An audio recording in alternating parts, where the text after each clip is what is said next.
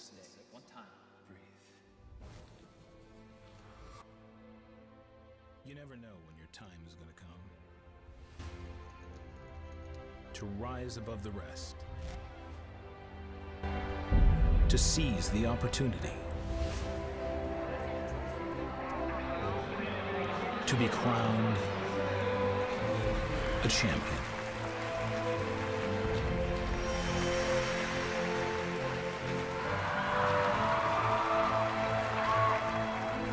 Is it time for your story to be told?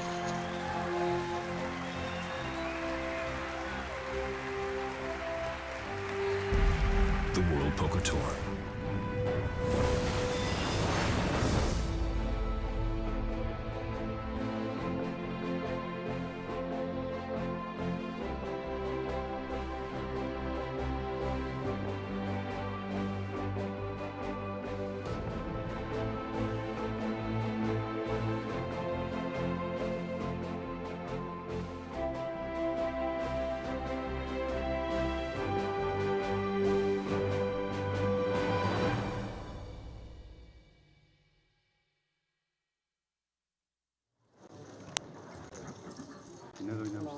Hello.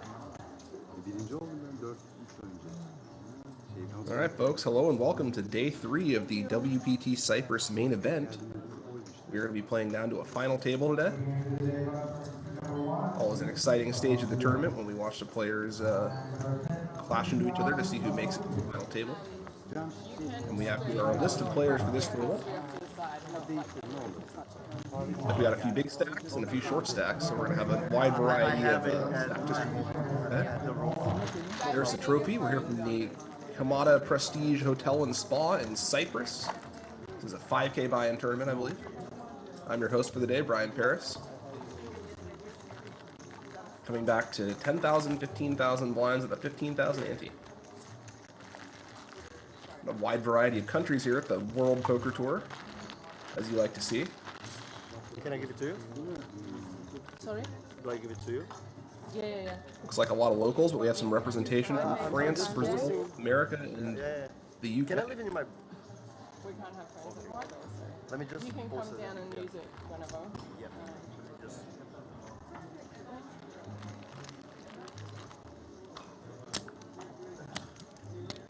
You can leave it with Let's friends. go, let's go. I just want to post it. Tends to be a fairly aggressive environment over in this part of the world, so we'll see if we see some of that today. And at this stage of the tournament, we're always going to see a lot of pressure with the big stacks trying to put each other in tough spots and putting the short stacks in difficult spots. The final stages of the tournament can be some of the most interesting action that you see, so I'm excited to see what we encounter today as we travel towards the final table of the WPT Cyprus event. This is not using.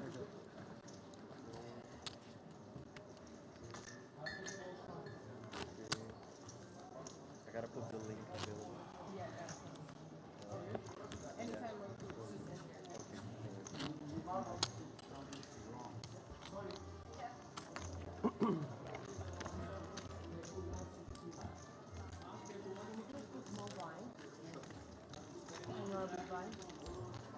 can try, yeah?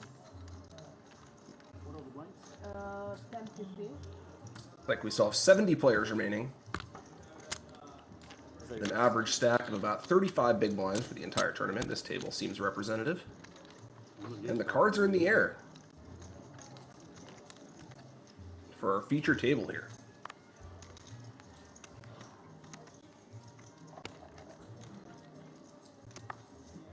Stoffer remembering to put his cards in the box there, something you have to get used to when you're at the feature table. We got a few quick folds from the early position players here. Pass.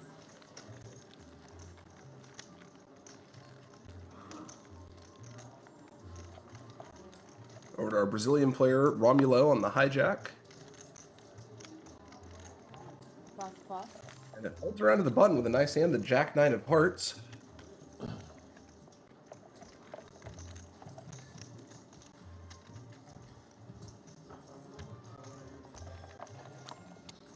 And he is going to come in for a raise. 30,000.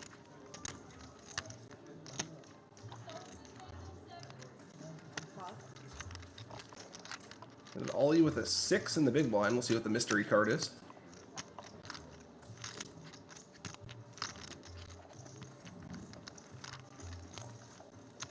I have to remind him to put his cards in the box there and not the chips.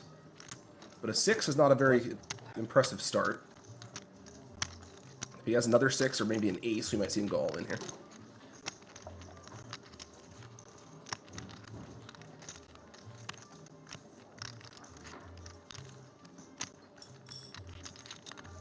Using a time extension already on the first hand, and we do see the all-in, so I suspect his other card is either a 6 or an ace.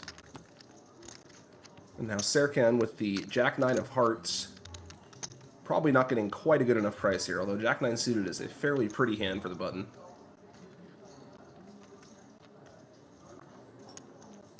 Facing about a 14 big blind all-in here.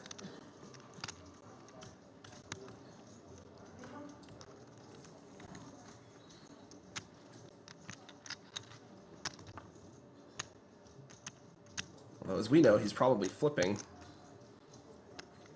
Against either ace-6 or 6s, he has roughly 50% either way.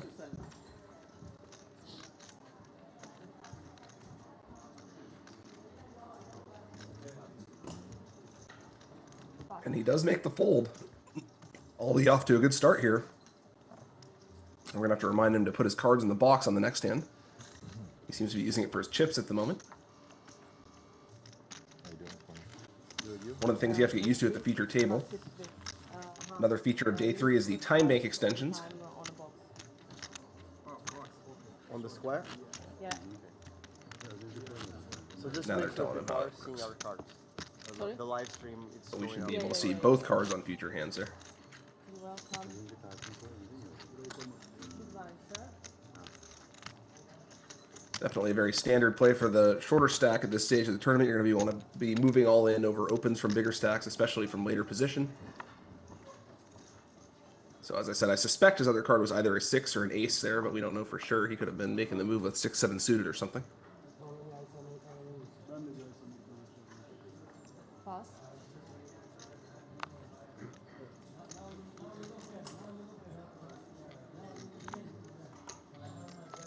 Pass.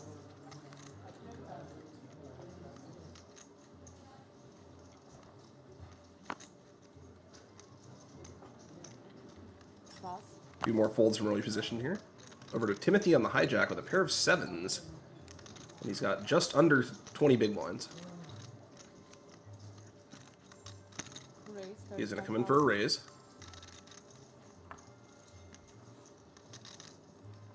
Pass. Pass.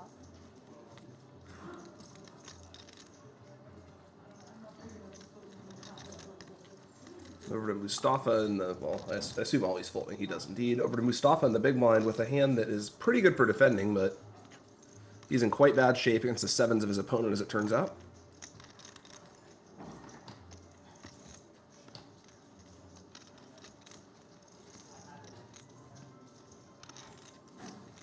Normally you'd expect this hand to be no more than about a 3-1 underdog, but against exactly pocket 7s, it is in quite bad shape indeed. Of course, he can't know that, so he is going to make the call, and we'll see a flop. Not much for either player.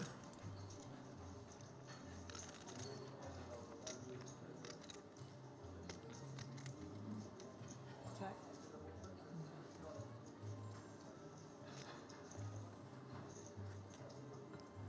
Timothy is going to make a small continuation bet and take down the hand. Not a great flop for his 7s there, but it probably wasn't getting any better for him, so it makes sense to c-bet on an ace-high board against the big blind. Always nice when you come in somewhat short and pick up the first hand you play. At this stage of the tournament, every pot matters. Even the pots that are min-raised and then taken down on the flop can be quite significant swings for a shorter stack. Does anyone want to have a chat today? Because I'll have chats. But if no one wants to have a chat, then I won't have a chat. We're chatting, bro. Start. Yeah. How do you want to start? U.S. South of Chicago, about 2 hours. Yeah. Why'd you play poker? What's that? Why'd you plan to play a poker? You know the MSPT in Mid-State? Yeah. Yeah. I don't want to talk about it on stream, the WPT, but yeah, that's where I made my bread. Yeah. And then I came here and won the high roller in March. Oh, sick. Yeah. Congrats, bro. Thank you, brother. I love this place. Pass. Telling everybody in the U.S. how amazing it is. They look after you. Huh? They look after you. Yeah, and I'm really trying to, letting everybody know that Pass. it's that good.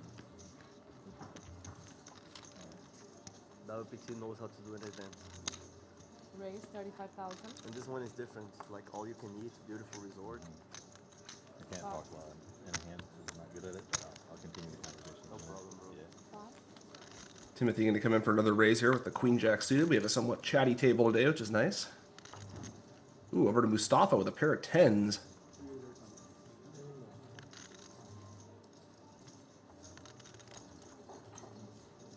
This hand is a coin flip, but it might be difficult for Timothy to take too much heat with his stack here. As Mustafa contemplates his sizing on the 3-bet, I assume.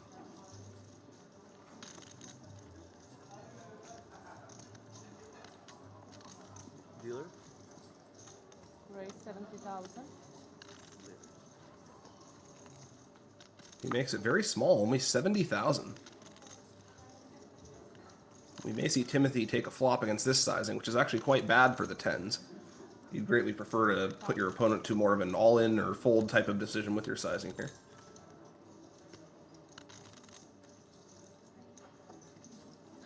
Timothy with position, getting offered an excellent price on a hand that turns out to be a coin flip. I expect we'll see him make the call, and we do, so we go heads up to the flop.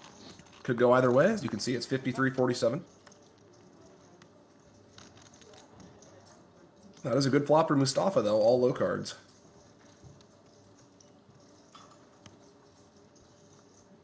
Checking his suits, he does not have a heart. Bet 30,000. Pass.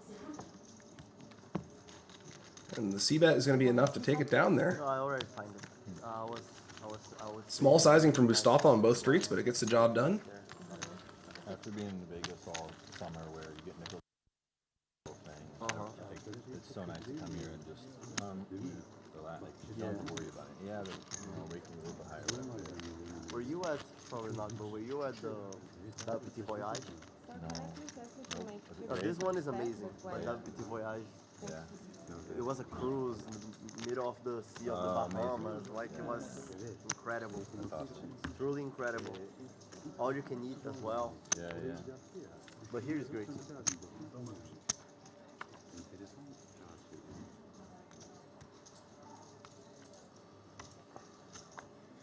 Hold train, yes? Sorry? Hold train. Yeah. Timothy getting a string of hands here. This time he's got the ace-king offsuit from under the gun +1. Raise 35,000. Gonna come in for another raise. Pass.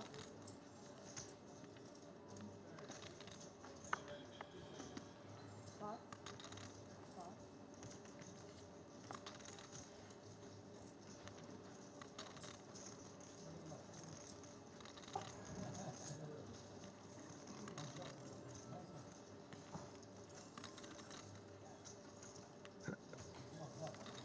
Mustafa will eventually make the fold with the 9-2 offsuit there.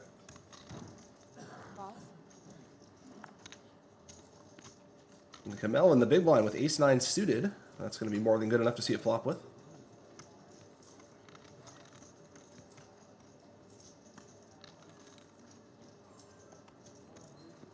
So we go heads up to a flop. Ace-king offsuit against ace-9 suited.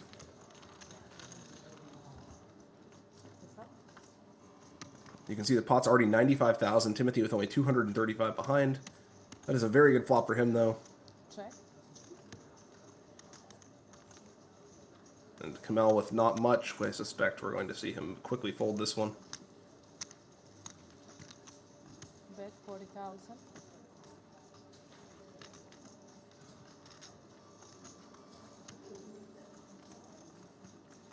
Maybe not so quickly.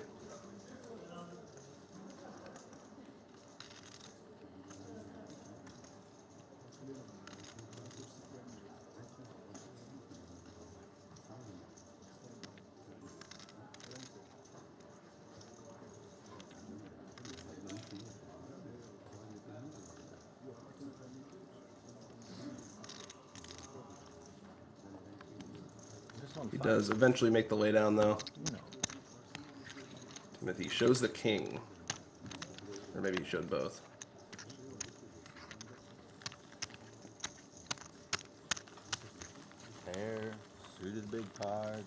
Ace king.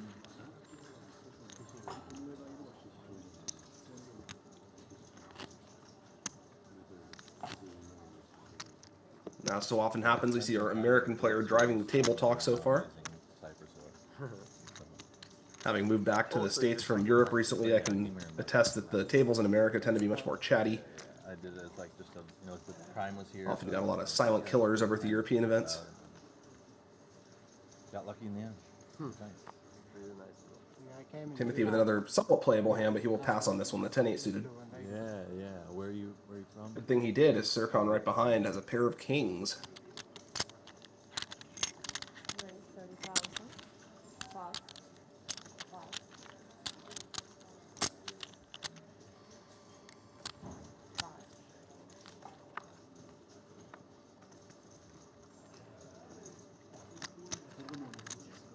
I made friends with your country mate Dan Charlton here. Pass. Yeah, I assume as much.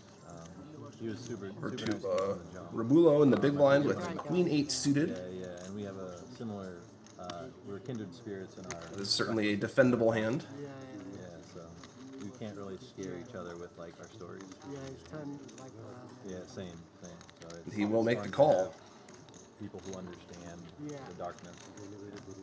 It's about a 4-1 underdog against the kings. We'll see if the flop brings him any help. That is an action flop. Romulo has flopped a flush draw, and Sircon does not have a diamond to go with his kings. Check. Check.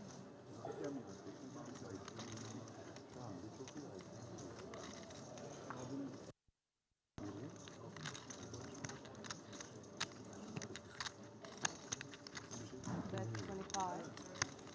He's going to c-bet 25,000, about a quarter pot.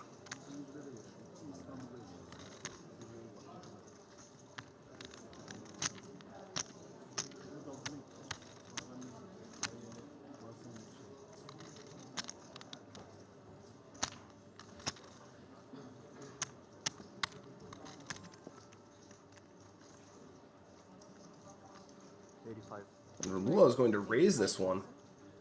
Going to get himself in some trouble here.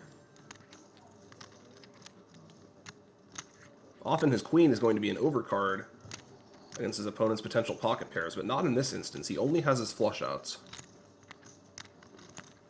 He does also have a backdoor straight with his 8.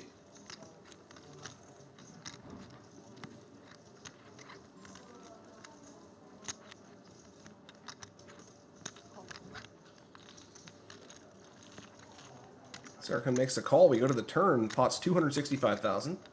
The effective stack is about 1.5 times the pot. That is the diamond for Romulo. He has this hand on lock now.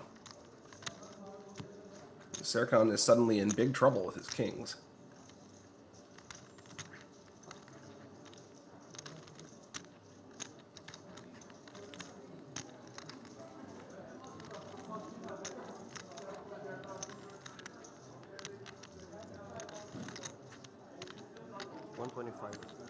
Bet 125. Romulo leads out another bet for 125,000.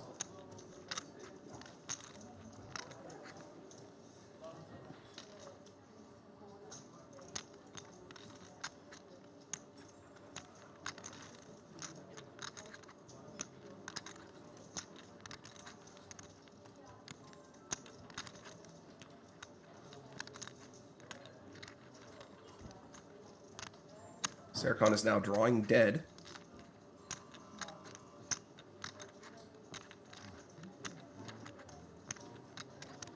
He will make the call. So now Sircon probably wants to see a 4th diamond on the river here. He did not get the 4th diamond, which would maybe enable him to fold this hand. He's got about half the pot remaining.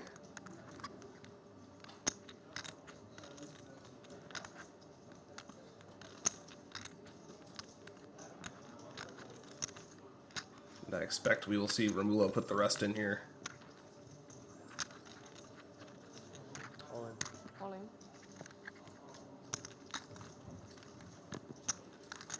Can you please give me your chips? I have to count. Sircon is now in big trouble. He's losing to a flush. He's beating pretty much everything else except for sets. Straights.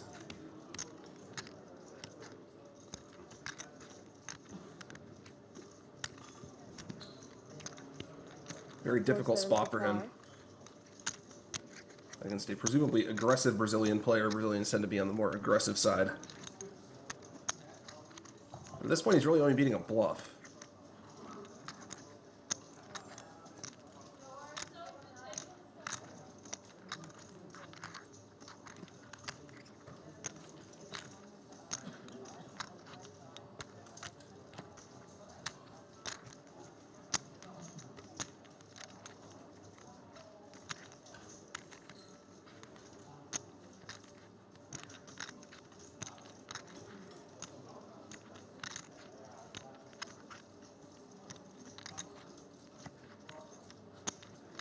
So kind of deep in the tank here. Is he going to make the call with the kings, or is he going to find the fold?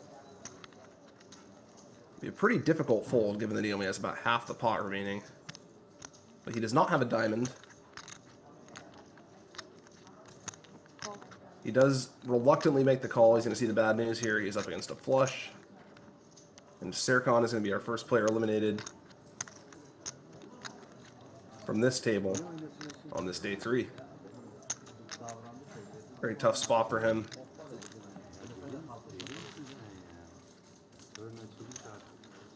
Certainly is possible that Romulo could have made that same line with something like just the ace of diamonds.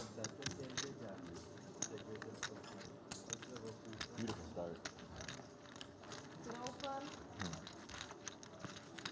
But Romulo up to over 1 million chips now. Because some people are, He's going to be well positioned to run this table. you'd be surprised. Do you stream online? I'm from Brazil. I'm a vlogger from Brazil. Nice. Where do you live in Brazil? What? It Where do you open. live in Brazil? I am from the Amazon, Okay. but it doesn't make sense to live where I was born anymore. I'm the biggest vlogger from Brazil. I work with WPT. Yeah, yeah. And where do you stay? Sit one. What? Where do you stay? Where's home? Home is where I was born, but it doesn't make sense to live where I was Line, born please. anymore, you know? But yeah. I was living in Line. Florianopolis for a bit. Oh, the south of Brazil is the closest you get from Brazil and like high development, so opportunities and like less danger. South of Brazil is probably the best cities to live in Brazil are the south. Yeah, yeah. Pass. You know that. Yeah, yeah. Florianopolis is beautiful. Yeah, it is. It's one of Pass. my favorite places I've ever been to. Pass. My good Brazilian friend Cavalito. I know him. Quickly folds over the button here with Kamel with a 10-7 Many offsuit. of the best poker players in the world. Very and I'm not borderline saying hand, that but in Brazil. justify playing it on the button. We'll see if he does. Looks like he's going to. Raise 30,000.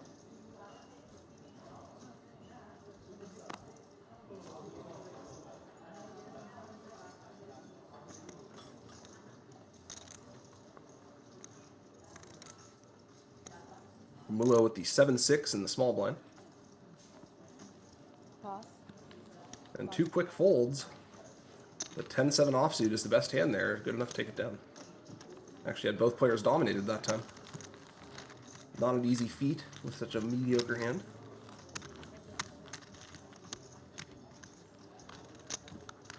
I've been doing this. But the button is a very advantageous position when it gets folded to you. You can justify raising with a wide variety of hands. Chat about this here a little bit more seriously, and especially Asian Europeans don't necessarily want to have a chat all the time.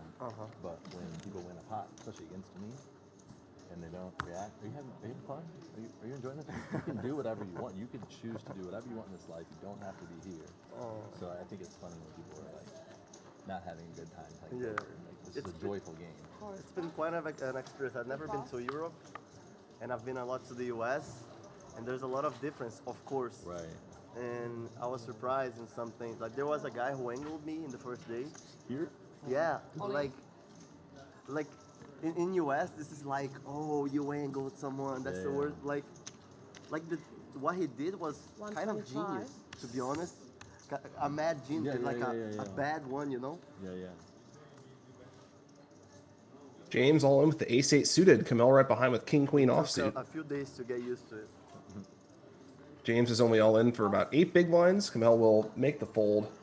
Luckily for him, he did, because Romulo has picked up the ace-king suited. We're certainly going to see him play this one.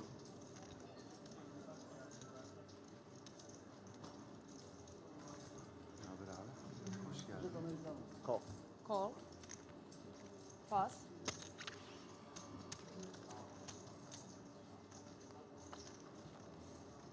Pass. Ace-king, brother. Round, please. I was hoping you'd have like a king queen suit. James going to get the bad news here. He still has a 27% chance to escape this hand. I guess a little better because there's a few chops. Little sweat, some kind of sweat. 31% to stay alive, and only 27% to win. Maybe it's because I like my Left. There's a spade, there's a spade, and there's a sweat, there's a sweat. 2 spades on the flop for James. There is indeed a sweat. It's about a coin flip now. Red. chop out. Red. Yeah, get some sweat, get Red. some more sweat. Let's go. Okay, you got chop out still for it? No, Red. you don't. Never mind, I'm an Please. idiot. Red. 4 spades.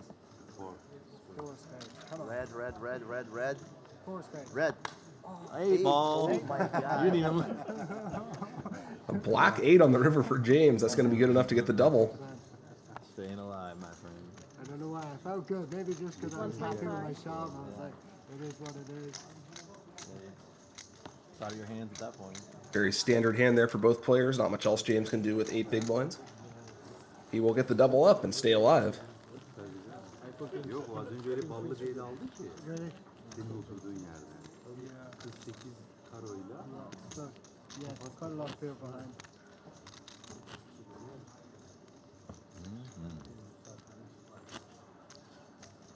The middle part of the country in the U.S. has just amazing like $1,100 tournaments. Yeah. That if you stay out of Vegas, you stay away from a lot of the just miserable regs and pros and all that stuff, and you have a really good time, and it's mostly Yeah, I've heard recreational. that series is good. I've never played I mean, it. it's a little, it's 40-minute level, so it's not, you don't get as much play, but That is true. Some of the best value in the U.S. can be found outside of Vegas. Pass. I'm currently in Florida, where they have several World Poker Tour events. We just had one at Seminole Hard Rock earlier this month, I believe. I didn't make it because I was visiting family, but I went to one of those in April. Lots of World Poker Tour events here in Florida.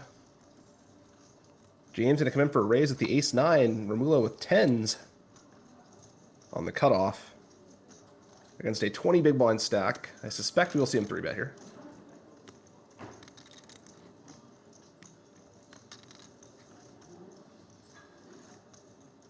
Call. Pass. He elects to just make the call, playing it safe against the earlier position open. And Ollie in the big blind will also call with the king-10 offsuit. So we go 3 ways to the flop here. A king on the flop for Ollie.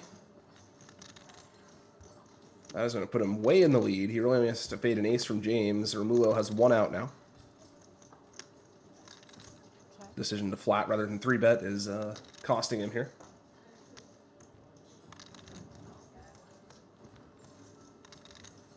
Check.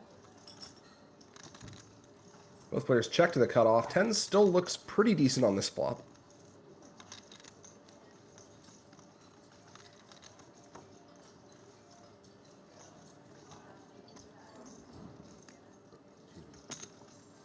Bet. We are going to see Romulo make a small bet here.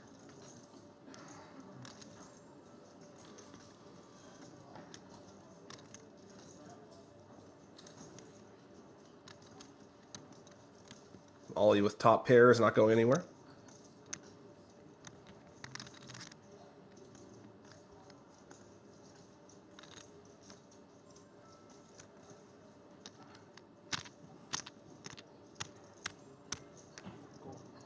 Call.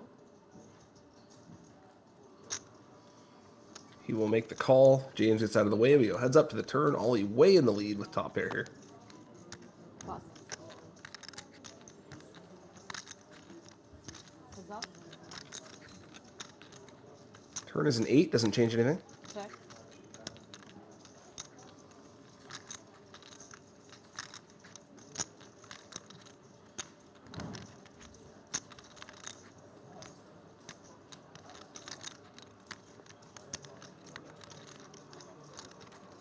Check. Check, check. We go to the river. It's a 6. There is 4 to a straight on the board. Check. Ollie quickly checks. And we'll quickly check behind. And top pair is going to be good enough to take it down.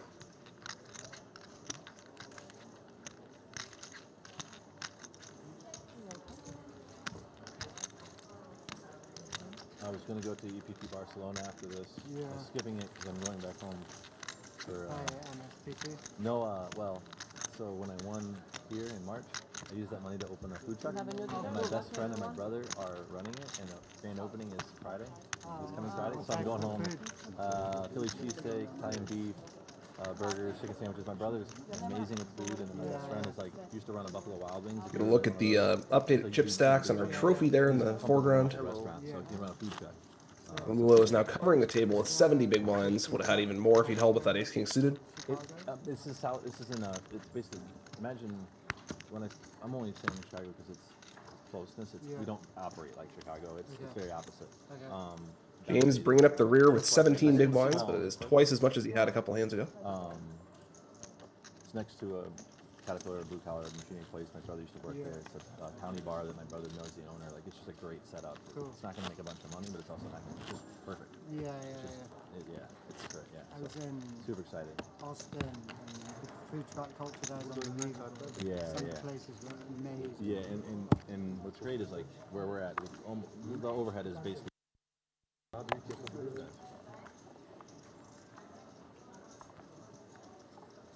Call.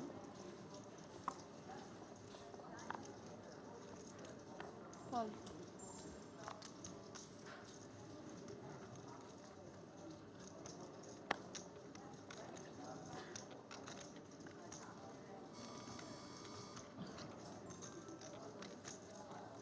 Call. Romulo reluctantly folding the jack-9 offsuit. Timothy with ace-9 suited on the hijack is going to come in for a raise. Call. Call.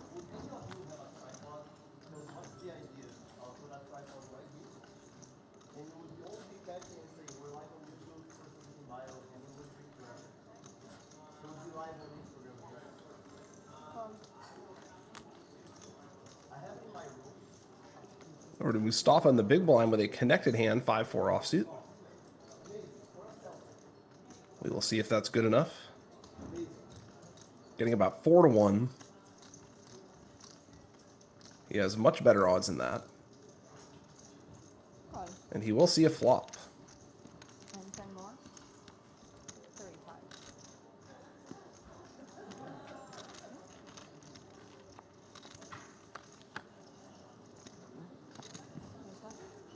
Heads up to the flop. It is queen, king, queen. No help for either player, but a much better board for Timothy than for a big blind defending range.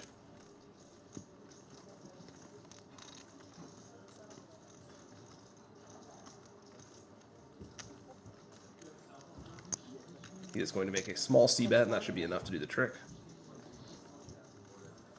Actually, a somewhat large c-bet.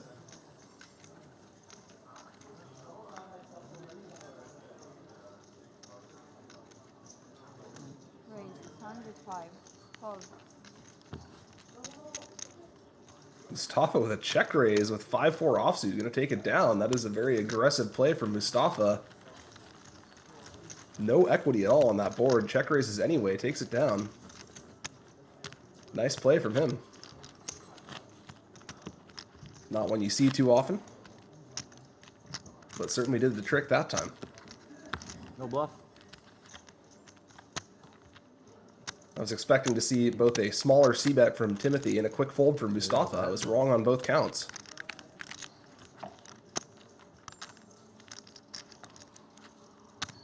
I trusted you. Is it the big one? Oh, yeah. I trusted you. No problem. Why need? What? Why need love? I don't know. Very early. You would think, but crazier things have been done.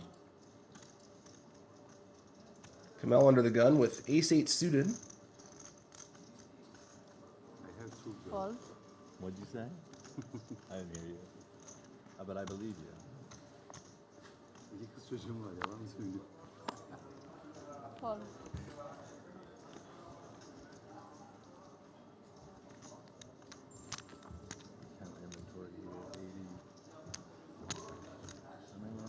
Looks like he passed on the ace-8 suited. Over to Timothy with 7-6 suited. Call. We have a new player coming in on the hijack now.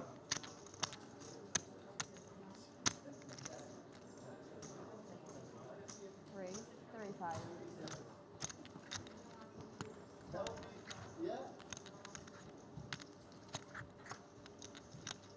Call. Noor raises ace-3 offsuit on the cutoff, and James in the big blind with jack-9 suited.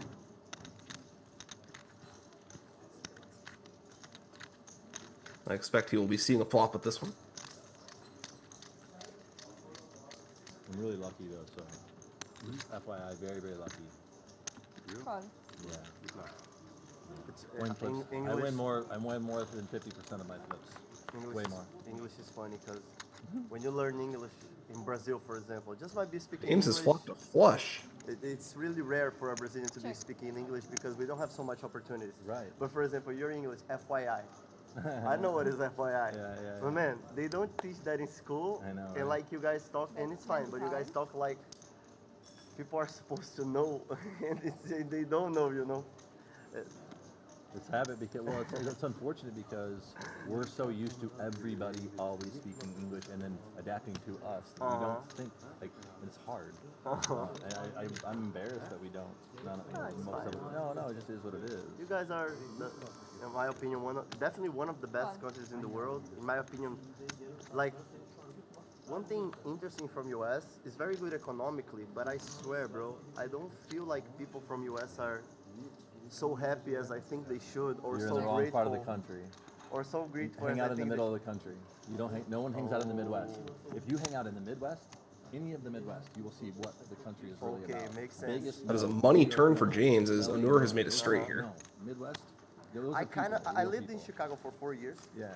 and like the school I came, I didn't choose the school. The school chose me. Okay. Where'd So you like go? Prairie State College. It was a scholarship, Okay. soccer scholarship. Yeah.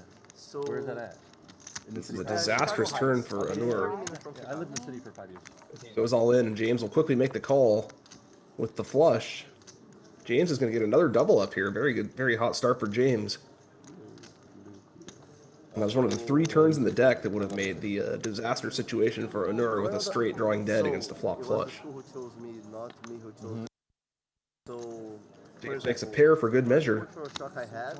He is all the way up to 515,000 after coming in with only 125. It wasn't a great school. It was the school that Yeah. chose me. They were not the smartest people or Yeah. the hard workers Yeah, people, or yeah, like yeah, they were more like chilling, smoking weed, Yeah. Yeah. enjoying Well, mediocrity yeah. a little bit, you know. Too much. Yeah. I hear it. And it was definitely I learned a lot over this, and then I just found a way to be more productive.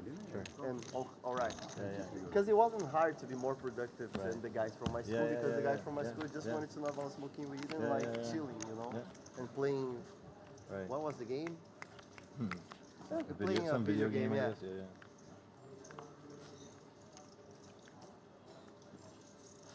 But even they were not as happy as I thought they should Small be. sample size.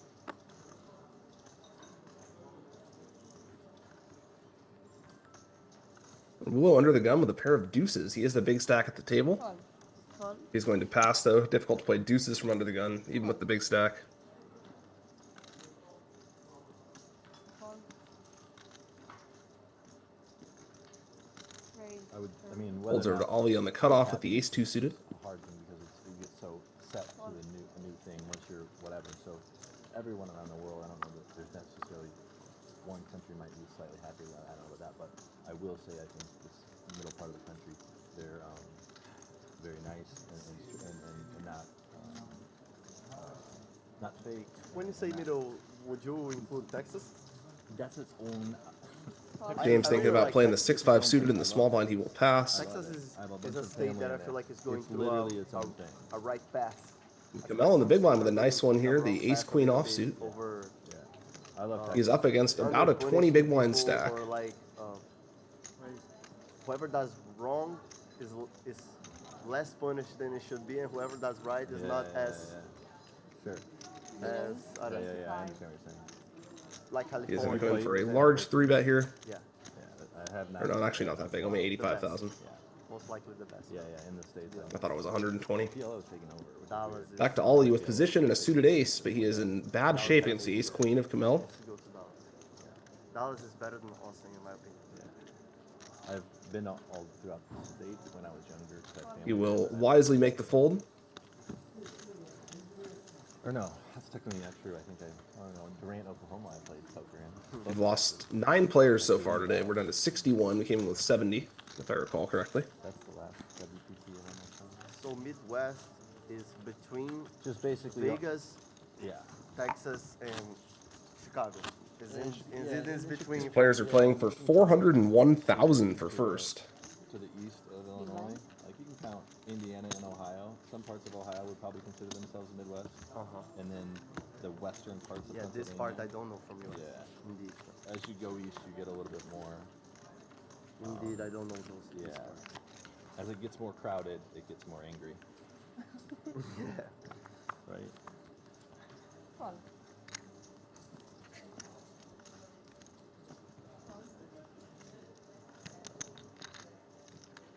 Call. Call. Should play in Cherokee, North Carolina. 98 players made the money of this tournament, so we must have made the money late on day 2. 60 remain. Folds over to Camille in the small blind with Jack 5 suited. One thing you'll notice in live poker, often you'll have a 2/3 big blind out of the small blind, Call. rather than it always being half, which makes it very attractive to limp with a wide range, even more so than usual. Romulo with 4-3 offsuit in the big blind. And this is a spot he can consider bluff raising to punish the wide limping range out of the small blind. It looks like he's going to go for that here. 45.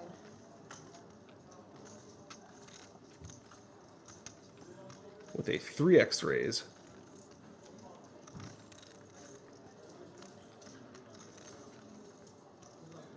And Camille now getting 2.5 to 1 if he wants to see a flop, but he will be out of position. He does see the flop. These blind versus blind spots can be some of the most interesting because the ranges are so wide. Camille is way in the lead on the flop here, but he's going to have a hard time facing too much pressure if Romulo decides to keep betting.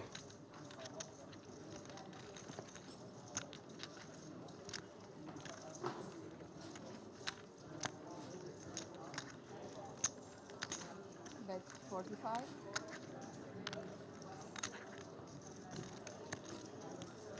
Romulo does follow up with a 45,000 continuation bet. He does have a backdoor straight draw and a very weak backdoor flush draw.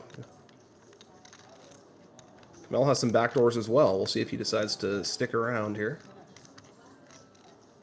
From the booth, we know that he's well in the lead, but in-game, it's quite hard to know that. Looks like he is going to do something. Raise. A small raise, a nice play from Camille here.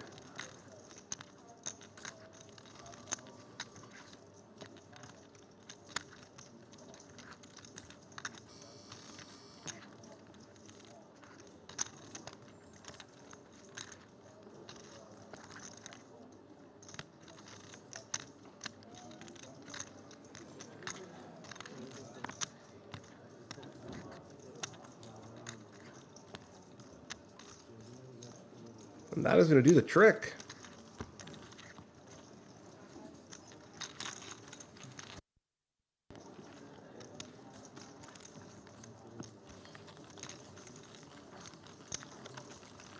As I was saying, the blind versus blind spots can be quite interesting.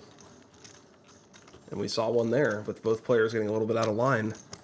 And ultimately, Camille getting the right move to take it down.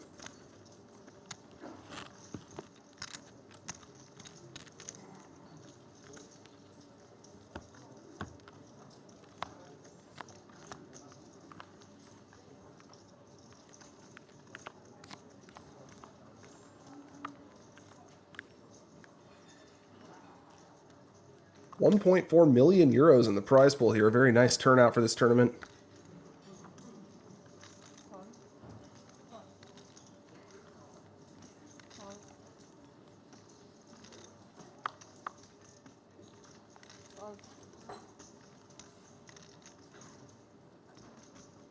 You can download Watch WPT app if you want to watch the classic WPT moments. Many, many years of moments at this point. WPT's been around for quite a while. A nicely growing tour. 30. You love to see it. It is truly a world poker tour with stops all around the globe, 1. including this one in beautiful Cyprus. Kamel raising king 10 on the button. Timothy with ace 3 in the big blind with the short stack. This might be good enough against a button raise. Certainly good enough to at least call, but he may opt to move all in as well.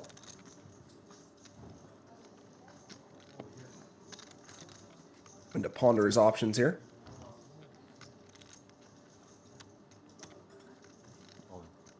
Raise all in. He does indeed move all in. Kamel getting a decent price with king 10. 200. This is right on the borderline for 14 big blinds.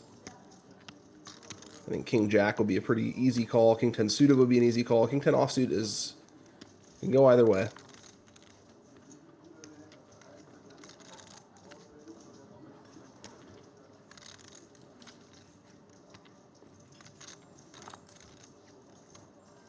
Legitimately tough spot here for Kamel. He does have the right price to call against his opponent's actual hand, but he makes the fold. That one is no good. That one's no good. Timothy shows the ace. And that's about all he had. His other card was not particularly good, but any ace from the big blind with that stack size against the button open is good enough. Timothy gets a crucial pickup there.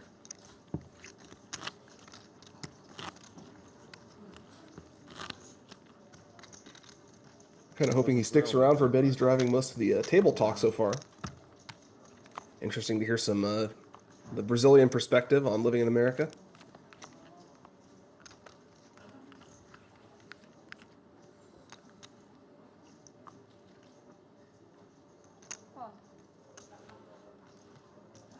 Ollie with ace-6 suited under the gun 1. 22 big blinds. He is going to raise. 30.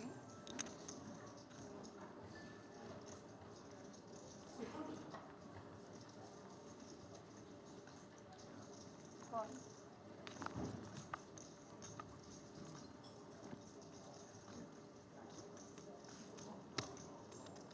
We have some upcoming WPT stops at Prime Lodge and Shooting Star in October, and then Best Bet Scramble in November. I think that's going to be near me, actually. Call.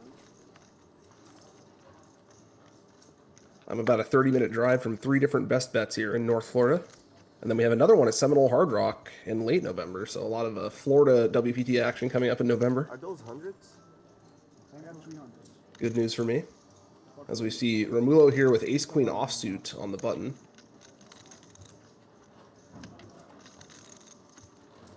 80. Raise 80. He does make the 3-bet this time. We saw him play it safe earlier with the 10s and just call. This time with ace-queen offsuit, he makes the 3-bet.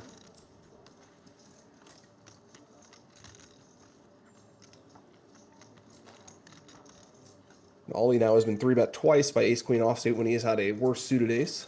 The first time he got away from it. We'll see if he gets away from it again this time.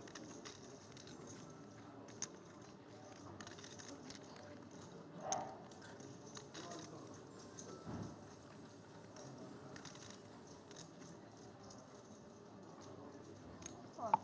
He does When I ask, indeed. like, is that stack like 20s? Let me see. Mm-hmm. No, it's not. Like 22.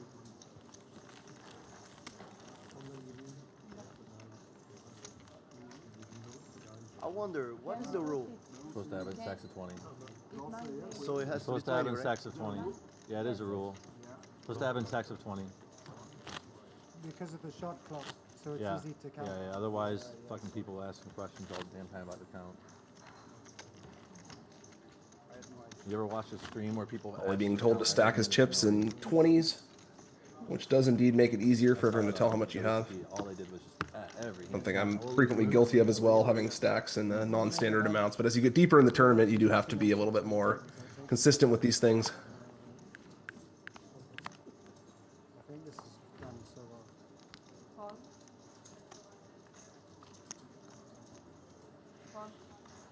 I think a bit of insult to injury there as he had to fold his hand and then told to restack his chips. But it is a rule, and it's a good rule, actually, because, like they were saying, it does cause quite a bit of extra questions if you don't have your stacks in easy increments of 20. Romulo on the cutoff with Jack 7 suited. That's probably going to be just good enough from the cutoff.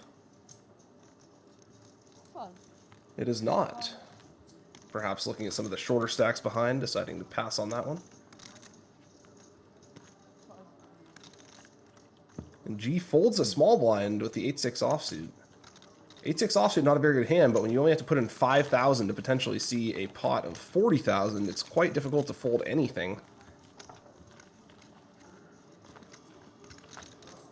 Decent chance he's getting raised there, I guess, but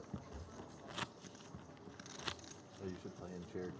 I think it's important to make sure that you complete your small blind very often, given this particular structure with a 10,000 small blind and a 15,000 big blind. If it was 10-20, it wouldn't be quite as attractive to limp there, but at 10-15, you're getting 8 to 1 to try to see a flop. My contract says 4 lives a week. Really? But I do more. I love playing, bro. I love making content. It's a great feeling posting a content and getting a bunch of likes and comments. There's a lot of dopamine. Yeah. It gets you addicted. Romulo on the hijack with the king-queen offsuit. I suspect we will see him play this one.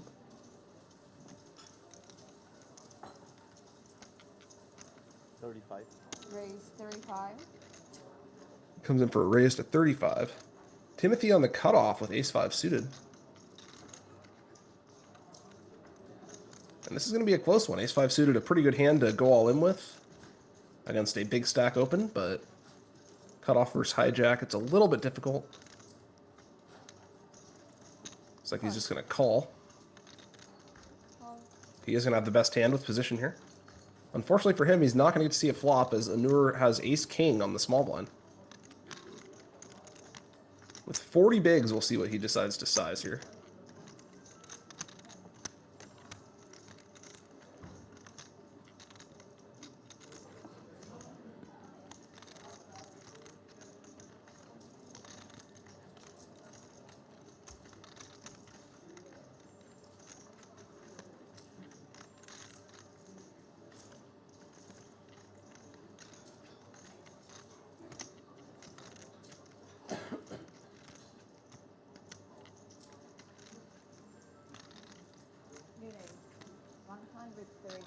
He's going to 135.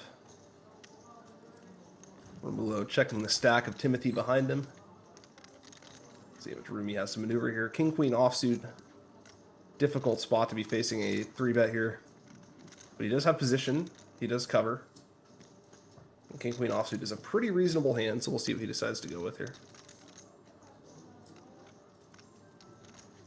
He wisely makes the fold, and Timothy will fold as well. Nice pickup for Anur there with the ace-king. What? Shows it. No bluff. Alls feels good deep in the tournament here to pick up Nice a hand, my friend. multi-way pot with no showdown.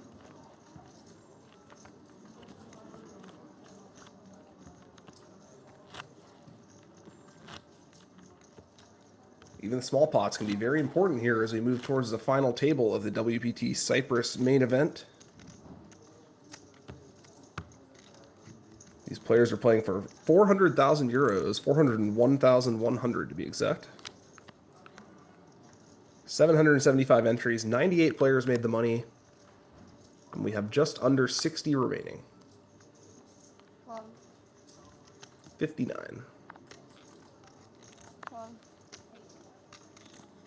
Romulo now with ace-jack offsuit on the low jack.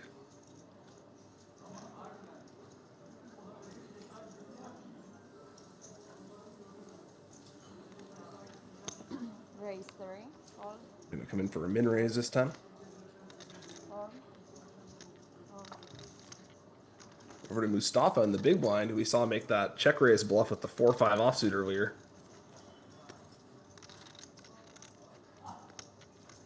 He's got a suited ace-6. Certainly a hand worth seeing a flop with. Call. We go heads up to the flop. Heads up. Both players have flopped an ace. Mustafa is drawing dead to win the hand. He does have quite a few chops, though.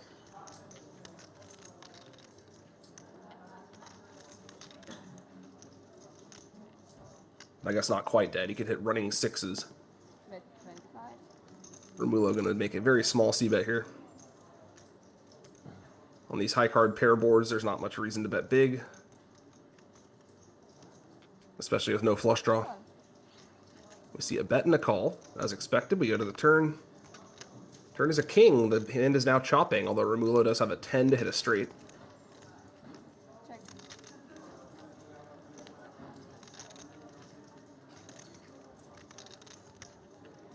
Check.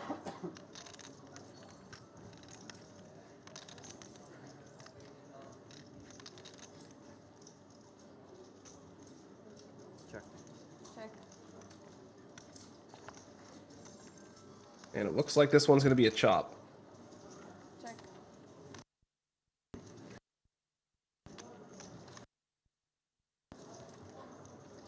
Romulo could try to bet big and maybe force his opponent off the chop here, or he could check and opt to take half the pot.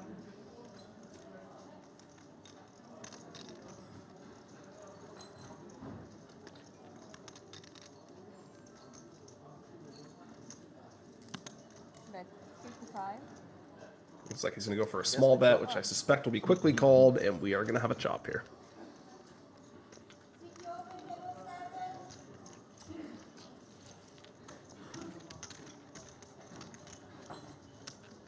Romulo is slowing down on the turn a bit there, perhaps fearing a potential queen from his opponent. A reasonable consideration. Unfortunately for him, the board wound up running out of chop. What? I am B. How do you like? Romulo is an ambassador for the WPT Global site. Only to leave here. Trump, nothing. Global ran a bunch of qualifiers for this tournament, which helped boost the attendance. It's weird to be live, because then if you want to do something different, you know that a bunch of people are going to be judging. Oh, shoot. Like, I thought about Now, checking see- this. Alright, This now I river, gotta, and now I'm then gonna give you I'll a hard be time. so- Now I'm about to give you a hard time. What? You'll Give see. me a hard time. I will, just a minute. Call. You said something there that I do not like. What's up, bro? Give me a Hold on, hard just a time. moment. You have to play the way you want to play. Without reservation. And because Kamel folded the king-jack offsuit under the gun. I think that one's somewhat close. You go either way on that one. Folds over to a newer on the cutoff, who's going to open with ace-7 offsuit. Mustafa in the small blind with a pair of kings. you want to play. And then First hand we saw him play, he used a very small 3-bet sizing. We'll see if he does that again here, if he goes a bit If I larger. say I like blue, people say red is better. Yeah, If I say, I don't know, bro. Oh, yes. right. Bro, lately. No, but it's part of internet. That's me whining. I'm not going to be No, whining. no, I know, but I'm I not going would- to be whining, but it's I'm saying I would. See an even smaller sizing this time, 60,000 out of Don't position. let it, you know, play you. 360. And Anur has a live ace, but it's a pretty bad hand to be calling 3-bets with. He is getting a tremendous price here. Call. He will see a flop.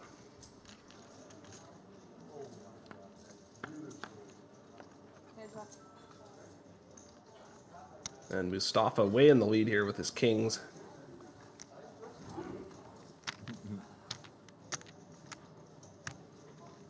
Seeing some very small sizings from him so far. Bet This time he's going to use a bigger one, 45. Call. and that's going to be more than enough. Shows the kings. Big cap, you know that was a string bet last So I'm just standing. A lot of showing here for a day 3. Very friendly table. Okay. Also, another way I can kill him as well. And muchas veces I can have a slow game. This seems like an excellent event. I was hoping to make it out to this one myself this year, but had a bit too much travel already this summer, so I did not wind up going. Looks like a very well-run tournament, nice venue. Second year in a row they've had this tournament. Nice to see the WPT expanding to new locations all the time. Romulo under the gun now with ace-10 offsuit. with the big stack. I would imagine that's good enough for him to play.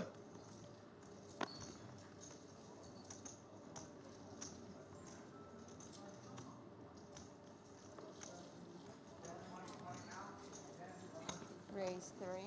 Fold. He does come in for the raise.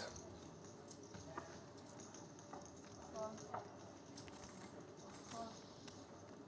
Mustafa on the button with 6-5 suited. We might see him play this one.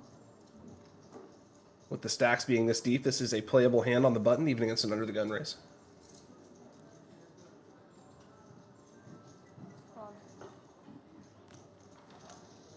He decides to pass. Still pretty marginal. Fold. And now Kamel in the big blind with a real junker 8-4 offsuit. He's getting a great price here, but 8-4 offsuit is a pretty difficult one to navigate. Fold.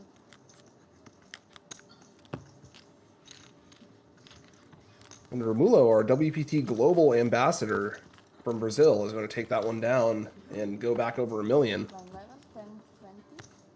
20 big blind. A nice start for him here, making a flush with the Queen-8 suited early on to crack the kings of his opponent. As we get another look at our trophy there. And the updated chip stacks, Timothy is down to 11 big blinds. The blinds have gone up to 10 and 20. So we're back to having the small blind be half of the big blind. Romulo's still got 50 big blinds. A couple other 50 big blind stacks. The rest of the table a little bit shorter. With Ollie and Timothy bringing up the rear here.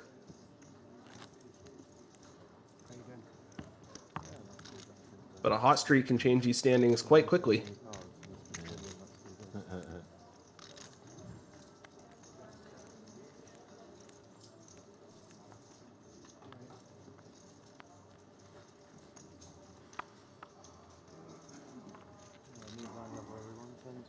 Timothy now down to 10 big blinds. Will fold the king-6 from under the gun.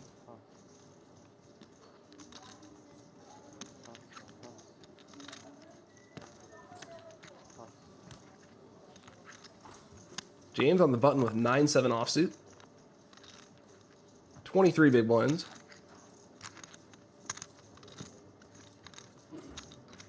He will decide to fold that one. And now we got another blind versus blind confrontation. Last time we saw an interesting one with a bluff raise pre-flop and a bluff check raise out of the small blind on the flop. Kamel's going to make the call. Romulo with 10-4 suited this time. We'll see if he keeps up the pressure, if he checks this one.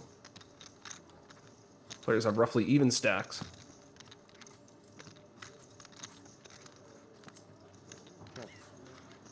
He will check. We go to the flop. Romulo is dominating here with the 10-4 suited.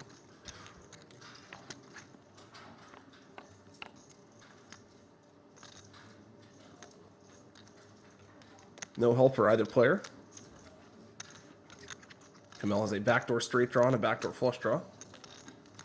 Romulo has merely a backdoor straight draw with his 10. He also has the best hand with 10 high. We go to the turn. Turn is an 8. That gives Romulo an open-ended straight draw.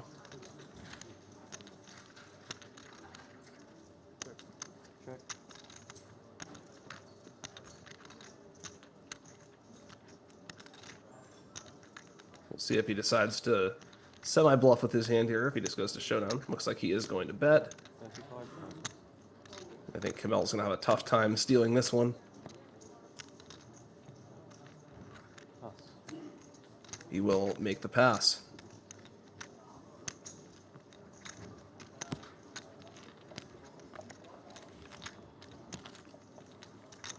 Romulo betting and taking it down there. As it turns out, he didn't need to, but it's always nice to win the pot with 10 high either way, no matter how you do it.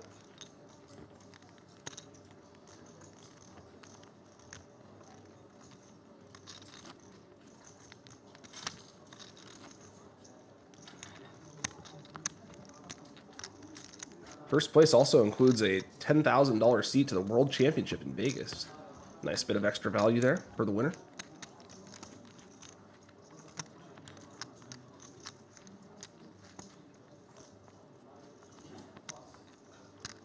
Prior to last year, they hadn't had a stop in Cyprus since 2012, so it's nice to see that one returning.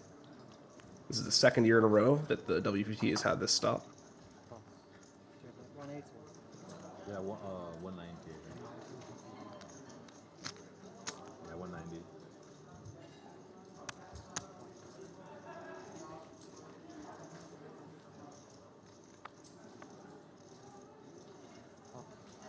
Players confirming the big blind's stack depth there, an important variable in the hand.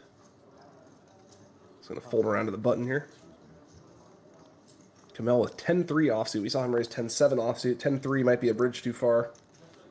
And Romulo with a nice hand on the small blind, ace-10. That is going to be more than good enough for him to move in against the 10 big blind stack of Timothy. He could also go for a smaller raise. I think with a offsuit ace, he's just going to move in. Exciting. Can we sweat with you? All right. Timothy with 9-7 is not going to be able to call this one. But your odds Boo. Boo.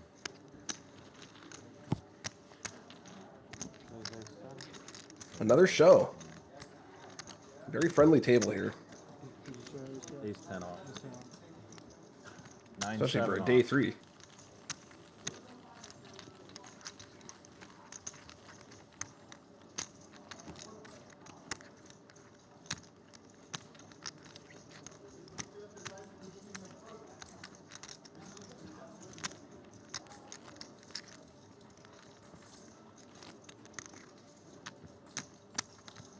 And a correction here. Actually, the players are playing for USD, not euros.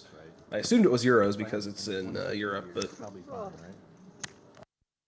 I'm cool with. prices are in USD, so that's about a 20% difference. I like you. I like your energy. Still a sizable sum for first. You made the table talk more. Yeah. You're a chill guy, you know. That's part of the reason why. I'm also here to make friends. So Yeah, I appreciate that. This game is too joyful to sit around and yeah. so thank you. Some people like to and it's fine, but like to be kind of a douche to try to take people away off their zone. I don't. Yeah, that's to each their own. I don't really like that, but No, I hear you. it is a strategy. Yeah, in tournament play especially, I get it. I understand it. I don't like it, but I get it. Romulo with 9-8 offsuit on the button. He is going to pass on that one, perhaps fearing the short stack of Timothy. And Timothy with a real junker in the small blind here. G actually had a nice one, king queen off in the big blind. My friend, what'd you? Oh, beautiful. D6.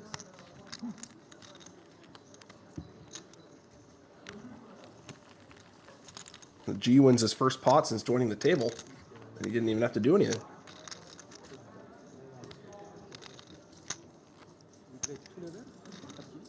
What? Always a great feeling to get a walk this deep in the tournament. 2 level, yeah. It's Although the king second queen level offsuit is today. pretty good hand to have in the big blind there. Or what? Did we play 2 level? Yeah, that's the second level today, and then there's a break. Will they switch us off this? Yeah, we'll be off. Yeah. I don't care either way. Most likely, today's gonna go into the final table. What do you guys they'll think? swap every 2 levels. Yeah, they played to Yeah, the it's final just today, 6. but I think they'll swap this every 2 levels. But it'll be good. Soon. Ollie with ace-9 suited under the gun, Just 13 big providing blinds. So much great entertainment that I don't know. I'm trying my best to bring traffic from you know. inside Sunglasses go on. to here. Hopefully we stay. Brazilian audience will like. Right, it's gonna be 40,000. Yeah. Raise 40k.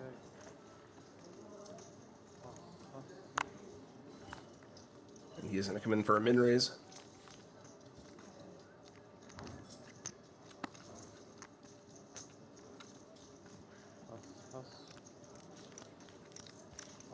So do you have, what days of the week do you stream on? Anor in the big blind with king queen. When I don't have a schedule. I just, for example, now I'm here. When I get to Brazil, I'm gonna stream. Yeah. Like it's not like a rigid way, you know. Yeah. And sometimes I stream playing live, sometimes playing online. I just keep doing and testing, and improving, and As long as you're enjoying it. Very nice flop for Anor here. He's flopped top 2 pair. Great. It's a gift to be able to do something. Probably at least going to get a C bet out of Ollie, but probably not too much more. not a very good flopper. Ace nine of spades. Bro, just by him Ollie being will on make the Cyprus C-bet. in a TV table of World Poker Tour, just by me breathing, bro, we should be happier. To be honest, but imagine doing what we're doing right now. And we're going to just call. He has all of this board. No need to scare his opponent away by raising. Is it okay, bro? Thanks. Turn is an ace. It is the third heart, though. It's kind of an ugly turn for Anur. He's still well in the lead, but there's a lot of ways his turn could go sour for him. Ollie pretty unlikely to have a flush here from under the gun, but he will have a lot of ace-x. He could have jack 10. He could have higher two pair. Of course, in this case, he only has the ace. Ollie checks back. He is actually live to win this hand with a 3, ace, or 9. River's a 5.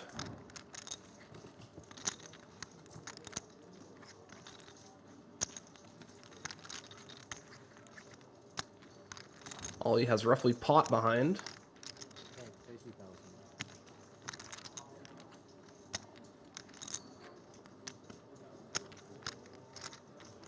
Very tough spot for him. The big one's going to have a variety of flushes here. Of course, it's possible he has a worse ace, but there's not too many of them. He's not really going to call the flop with very many ace-x's other than ace 10, which is still beating ace 9. But Ollie's still getting a pretty good price. Looks like he makes the call, and he's going to get the bad news. He's up against two pair. Very rough spot for Ollie there. He loses over half his stack.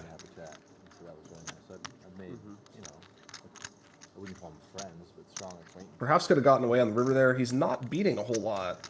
Strong acquaintance. It's good to talk with There are a Americans. few bluffs out there, but Very all the draws go. because, like, sometimes I lack. I would never use this. I wouldn't. Strong I wouldn't. acquaintance. I also wouldn't speak like I would. Most people don't speak like I do. So don't. I understand. Tony from WPT, you know? Yeah. You know Tony, the presenter? Yeah. I've been talking a lot to him. It's a presenter from WPT. No, I mean, I know the vocabulary who he is. is rich, you know? Yeah. Like, some little words make all the difference, so I like to. Yeah, Maybe yeah, I'm gonna use strong acquaintances. Well, because I call everyone brother, because we're all someday. brothers. We're all brothers in this By world, the right? end of this will be weak acquaintance. Yeah. Well, like I always call, I say brother to everybody. Everyone's my brother. It's true. We're all brothers. Yeah. But, Are you Christian? Yeah. So, yeah, me too. I'm Catholic. Yeah. So, but to call you a friend means that you're going. You know, I don't like to just use that word, and so. Yeah. I like a lot of people that I met here.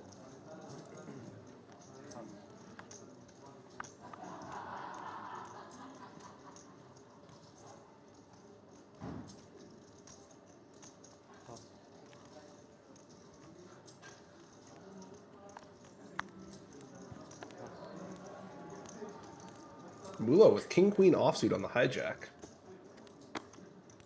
Heard some discussion of Tony Dunst here at the table. We might have him joining us later. He will be doing the final table tomorrow. Possibility he pops in today as well. We'll see. I got to do the final table for the smaller Cyprus event with him a few months ago. That was a very fun one. Not a friend, but a poker friend. So maybe I can just use that. Yeah, at least that I have. And Romulo going to pick that one up quickly with the king-queen offsuit. He is chipping up nicely here. Yeah, I mean, maybe someday, but yeah. I've got I was blessed with 5 very, very, very good friends from high school. We're still very good friends. They're solid human beings. They have brought me up. You know that thing where you're some of the 5 people that you spend your most time with? Well, I've had the best 5 people in my life since I've been 15. I've been the bottom of that thing. That's beautiful. The one they've been considering. Yeah, the one that what the fuck? Yeah. So I'm that's shaped my life. For sure.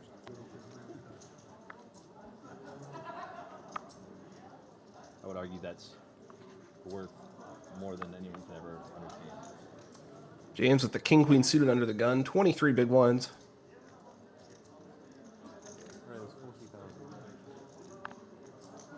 He's going to come in for a raise.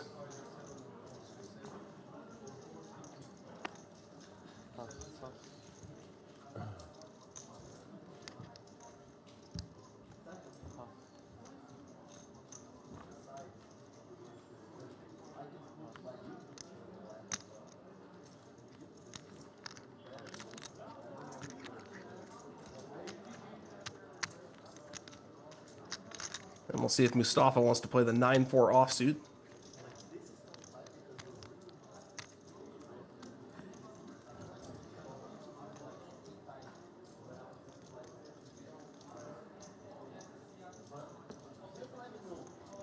Using a time bank extension. I guess you have quite a few of them. Looks like he's going for a 3-bet. Wow. A small 3-bet with 9-4 offsuit against the under the gun player. And James getting about 4-1. I'd imagine we're at least going to see him see a flop here. He has seen Mustafa make this small 3-bet with kings a few hands ago. What? I said fine. I keep talking in slang, I forget. This time he's got the 9-4. No, but now I understand. So we're going to a flop. There's a chance Mustafa can steal this one on a raggedy board, but King Queen of Hearts is a pretty good hand. Yeah. LMA. Other thing you guys do, you don't say let me know. You say LM. Okay. Yeah, Oh I don't my say God, that's bro, you gotta kids. be That's the fucking kids, kidding me, man. bro. That's Oh my I'm God. 42. I don't say that. Yeah, that's the kids. James has flopped second pair with a backdoor flush draw, but if Mustafa wants to put enough pressure on, he might be able to steal this one. No, I'm not saying it. 35K is not going to get the job done. No, Yeah, the text, I'm sure, talking yeah. about a text. I'm talking about a text. But like now I use it with people from that English is the first language I use it. Yeah. But when I'm speaking to a Brazilian, I already been there, so I will never do that. But you guys still do because you're not aware, I guess. Yeah, we just can't. Well, you know, yeah.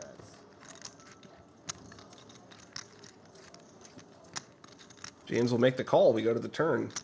Well, there's just such a stark difference between, and I'm sure this is with anybody or any country, but the people who travel and go to other places are. And that is a great card for James. He's not going anywhere now. He's got 3 of a kind.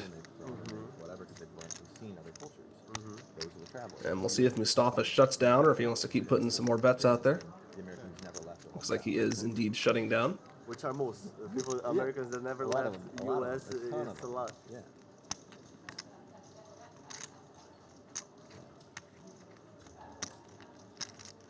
Sometimes I wish so bad Brazil spoke Spanish, because then it would be easier for you guys to go there. Because, bro, I'm telling you, Brazil, if you have money, it's amazing. I don't want to live in U.S. I live in Brazil because it's amazing, you know?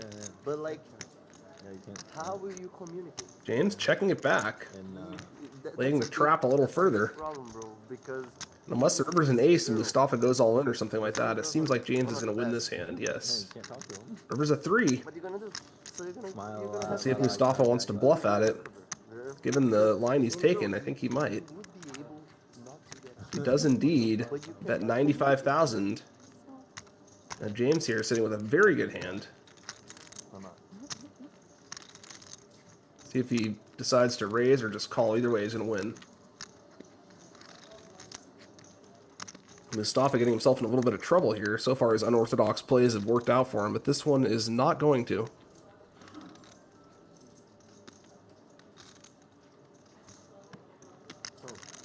James just makes the call. Perhaps spearing aces full. Mustafa just open mucks. Fuck. I watched the whole hand for it.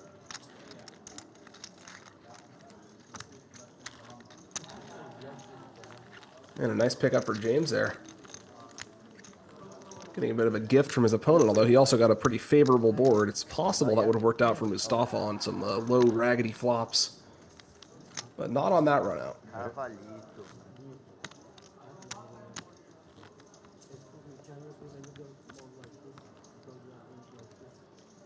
James has made an incredible turnaround after coming into the day with only 125,000. He's up over 700 now, I believe. It doesn't allow for sliding. It's very difficult. You want me to do lower? That's no problem. I understand.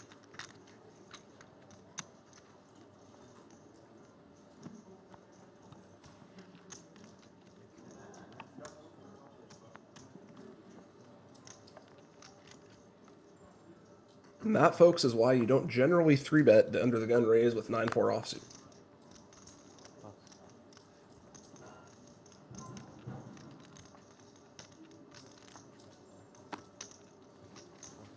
Sometimes you can surprise people by bucking the conventional wisdom, but other times the conventional wisdom exists for a reason. I'm really happy to see them. Yeah. And they're great, bro. Yeah, yeah. They're really great. Yeah. I see the advertisements at the WSOP. Yeah, they made a company for US, so they have a company in US. Yeah, yeah, yeah. But they were Founded born in Brazil. Yeah. Yeah. It's like a history. Like when I was, I don't know, 10 years old. James now with kings in the big blind has another chance to win a nice one off Mustafa. Mustafa limping 10-9 offsuit in the small blind, very standard. James with kings in the big blind. We'll see if he continues his hot streak here. No kids and no wife. So. Mustafa's going to need a miracle flop to take him down on this one. I don't want that. I want both. You can still do it, bro. I know. Yeah. I'm just saying that's why. Wow. And Mustafa limp re-raises all in. Bit of a meltdown from him here. And James is going to go into this one as a massive favorite. 10-9 off.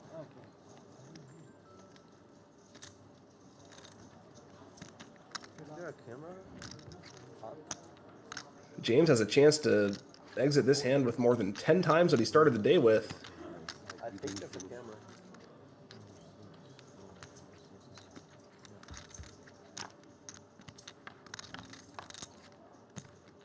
I think a limp and a call from Mustafa would have been reasonable. The limp re-raise all in seems a bit excessive. But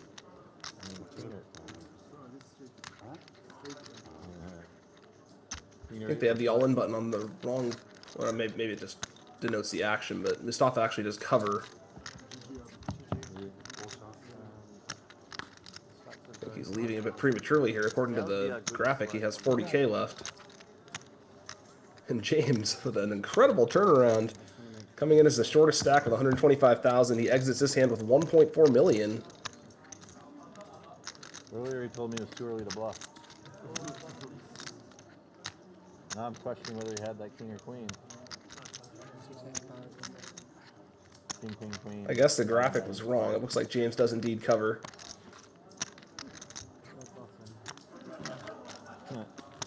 That's a shame to see Mustafa go because he was making a lot of interesting plays, but I didn't watch any of this. Yeah.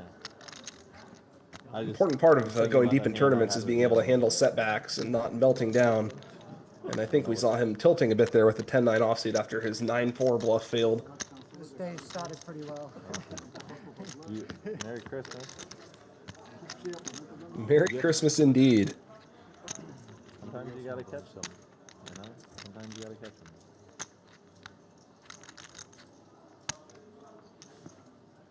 Christmas came early for James this year.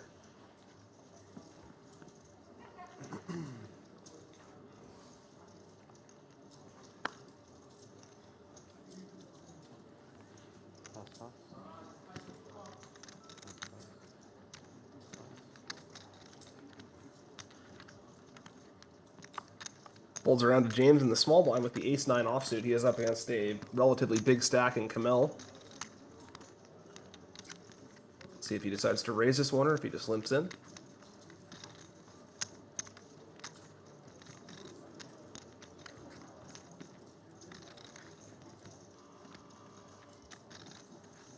He is going to come in for the raise. A little more than 3x. Kamel with 7-2 offsuit.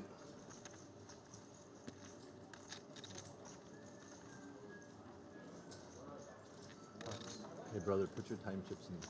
Yeah. And James continues his hot streak. You're also You're going to need to give me one timer buzz before you put Yeah.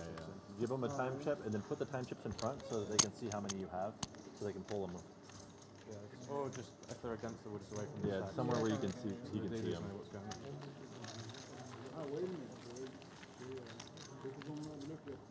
All the big stacks are over on one side of the table, with James, Kamel, and Romulo all in a row. The rest of the table is relatively short.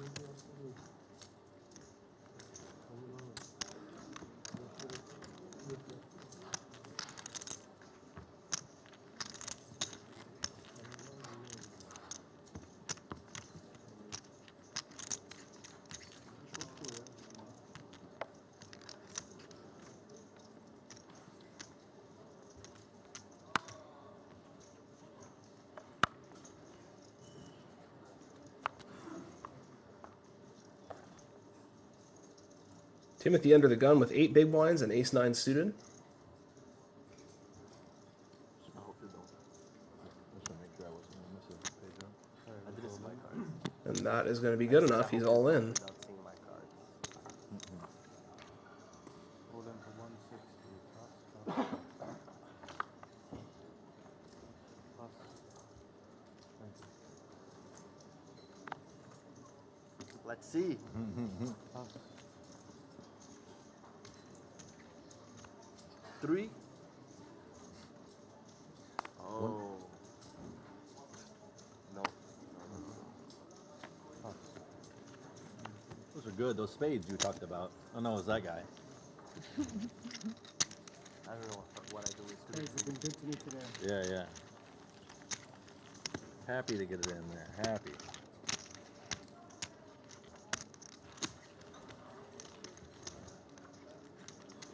Timothy taking that down uncontested, increasing his stack by almost Get me around the sun 33%. one more time. You gotta have enough. Even just winning the blinds can be huge at this stage of the tournament. Even if your hand is strong.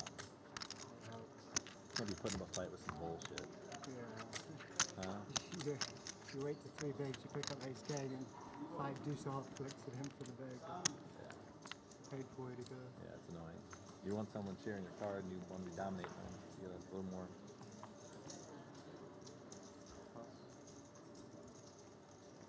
Honor with 4s under the gun 1.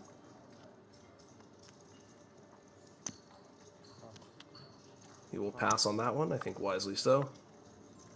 Over to James on the cutoff, 9-6 suited. Not a great hand. Kamel with the same 10-7 off he opened the button with earlier. We'll see if he decides to do it again. The stacks have changed. It looks like they have. And Romulo with King 5 offsuit against a 10 big blind stack. I expect we will see him go all in with this one again.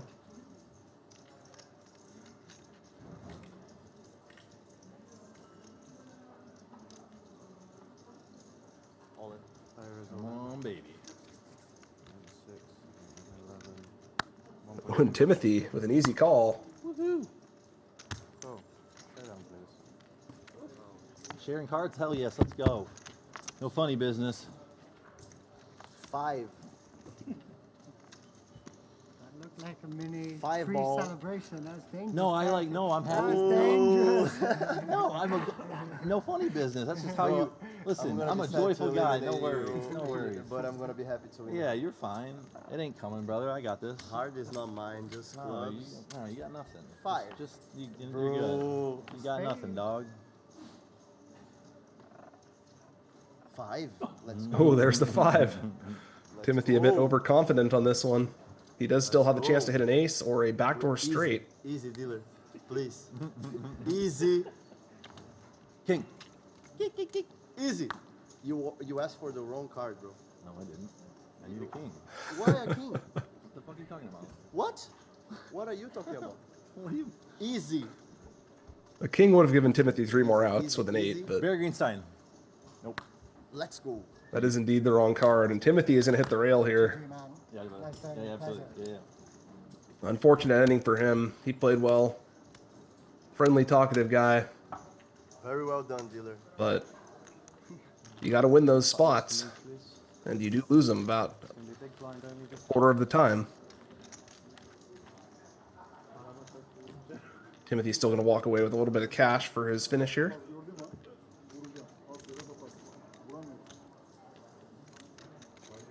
And Romulo continues his rocketing up the standings. He's up to, I would imagine, something like 1.3 million now. You who play online. That's a shove. Hello.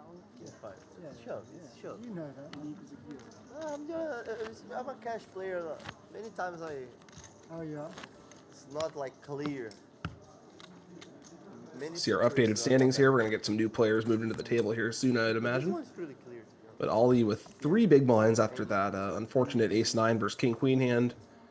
James is still the table chip leader, but Romulo right behind him. Both in position and chips. And Ollie's only got a couple of hands left to make his move. If he waits for the big blind, he has to post the big blind ante, and he's going to have a much worse spot to get his chips in.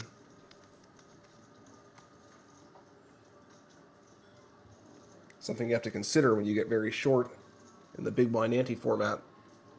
Raise 40. If Ollie folds the next hand, rather than having 2.5 big blinds, he'll only have 1.5. Call. So we might see him go a bit wider under the gun for that reason. As Kamel takes this one down with ace-queen offsuit. And we'll see what Ollie does here in this next hand. I don't think he can be too choosy with this exact stack he has.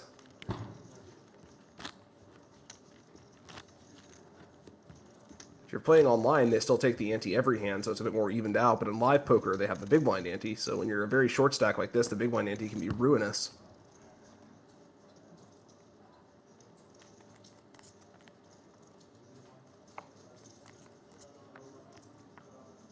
And Ollie with 8-4 suited, I would imagine this is good enough. It is not. I think he has to go with that one, given the big blind ante.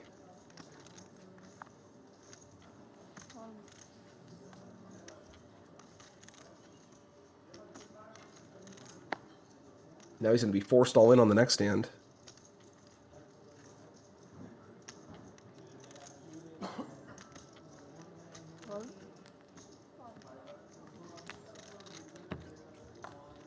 And Ador gets a quick walk there with Jack-7 offsuit. Was it good? Gotta feel good, although that was maybe even the best hand that was dealt. I didn't see all the hands, but looked like a lot of junk out there that time.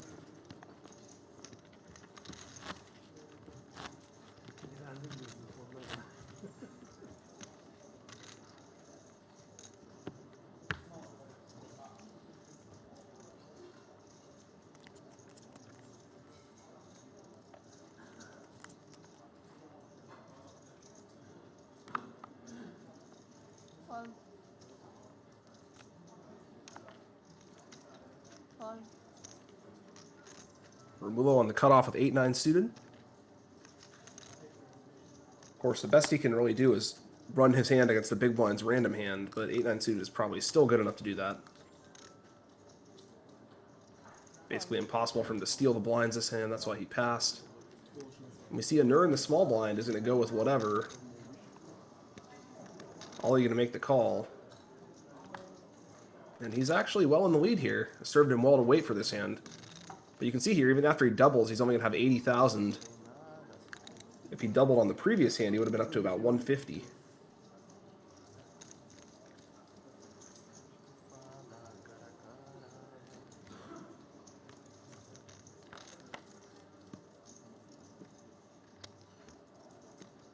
It's a good flop for Ollie. He's well in the lead. Nur needs to hit a 6. Or backdoor diamonds. 8 is no help. And we're drawing to 3 outs. And that is not one of them. Ollie's going to hold up with queen high here. All the way back to 4 big blinds.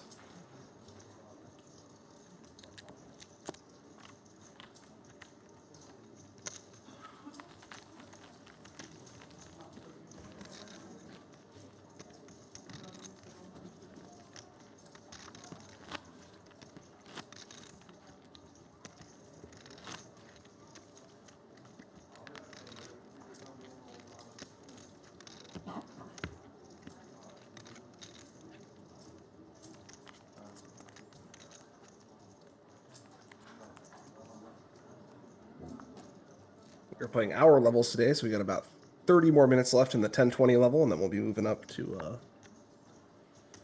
I assume, a 25k big blind.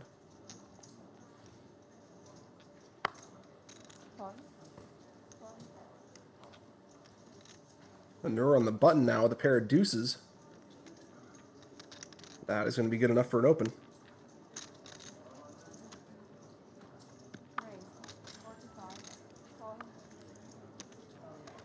And he's going to take it down. Oh, I'm sorry. He's not actually taking it down yet. James in the big blind with Jack-5 suited is going to see a flop. So this could go either way. Basically a pure coin flip, 49-49. Woo, that's a good flop for Nur. Unfortunately for him, James did not hit anything. Check.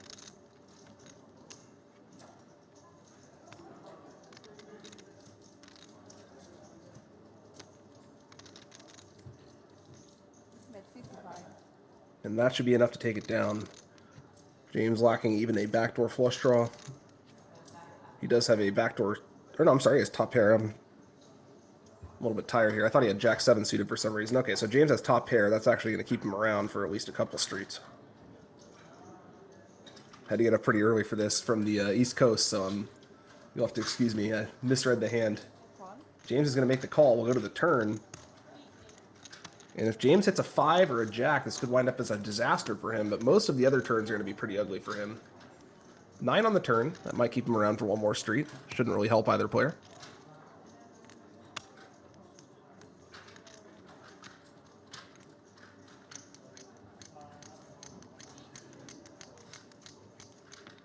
And Denur with bottom set is going to want to keep betting here.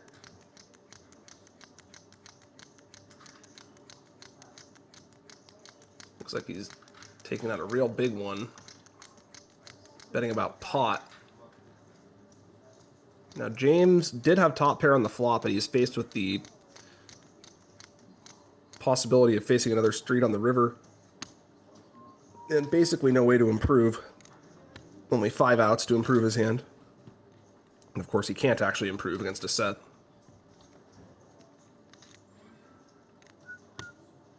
Actually, a tough spot for James here.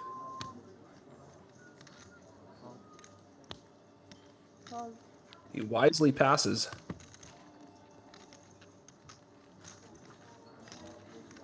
And he might be feeling that he got pushed around there, but he actually was up against a set. So, very good fold from James there on the turn. And we have some new players coming in to fill out the table again, after quickly losing 2.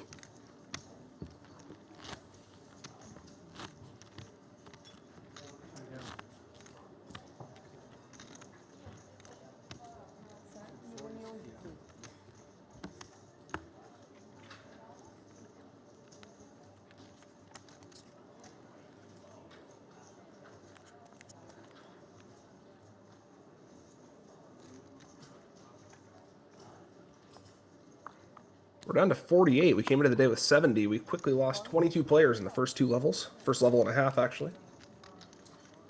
I believe we were playing all the way down to a final table today, but it's possible we don't quite get there. We'll see how it plays out. Ollie's going to move all in on the button with King 8 suited. A pretty nice hand for 3.5 big blinds. And Kamel in the big blind with 9-10 offsuit, getting over 2-1. I think he's going to have to make the call here. And he is going to be 41% against the King 8 suited of Ollie.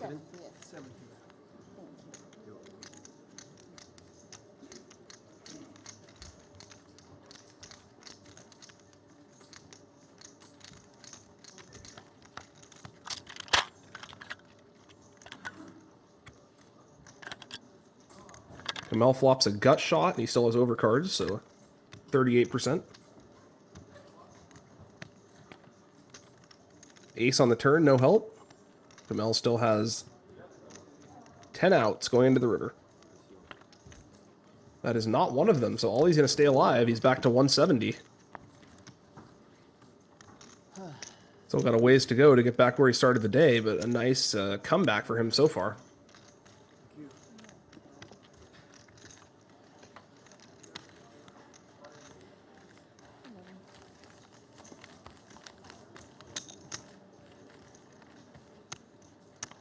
Patience paying off. I don't actually know what the right answer is, but I think I would have gone with that 8-4 suited under the gun rather than post half my stack as the big blind ante, but Ollie has correctly chosen to be patient, as it turned out.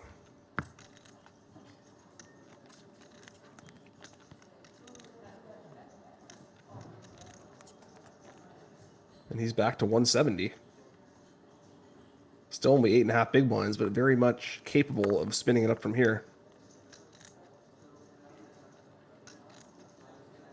Got one of our new players here under the gun, Anatoly, with a pair of 10s. Raise. He is going to come in for a raise. Can you please put your biggest chips? Yeah.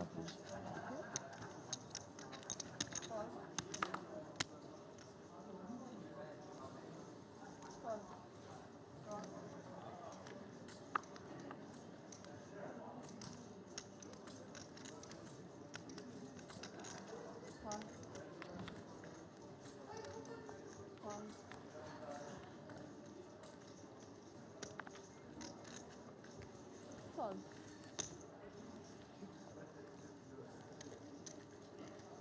And Romulo in the big blind with 6-5 suited. That's going to be good enough to see a flop.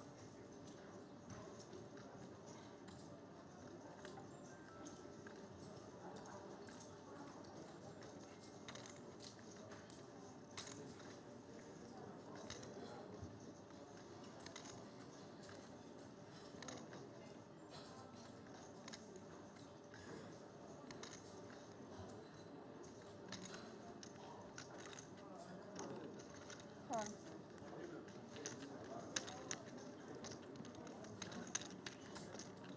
Anatoly about a 4-1 favorite going into the flop here. Both players have something. Romulo's got a 6. He also has a backdoor straight and a backdoor flush draw. Check.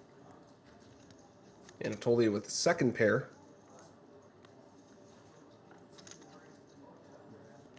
Check. Checks it back. Romulo picks up a gut shot to go with his pair.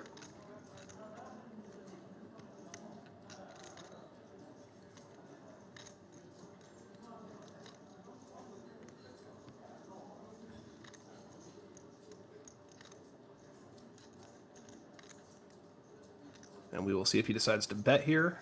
Looks like he's going to. Bets 50,000. Anatoly's still about a 4-1 favorite going into the river here. He will make the call. Fold.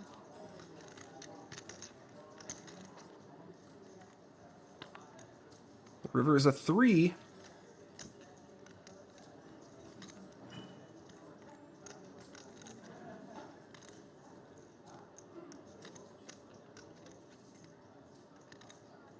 Check. Check.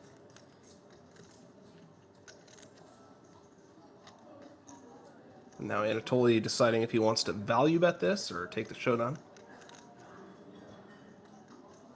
Really only getting value from exactly a 6. Or perhaps a lower pocket pair. Bet 75. He is going to go for value, though. Can you spread the pot, please?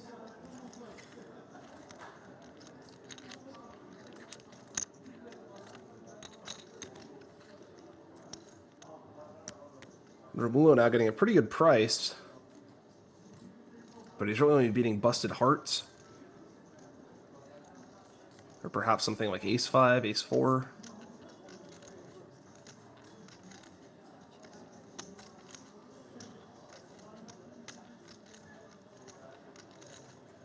Nice value back from Anatoly here, though. At least giving himself the chance to win more chips on the river.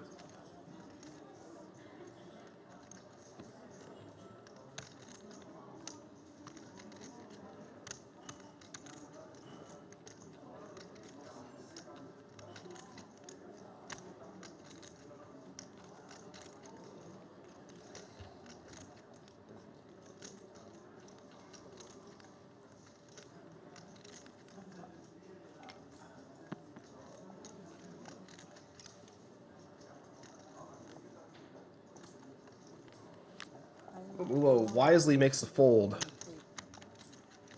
I need 2 more. Well played hand on both ends there. One is pre-flop and 2 you use on this one. What? One is pre-flop and 2 you use for Oh, pre-flop? Yes, yes. Did I use pre-flop? Yes. What did Did I use pre? I need to extend the time. Like Is it, 5, but 6, isn't it 7. 30 seconds pre-flop? No, 20. And Pre-flop? did it pass? Yes. Okay. Yeah. If you want, I can. Kind of surprising. I also thought that he called pretty quickly pre-flop, I but just don't know. apparently I don't he even used think one I pre-flop as well. 3, for sure. Players have plenty of time banks here on this day 3, so it shouldn't be too big of an issue. But and one for me. Oh, one for you. All in time banks. On the river you use 2, and pre-flop you use 1. Okay. I didn't even realize I used pre-flop. Living and learning. One more because One more Because for you're arguing. Brazilian. Shit. important to be aware of the shot clock as you get deeper in these tournaments. Small blind. On day ones, they don't tend to be in play, but as you get into day twos, day threes, day fours, it's important to have the shot clock to make sure that everyone gets the same amount of time and can use it fairly.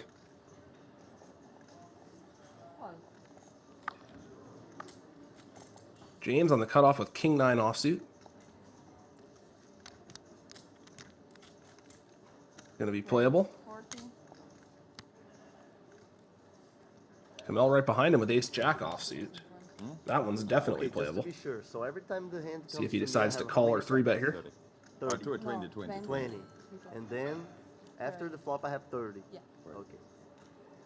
If someone raises, Romulo clarifying the time rules here. You tend to have less time pre-flop and more time post-flop before your time banks get put into play. If He someone raises raise 3-bet. and action comes Pre-flop to decisions me, are easier, then he has although that can not be the case deeper in tournaments. Pre-flop decisions can actually be quite difficult. raise 19, Kamel going for a very small 3-bet here with Ace Jack. and then from flop 30. Yeah.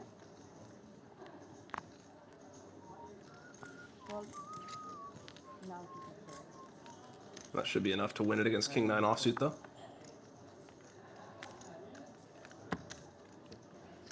And it is indeed. Kamel's had a nice performance so far today. He's closing in on 1,000,000 chips.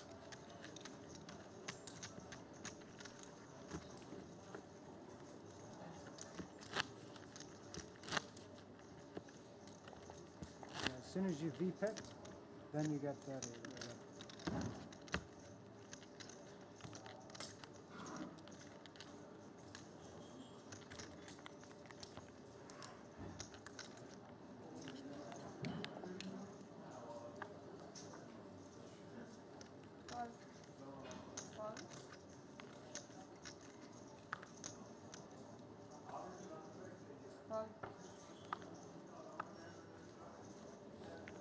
James on the hijack now. Ace Queen of Diamonds. That is a nice one. 40.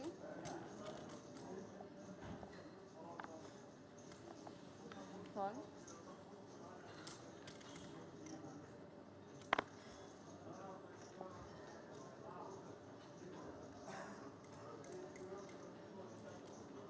Romulo better be careful or he's going to wind up using more time banks here. Call.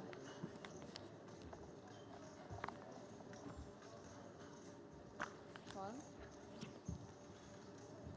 Call. And that's going to be an easy pickup for James there. Another show. Many, many shows at this table.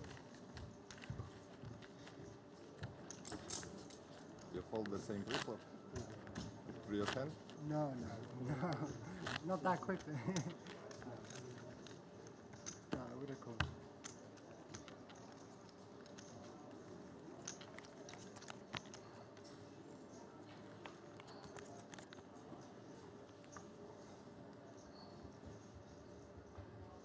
Call.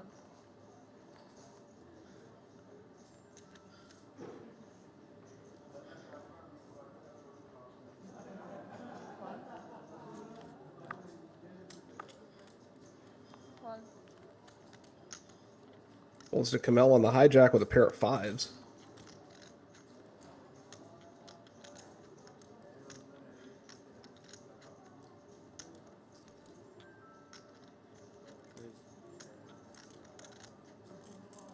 He's going to come in for a raise on this one. 40. Call.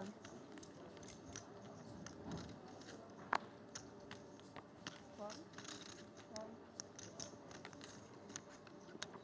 And Honor in the big blind with Queen 9 offsuit. That's probably just good enough to play. Call. Maybe a little better than just enough, but certainly good enough to make a call. And we go to the flop. Roughly a coin flip. Hands up. But that is a fantastic flop for Kamel. He has an open-ended straight draw. Check. Normally the big blind prefers this sort of flop, but in this case the hijack actually hit it much harder.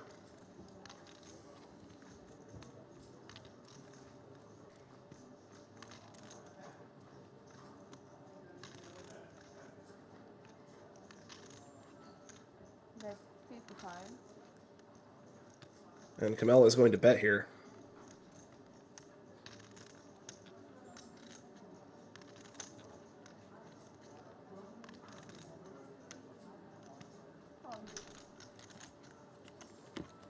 And that's going to do the trick.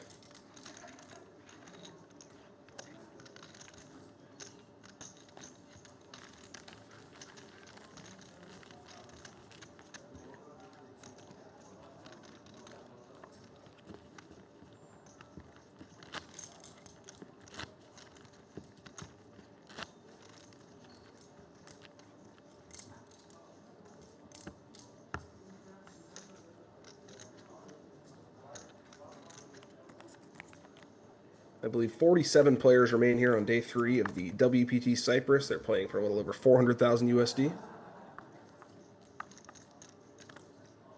Everyone still in is in the money at this point.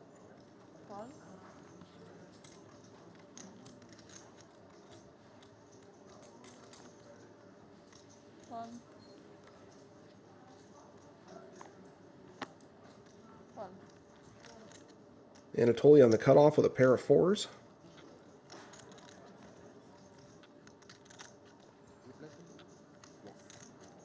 You? Where are you from?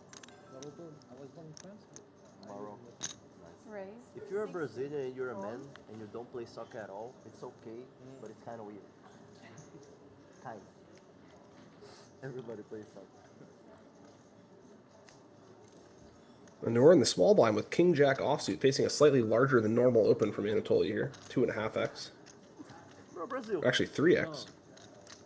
That's the thing. Not necessarily. I'm from the Amazon, so the teams from there is like Hemo. And that's going to be enough to take it down. He's in love with Hemo, but bro, Hemo doesn't deserve my father, bro. Like They've not like given him much. I know it's easy to see the game and say, oh, these guys are bad, but they're really bad, you know. Like, and like, I don't want to waste my time looking at bad soccer. So I have favorite players, like Dani Alves was a player that I really like, Neymar, Vini Jr., Rodrigo. Have you played poker with Neymar? Not yet. Me, yes. There's like a WPT Barcelona. Nice. He loves it. Nice guy. He loves it. Yeah, he does very well for poker, bro. One. They won. I won. One. Yeah. Anatoly on the hijack now with the King Queen suited. Yeah. And I'm sponsored by WPT. And for a Global. smaller raise this time. When I started with WPT Global, I think he was sizing a little bigger on that last hand to try and force the big blind into a decision. And now G is coming alive here. I don't think he's played a hand yet, but this time he's all in with 6s. And he is going to be flipping against the King Queen suited so it made of it Anatoly. even harder, but like I played with him online actually. Yeah. Online I did. Live. On a site not to be mentioned. Exactly. Unfortunately for Anatoly, one of his kings was folded behind. But he knows what he does. He just has too much Anatoly money, will you know? quickly make the call. He knows what he does. And we are flipping going into the flop. G is a slightly bigger favorite than the stats say because one of the kings was folded. Давай, куколка, крути, верти, запутать хоти.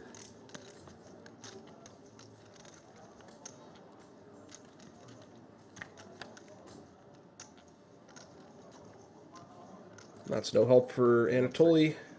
He has 5 outs. No sexy at all. Makes it even worse. Now he has 4 outs. And the river's a 7. G is going to get the double up. Neymar is like the king. I believe that's the first hand he's voluntarily played since he came to the table. Bro, he is Been pretty just card dead. famous, rich.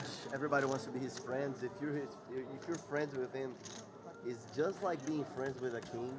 To be honest, I tell you, I don't know what's the American version or Moroccan version of Neymar, but he's like the king of Brazil.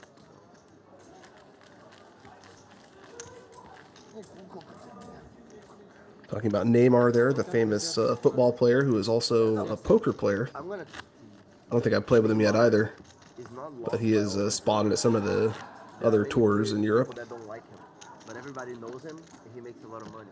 Ronaldo, for example, you know R9. Ronaldo from I know you're talking about CR7, but you know Ronaldo, phenomenal, from Brazil. He is loved by everybody. Neymar is not loved by everybody, but Neymar is wealthier for sure.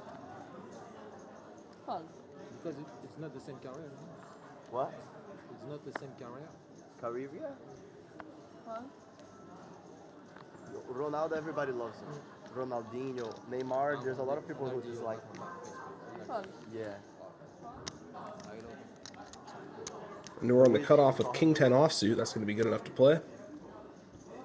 Comes in for a raise to 50. For me, the best.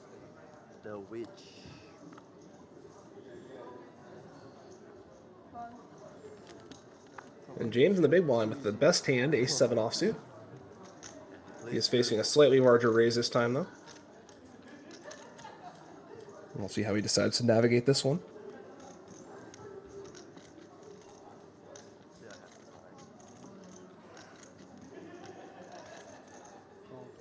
well. James does make the fold, which I think is reasonable when you're facing the 2.5x, ace 7 offsuit. Obviously a reasonable hand to defend in the big blind, but as the sizing gets bigger, it becomes worse and worse.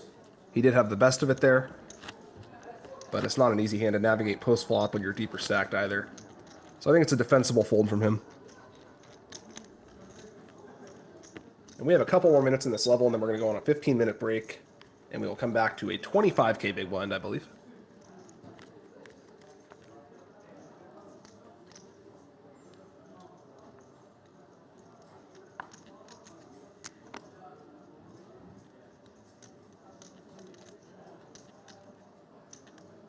And Romulo under the gun with 9-8 suited will make the fold.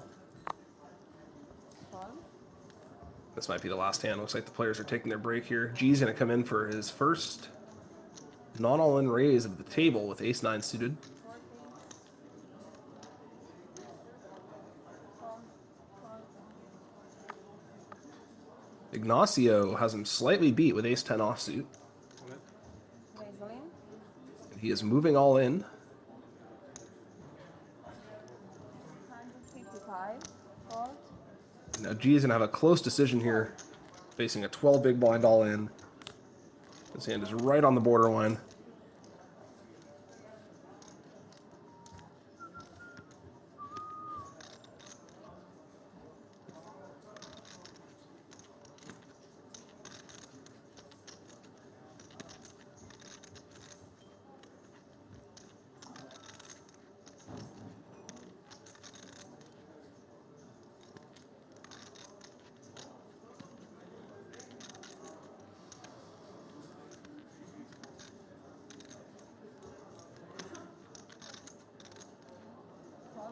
And he will make the fold, wisely so. I think that's a good fold anyway. And I'm not sure if we're going on break. Let's go. We're not going on break yet. Yes. It would be lovely not to. No, it's okay. Oh my god.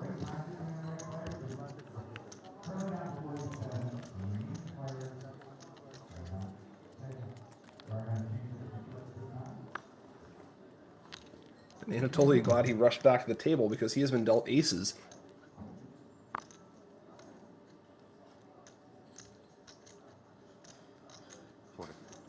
Raise 40. Well,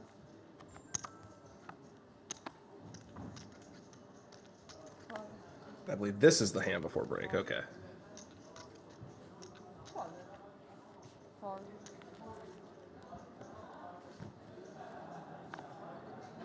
Well. And Romulo with ace 7 offsuit in the big blind. Gonna make the call, but he is way behind. Check. Check. He does have the ace of clubs, which could potentially be relevant in some situations, but probably not this one. Bet 3.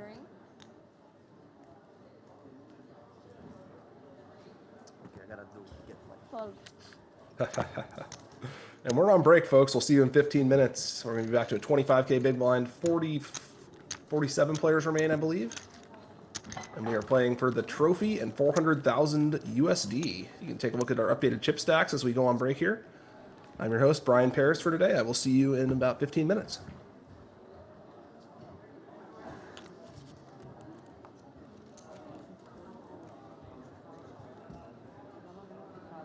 Welcome to WPT Global. Let's turn up the fun.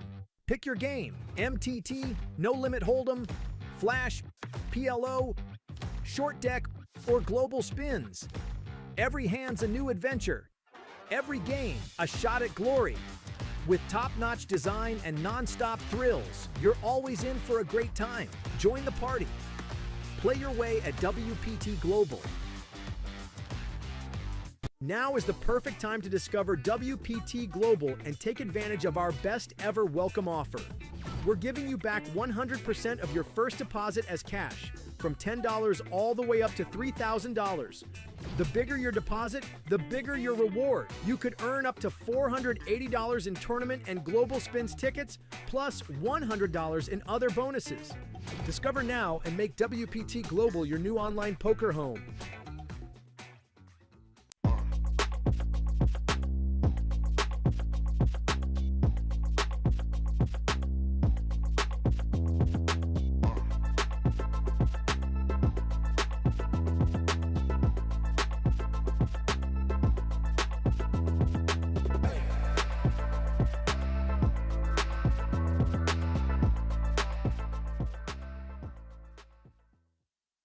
This summer, the heat is on at WPT Global. The Super Giveaway is your shot at free tournament entries every single day. Deposit now and score WPT Global Tournament tickets. We're rewarding players with random entries, from the $530 Grand Slam PKO to the $100,000 Sunday Slam Mystery Bounty. Big buy-in or small, it's all free money in your account. So check in daily, claim your tickets, and hit the table. Plus, get a 100% deposit match bonus if you're new. Only at WPTglobal.com. Fold. What'd you say? I didn't hear you. But I believe you. İki kız çocuğum var, yalan mı söylüyor? Fold.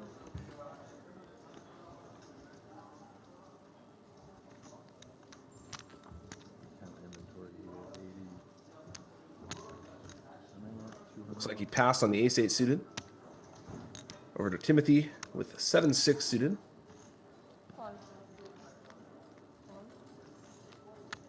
We have a new player coming in on the hijack now.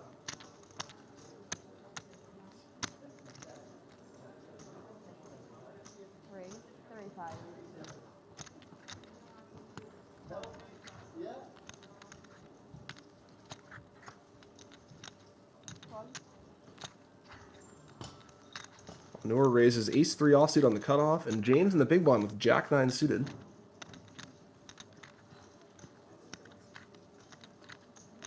I expect he will be seeing a flop at this one. I'm really lucky though, so FYI, very, very lucky. Fun. Yeah. English, I win more than 50% of my flips. Way more. English is funny because when you learn English in Brazil, for example, just by be speaking James English, has flopped a flush. It's really rare for a Brazilian to be speaking English because we don't have so much opportunities. Right. But for example, your English, FYI. I know what is FYI. Yeah. But man, they don't teach that in school. I know. And like you guys talk, and it's fine, but you guys talk like people are supposed to know, and they don't know, you know. It's habit because, well, it's unfortunate because we're so used to everybody always speaking English and then adapting to us. That we don't think, like, it's hard. And I'm embarrassed that we don't. No, it just is what it is. You guys are, in my opinion, definitely one of the best countries in the world. In my opinion, like, one thing interesting from US is very good economically, but I swear, bro, I don't feel like people from US are so happy as I think they should, or You're so in the wrong grateful, part of the country. or so grateful. Hang as out I in the think middle of the country. You don't. No one hangs out in the Midwest. If you hang out in the Midwest, any of the Midwest, you will see what the country is really about. Okay, makes sense. That is a money turn for James, as Onur has made a straight here. No, Midwest. I lived in Chicago for 4 years. Yeah. And like the school I came, I didn't choose the school. The school chose me. Okay. Where'd So you like go? Prairie State College. It was a scholarship. Okay. Soccer scholarship. Yeah. So Where's that at? In the This is city? a disastrous turn for Anur. Yeah, I lived in the city for 5 years. Goes all in, and James will quickly make the call with the flush.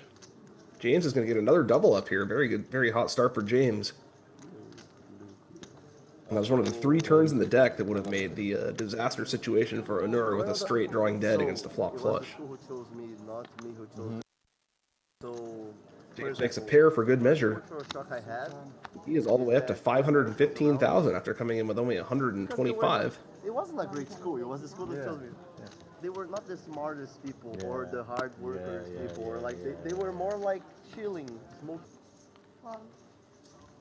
59. Well, Romulo now with ace-jack offsuit on the low jack.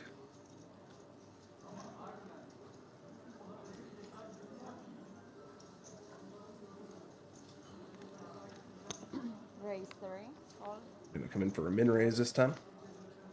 Call. Over to Mustafa in the big blind, who we saw make that check raise bluff with the 4-5 offsuit earlier.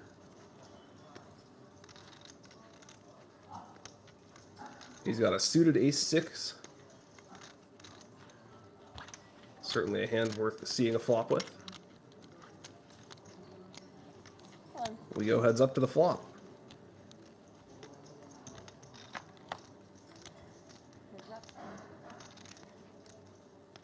Both players have flopped an ace. Mustafa is drawing dead to win the hand. He does have quite a few chops, though.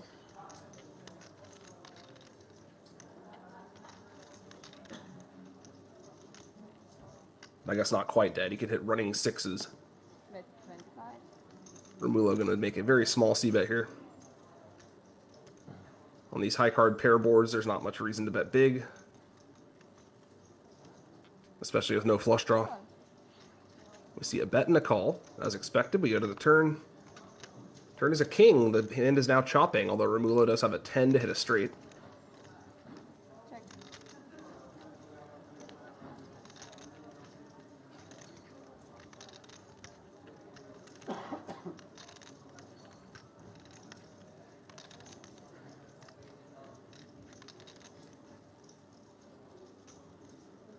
Check. Check. And it looks like this one's going to be a chop. Check.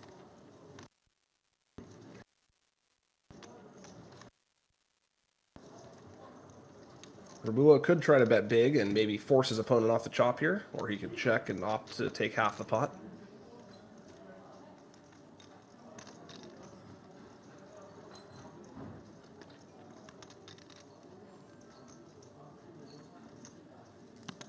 Bet 55. Looks like he's going to go for a small bet, which I suspect will be quickly called, and we are going to have a chop here.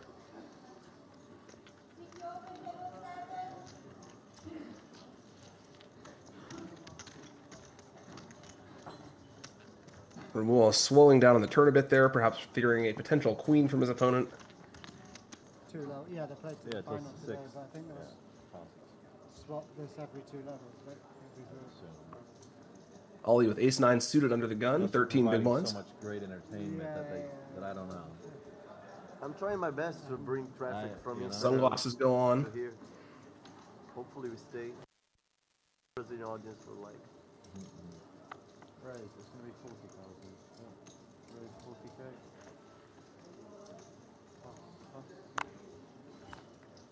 And he is going to come in for a min raise.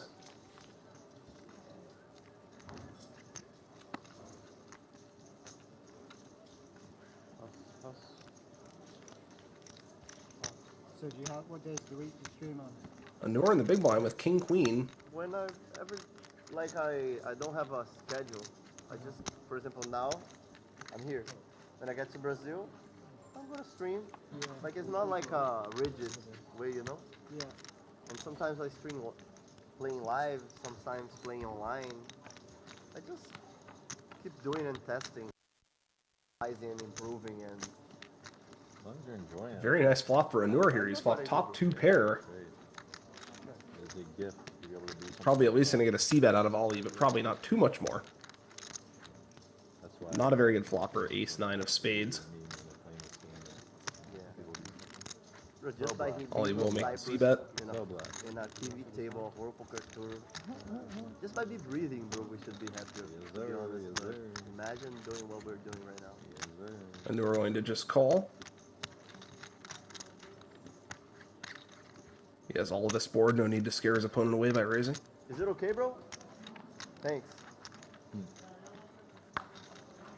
Turn is an ace. It is the third heart, though. It's kind of an ugly turn for Anur. He's still well in the lead, but there's a lot of ways his turn could go sour for him. Ollie pretty unlikely to have a flush here from under the gun, but he will have a lot of ace-x. He could have jack 10. He could have higher 2-pair. Of course, in this case, he only has the ace. Ollie checks back. He is actually live to win this hand with a 3, ace, or 9.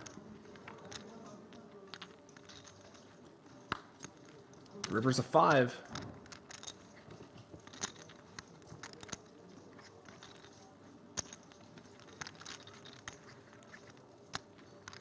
Ollie has roughly pot behind.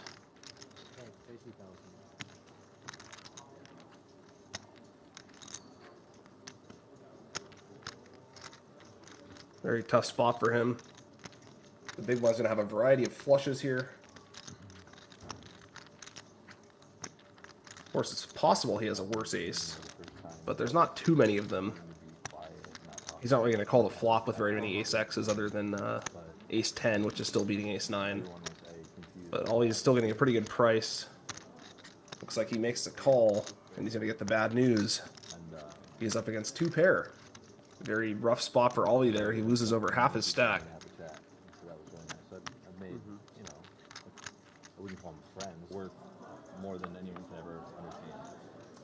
James with the king-queen suited under the gun. 23 big ones.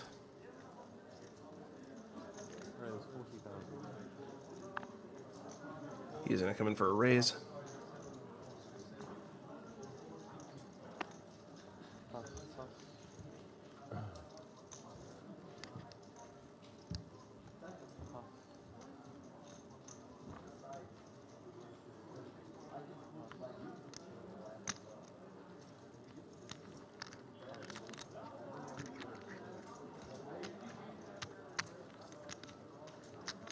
And we'll see if Mustafa wants to play the 9-4 offsuit.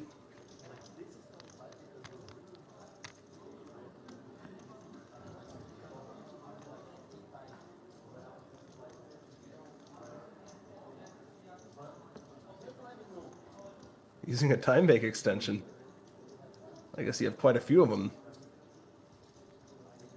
Looks like he's going for a 3-bet. Welcome to WPT Global. Let's turn up the fun. Pick your game. MTT, No Limit Hold'em, Flash, PLO, Short Deck, or Global Spins. Every hand's a new adventure. Every game, a shot at glory. With top-notch design and non-stop thrills, you're always in for a great time. Join the party. Play your way at WPT Global.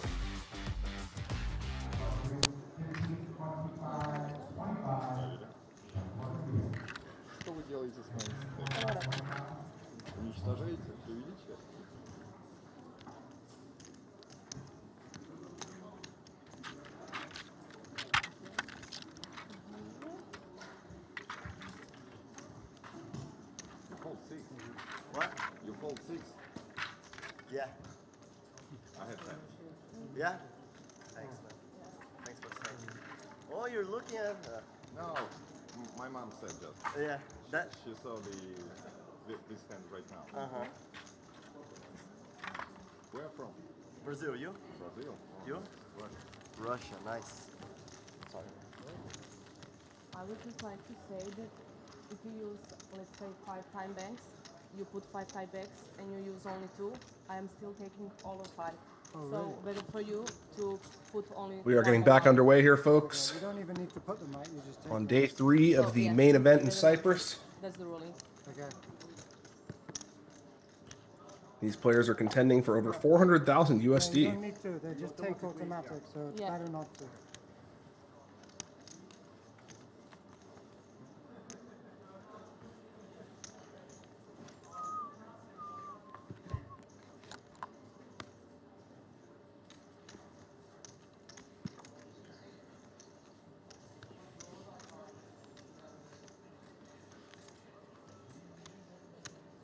Blinds are up to 25,000 now. 15 and 25. So we once again have a small blind that's a bit larger. Folds over to Kamel on the button with the King 8 of clubs.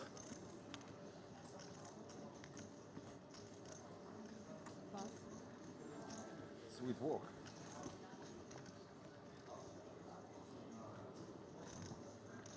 Did he fold that one? No.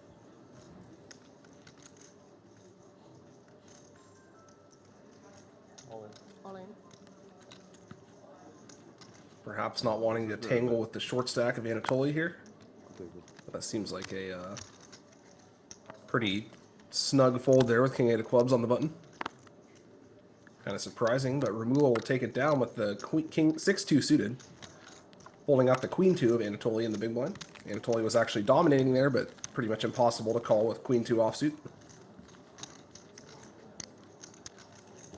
And Romulo continues his hot streak in the blind versus blind spots.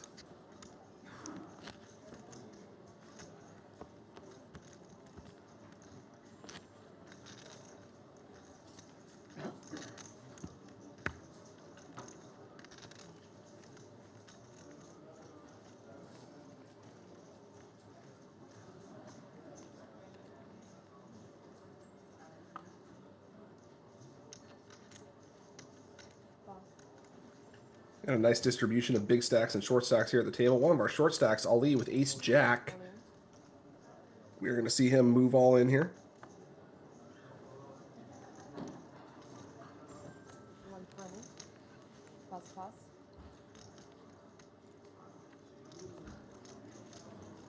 Pass. Pass. Pass. And Ali's going to get this one through. Nice pickup for him. He continues his comeback. You're welcome. I believe he came into the day with a little bit over 300,000. And he is slowly but surely making his way back there.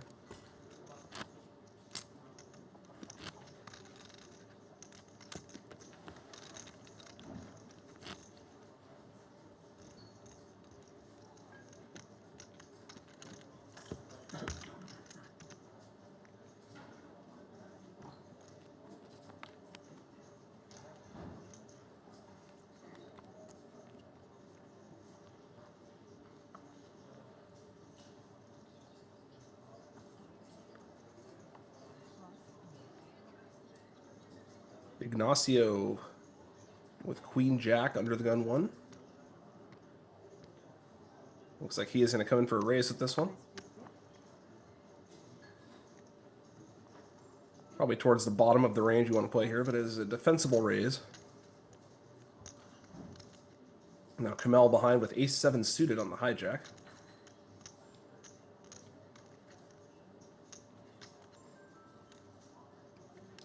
Pass.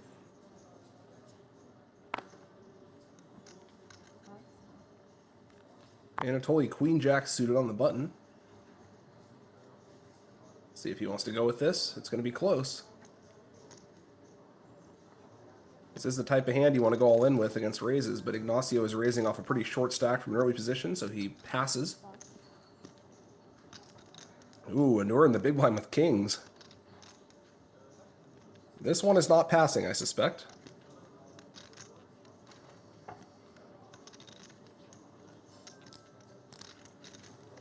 He is reaching for 3-betting chips, and he does make the 3-bet.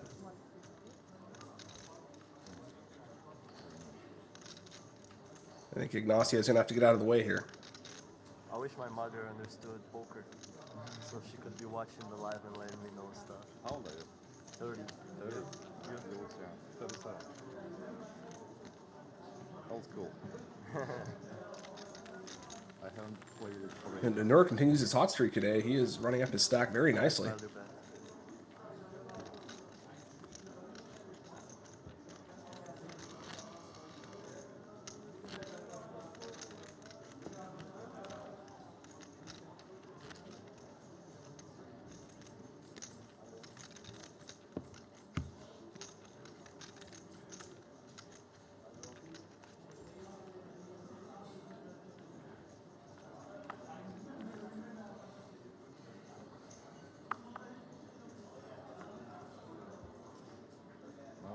is filled with when you pace.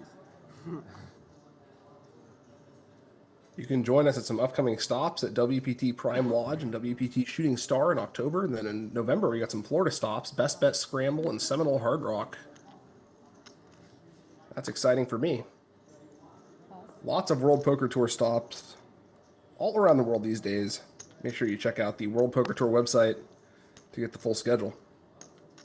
This is the second year in a row we've had this Cyprus event. After not having it since 2012, it's back and better than ever. G on the button with a pair of fives. He's going to come in for a raise. And Ollie with King Jack in the big blind. This is a coin flip situation. And Ollie can decide to either just go all in here or he can take a flop first and see how he likes it.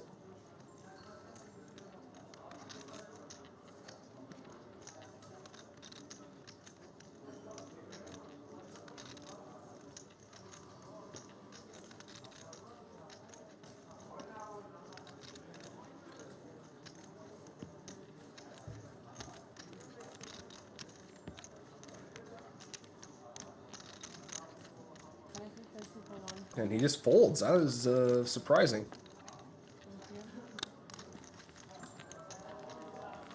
A couple of surprising folds already. A couple minutes into this level.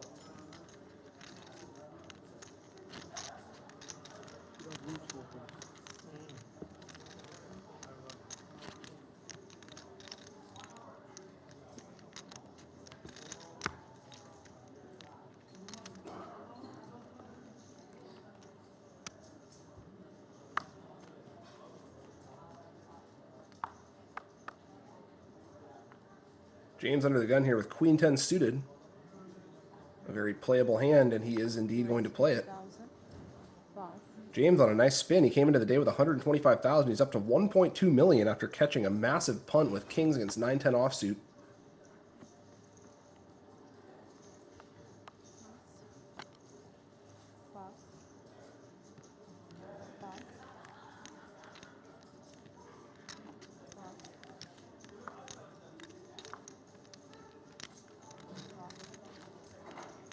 And it looks like James is going to win this one uncontested unless Ignacio wants to take a flop with the 9-4. He does not.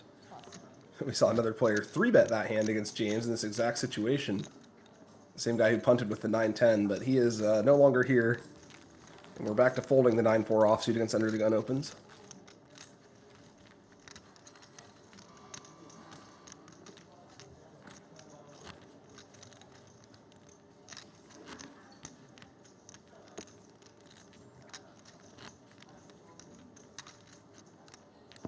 I believe we are playing down to a final table today, or at least close to it. We might not make it all the way there. We shall see. Playing hour levels, the current big blind is 25,000. I think the starting stack was 50, if I'm not mistaken. And Romulo here with a king-queen offsuit under the gun +1.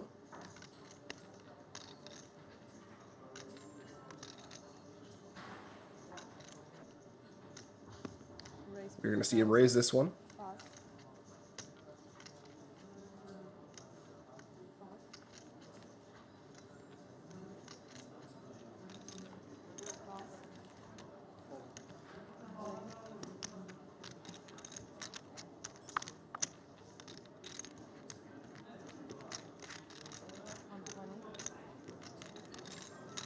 And Ollie going on with the ace-8 here.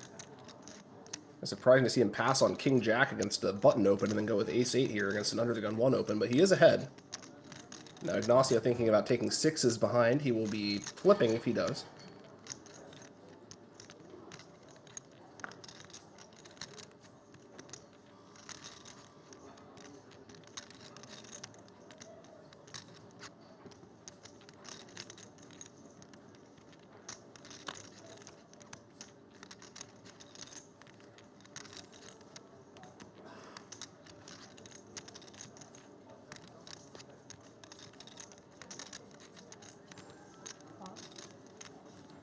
More? How much is it?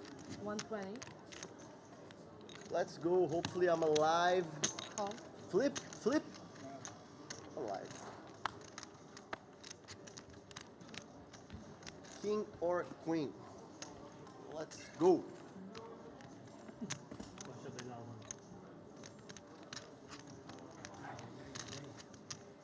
King on the window.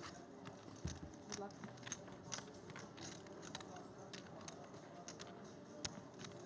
Check is not the worst one in the window.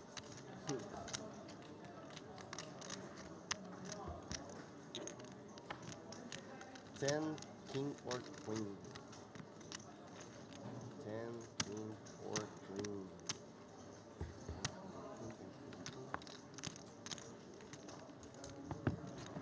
I also have aces.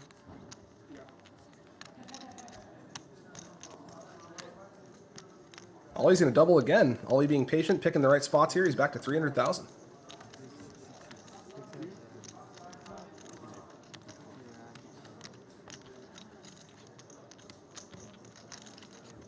Hard when it's the best time you've seen him. In ages. No, what are they doing? Dealer? Sorry. Yeah, 45 This left. is for the high roller.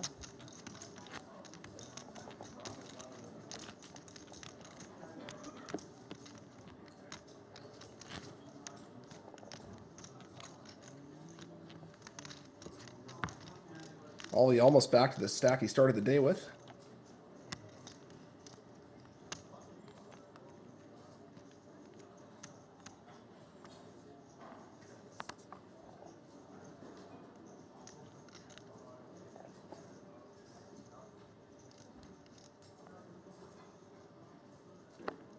We're down to 45 players. We started with 70. Pass.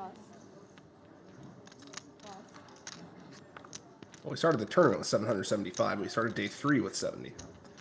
Manure on the hijack, ace-8 suited. He is going to come in for a raise with this one, Great. and rightfully so.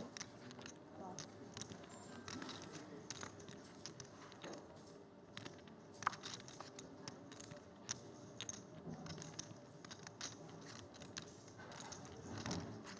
All in.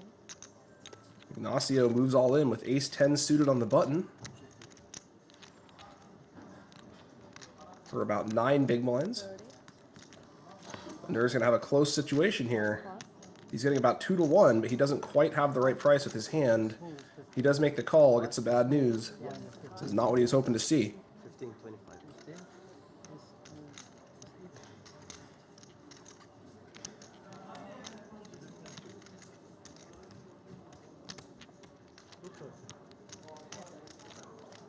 Natural 9.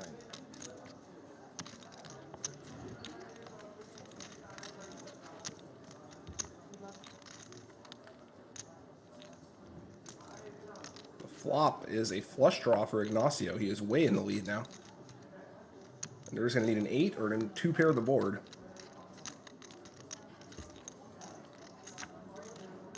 That's a 7. That gives Manure a few extra outs. He can now make a straight with a 10 or a 5. His 8 is no longer good, though.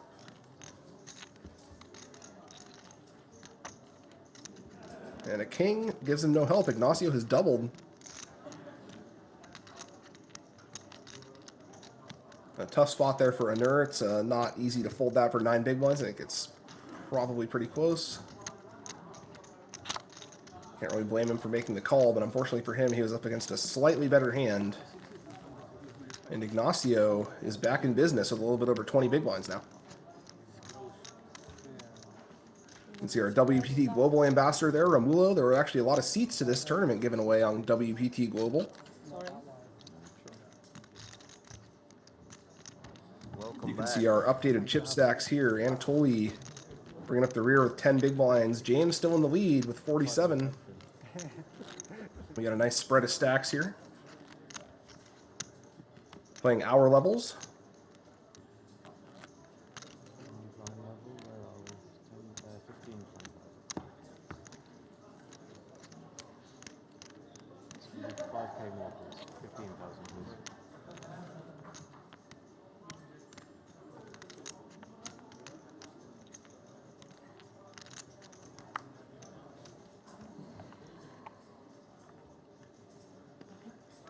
Pass. Pass.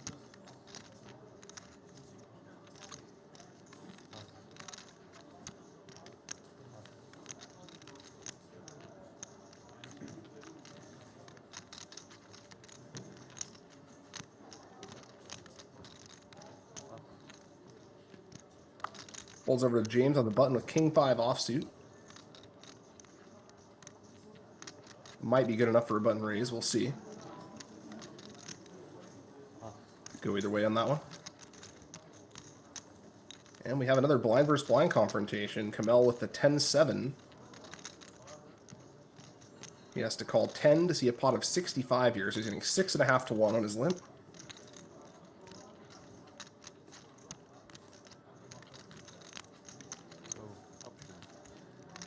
Hard to be more than a 6.5 to 1 dog, so he is going to try to see a flop. Romulo, we saw him raise earlier with 3-4 offsuit, a hand similar to this. We'll see if he tries to do it again.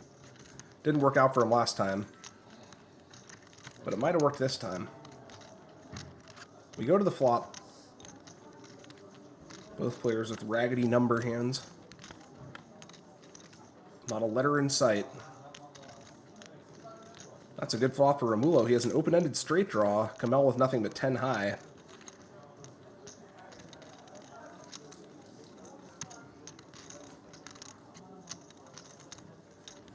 And Romulo is going to bet this one.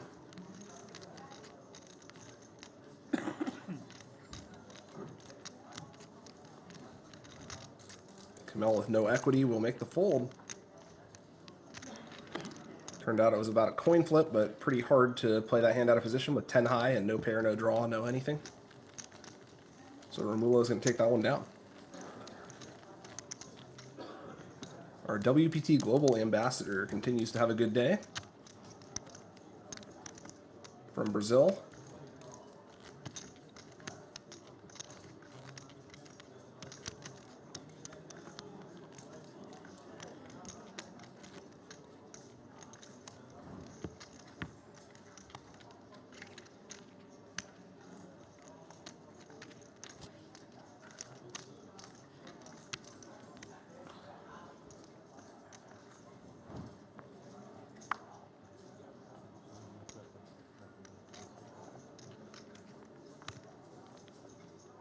Got an exposed card there. Looks like a 5 or a 6.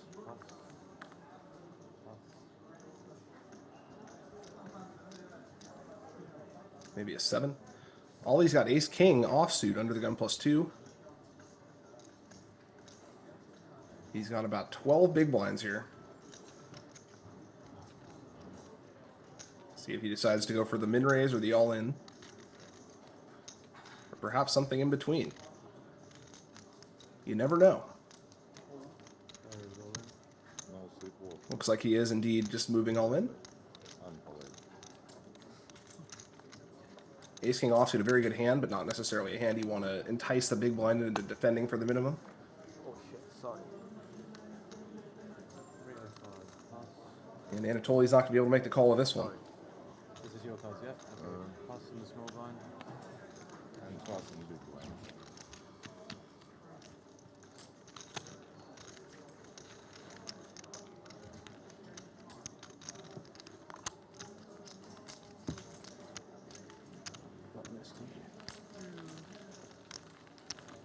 Our players contending for a little bit over 400,000 USD here.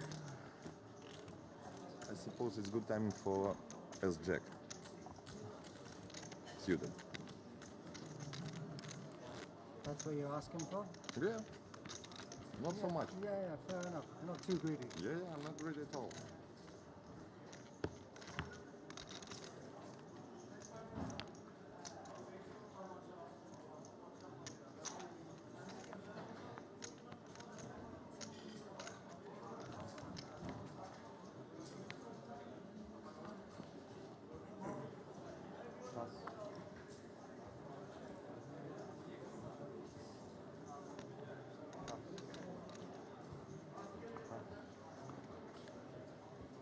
If you guys want to watch all the classic WPT moments, you can download the Watch WPT app.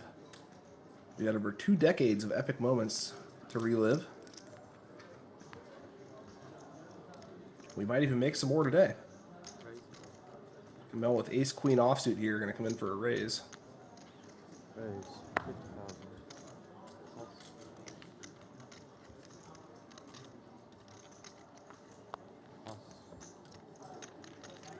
And that is going to take it down.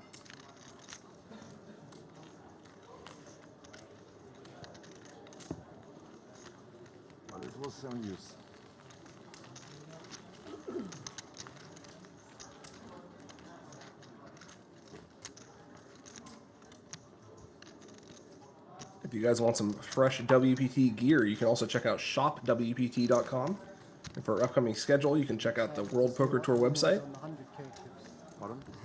We got the Prime Lodge and the Shooting Star in October, and then in November we have a couple of Florida events, Best Bet Scramble and the Seminole Rock and Roll Poker Open.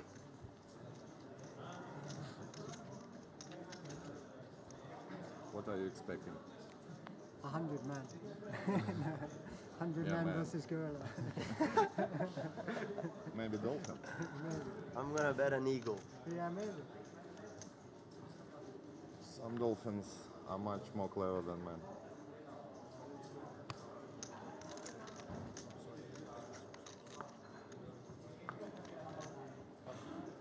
Be a bad way to use a time bank. No. I'm just.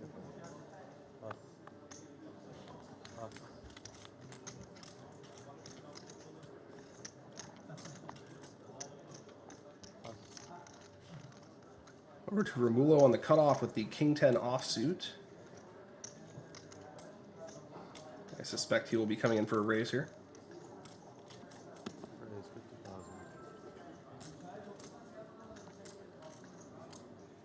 50,000. Anatoly right behind with sixes. This might be his spot.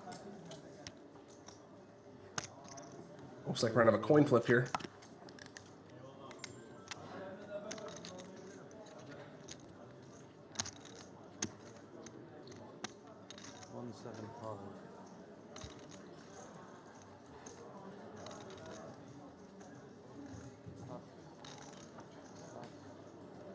Unfortunately for Romulo, one of his kings is dead. 225 plus 65, 290, 125 for 290, bro. Hopefully we're flipping. Stop doing faces to me. You're making my decision get harder, bro. Okay, if I'm not dominated, it's good. How many seconds I got? 290 for 125. Romulo Yes. does make the call, and they are indeed flipping. Flip. About as good as you can hope for with King 10 offsuit. With 6. Nah. It will be fair, I think. King or 10. Actually, whatever, man. Just make me win, please, dealer.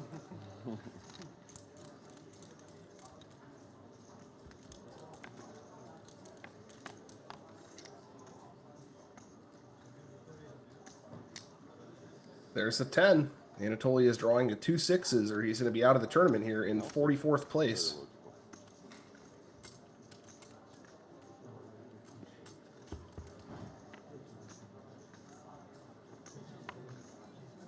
A 9 on the turn. Anatoly can now hit a 7 to chop this hand. Be a pretty good outcome for him at this point. A queen would give Romulo a higher straight. 6 or 7. That is a 9. Romulo's going to take that one down. Continues his hot run.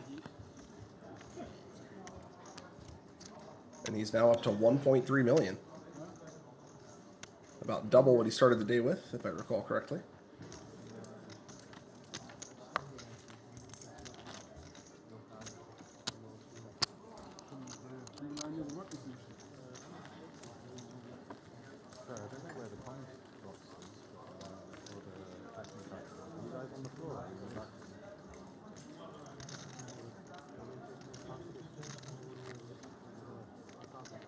Seat open, feature, seat 9, or seat 8. Yeah, I was asking you, where are you guys sitting? Are you sitting in the card room, or are you in the back room? Because... Okay, that's fine. If you're in the card room, you have to see other people. It's just because I can't look behind me much, and I don't know if they... So I just want to make sure that's anything in case we need to go behind you, etc.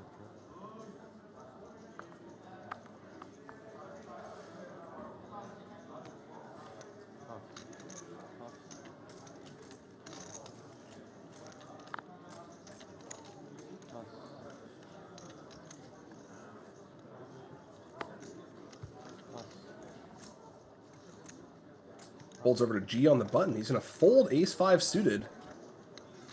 That is surprising.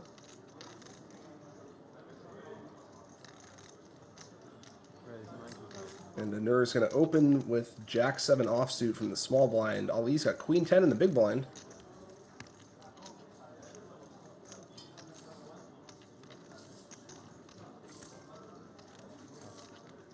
And Ali's going to fold that one too. Wow. The Nur was pretty lucky to win that hand. I don't know how he won that one. The button should have opened, the big blind should have defended, but instead Jack 7 is going to take it down. We still got a long way to go till the final table. But we're seeing some surprisingly tight play here. I was told that Cyprus was a very aggressive environment. And other than the earlier plays with the 9-10 offsuit and the 9-4 offsuit from Mustafa, we haven't really seen that so far today.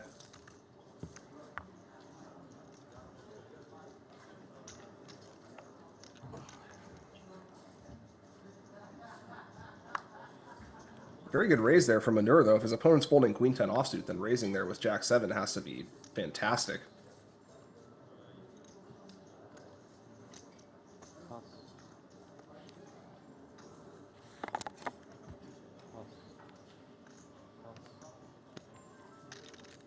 They're on the button now with Ace 5. A playable button hand, contrary to what we saw the previous hand. He will come in for a raise. And Ignacio with a trasher in the big blind. He is getting a great price versus a wide button range, though, so we might see him see a flop.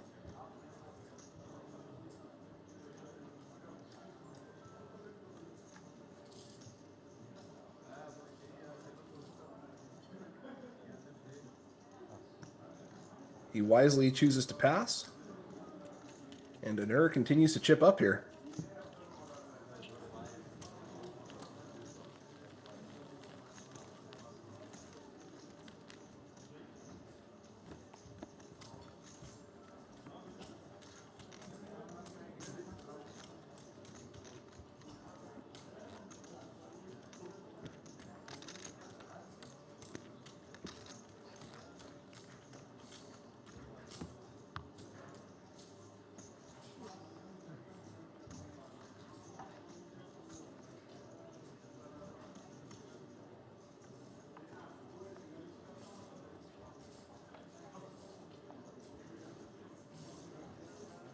$5,000 buy-in tournament here, playing for a little over $400,000 for first.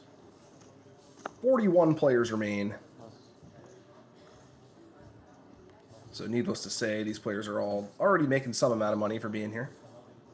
Ollie on the button with the Queen 8 suited. This one's kind of marginal. He's got about 12 big blinds. He is going to come in for the raise, though.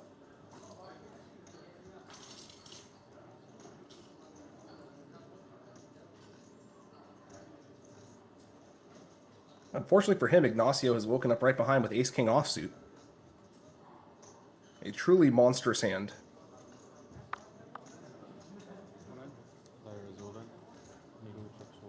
And unsurprisingly, he's going to make the all-in. And Ollie now with 38%, but a very difficult spot to call off with Queen 8 suited.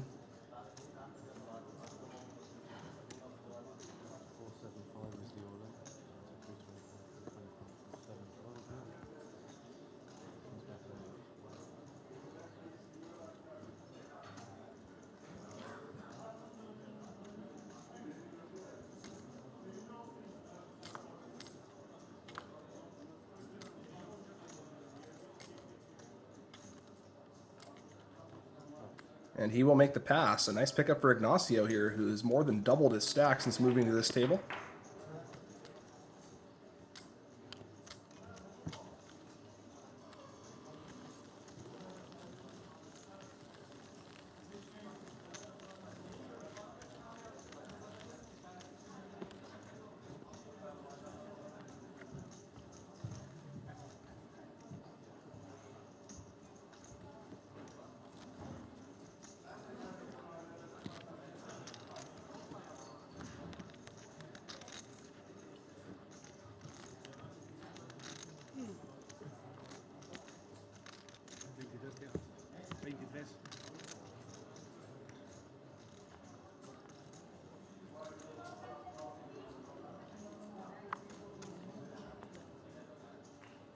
A nice venue here at the Marriott in Cyprus. Haven't made it out there myself yet, but I was hoping to one of these days. Maybe next year.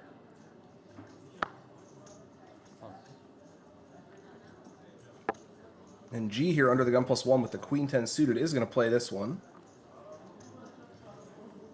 I think this is a good raise, but after seeing him pass Ace 5 suited on the button, I'm kind of surprised to see him make it.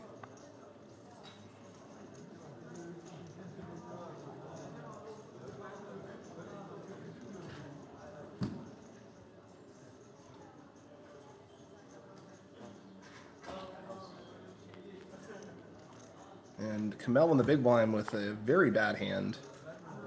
G's going to pick this one up uncontested.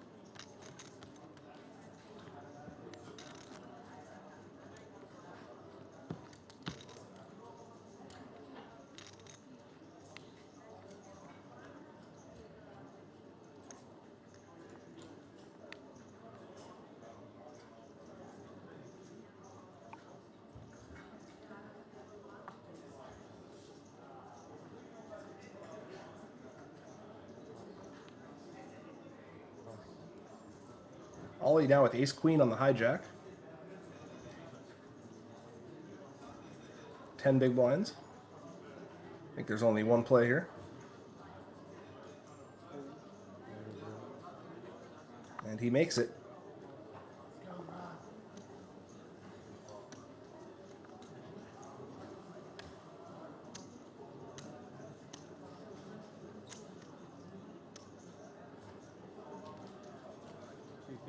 Is the order. We're going to have a coin flip here, folks. James has woken up with jacks on the button. This is going to be a classic coin flip situation. Calls 255.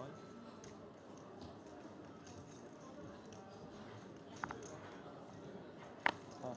Nope. And pass. Showdown, please. Well, the other two jacks are dead, so if Ali can hit a pair here, he's good to go.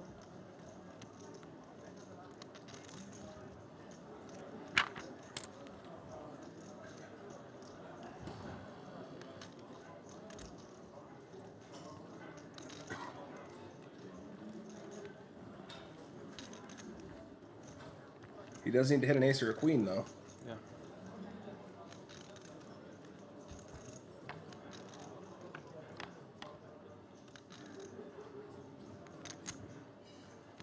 He has not hit one yet. He's got two more cards to hit an ace or a queen, or else Ali is going to be out of this tournament in 40th place.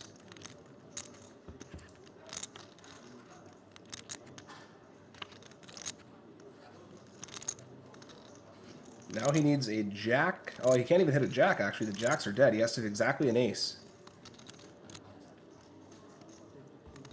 Even though an ace is no good either, I guess Ali's drawing dead.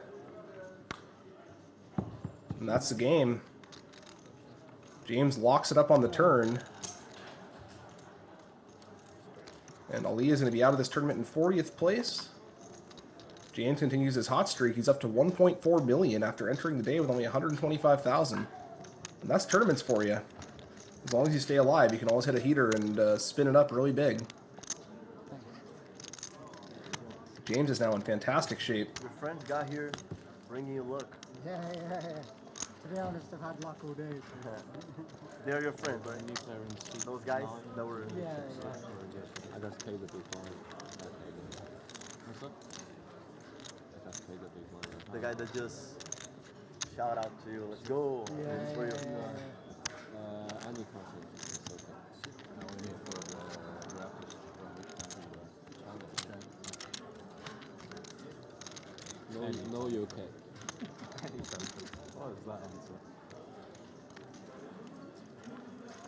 No UK? No UK. Incognito. I live in UK, but to write China is fine. It's better. Sorry. James Rand from the UK. He's got 1.4 million in earnings. Looking to add to that here. Could add another 400K if he continues to run good in this tournament.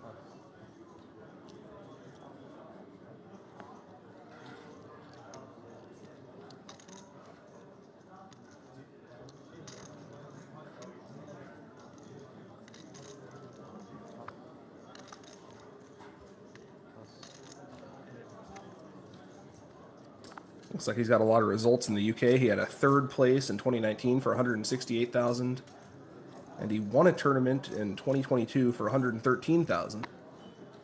So he could best both of those performances here today. Welcome to the table. We have a new player here. Ji Chang raises with ace-4 suited and takes it down. Continuing our international table. We got a few locals. We got Brazil, UK, I believe Spain, France. We got players from everywhere here at the World Poker Tour.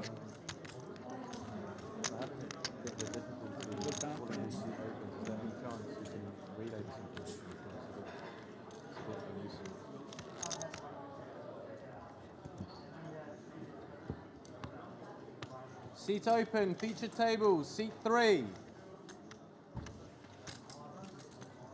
We do indeed have a seat open. Been churning through players pretty quickly here. We've already lost about half of our field in the first 2.5 hours of play.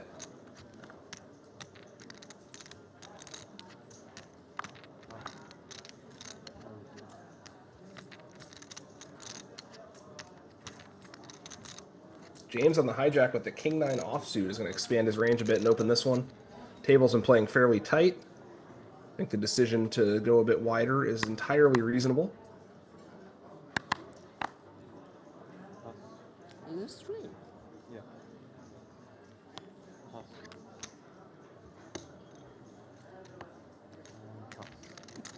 And G is going to fold that one in the big blind, the 10-7. James takes it down. The commentating is Turkish, I can't understand. Oh, I didn't. Very nice performance from James so far here today. You understand the game. Maybe. Spinning up his short stack and putting himself in an excellent position. You've been here last week? Last what? Last week? Yeah, since the start. Is it Barcelona? No, Barcelona. Luton.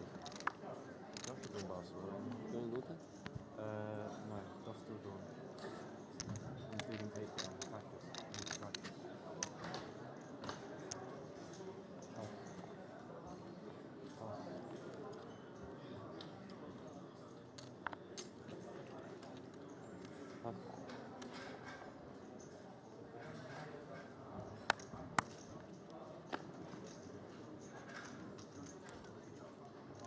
Pulls over to Robulo, our WPT Global Ambassador, on the cutoff with the King-10. That's going to be a raise. Ji Chang right behind with King-7 offsuit.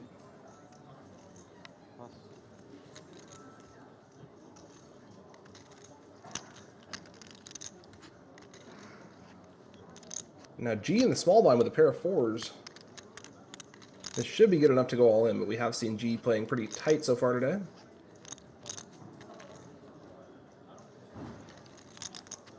And Anur in the big blind with Jack-8.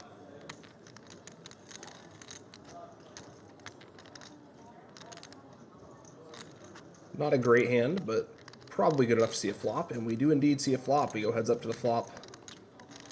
Romulo, not quite a 2-to-1 favorite.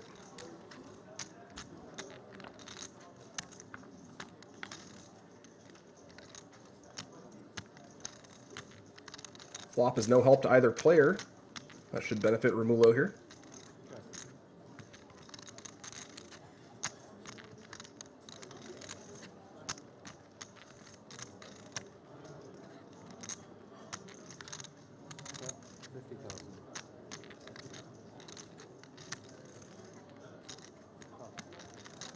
And a small c-bet is going to take that one down.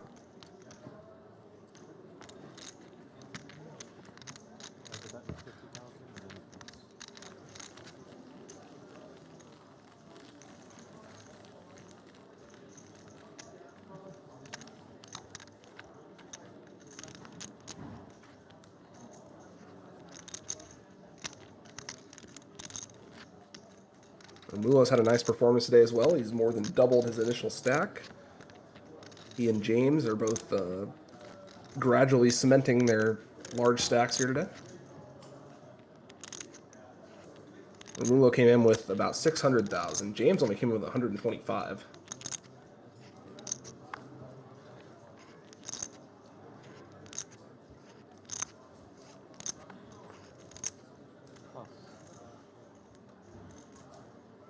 Kamel under the gun +1 with Queen Jack of clubs here.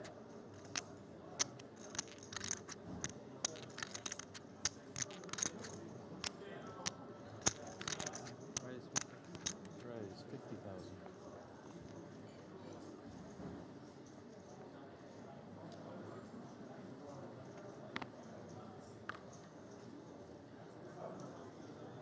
Romulo right behind with 6-7 of clubs.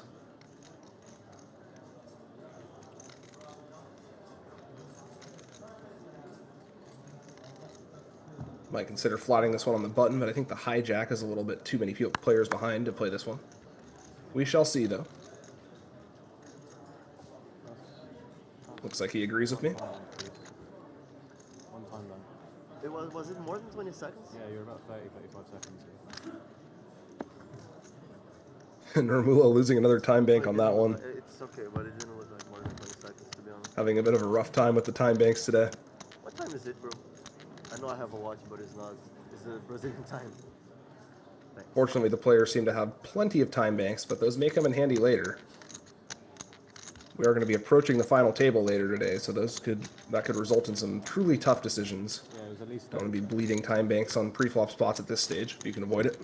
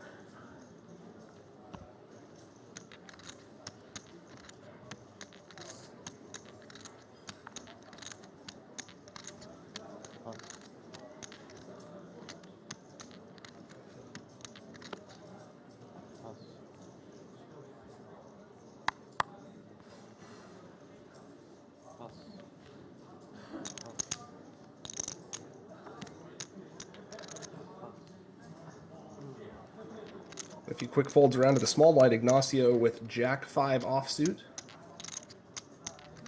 Not a very pretty hand, but might be playable in this spot.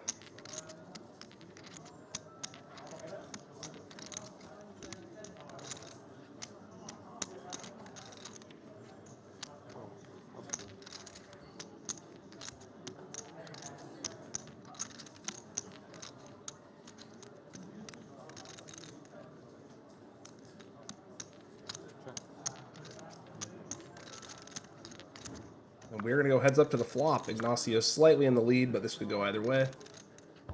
James does have position.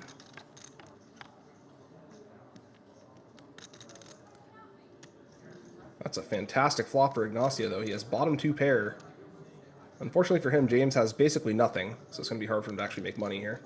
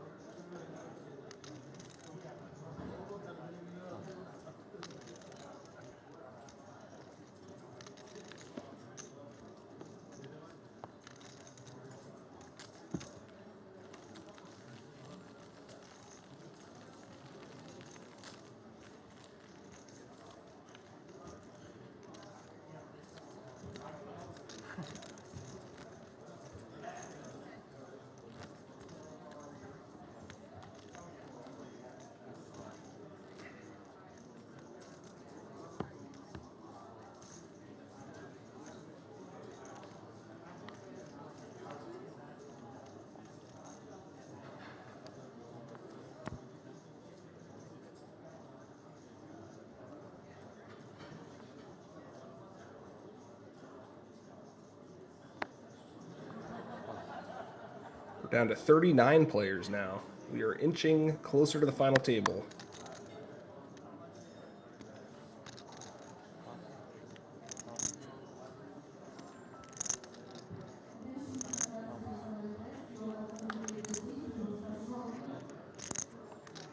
Winner is going to fold the ace-4 offsuit on the cutoff. I think a lot of aces will open from the cutoff, but maybe the very worst ones can fold. I think that's a totally reasonable fold. Over to the James in the small blind with the 10-9 offsuit. He's going to be continuing here one way or another. Looks like he's opting to raise. And that's going to get the job done against the 5-2.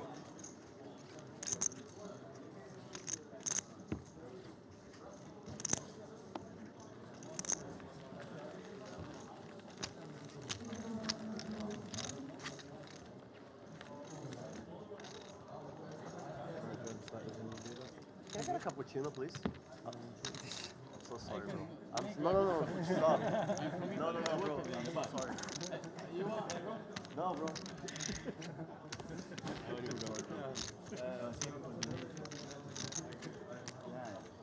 Hello, guys. Cappuccino for everyone. Just keep taking his time chips.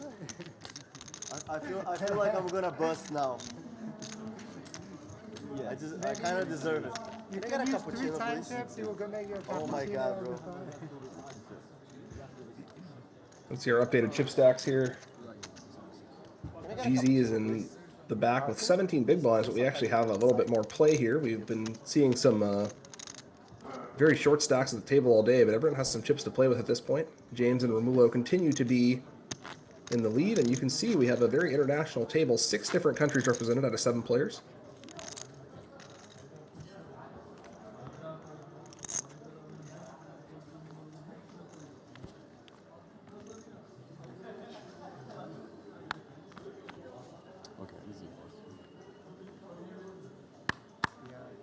Last dealer was pitching. I will pinch. It's very hard. Full. G with the Queen Jack suited here, going to come in for a raise.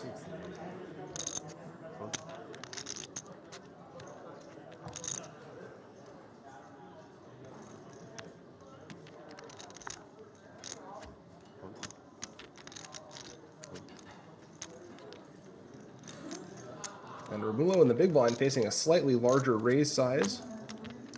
He's going to decide to pass this one.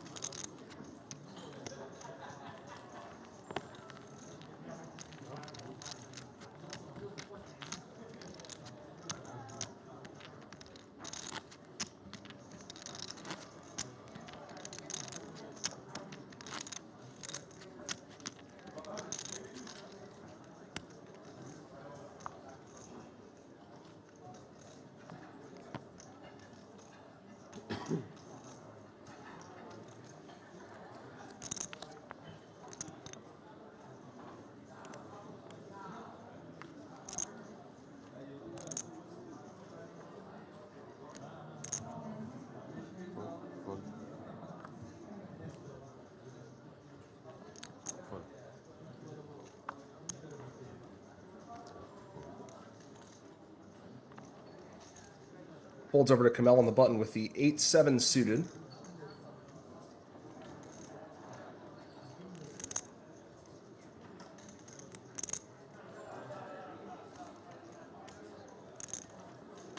Raise. 50,000.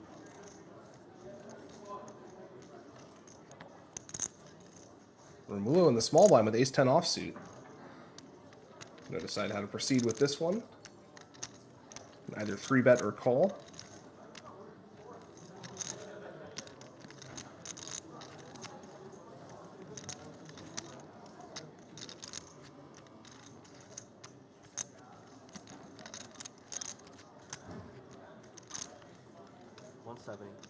Raise.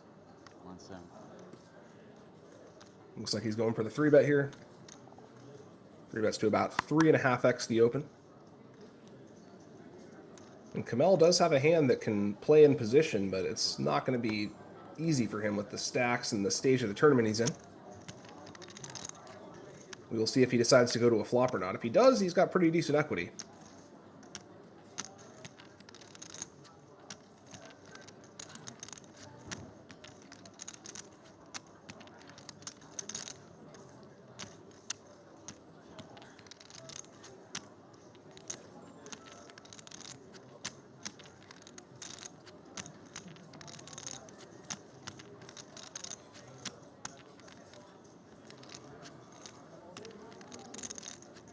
taking his time to make the decision here. If he's up against a hand like the hand he is up against, he has a little over 40%, but if he's up against a pocket pair, he could be in pretty bad shape, making this a somewhat tough decision. Looks like he might even be 4-betting. Wow. Kamel with the 4-bet, over half his stack, basically all in. And now Romulo is going to have a tough time continuing with this one, I think. It's a little bit too much. Yeah, a nice play from Kamel there, takes it down. I wasn't expecting the 4-bet.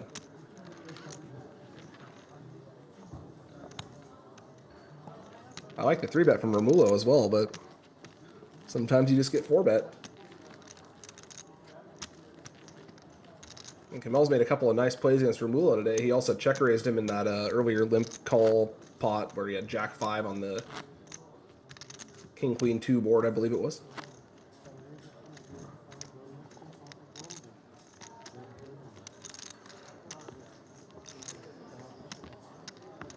I left here. I forgot. Good news. Good news.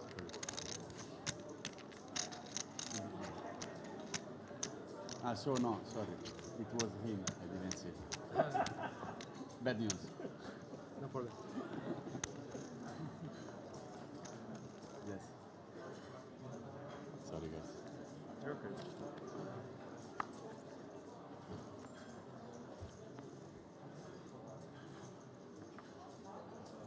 Hold.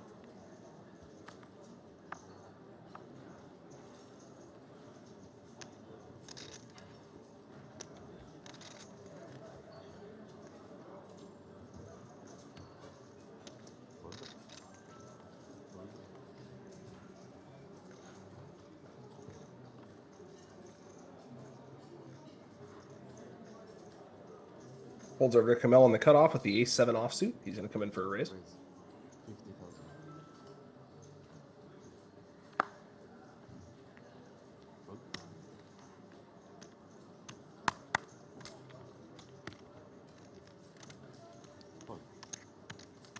And G in the big blind with a pair of 3s is going to make the call.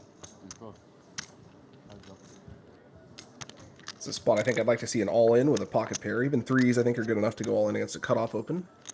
It can be very difficult to navigate post-flop, although when you flop a set, it gets a lot easier.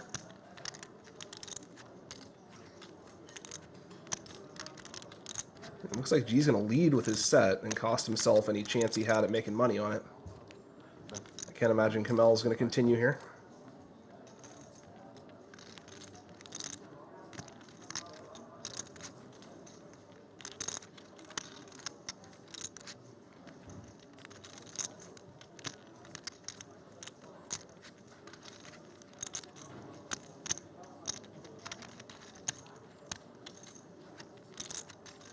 I may be wrong, though.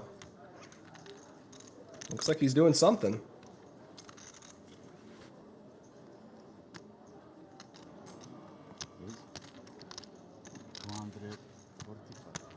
I have a couple of corrections, guys. Apparently the buy-in on this is only 3,500. I thought it was a 5K.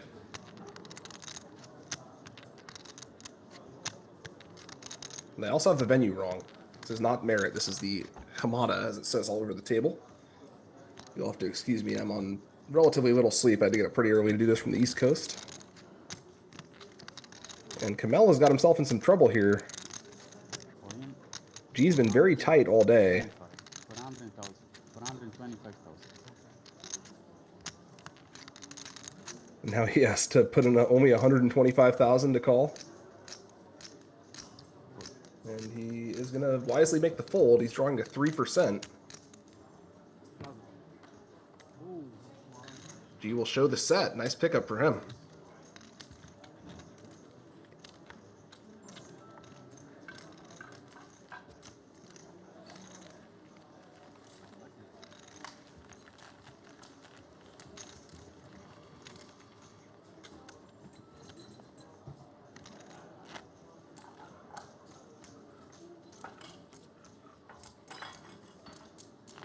Kamel's made a few good plays that were kind of light today, but he made a misstep there.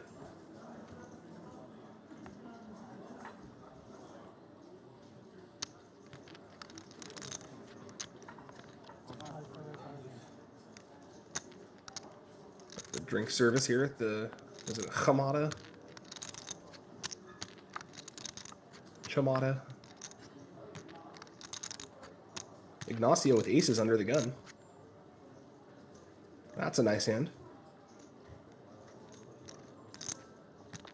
Raise 50,000.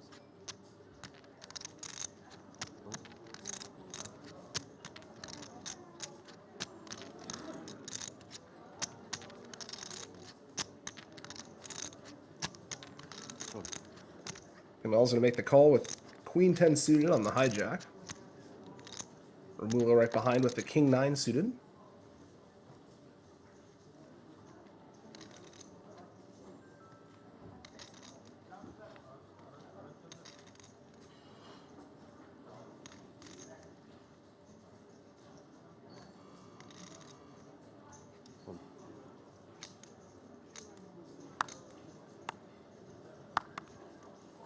He gets out of the way.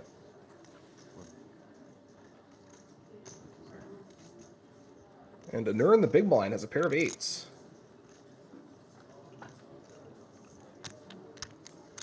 He's going to see a flop. We go 3 ways to the flop. Ignacio well in the lead with aces.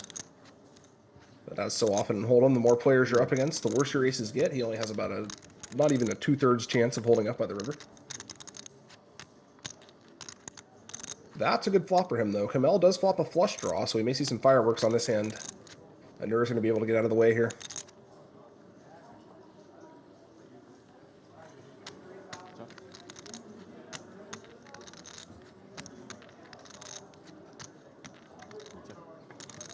Checks around.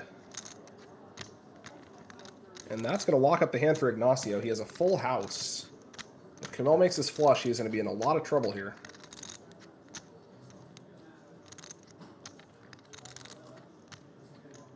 Ignacio's going to bet small. Give his opponents a chance to draw to the various things on the board here.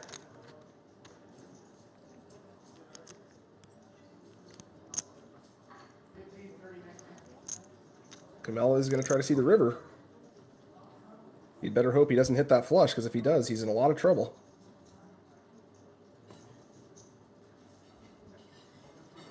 It looks like Anur is also going to overcall.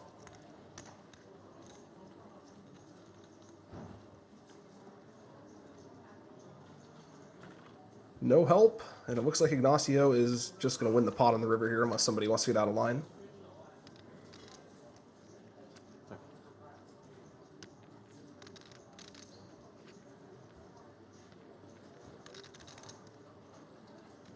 It's always a nice spot to be in with the super nuts full house, trying to decide how to make the most money. Not a care in the world other than additional upside.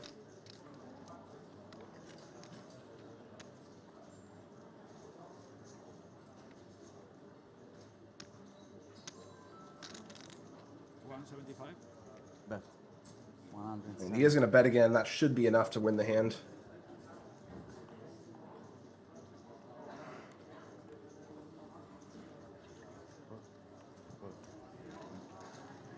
And a nice pickup there for Ignacio.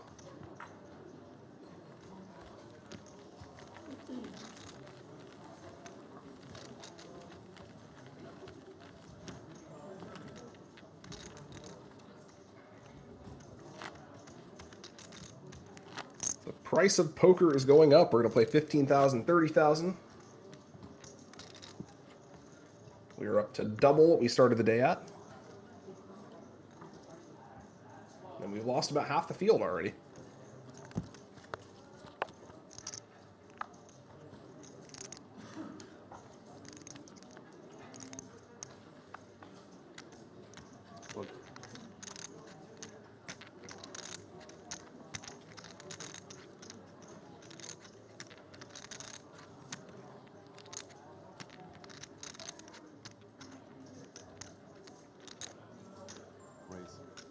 Kamel with 6s under the gun, going to come in for a raise.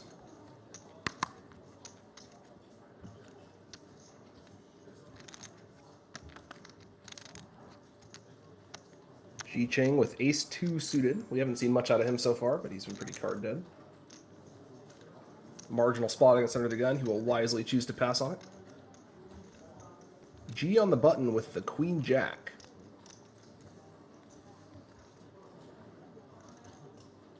He is actually in decent shape here against sixes, but this is not an easy spot to play against under the gun. He will also pass, or under the gun 1, excuse me.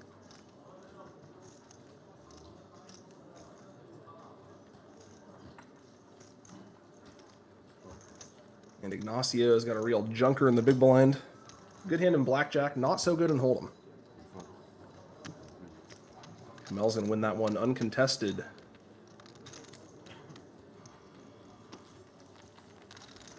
Moving back in the right direction after a couple of costly pots for him.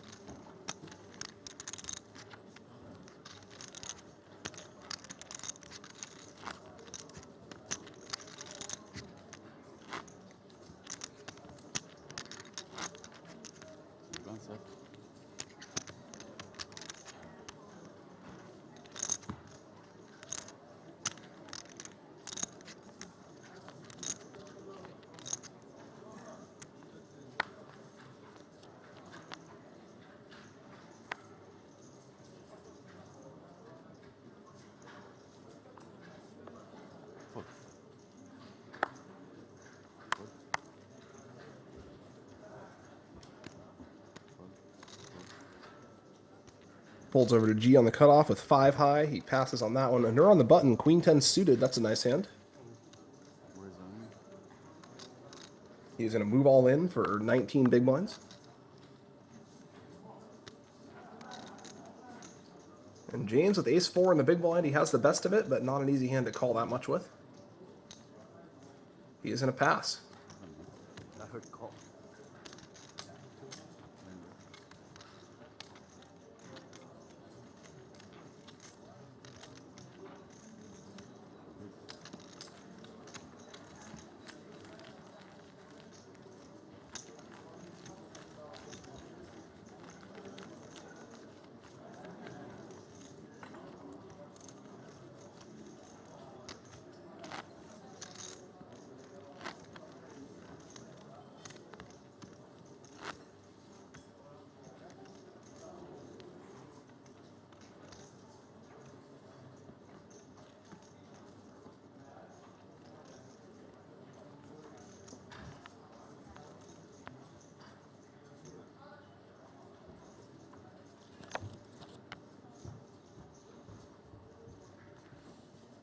Romulo under the gun, ace 9 of spades. You're a very nice dealer, bro. You're a very nice dealer. I'm not being. I'm not being sarcastic. I'm saying you're a very nice dealer. Coffee. Because you understood just You were nice to, like, I think a quality from dealers is being nice to players, being kind to players. You were kind to him right now. Thank you. I'm not being sarcastic. I don't like being sarcastic. Don't worry.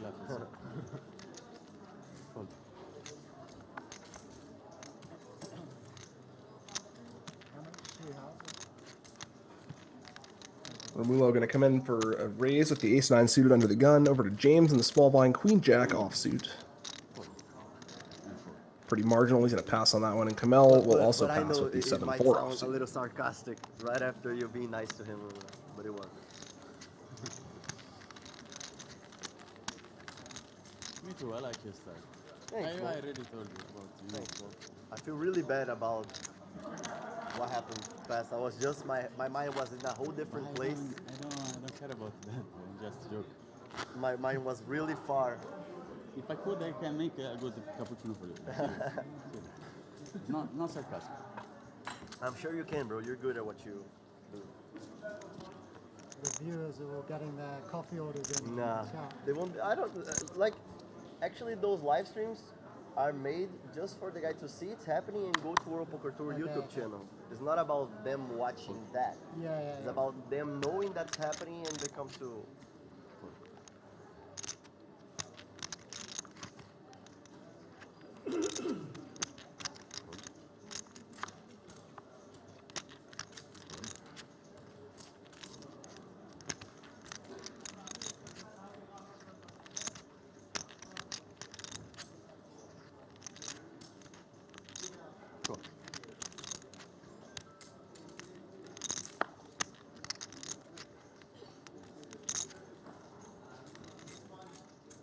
Kamel's going to limp here with the 10-9 suited in the small blind. Romulo just checking, passing on some of these lighter raise opportunities after getting burned earlier.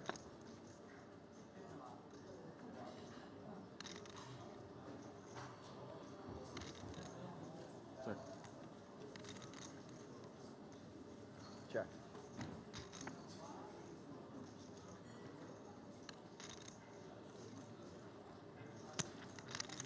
Check.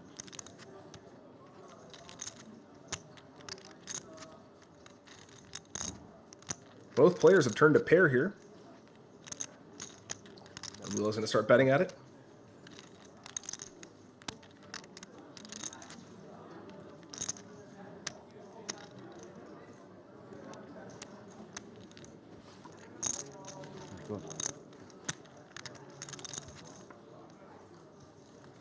Kamel content to just check call the turn.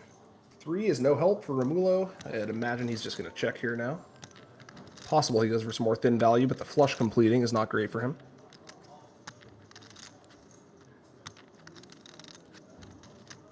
He also has the worst possible kicker with his 9. He wisely does choose to check, and he's going to get the bad news here. Kamel making a nice hand with his middle pair there.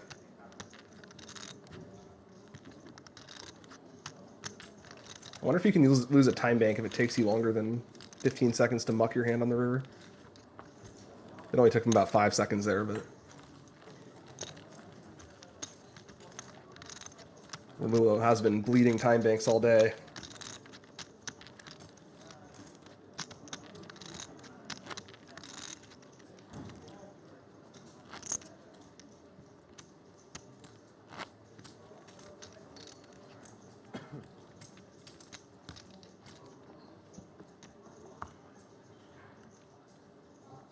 If you guys are interested in checking out some old classic spots from the WPT, you can download the Watch WPT app.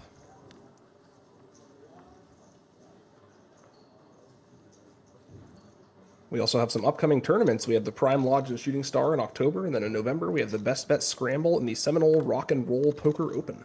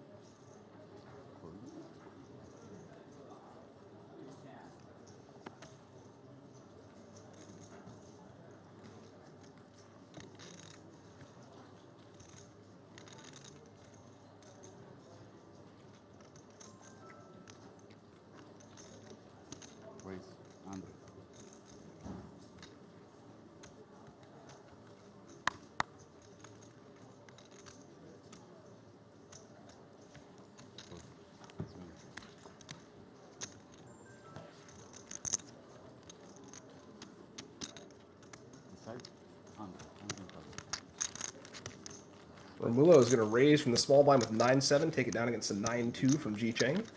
And he gets a few chips back there. He's sitting at 1.2 million. Our WPT Global Ambassador. A lot of seats for this tournament were handed out on the WPT Global site. Something you may be interested in if you have access to that site. I wanted something to drink, but they don't have drinks from US or whatever. I didn't think about gin, vodka, and Red Bull. That would be so easy and good, you know, like they don't have like Fitzgerald or whatever. Sorry. Is that gin or vodka? Oh yeah, it looked like there was vodka. It looked like there was vodka in the like a dose.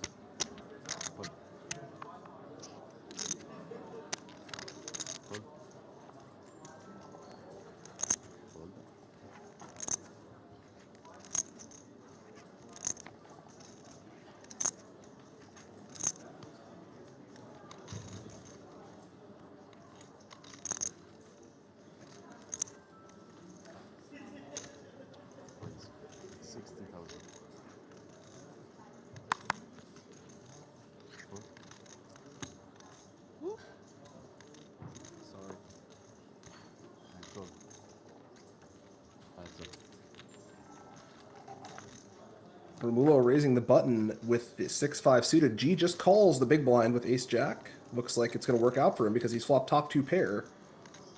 And as the big blind, it's not going to look like he has this sort of board. Unfortunately for him, he's leading again.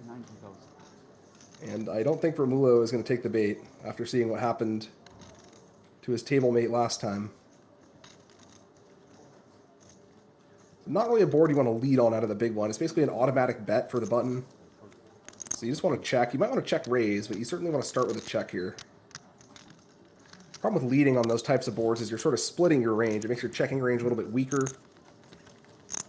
Makes it obvious that you have a hand when you do lead. There are some boards you want to lead out of the big blind, like the low connected boards are good candidates, or any lower board, really. But a high board like that, you should automatically check, let the button make his C bet, and then proceed from there. So Romulo was able to get off easy there. I'd imagine he would have bet some amount if it had been checked to him. But instead, he's able to get away with no loss on the hand, other than the pre-flop raise.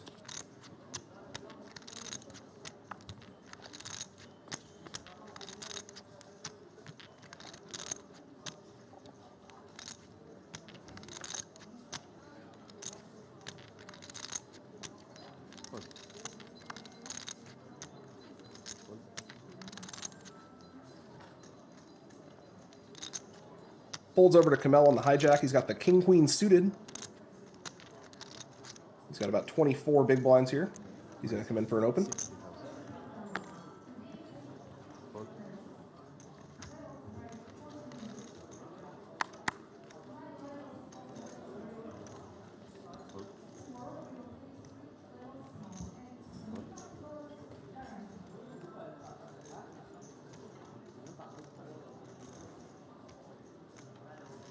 And Denur in the big blind has a playable hand, the queen 10 offsuit. Unfortunately for him, he's in bad shape against king queen suited, but he's still going to see a flop. Hard for him to know that. Denur looking for a 10 here. If he hits a queen, he will be in a lot of trouble.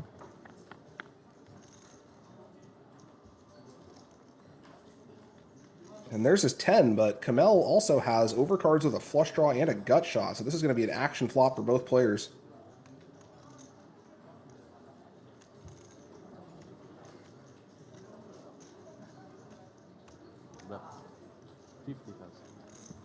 Kamel's going to lead out for a small c-bet.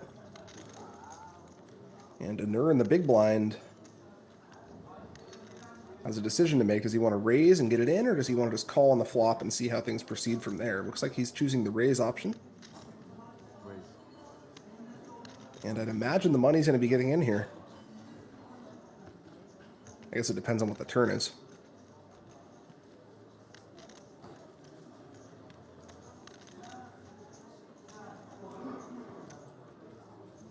Pretty close to a coin flip. Kamel actually slightly in the lead with all of his various draws. Queen is no good for him, but he can hit a jack, a king, or a spade. And it looks like Kamel's just going all in. And Denur will quickly make the call. And we have ourselves a coin flip, folks. Good shot, flush draw, 2 overs, top there. Woo. Flip. Flip.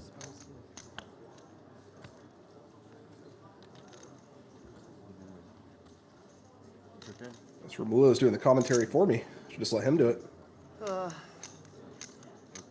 No help for Kamel on the turn there. He's going to need one of his many outs. He still has quite a few.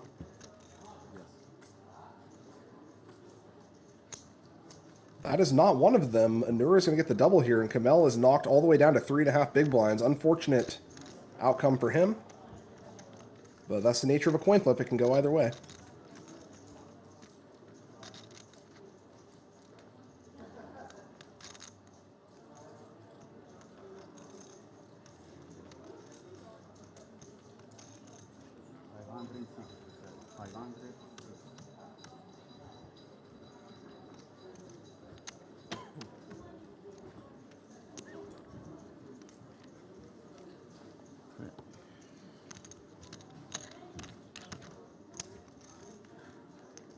Very big double for Anur there. I think he's going to be the chip leader at the table after that one. 500. 600. 5-6. 506. I thought Kamel might just call the flop there with position, but it doesn't really matter. He's probably going to get in on the turn either way. He has so many outs, it's not like he's folding anywhere. Can't really go wrong with either option on that hand.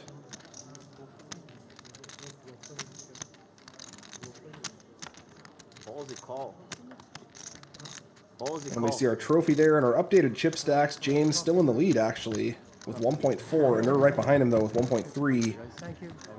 Mulo also has over 1 million. Kamel all the way down to 4 big blinds, 3.5 to be exact. So we might be losing another player at this table soon, but it's also possible he makes a comeback. We have seen it before, and we will see it again, I'm sure. Hello, welcome.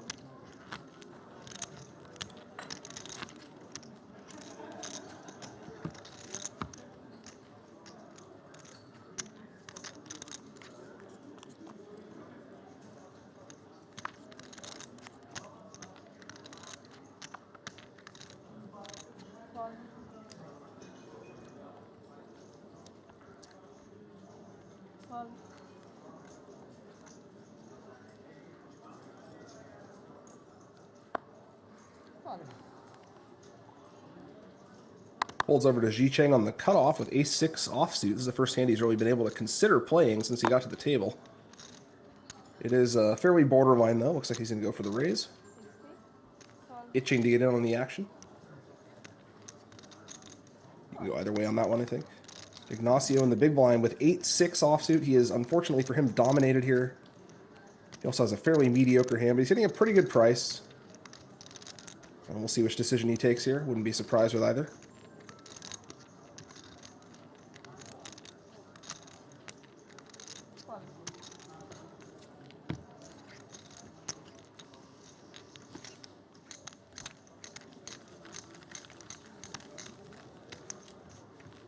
And Ji Cheng is going to take that one down uncontested.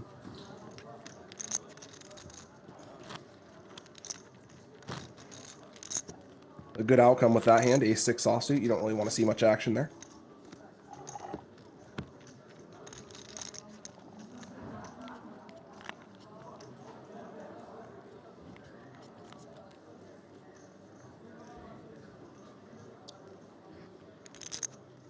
Kamel now under the gun with Jack-8, and he's facing that same situation I was talking about earlier. If he passes this hand, he has to post the big blind ante, which is over a quarter of his stack. Unfortunately for him, Jack-8 offsuit is probably a little bit too bad to shove there, especially given that he would have run into the queens of Ji Cheng, as it turns out.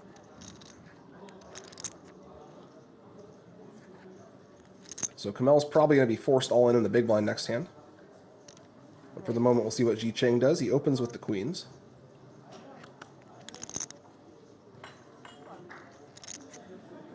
Looks like his opponents aren't getting much to contest him with.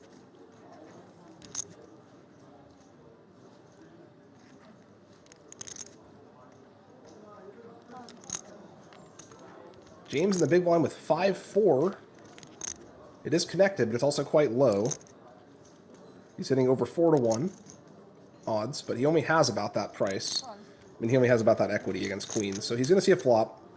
James looking for a low connected flop here.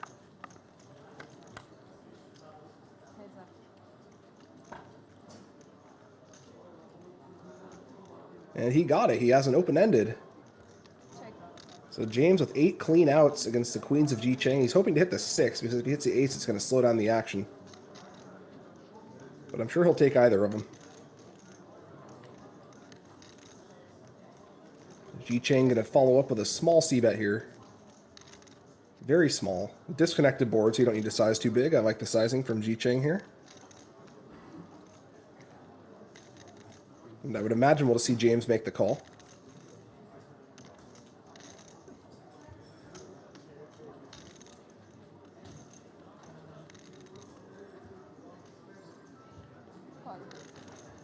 He does indeed. We go to the turn. James looking for an ace or a 6 to make a straight.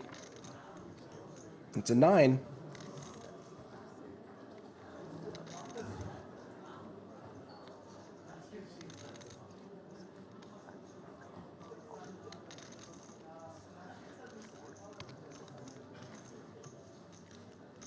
James may be thinking about leading here.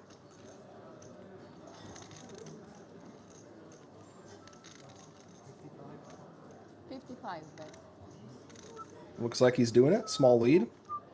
55,000. Ji Chang not going anywhere. We'll see if he decides to raise or just call. No flush draws possible. It is a full Badoogie board.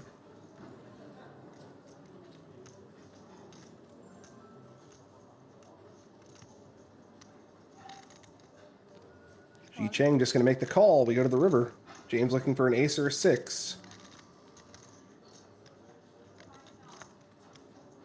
That's a 5. That might cost him a little bit. It does not give him the best hand, but it does give him something. He is now beating the various ace highs from Ji Chang.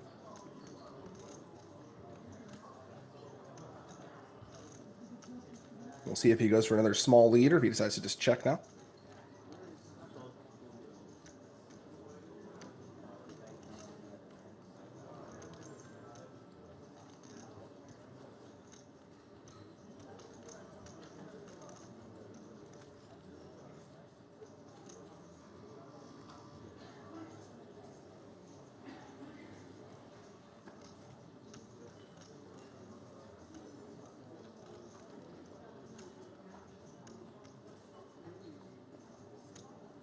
I believe that's another WPT Global Ambassador, Patrick Tardif, in the background, if I'm not mistaken.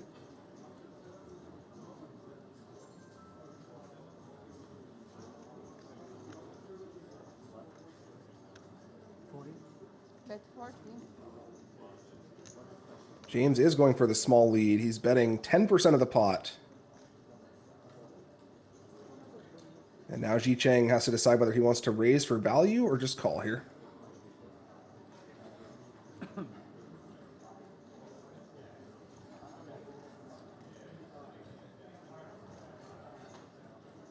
Either way, he's going to win the hand. It's just a matter of how much he wants to try to win on it.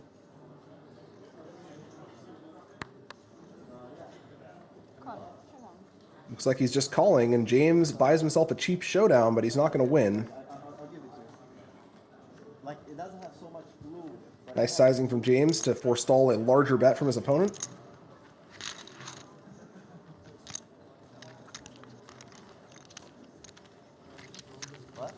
And Ji Chang takes it down.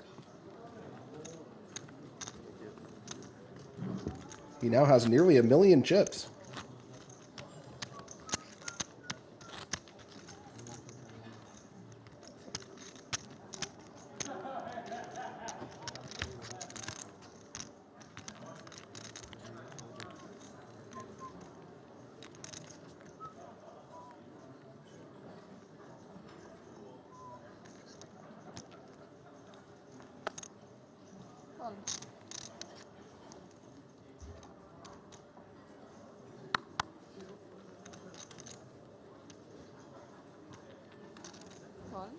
Nice pickup for Ji Chang. He hasn't had many cards since he joined the table. G picking up the ace-jack here. He's going to come in for a raise. Onur right behind him with king-9 suited. It's an interesting spot for him. Decides to pass. I think all 3 options would be reasonable there. I guess calling is probably the least reasonable option. I think folding and 3-betting are both pretty reasonable. And Kamel in the big blind, he's got 45,000 left. He's got to be pretty happy to see ace-8 suited, but unfortunately for him, he's still in pretty bad shape against the ace-jack of G. So we're going to be having a showdown now, and Kamel's going to see if he can hit an 8 or a flush to stay alive.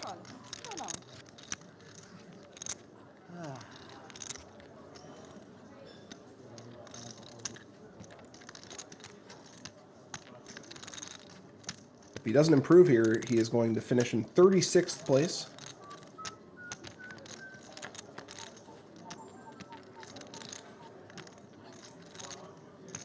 And that actually gives him more outs. He now has 4 outs instead of 3. You can hit a 10 for a gut shot.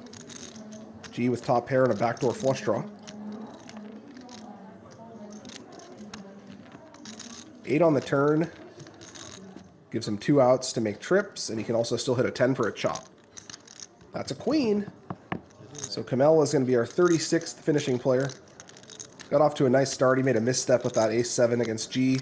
Other than that, played pretty well all day, but Unfortunately, he failed to hit on that giant draw he had against Anur a few hands ago, and he is going to hit the rail in 36th place.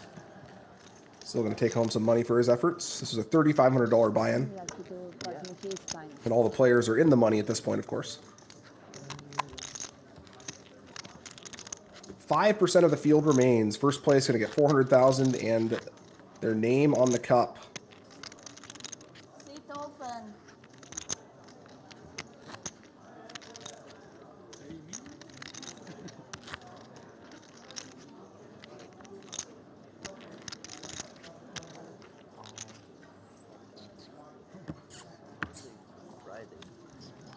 It's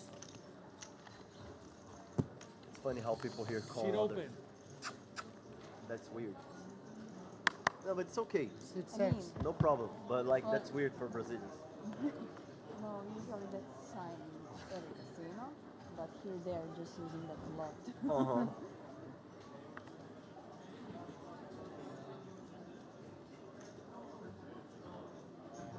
Anur now with a pair of jacks on the hijack. And that one's going to be a raise. Over to Ignacio right behind him with King Queen offsuit. That's a pretty good hand. He goes all in. It looks like we're going to have a coin flip here. Romulo behind with eights. Going to be tough to continue here facing all this action in front. How much is it? 645. Pretty good hand in a vacuum.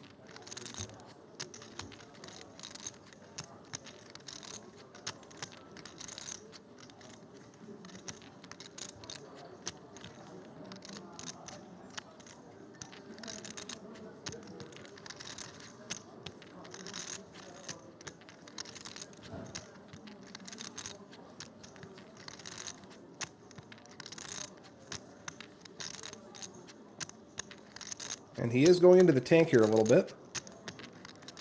Both players are in fairly late position, so eights is not a terrible hand here. As it turns out, he's not in very good shape, but...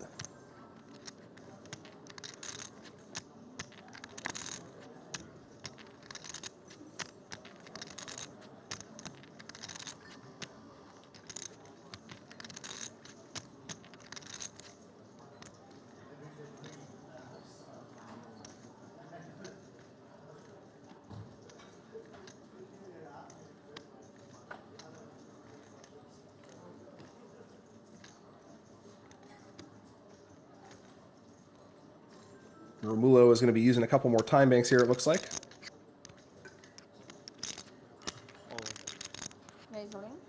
Oh, he does indeed go all in. And the one thing that might work out for him is that he might actually force Anur to fold.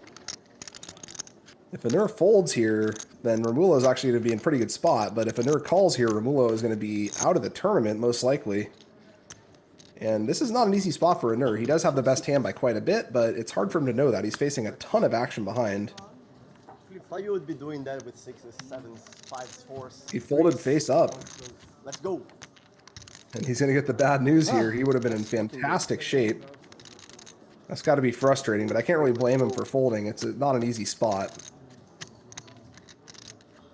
Just as a curiosity, would you do that with sevens, sixes, fives? I think you would, bro.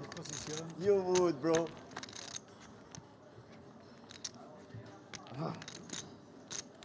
And the queen's going to hit anyway. So it looks like Ignacio going to get the best of it. Anur only would have broken about even on the hand.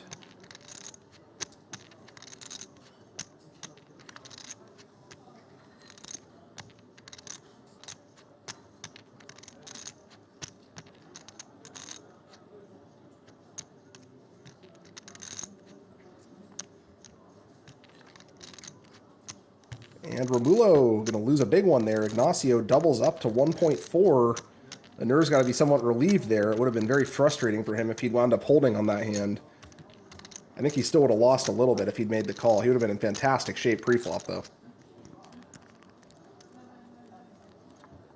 Not an easy call with jacks. I think you have to call queens. Jacks is pretty close. I don't know. Pretty close.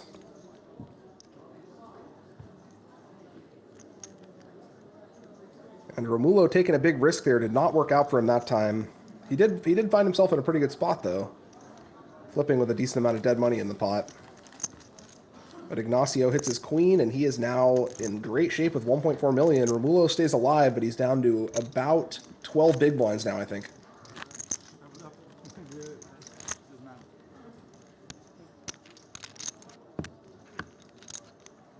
We got a new player at the table here.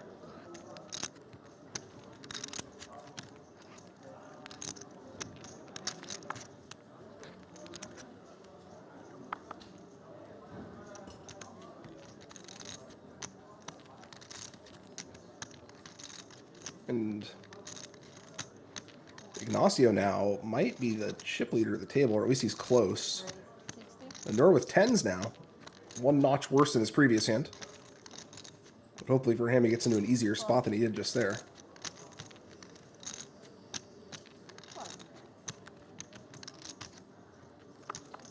It looks like Ignacio does indeed cover the table. James and Anur both have 1.2, Ignacio with 1.4. Romulo on the button now with ace-8 suited. He still has about 13 or 14 big blinds.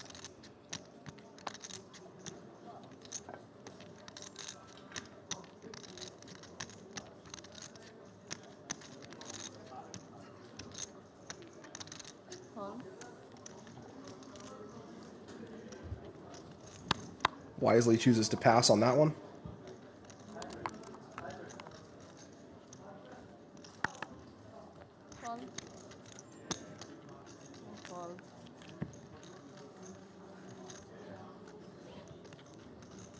And Anur will take that one down uncontested.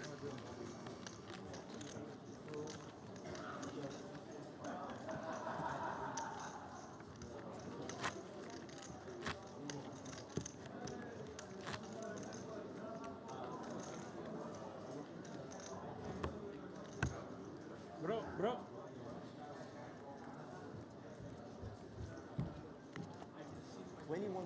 21 and a half big blinds, bro. With aces, kings, queens, okay. Aces, kings, queens, jacks.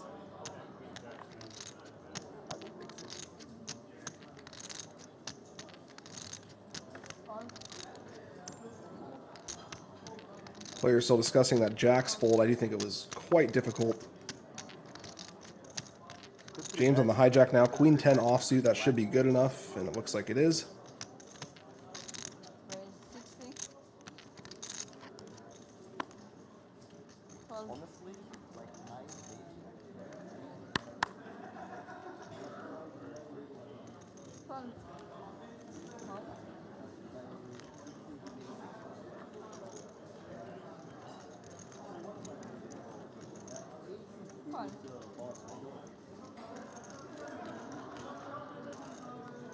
And Anur's going to make the call on the big blind with slightly the best hand, actually. King 6 offsuit.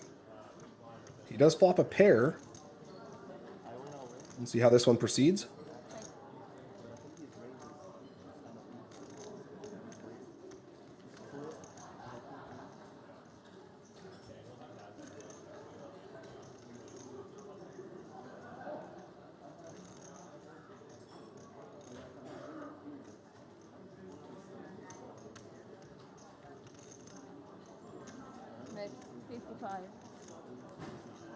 James going to continue with a small continuation bet. Pretty standard here on an ace-high board. I would imagine we'll see Anur make the call for at least one street. And the most action turn, I think, would be a king. It would probably make James want to bet again, and it would give Anur 2 pair. We do see a call. We're both going to the turn.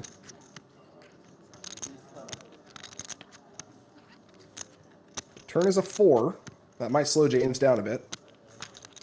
Does connect with a lot of Anur's hands out of the big blind.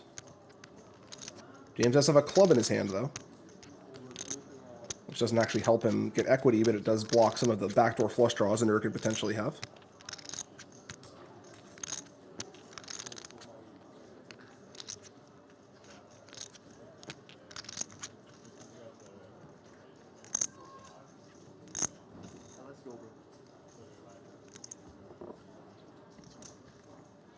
James makes a check. River's a 3. That's not really good for either player, but it's going to slow James down even more. There's a variety of straights and 2 pairs Anur can have now, and James does not have hardly any 7s in his range. Pretty much only ace 7 and pocket 7s. Maybe king 7 suited. Queen 7 suited, I guess. So unless James wants to run the bluffs here, he's not winning this one. It's possible he does want to go for it, though. He has one of the worst hands he's going to have in this spot. He does not go for it, and Anur is going to win the hand with a pair of 6s.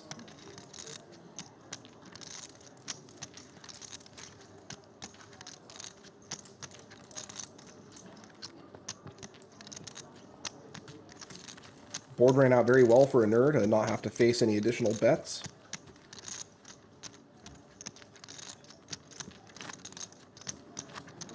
And he was able to show down his middle pair and win that one.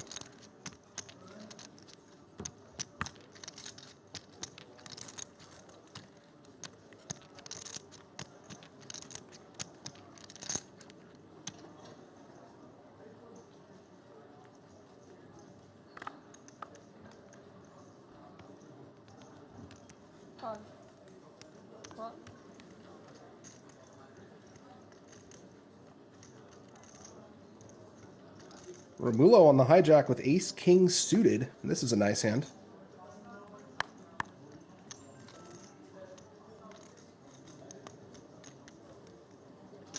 Raise 60. Call. Call. He comes in for the min raise. And our new player Benedict in the big blind has 10-3 suited. A suited hand, but a pretty raggedy one.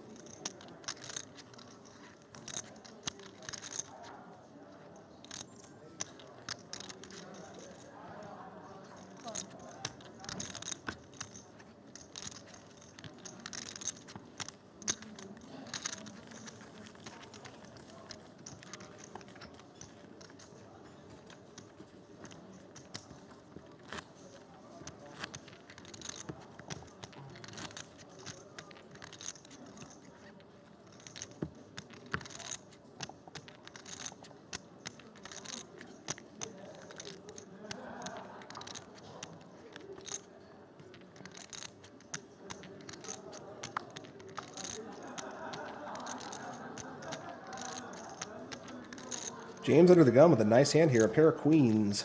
Raise 60.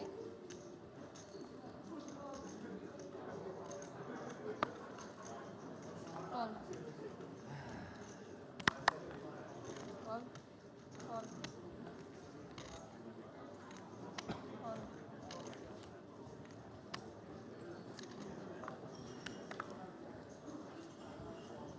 Call.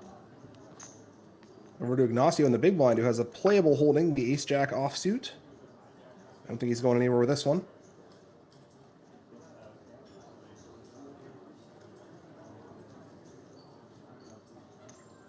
Call.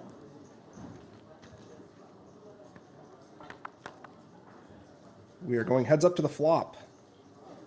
That's a great flop for Ignacio. Check. But James also has a straight draw and a backdoor flush draw. His queen is no good. But given that he's under the gun against the big blind, I would imagine we see him bet here.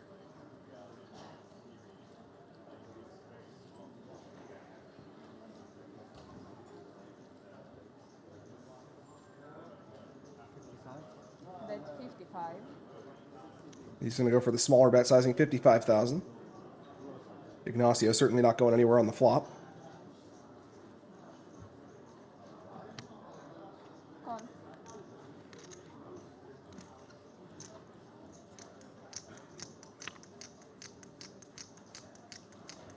Turn gives James a flush draw, the second nut flush draw. Check. He also still has his gut shot.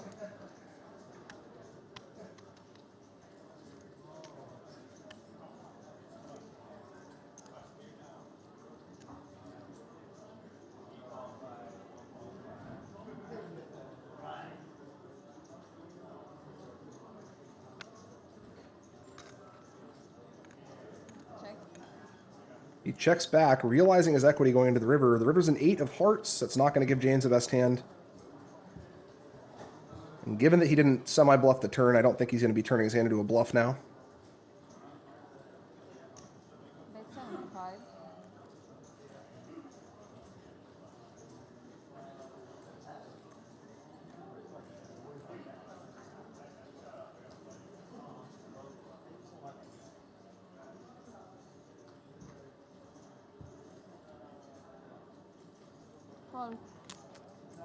Ignacio is going to win that one. Pretty small pot, but he will certainly take it. Anytime you can win in the big blind against under the gun, it's a good outcome.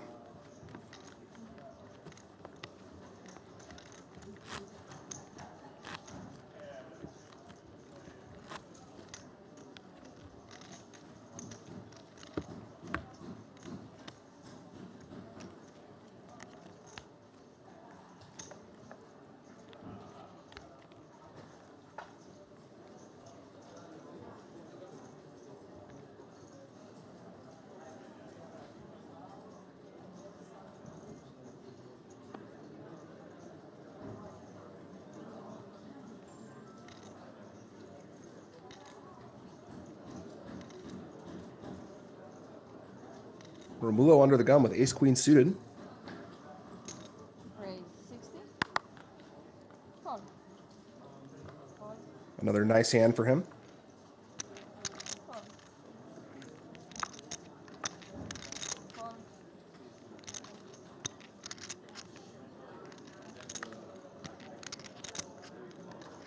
Call. Call. I'm really curious about that hand, bro. And he's going to take that one down uncontested. Curious about that hand. I think I forced it a little bit. It's more fold because I have sixes. What? I don't have sixes. Sevens, maybe.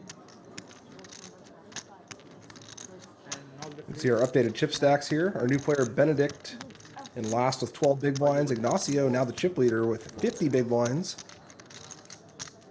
James and Romulo more towards the middle of the pack at this point. To be honest, you look quite nervous. To be honest, not that that matters so much.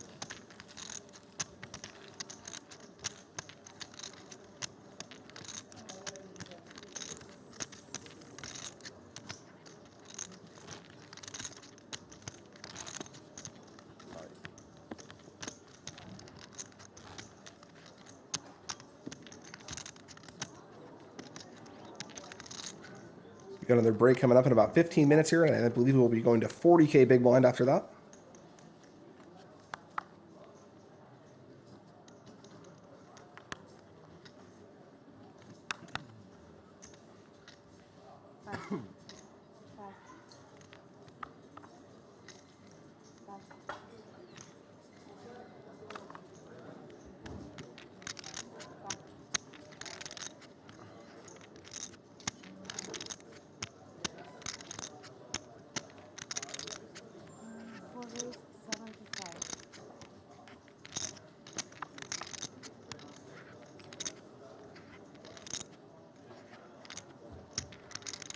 And we got some action hands here. Ignacio with ace-king suited on the button, and James with eights in the small blind. We might see a coin flip in this spot.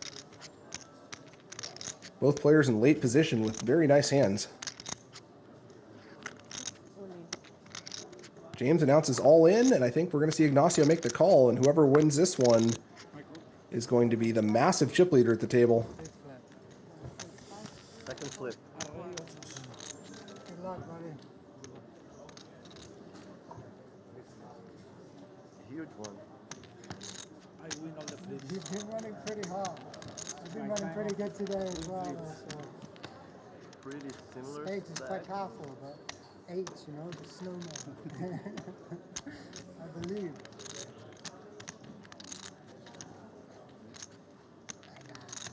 It's a king on the flop. It's bad news for James. He's going to need to hit 2 outs to stay alive here. Came into the day with only 125,000. Gets it in flipping for almost 2 million. But this may be the end of the line for him. That's close. It's a 9, but not quite. He needs an 8.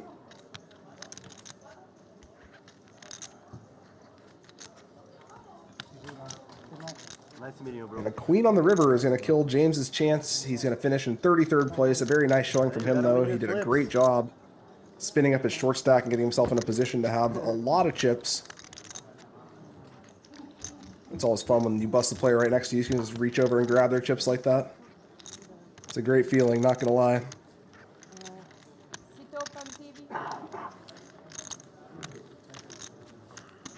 Ignacio now is the massive chip leader at the table.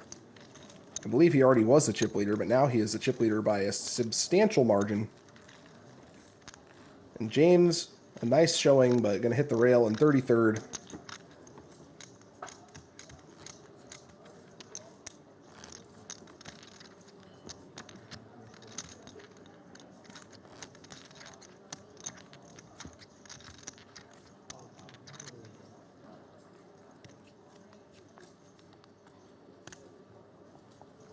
Gotta win flips. That's the thing about tournaments. Gotta win the flips.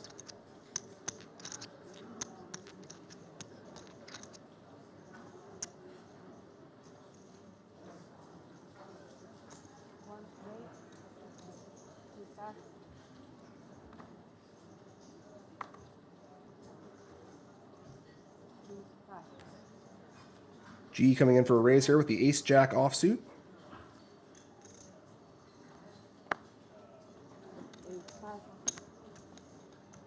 And G Cheng with a hand that can play in the big blind, 6-4 suited.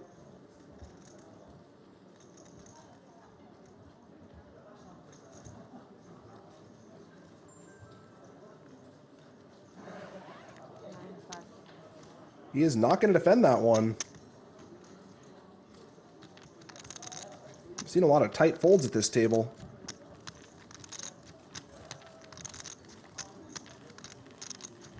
G's been playing very tight himself, so I can see the instinct to not want to play as many hands against him, but that's pretty much a textbook big blind defend hand there.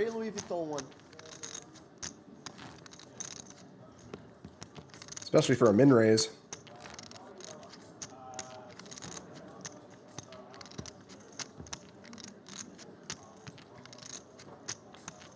It was with that lady. With that lady. That nice lady that works with WPT.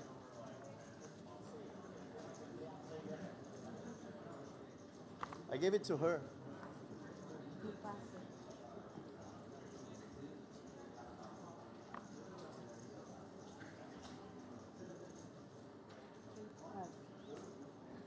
Ignacio with another big hand, 2.5 million and jacks on the cutoff. He came into this table with about 250K. 10x'd his stack since then. And it looks like he's going to be in another coin flip situation as Romulo is going to be moving all in with the ace-queen offsuit here.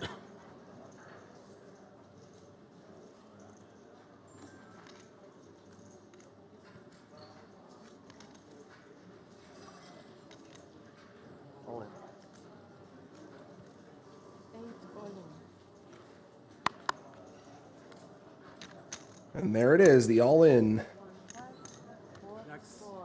Flip. Let's go, man. Let's go, man. You win one, I win one, man. Yes. Let's go. They call these flips, but 57-43 is actually a little bit worse than a flip. It's more like a 4-3. You look like you're gonna do it.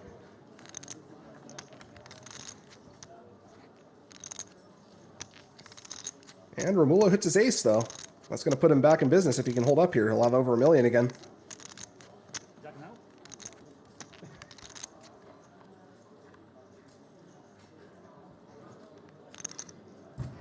Turn is a 10. That's no help for Ignacio. He needs a jack on the river. Unlikely, to say the least. Oh! I spoke too soon. Tough run out there for Romulo. Lost 2 flips in a row, and he is going to hit the rail. Our WPT Global Ambassador from Brazil. And Ignacio continues his heater.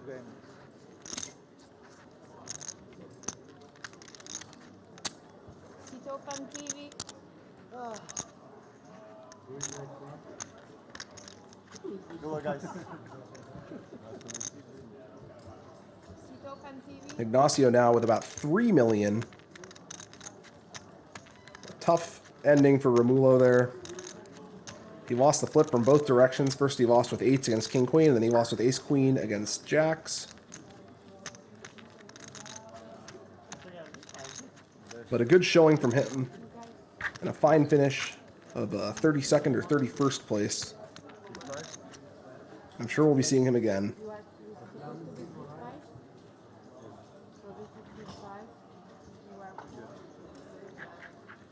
Ya. 6 is done wrong. Okay. 3 tane all in kaybettim. Kaybettim. En son bir tane vale kızı devirdim. Öyle. Finish. Got a couple of new players moving into the table. We've been losing quite a few players today. But that is how it goes. The blinds go up and the chips start flying.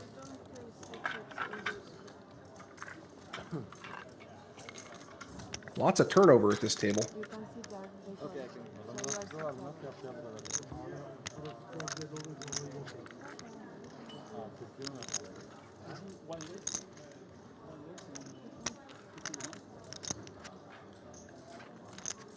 Okay, I'm actually trying. I think Anur might be the only one who was here to start the day. Everyone else has been moved in.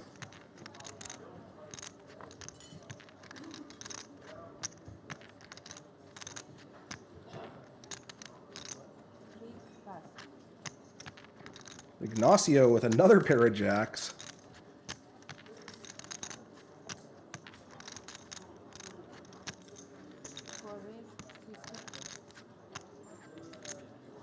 Looking to finish this level strong.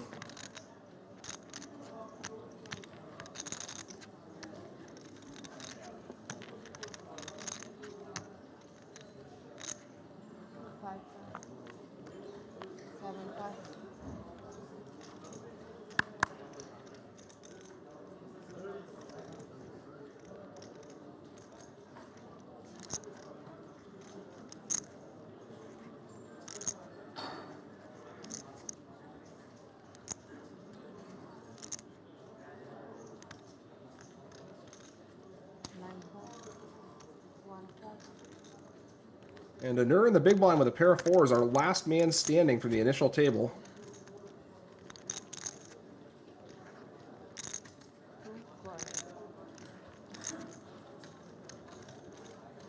Going heads up to the flop. Anur is about a 4-1 dog here. And Ignacio with another set. Anur does have some backdoors, though. He's got a backdoor straight draw and a backdoor flush draw. He also has second pair on this board, so I imagine we'll see him stick around for at least one card.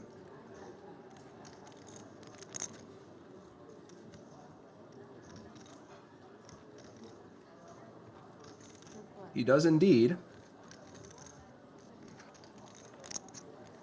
Go to the turn. It's a 9 of hearts. That does give Anur the backdoor flush draw.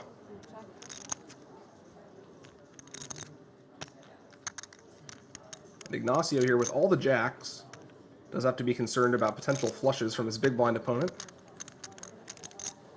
Big blind should be defending most suited hands, so he is going to have a good deal of flushes. Of course, in this case, he only has a flush draw, and a weak one at that. This might be enough to chase Anur out of the hand. We'll see.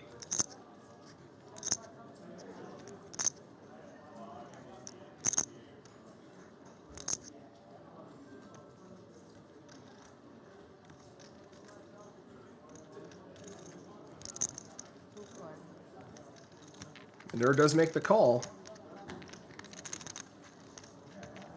He's not in great shape here.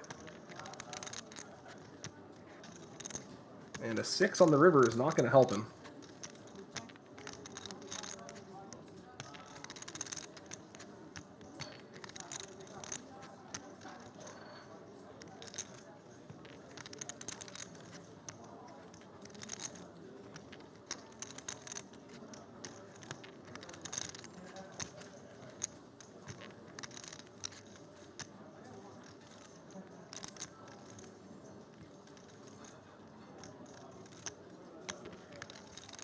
Ignacio going for a third barrel. And I would imagine that gets the job done, unless Anur wants to run some sort of heroic check raise bluff.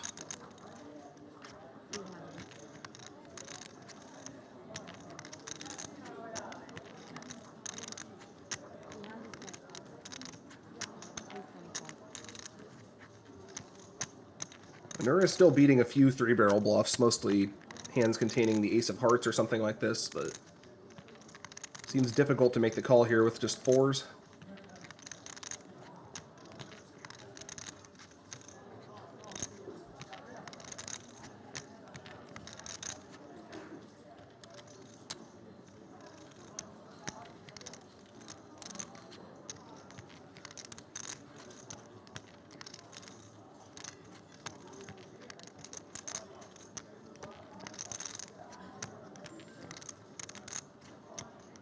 And it looks like Ignacio is going to be winning the last hand before break. 30 players remain. The blinds are going to be going up to 40,000 when we get back. We're going to 15-minute break after this hand.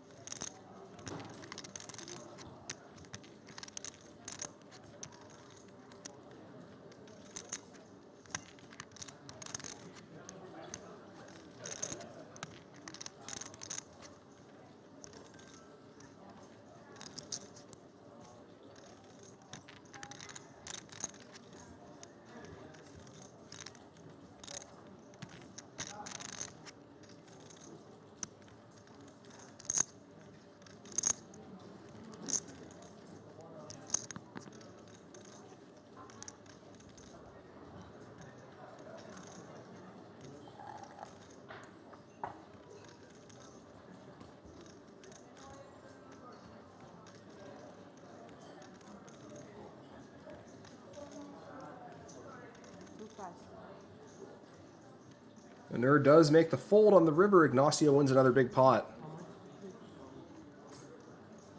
And he is up well over 3 million now. Presumably one of the chip leaders of the tournament. Certainly the chip leader of the table.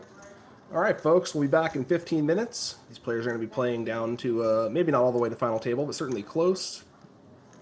Contending for over $400,000 and their right to put the name on the coveted Mike Sexton Trophy. I'm your host, Brian Paris. I'll be back in 15.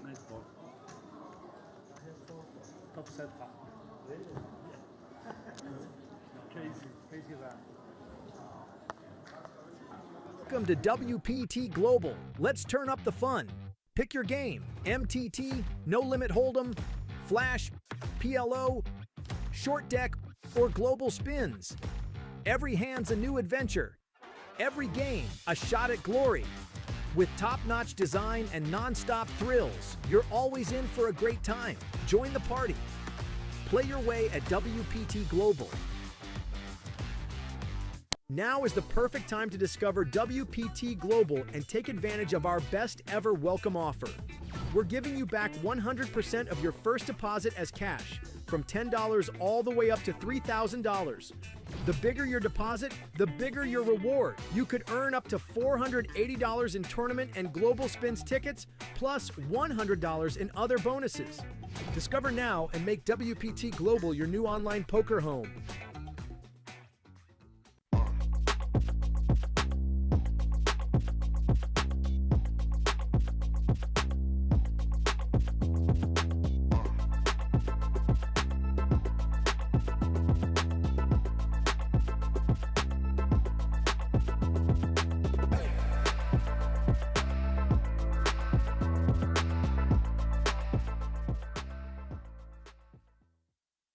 This summer, the heat is on at WPT Global. The Super Giveaway is your shot at free tournament entries every single day. Deposit now and score WPT Global Tournament tickets. We're rewarding players with random entries, from the $530 Grand Slam PKO to the $100,000 Sunday Slam Mystery Bounty. Big buy-in or small, it's all free money in your account. So check in daily, claim your tickets, and hit the table. Plus, get a 100% deposit match bonus if you're new. Only at WPTglobal.com.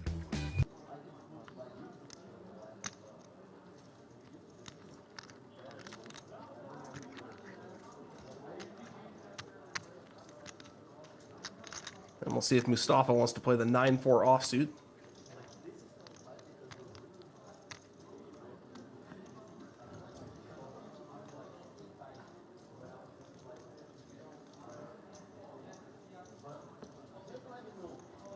Using a time bank extension. I guess you have quite a few of them. Looks like he's going for a 3-bet. Wow. A small 3-bet with 9-4 offsuit against the under-the-gun player. And James getting about 4-1. I'd imagine we're at least going to see him see a flop here. He has seen Mustafa make this small 3-bet with kings a few hands ago. What? I said fine. I keep talking in slang, I forget. This time he's got the 9-4. No, but now I understand. So we're going to a flop. There's a chance Mustafa can steal this one on a raggedy board, but King Queen of Hearts is a pretty good hand. LMA. Other thing you guys do, you don't say let me know. You say LM. Okay. Yeah, I don't say. That's kids. That's the kids, man. I'm 42. I don't say that. Yeah, that's the kids. James has flopped second pair with a backdoor flush draw, but if Mustafa wants to put enough pressure on, he might be able to steal this one. No, I'm not saying it. 35K is not going to get the job done. No, I'm talking about attacks. I'm talking about attacks. But like now I use it with people from that English is the first language I use it. But when I'm speaking to a Brazilian, I already been there, so I will never do that. But you guys still do because you're not aware, I guess. Yeah, we just can't. Well, you know, yeah.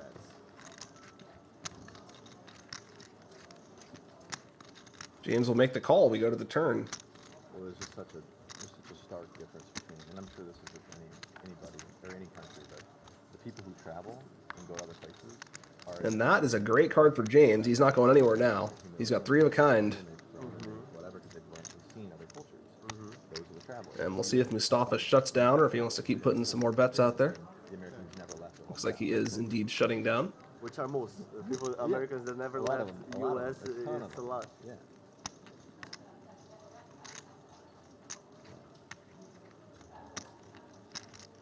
Sometimes I wish so bad Brazil spoke Spanish, because then it would be easier for you guys to go there. Because, bro, I'm telling you, Brazil, if you have money, is amazing. I don't want to live in U.S. I live in Brazil because it's amazing, you know?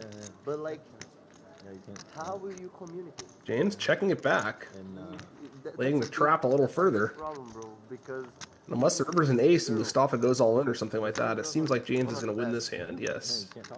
River's a 3. What are you going to do? So you're gonna Let's see if Mustafa wants to bluff at it. Given the line he's taken, I think he might. He does indeed bet 95,000. Now James here is sitting with a very good hand. See if he decides to raise or just call. Either way, he's going to win. Mustafa getting himself in a little bit of trouble here. So far, his unorthodox plays have worked out for him, but this one is not going to.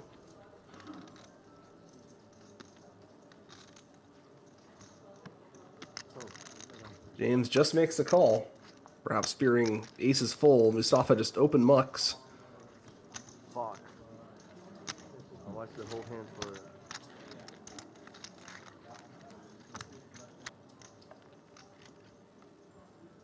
And that, folks, is why you don't generally 3-bet the under-the-gun raise with 9-4 offsuit.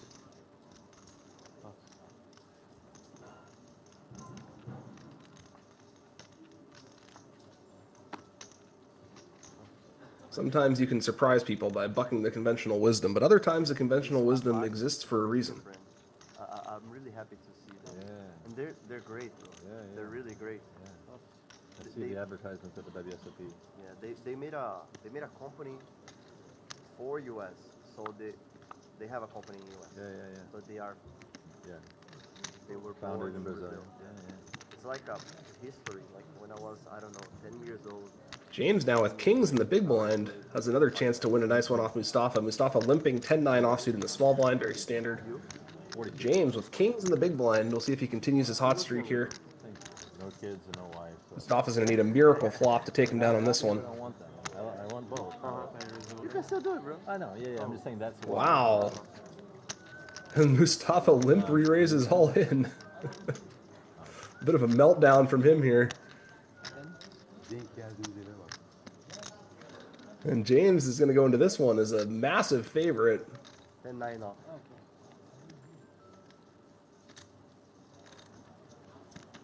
Is there a camera? James has a chance to exit this hand with more than 10 times what he started the day with. I think there's a camera.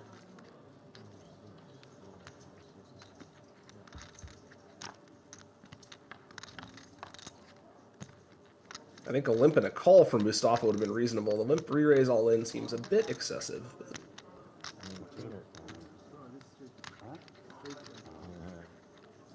I think they have the all-in button on the wrong... Well, maybe it just denotes the action, but Mustafa actually does cover. I think he's leaving a bit prematurely here. According to the graphic, he has 40K left. And James with an incredible turnaround. Coming in as the shortest stack with 125,000. He exits this hand with 1.4 million. Earlier he told me it was too early to bluff.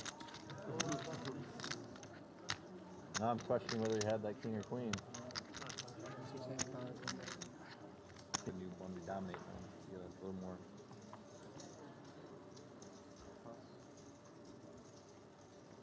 Nor with 4s under the gun 1.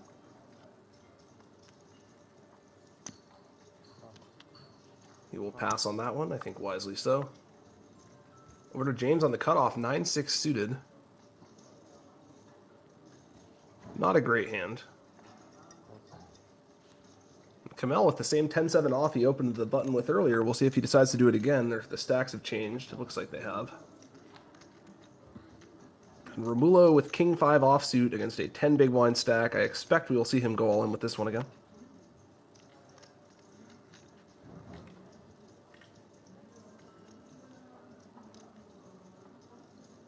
All in. Come on, baby. 6, 11. And Timothy with an easy call. Woohoo! Oh, showdown, please. Sharing cards? Hell yes, let's go. No funny business. 5. That looked like a mini 5 free ball. celebration. That's dangerous. No, I'm happy. That was dangerous. No, no funny business. That's just how you, listen, I'm a joyful guy. No worries, no worries. But I'm going to be happy to win. Yeah, you're fine. It ain't coming, brother. I got this. Heart is not mine, just clubs. No, you got nothing. 5. You're good. You got nothing, dog. 5. Let's go. Oh, there's the 5. Timothy a bit overconfident on this one. He does still have the chance to hit an ace or a backdoor straight. Easy, dealer. Please. Easy. King. Easy. You asked for the wrong card, bro. No, I didn't. I need a king. Why a king? What the fuck are you talking about? What? What are you talking about? What are you? Easy. A king would have given Timothy 3 more outs with an 8, but Barry Greenstein. Nope. Let's go. that is indeed the wrong card, and Timothy is going to hit the rail here. Yeah, absolutely. Yeah. Unfortunate ending for him. He played well. Friendly, talkative guy, Very well done, dealer. but you got to win those spots, and you do lose them about a quarter of the time. Timothy's still going to walk away with a little bit of cash for his finish here. 25,000. I think the starting stack was 50, if I'm not mistaken. And Romulo here with a king-queen offsuit under the gun +1.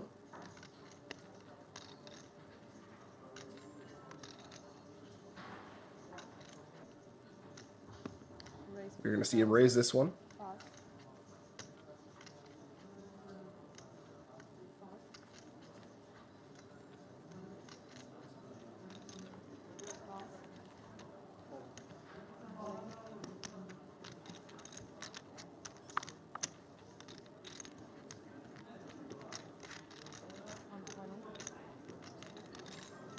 And Ali going on with the ace-8 here. It's surprising to see him pass on king-jack against a button open and then go with ace-8 here against an under-the-gun 1 open, but he is ahead. Now Ignacio thinking about taking 6s behind. He will be flipping if he does.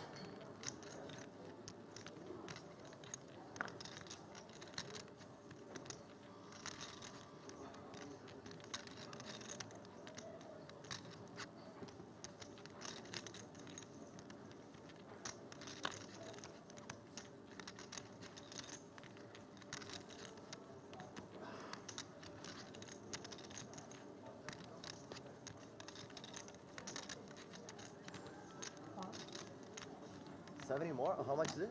120. Let's go. Hopefully I'm alive. Call. Flip. Alive. King or queen? Let's go.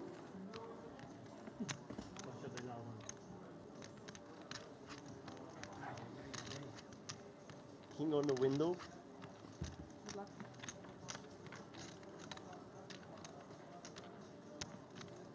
It's not the work one in the window.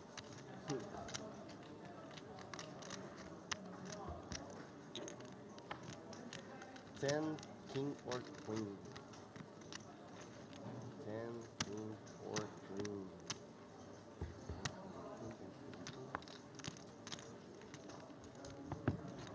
I also have aces.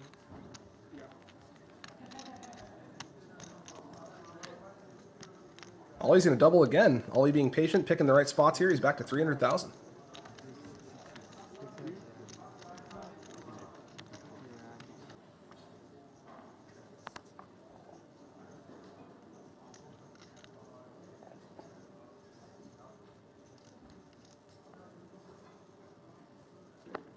We're down to 45 players. We started with 70. Well, we started the tournament with 775. We started day 3 with 70. Anor on the hijack, ace 8 suited. He is going to come in for a raise with this one, and rightfully so.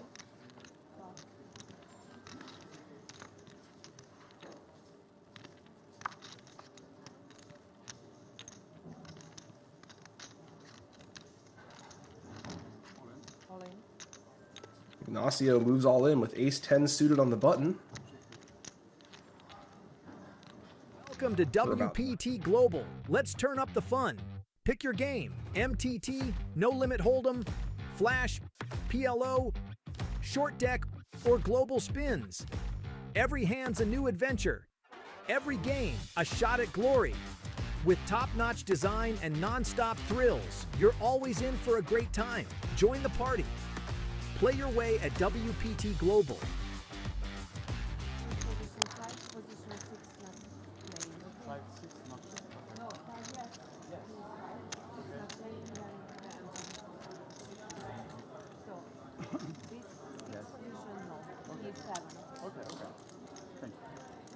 We are back in action, folks. Day 3 of the WPT Cyprus main event. You can see our updated chip stacks.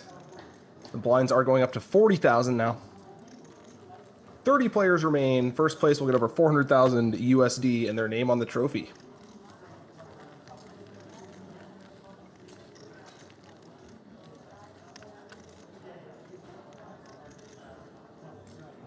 The coveted Mike Sexton trophy.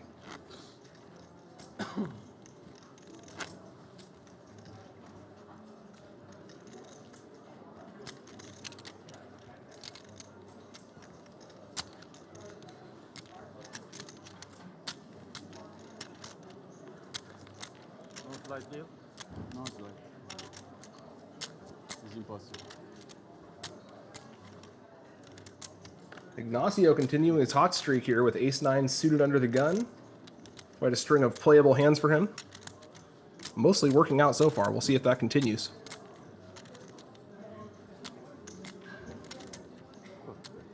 Raise, 80,000.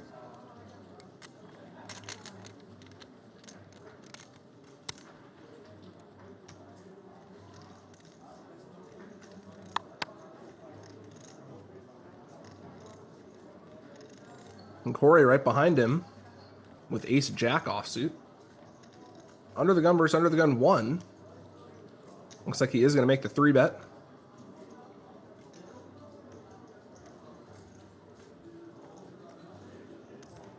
Raise. 140. 140,000.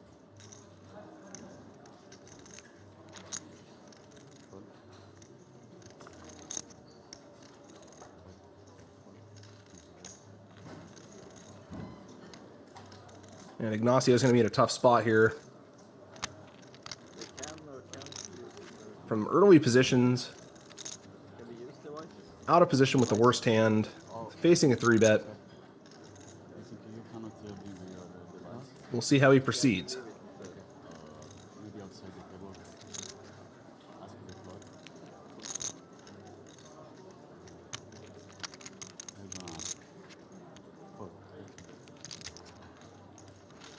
He is going to make the fold, and Corey will take it down.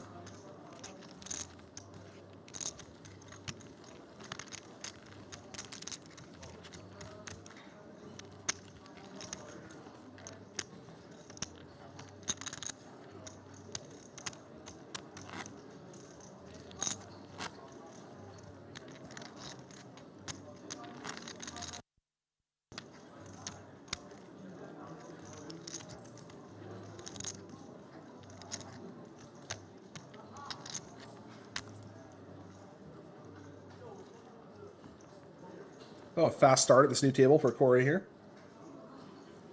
As he makes a well-placed 3-bet and moves up to 1.6 million.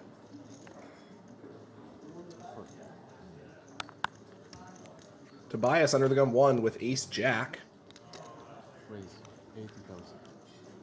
Got the heavy hitters moving into the table now.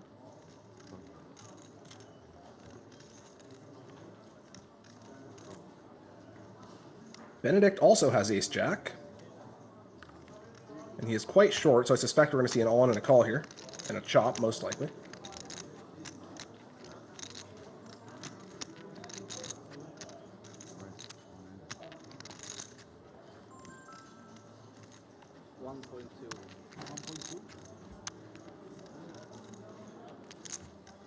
I spoke too soon. Ignacio has woken up with a monster. Ace-queen suited.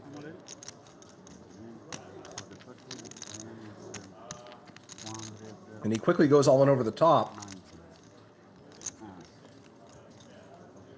Tobias now going to make the fold, and we're having all in. Benedict only has 2 outs. Tobias folded one of his jacks. So barring a disaster, Ignacio is going to continue his run up the standings here.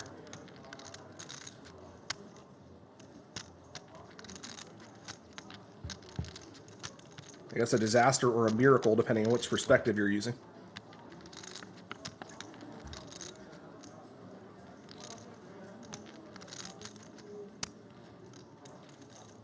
No help for Benedict. He's going to need one of 2 jacks to stay alive here. The graphic says 3, but we know that Tobias folded the 3rd one.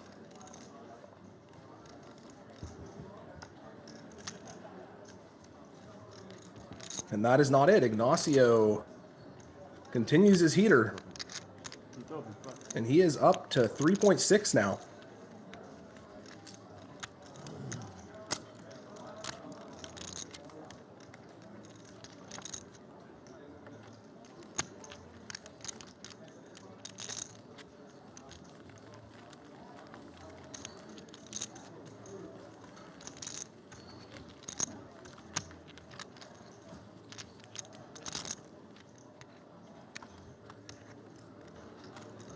Very hot run for Ignacio.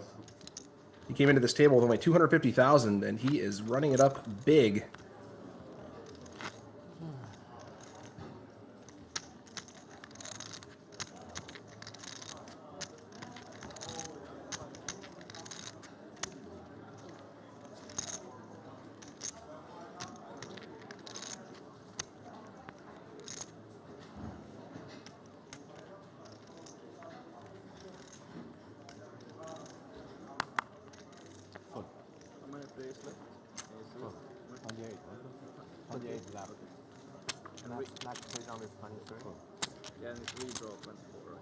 Ignacio with the 9-3 offsuit in the small blind.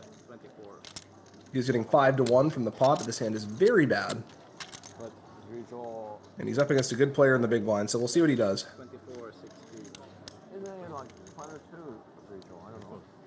He is wisely going to take the pass, although he was actually well ahead.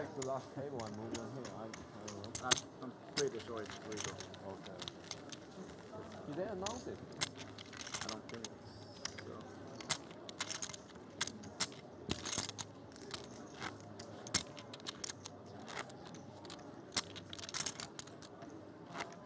I know you're busy when you're up there on the stage. Yeah. Nice job.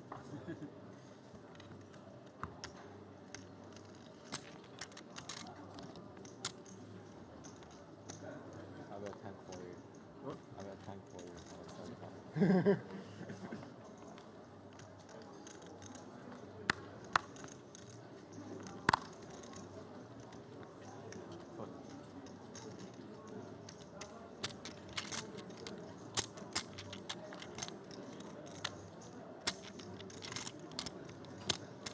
Folds around to Ignacio on the button, 8-2 offsuit. That's not going to cut it. Corey with 9-8 in the small blind. He's certainly going to at least call here.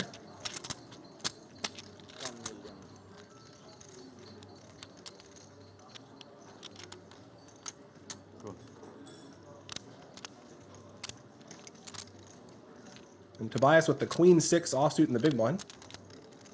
Pretty even matchup. We will go to the flop.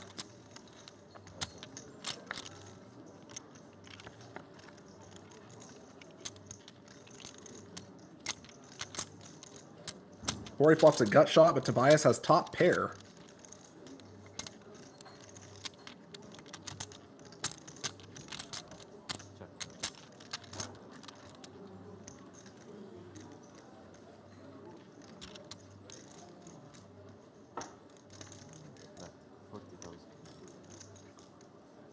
Tobias bets one big blind. Corey out of position with a gut shot and undercards. No backdoor flush draw. We'll see if he continues here.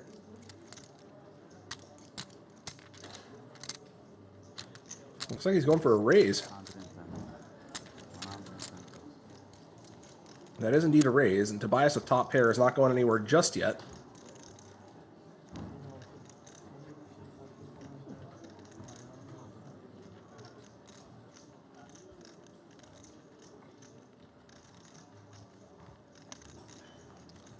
He makes a call. We go to the turn. Corey's looking for a jack here.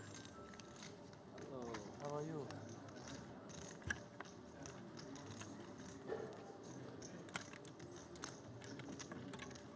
The king of spades is kind of ugly for both players.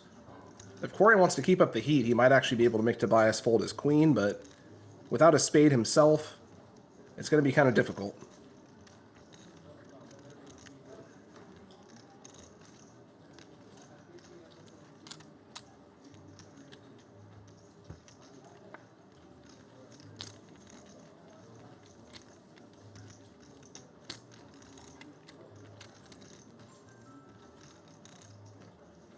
Jack check, and the river is a 10. That's actually a good river for Tobias. He's going to have more 10s than Corey.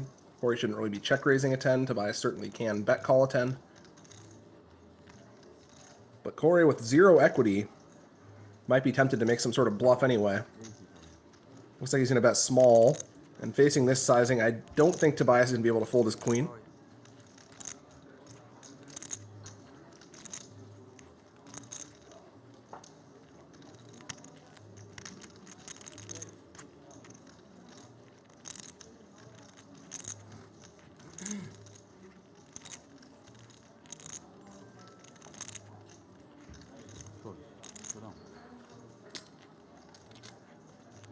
Tobias makes a call. And Corey getting a little bit out of line there, blind versus blind. But it is a spot you want to find ways to apply pressure. Didn't work out for him that time. But Tobias wins a small to medium pot there in the blind battle.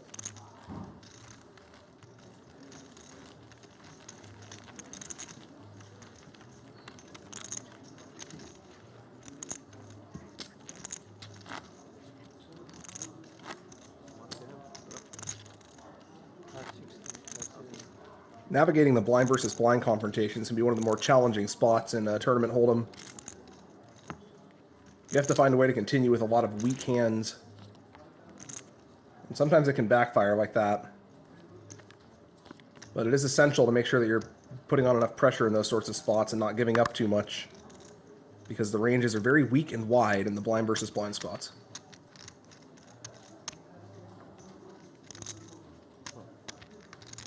Quickly folds around to Ignacio on the cutoff. He's got 7-6 suited. Not a great hand, but probably good enough to raise the cutoff.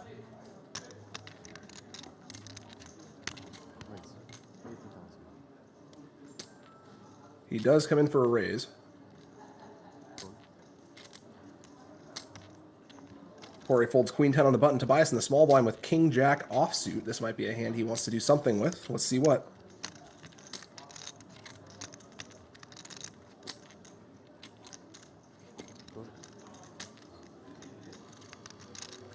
Looks like he's going to make the call, and then the new player in the big blind, Eden, has 3s.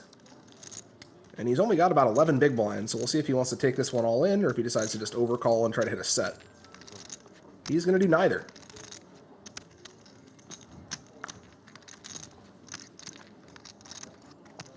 I think getting 6-1, the chance of just trying to draw to your set seems pretty compelling to me, but he missed it, so good fold. Ignacio has flopped top 2 pair, Tobias with just king jack, no backdoors or anything. Ignacio continuing his heater for the moment. 70.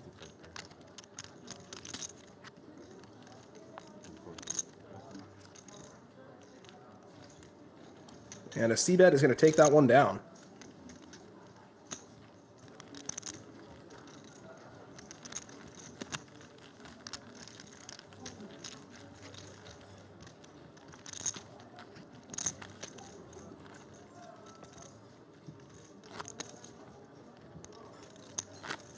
Ignacio has been rocketing up the standings here. I don't have the standings for the overall tournament, but I have to imagine he's in the top 3 stacks or something at this point. He's certainly the chip leader at the table by a significant margin. This is my lucky box. Lucky box? Yeah, just like over here. Okay? Because I took it out. It's empty. And they put it over there in the box. I think I need Sorry. I need to ask about these. I asked. You ask? Okay. Yes, they take it out. Okay. It's my lucky box. G under the gun here with Jack 9 suited. But that's cheating. It was a playable hand, but he's been quite tight all day, so I'm not surprised to see a fold there. You can't use luck. Kind of borderline anyway. Oh, I can. Ignacio on the hijack with King Queen offsuit. This one is not borderline. I would expect to see a raise from him. Was that hot seat over there, huh?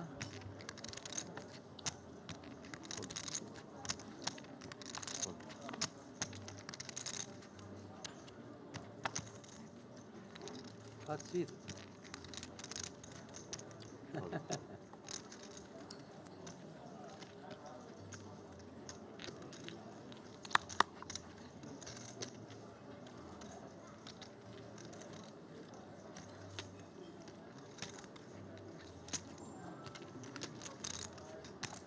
G Cheng in the big blind with 10-8 offsuit. Gonna pass on that one. That one's pretty marginal. It's certainly a hand you'd want to call in the earlier stages of the tournament, but as you get deeper in the tournament, you don't want to take as many risks on calling with weaker hands out of the big blind. I think you go either way on that one. We saw Ji Cheng fold the 4-6 suited out of the big blind earlier, which I thought was a very clear defend, so I'm not surprised to see him pass on a more marginal one here in the 10-8 offsuit.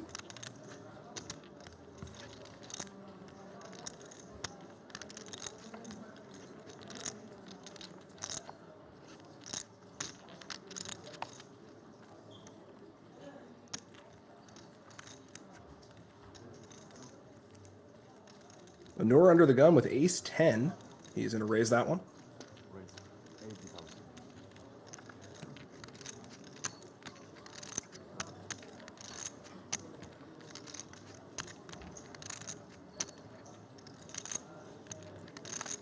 Ignacio under the gun one with king-10 offsuit. Not good enough. Ignacio closing it on 4 million.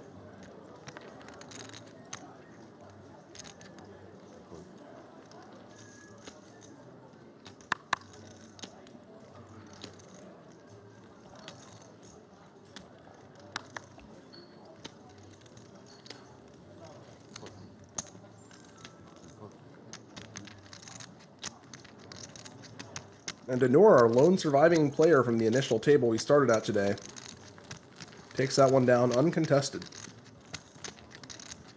We've had tremendous turnover at this table. 7 of the 8 initial players have busted, and several of the people who've replaced them have also busted.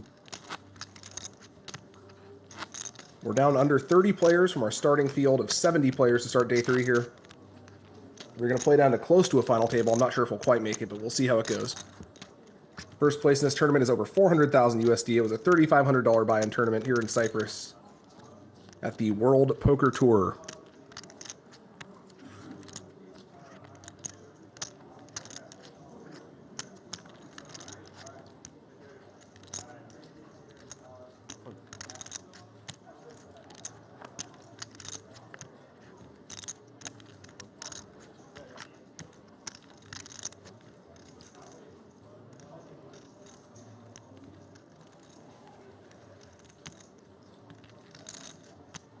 Folds over to our new player, Edine, I believe. Going to open the cutoff with the ace-7 offsuit off of 10.5 big blinds to 3x. players might be surprised. And Denur in the big blind's got a nice one. He's got King 10 suited. I'd imagine we at least see him taking a flop here. Cool.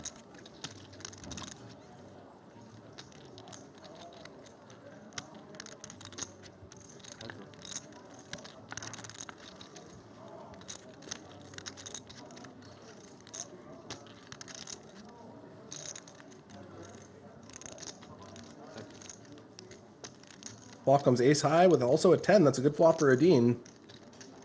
We'll see how he wants to size his bet here. He's only got about pot behind. 200. He essentially goes all in. 200. And now Anur's got a decision to make. He's got second pair. But he correctly folds, assuming he's up against an ace. Good fold there from Anur. Nice hand.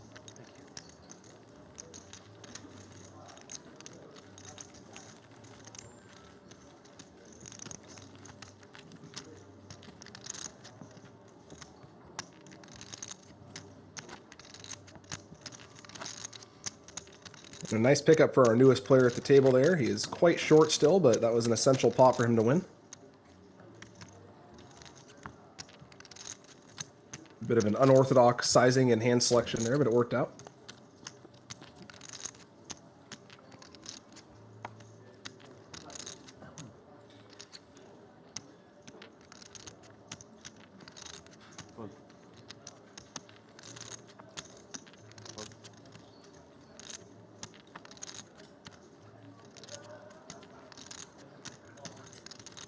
Dean with another playable hand, Queen 10 offsuit on the hijack, but kind of an awkward stack. We'll see what he does with this one.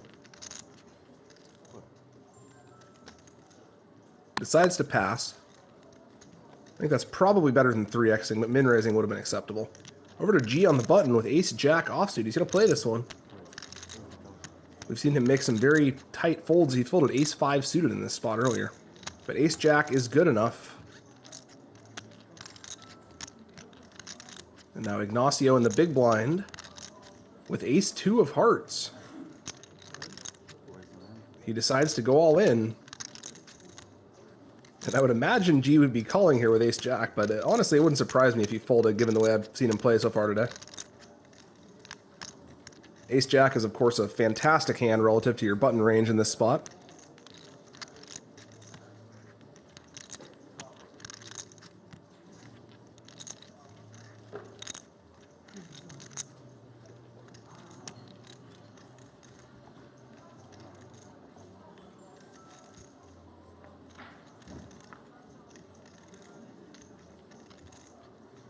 We'll see if Ignacio can continue his hot streak, either by getting a fold or by hitting a deuce. Very reasonable jam here with ace-2 suited, especially if your opponent has to think about it with ace-jack.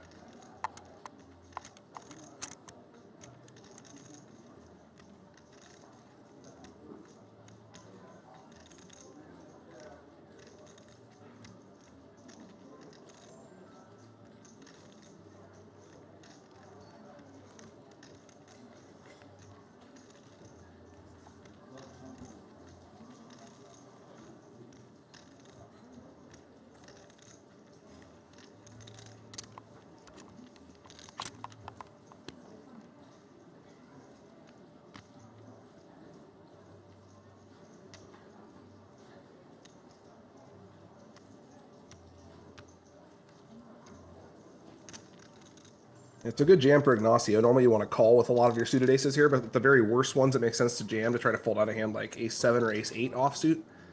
Ace-jack offsuit certainly shouldn't be folding, but like I said, I'm not terribly surprised to see it. It's going to be hard to make the final table if you're folding hands that good, I will say that. But Ignacio continuing his heater, he didn't even have to get there that time. He got there without even seeing a flop. He asked about the... Got the board, right? He close to that? Flood, I need the flood, please. Oh, Stockholm. Can you call me flood?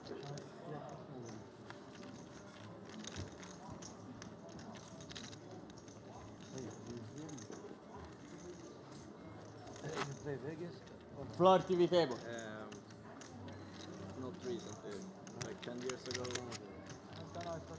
Barcelona, you play Barcelona?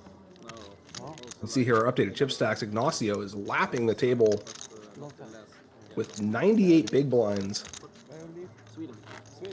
You're from the UK? Corey coming up right behind him Nobody from America. Yeah, with 36 big blinds.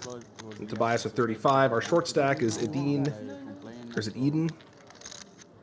I'm not sure how to pronounce that. Either way, he's got 15 big blinds, and then we have some other stacks in the I middle. understand. Someone complain, I need to do my job. I asked the floor. I asked the floor. I just keep it down and you will take it. Ask. Because I don't use it. Honey, this is my lucky thing, okay? These players are contending for a whopping 400,000 for first place. But it's empty, brother. We're going to be playing down close to a final table today, and then tomorrow Tony Dunstan, Matt Savage will be taking over the commentary for me for the final table. It's just my lucky box. Okay. No problem. It's all good. 26 players remain. We're getting closer.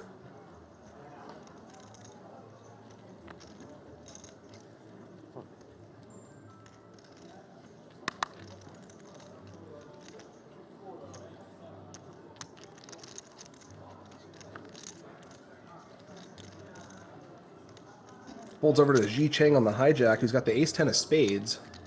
That one's going to be a raise. G right behind him with queens. I don't think he's going to find a way to fold this one.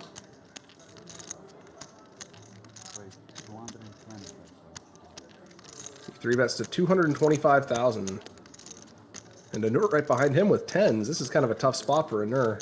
Connecticut. Next to New York. If there was ever a player to find a hero fold against, it's probably G. But even so, tens is quite a good hand, so I'm not sure what Anur's going to wind up doing here. Connecticut is more wide. Oh, Connecticut? We have two casinos. He does go all in. And if G-Mitt finds a way to fold this one, I mean, I guess it's not totally out of the question, but he's got his opponent drawing to one out.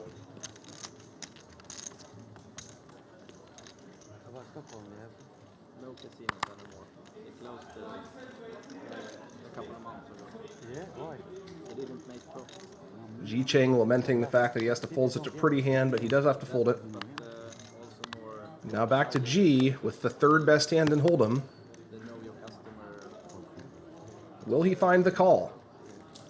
You can't like show up with $20,000 in cash and gamble yet. It's an open question. He does indeed find the call. Okay, so G is in fantastic shape here. With a pair of queens against a pair of tens from Anur, and one of the tens was folded. So Anur is in a very rough spot here.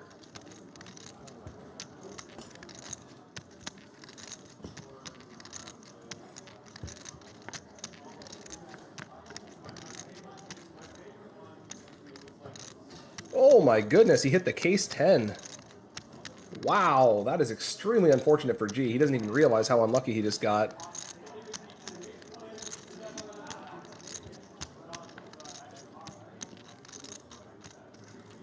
Well, that gives G a few more outs. He's going to need a king, a queen, or an 8 to win this hand.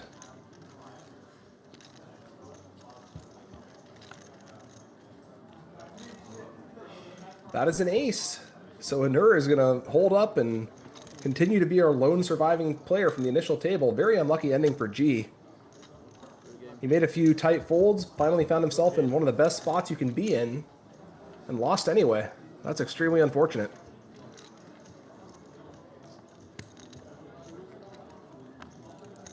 But Anur is going to be very happy to take that pot down. He's up over 2 million himself now.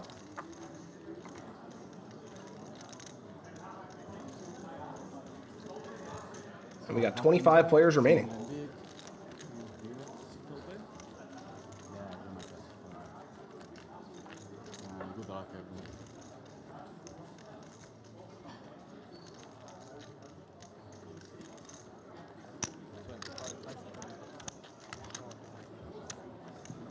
You can see our updated chip stacks here.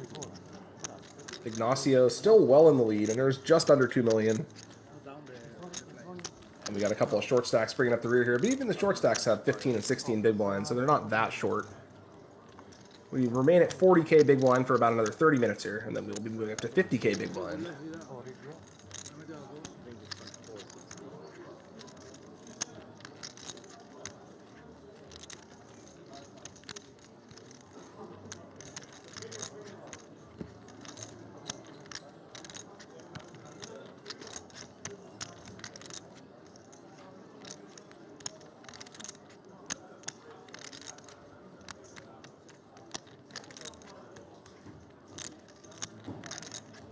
Dean under the gun here with the 10-7 offsuit. That's not going to cut it.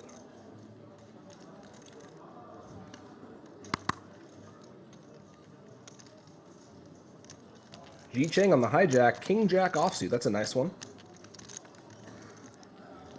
Good enough for a raise, I reckon.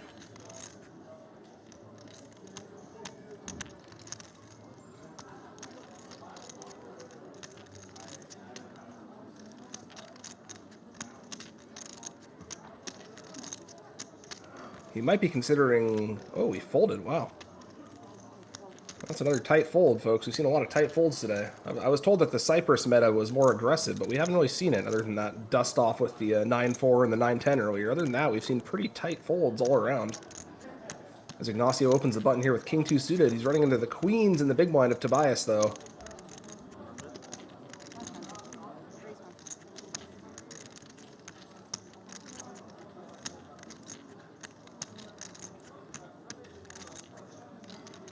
I would imagine we will see a non-all-in 3-bet from Tobias. I'm going to guess somewhere in the neighborhood of 300 to 350,000.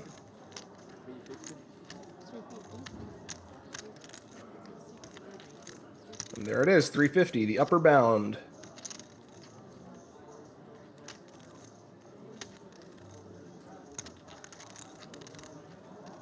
And Ignacio will quickly and wisely make the fold. Tobias taking that one down with no showdown. We're getting to crunch time here, folks. There's only 3 or 4 tables left in the tournament. The final table is 6 players. I'm not sure if we'll make it all the way there, but we're going to do our best. Well, it's really up to the players. And the structure. We're only playing hour levels, so... Oh, that's a misdeal. They don't slide the car here, huh?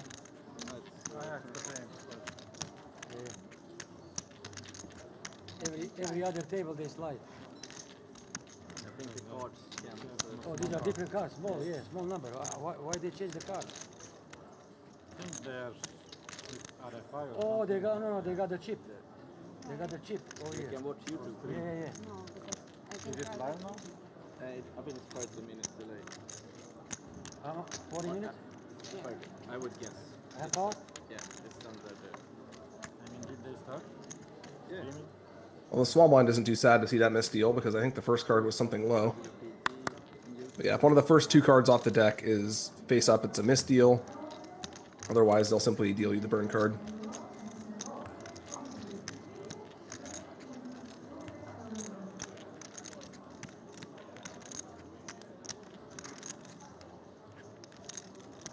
I would imagine Ji Cheng is folding this one, but he seems to be distracted by something.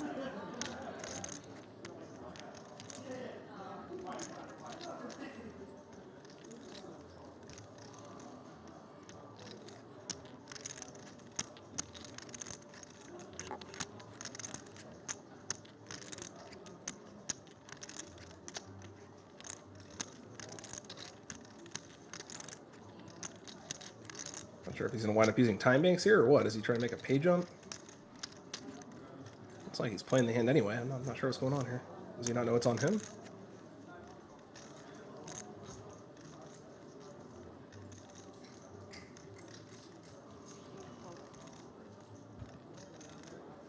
Finally makes the fold. Maybe he's just a big fan of 9-6 offsuit. I don't know.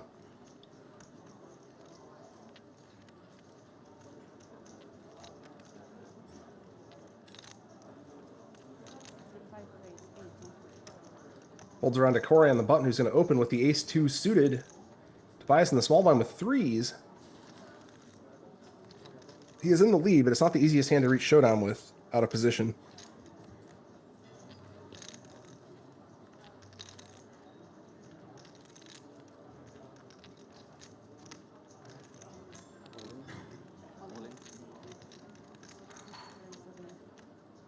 Tobias goes all in for a little bit more than 30 big blinds, and that's going to do the trick.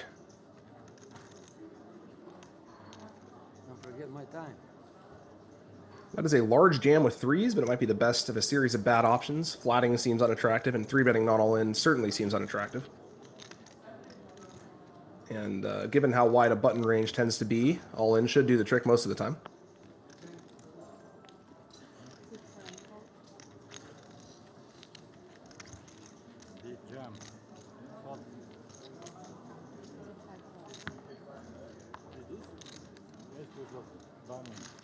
One for YouTube, maybe. Corey will reluctantly fold his ace-2 suited. And Tobias is going to win that one with no showdown. A nice pickup for him. Yeah, pocket pairs tend to be quite good, blinds versus button. Still chat call. We play final table, do you remember? Even the low pocket pairs are generally good enough to do the trick. Oh, I recognized you, but I didn't remember. I'm bad with faces.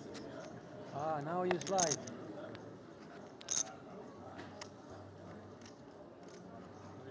Hey, Steve. Yeah, Steve. Go ahead. Me and him, we gotta know. I think he has some big yams there too. Reminder, everyone, if you want to check out some of our classic WPT moments, you can download the Watch WPT app.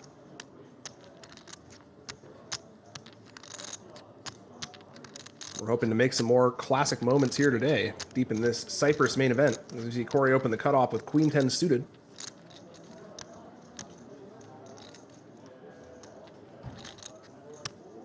After getting pushed around by Tobias, he's right back for more, and Tobias has a pretty good hand behind him, King 10 suited.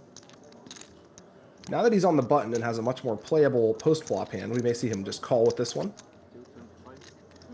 Looks like he's 3-betting.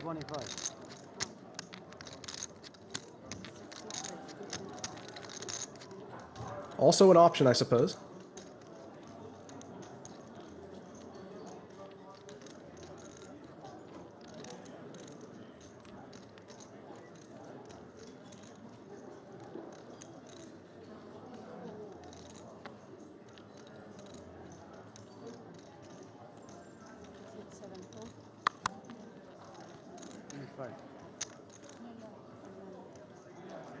Back over to Corey, and both players have pretty nice, playable, suited 10 or higher hands.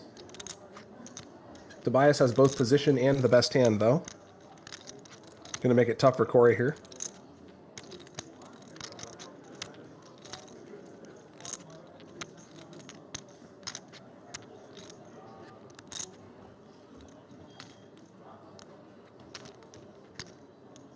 He is gonna make the call, I believe. We go heads up to the flop.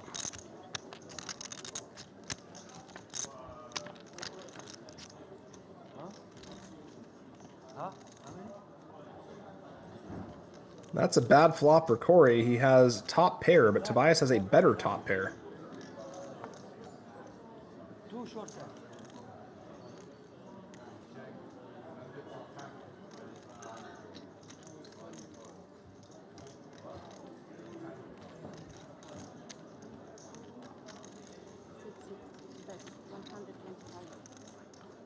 Tobias is going to come out for a c-bet of about 20% pot.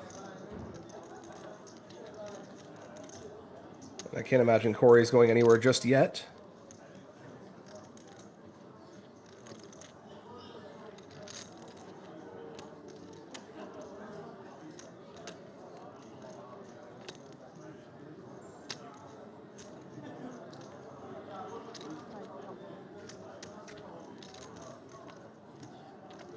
We go to the turn. The turn is a jack. That gives Corey a few more outs. It also might have the effect of slowing down the action a bit. We shall see.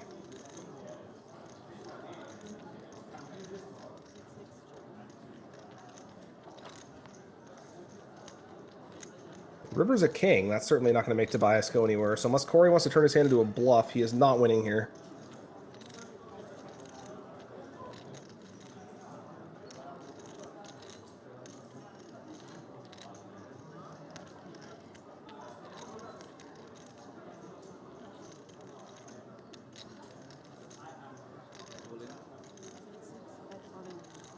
Tobias betting the river for all in. And I can't imagine Corey calling this one.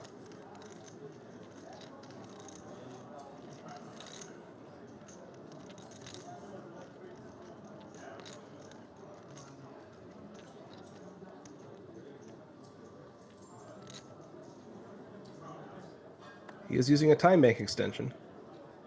So he's got to at least think about it, but a 3-betting range is going to hit a lot of these cards.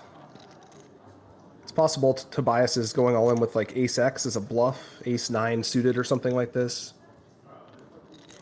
But it's pretty narrow relative to all the good hands he can have.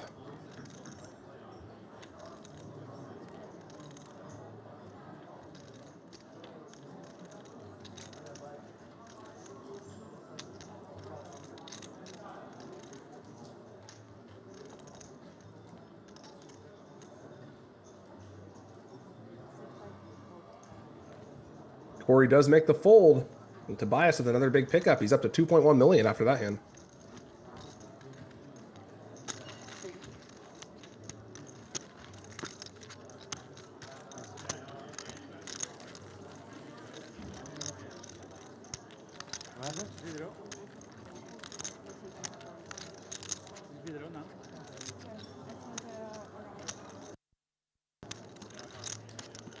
We're waiting for the reader.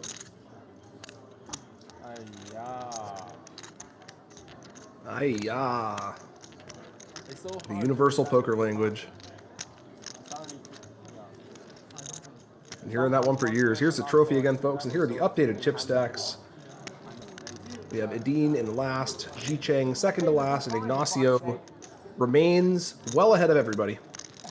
This is the third time table redraw and I paid the big blind. Last two was like last table. I paid the big blind. Tobias and Anur are both in great shape as well. How long are you going to last? How long are you going to last? I think it's like... Looks like we are redrawing this table, so we're going to get a new lineup. It was fun, but the whole table pretty much turned over since we started anyway. Let's turn up the fun. Pick your game. MTT, No Limit Hold'em, Flash, PLO, Short Deck, or Global Spins. Every hand's a new adventure. Every game, a shot at glory. With top-notch design and non-stop thrills, you're always in for a great time. Join the party. Play your way at WPT Global. Now is the perfect time to discover WPT Global and take advantage of our best ever welcome offer. We're giving you back 100% of your first deposit as cash, from $10 all the way up to $3,000. The bigger your deposit, the bigger your reward. You could earn up to $480 in tournament and global spins tickets, plus $100 in other bonuses. Discover now and make WPT Global your new online poker home.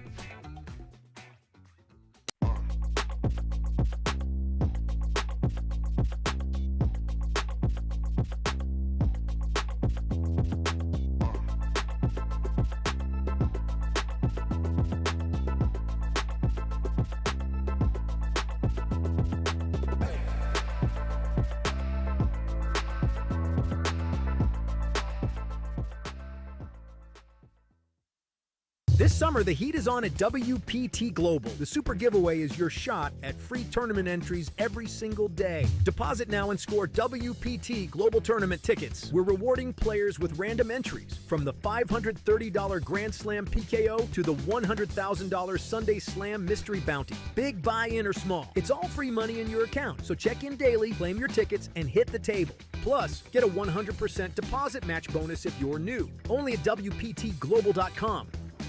You're going to see him raise this one.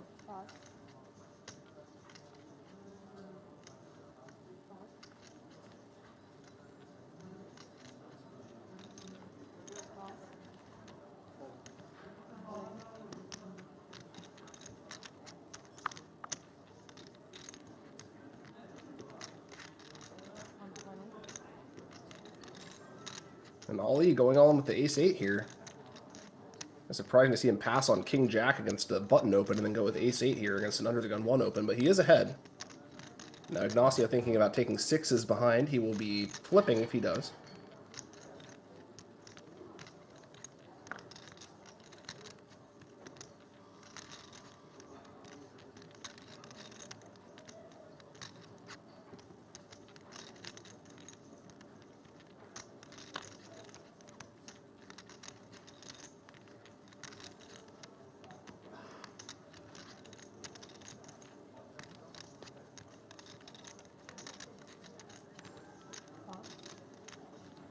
More? How much is it?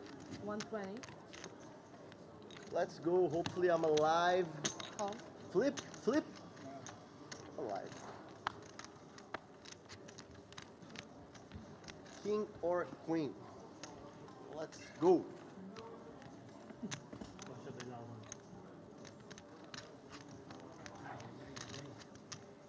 King on the window. Good luck.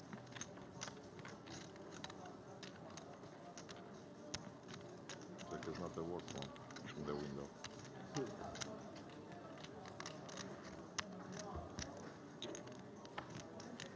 Ten, king or queen. 10, king or queen.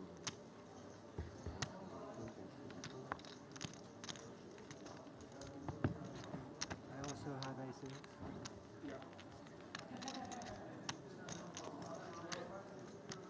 Ollie's going to double again. Ollie being patient, picking the right spots here. He's back to 300,000.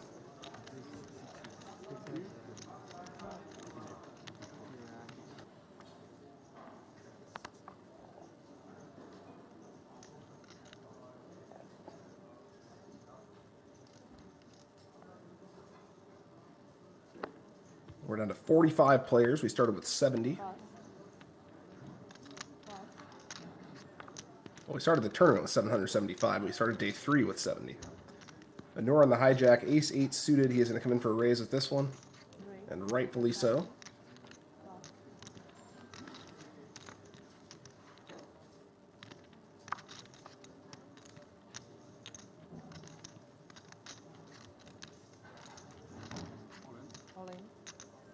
Ignacio moves all in with ace-10 suited on the button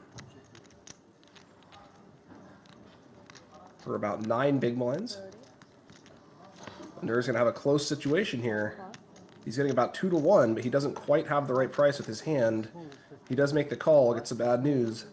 This is not what he was hoping to see. 15, 25.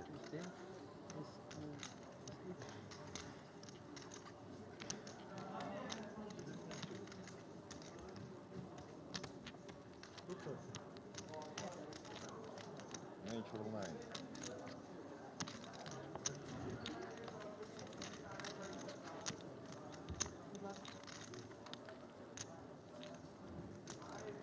The flop is a flush draw for Ignacio. He is way in the lead now. Anur's going to need an 8 or a 2 pair of the board.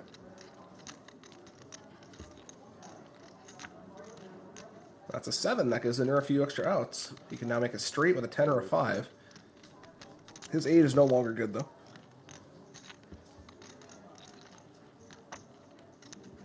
And a king gives him no help. Ignacio has doubled. A tough spot there for Anur. It's not easy to fold that for 9 big blinds. I think it's probably pretty close. Maybe Dolphin. I'm gonna bet an eagle. Yeah, maybe. Some dolphins are much more clever than men.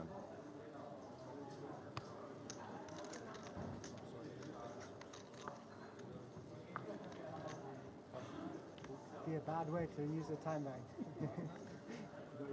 No. I'm just.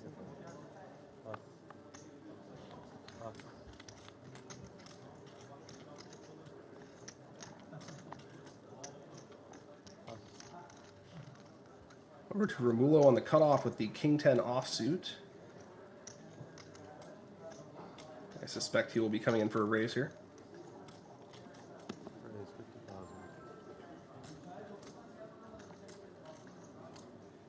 Anatoly right behind with 6s. This might be his spot. Looks like we're gonna have a coin flip here.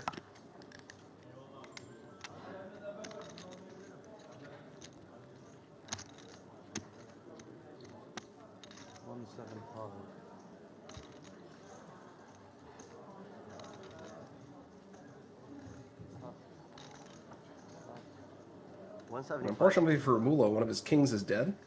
225 plus 65, 30, 290, 125 for 290, bro. Hopefully we're flipping. Stop doing faces to me. You're making my decision get harder, bro. Okay, if I'm not dominated, it's good. How many seconds I got? 290 for 125. Romulo does make the call, and they are indeed flipping. Flip. About as good as you can hope for with King 10 offsuit. With 6. Nah. It will be fair. King or 10. Actually, whatever, man. Just make me win, please, dealer.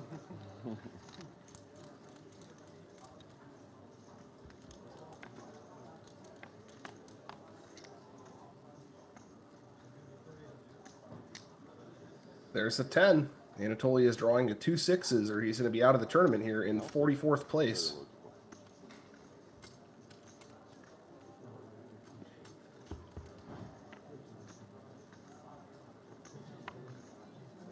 A 9 on the turn. Anatoly can now hit a 7 to chop this hand. Be a pretty good outcome for him at this point. A queen would give Romulo a higher straight. 6 or 7.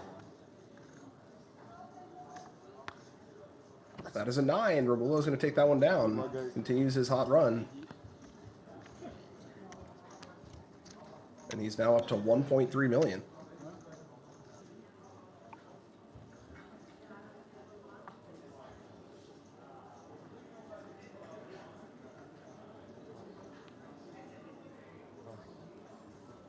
Ollie now with ace queen on the hijack.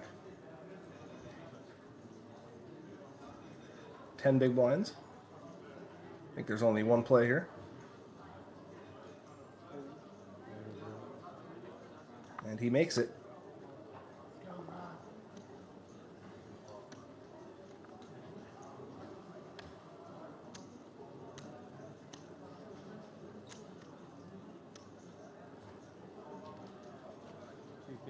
Is the order. We're going to have a coin flip here, folks. James has woken up with jacks on the button.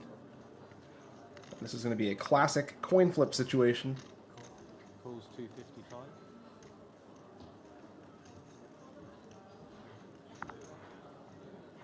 Pass. Nope. And pass. Showdown, please. Oh, the other 2 jacks are dead, so if Ali can hit a pair here, he's good to go.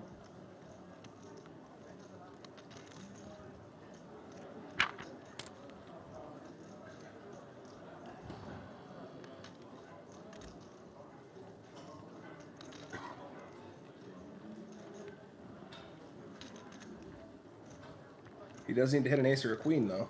Yeah.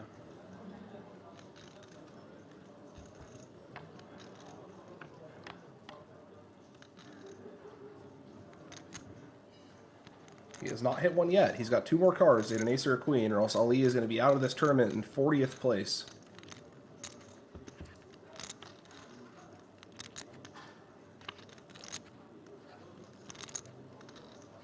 Now he needs a jack. Oh, he can't even hit a jack, actually. The jacks are dead. He has to hit exactly an ace. Even though an ace is no good either, I guess Ali's drawing dead. And that's the game. James locks it up on the turn. And Ali is going to be out of this tournament in 40th place. James continues his hot streak. He's up to 1.4 million after entering the day with only 125,000. And that's tournaments for you. As long as you stay alive, you can always hit a heater and spin it up really big. James is now in fantastic shape. Your friend got here bringing you luck. Yeah. To be honest, I've had luck all day. No, but it's okay. It's 6. No problem. But like that's weird for Brazilians. No, usually that's sign at a casino, but here they're just using that a lot. Uh-huh.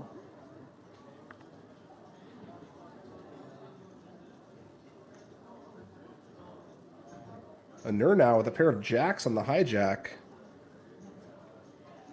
And that one's going to be a raise. Over to Ignacio right behind him with King Queen offsuit. That's a pretty good hand. He goes all in. It looks like we're going to have a coin flip here. Romulo behind with eights. Going to be tough to continue here facing all this action in front. How much is it? 6.45. Pretty good hand in a vacuum.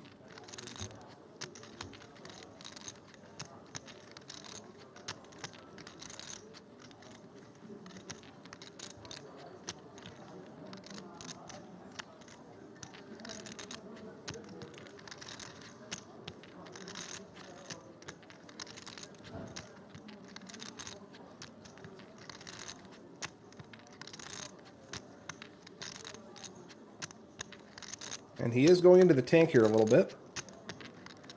Both players are in fairly late position, so eights is not in a terrible hand here. As it turns out, he's not in very good shape, but...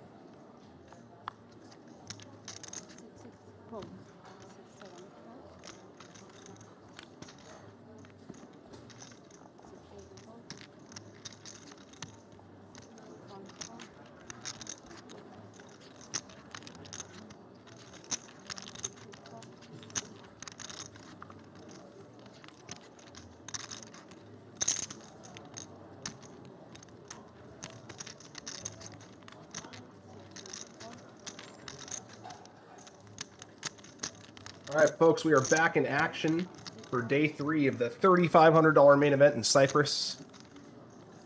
And we have an all-in blind versus blind at our new table. New table, new players. We had a redraw at 24, so we are back from that break.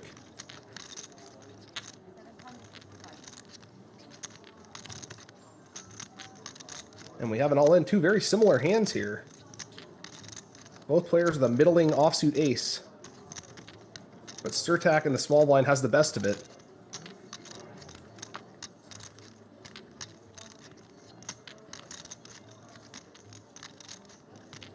It's a pretty close spot for the big blind. I think it ultimately winds up being a call, but it's got to be really close. He does not make the call. He dodged a bullet there. Dodging bullets. The flop is too empty. No, but it's Push all in, then it's there is no lead.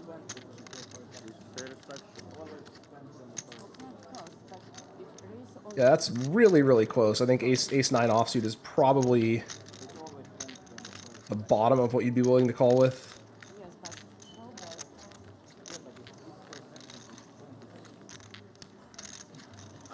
But even so, it's got to be making not very much. So he managed to dodge a bullet there. He was in very bad shape against ace-8.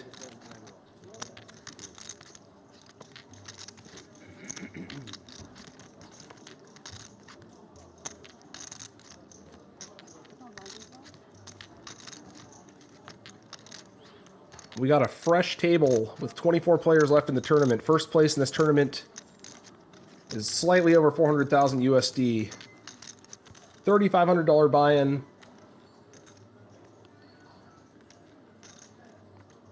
$775 entries. 24 remain. We are quite deep now. Get to know some of our new players here. We have Tobias from our old table. And we also have Ignacio from our old table.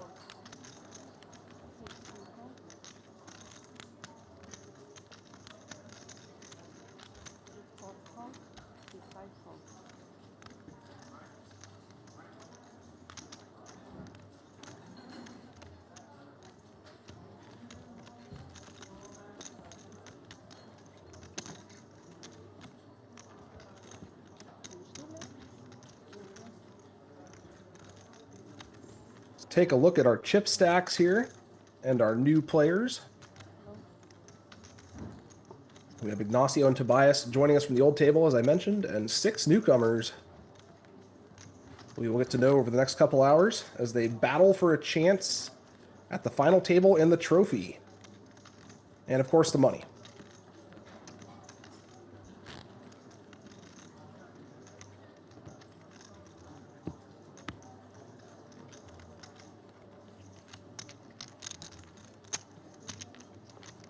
This is the second year in a row we've had this tournament in Cyprus at the Chamada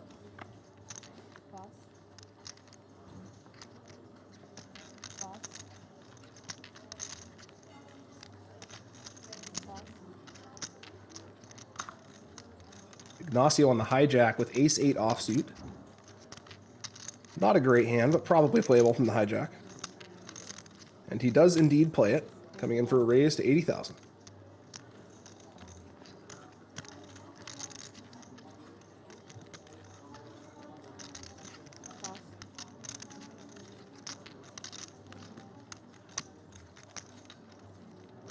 Over to Darren on the button here with Jack-10 offsuit.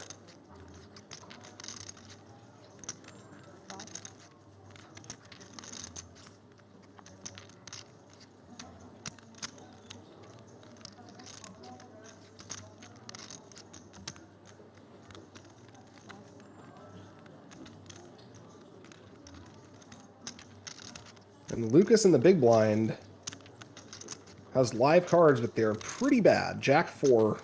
That's not going to cut it. Some people famously play Jack-4, but not Lucas. Thank you. And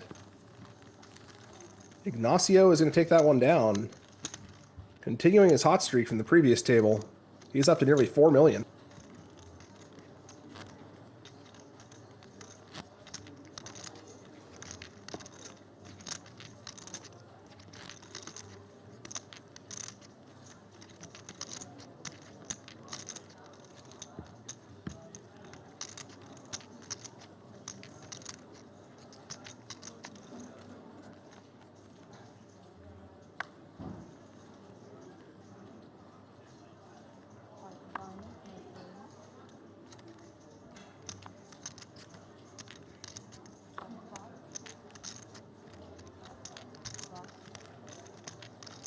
Surtak on the hijack with a pair, but he's got just over 20 big blinds. This is a tough one to navigate.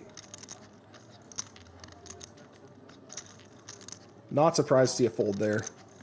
The low pairs go down in value quite a bit once you get into the deep ICM stages of the tournament. You'd much rather have high card blockers for your marginal opening hands. Like the ace-8 offsuit from last hand that we saw open the hijack. I think it's a much better open at this stage of the tournament than deuces. So I like the fold there from Surtak. Over to Andreas on the button with ace-7 offsuit. That's certainly going to be worthy of a raise.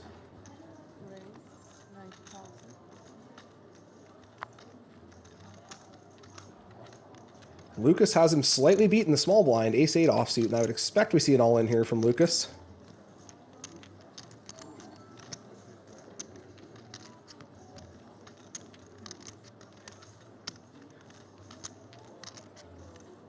We do not. That's kind of surprising. Andreas going to take it down with ace-7.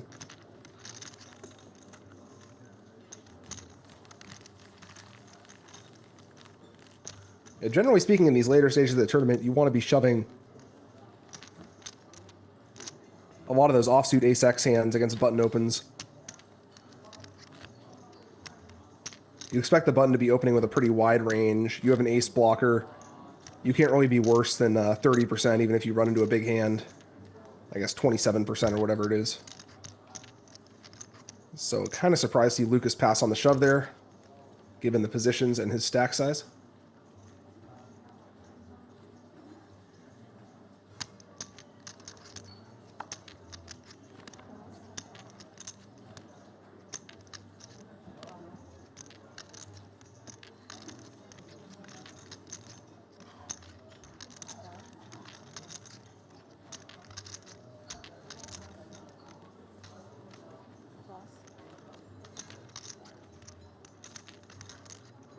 Folds over to Andreas on the cutoff with ace-10 offsuit. That's a nice one. He's going to open.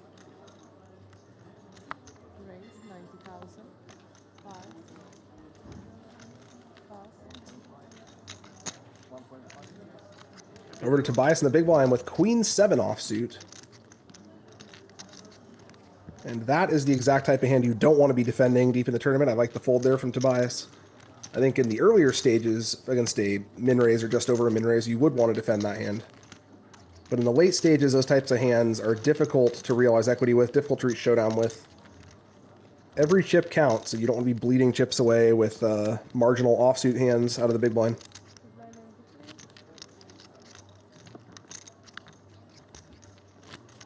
There are significant adjustments to be made between the early stage strategies and the late stage strategies, and part of mastering tournament poker is learning how to implement those adjustments, learning which stage of the tournament you want to use which strategies. Generally speaking, the late stages are going to involve smaller sizing, more small 3-betting, some small 4-betting, less calling. It's more of a game of chicken. And Ignacio actually could choose to open this hand. It's a pretty weak hand, but he does have the ace blocker. He is the big stack. And we're going to see him open it. This is the exact type of hand you do not want to be opening in the early stages.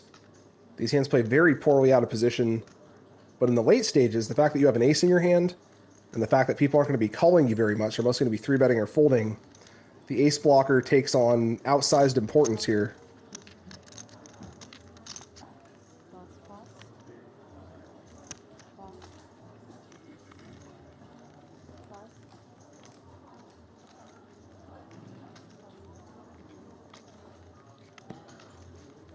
And Ignacio is rewarded by taking that one down. Nice open from him.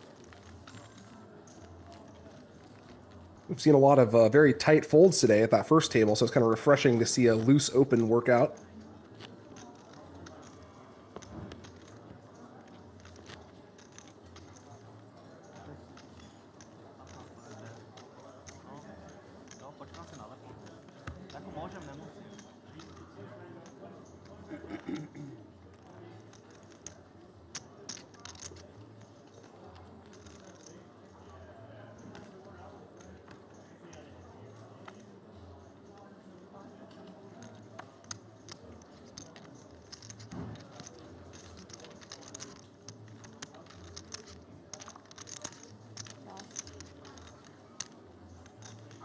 Andreas with ace-2 offsuit. That one's a little too weak. Ilya on the cutoff with the queen-jack. I would imagine he's opening this one. Makes it 80,000. Over to Ignacio in the big blind. The big stack in the big blind. He's got a pair of 5s. Ilya starts the hand with 60 big blinds, so it's too much to consider going all in with, of course. Ignacio will simply make the call, and we will see a flop.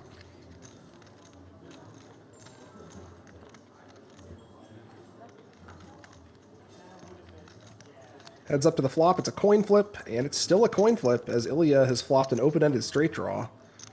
Ilya has position, and he has a lot of outs and a lot of equity, so I'd expect him to have the advantage in this hand. If he wants to put on some pressure, he is very likely to win it. If not with a first bet, then certainly with a second bet.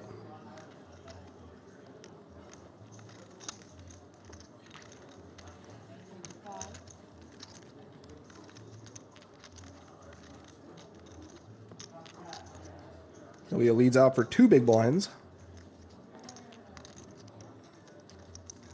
2.1, I guess. Ignacio is going to fold to that. He did have the best hand on the flop, but correctly realizing it'd be very hard for him to actually reach the river and reach showdown on that board, he simply folded at the first bet. Can't really argue with that.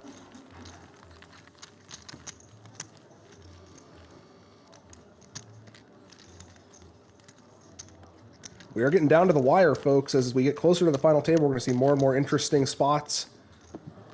This is the stage of the tournament that really makes or breaks you. Learning how to navigate these spots is essential for your long-term success as a tournament player.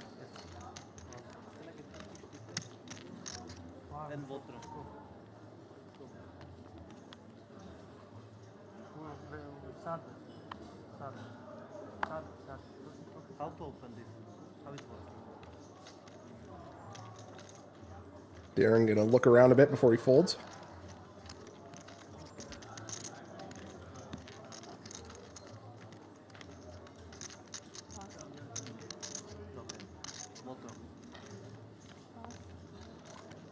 Doing some clock management there.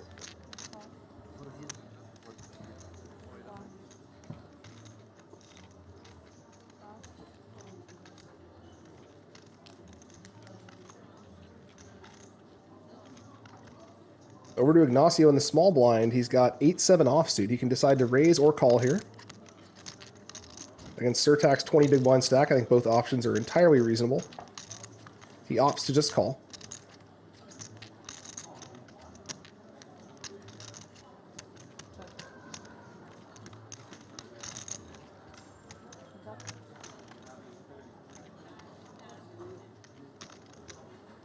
And Surtak checks back with the Queen Jack, not a hand you really want to reopen the action with.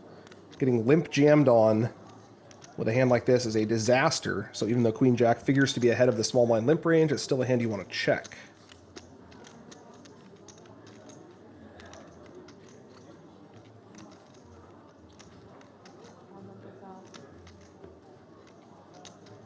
Ignacio checks the flop and bets the turn.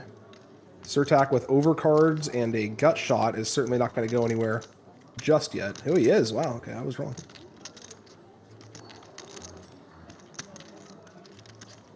Another tight fold. I've seen a lot of them today, folks.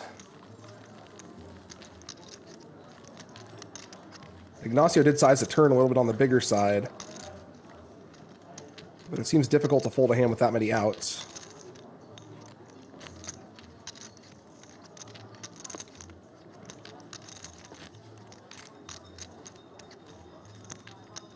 You do get paid simply for surviving at this stage of the tournament, but part of surviving is finding the right spots to chip up. And if you fold too much, you're cutting off your chances at making the final table where the lion's share of the money is concentrated. So it's a constant balancing act between trying to make sure you stay alive, but also trying to make sure you do take the good spots that you're presented with. Andreas under the gun here with ace-10 offsuit.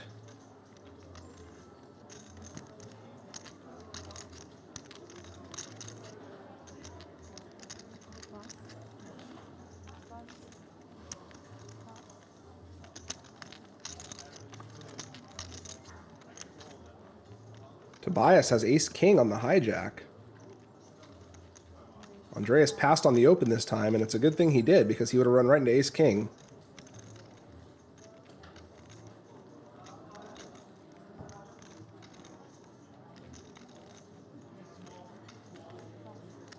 Ace-5 in the small blind, not going to cut it. Darren in the big blind does have live cards, but this is the exact sort of hand that it's hard to defend with in the deep stages. And he passes on it. I think Queen 9 you would have to call, but Queen 8 can be folded. It's quite close.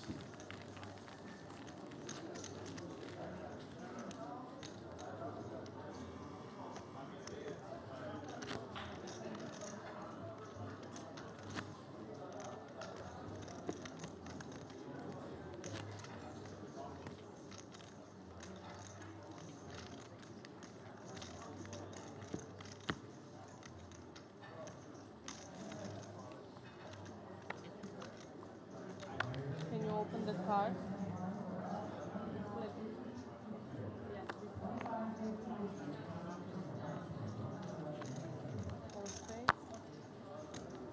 Pass, pass. Lucas with ace-2 under the gun. That's not going to cut it. Ignacio on the cutoff. King-jack offsuit. This is certainly good enough. He will open.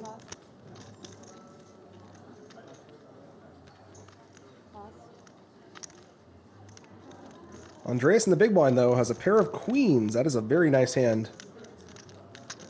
I would imagine we're going to see him 3-bet. Somewhere in the range of 300,000.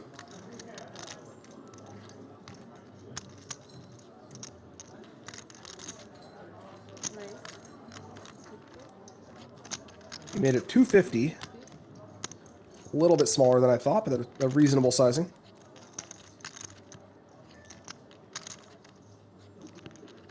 Now Ignacio with position and a playable hand, but King-Jack offsuit is the exact type of hand that performs poorly against the top end of the opponent's range.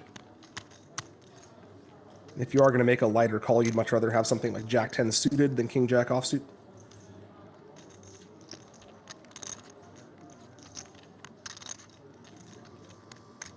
Ignacio has managed to avoid missteps so far in the amount of time we've been watching him. We'll see if he gets out of the way here. A good fold from Ignacio. Those spots can be tempting. As the big stack, you know that you're opening with a wide range of hands. A hand like King-Jack offsuit can look attractive to call a 3-bet with position. But in reality, you're just smashed too often, and you're not going to know which one of your cards you want to hit. The blinds are up to 25 and 50,000 as we inch ever closer to the final table. And the winner will get to engrave their name on the coveted Mike Sexton trophy.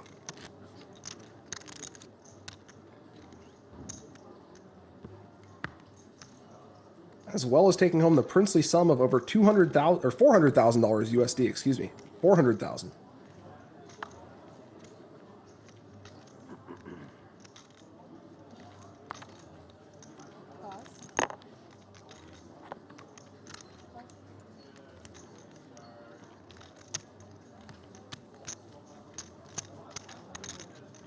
Nikolai with deuces from under the gun +2. He does have a lot of chips, so he can decide to open this one if he wants to, but this is the exact type of hand that performs a little bit worse deep in the tournament.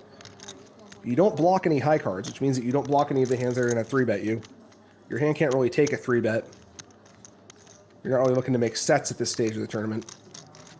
Well, I'm sure he won't argue if he does wind up making one.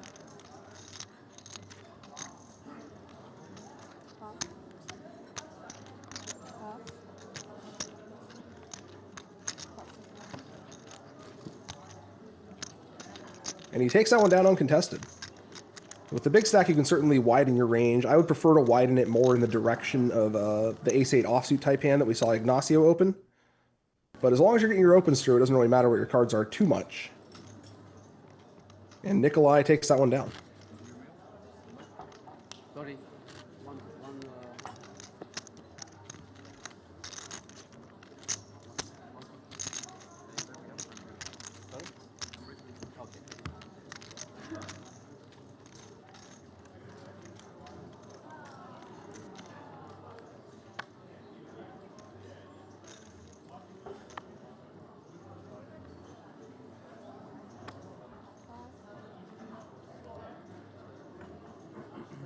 This one's a lot better. Sevens, I would imagine he opens this one if he's opening the deuces.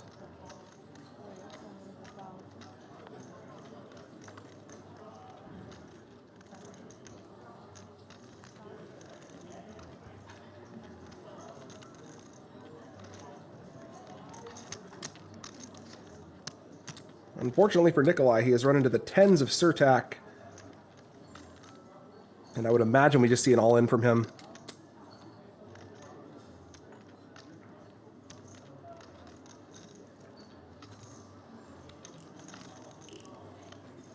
With about 15 big blinds, it's hard to have too many other options besides all in here with tens.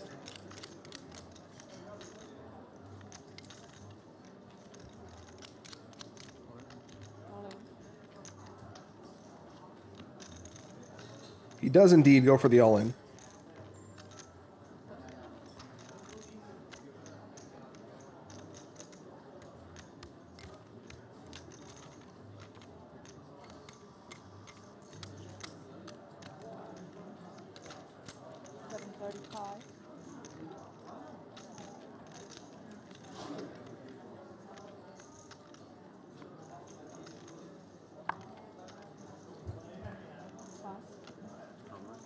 735.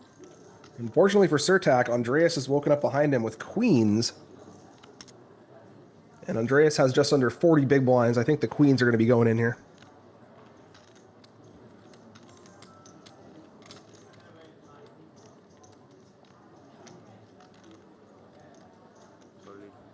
All in.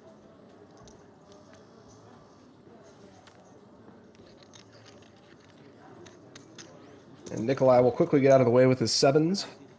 And we're going to have Surtak all in, drawing to 2 outs here. Can you please put your chips closer? Thank you.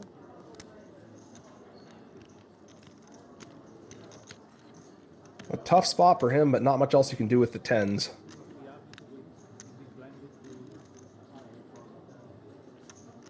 He did it for you, yeah. He went to like 1.4, 1.5, 6, 7.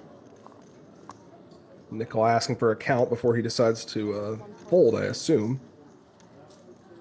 But he does seem to be thinking about it.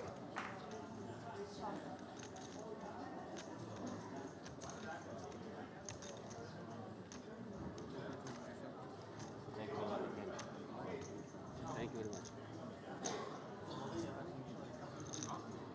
This is blind. This set. And Surtak's going to see the bad news. He is drawing to 2 outs here against the queens of Andreas.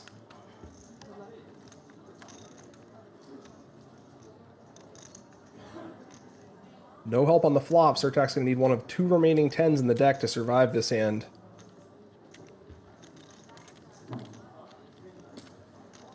Turn is an ace. 1 card left. That is not a 10. Surtak is going to hit the rail in 24th place. A nice run, but took a very standard shove spot and ran into a better hand behind. Sometimes that is simply unavoidable. And Andreas is going to chip up to nearly 3 million.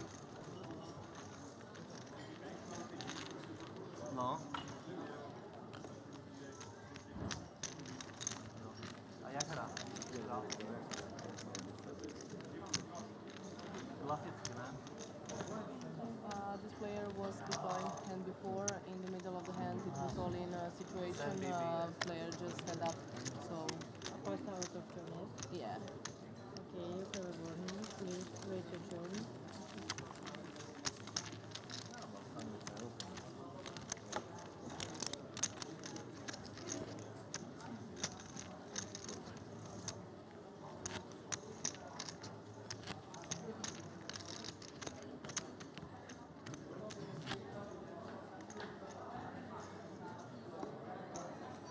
Twenty-three players remain in this second consecutive Cyprus main event here at the Chamada Poker. I hope I'm pronouncing that right.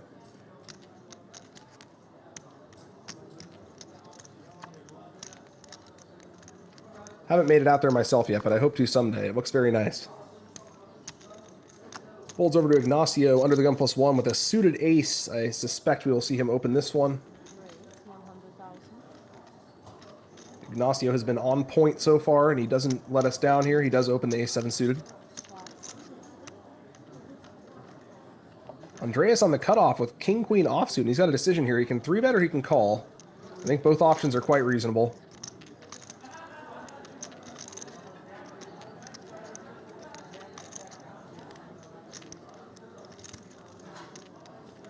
Raise. 225. Plus. Looks like he does go for the 3-bet. A little bit more than 3x. A nice sizing. With the shorter stacks, you want to use smaller sizings. Like when it's big stack on big stack, you still use fairly big sizing. Wouldn't even mind seeing slightly bigger from Andreas. And now Ignacio out of position. Not a great spot for him.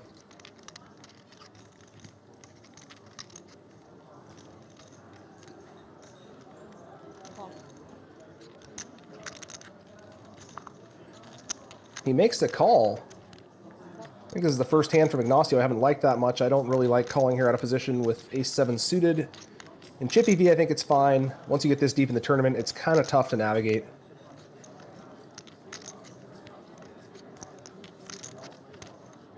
And in this spot, he does have the best of it on the flop, but it's going to be very, very difficult for him to actually reach showdown with his hand.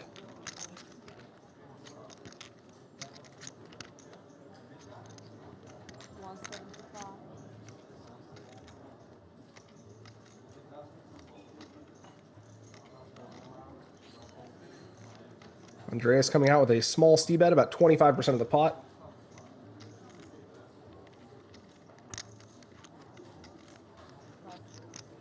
And Ignacio will get away with from that one.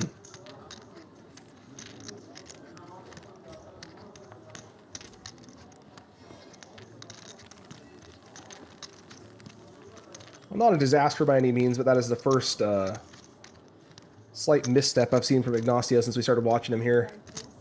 I think you just have to fold that hand.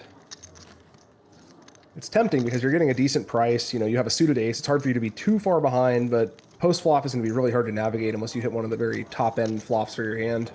Even if you get your ace, you don't really know if you're up against a better ace.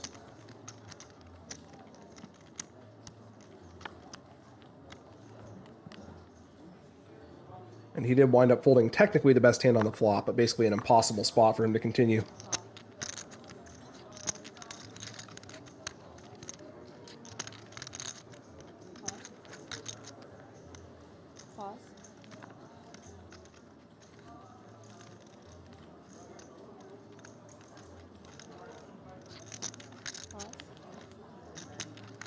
Holds to Ilya on the button with King 8 offsuit.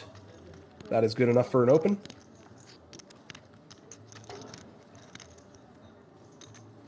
Tobias in the small blind with 9-8 suited. We'll see how he navigates this one. This is an interesting spot. It's a pretty good hand, especially against a button range. Doesn't play super well out of position. And I think he makes a disciplined fold there.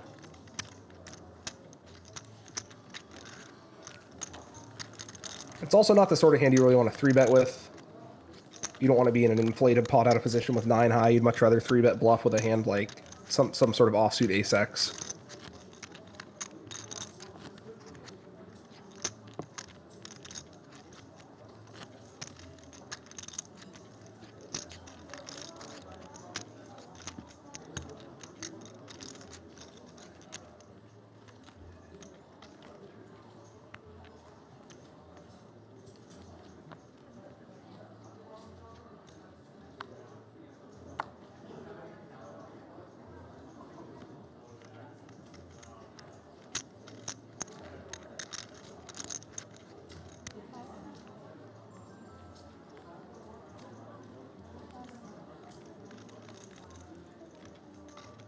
Lucas on the hijack with ace-7 offsuit. He has just under 10 big blinds, and he does decide to go all in with this one. 465. And Nikolai in the small blind with ace-6 suited. This one's going to be close for him. He does have a big stack behind to worry about. I think this would be a very easy call out of the big blind. He might wind up making the call here as well, but it's certainly harder than it would be if you get to close the action.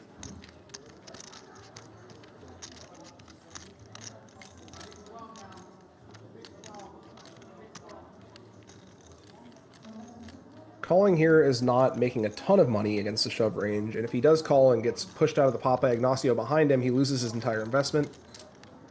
So he decides to pass there. Wasn't going to happen that time, but he was actually well behind, so it's a good fold.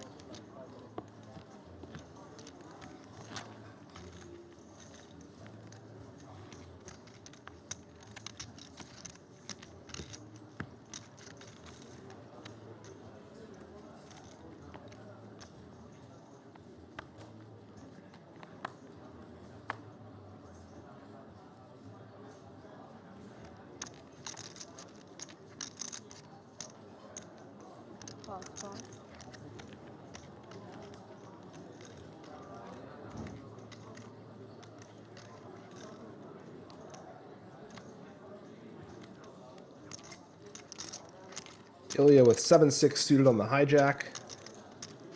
There's another one of those hands that I think plays better in the early stages than the late stages, and he will pass on it.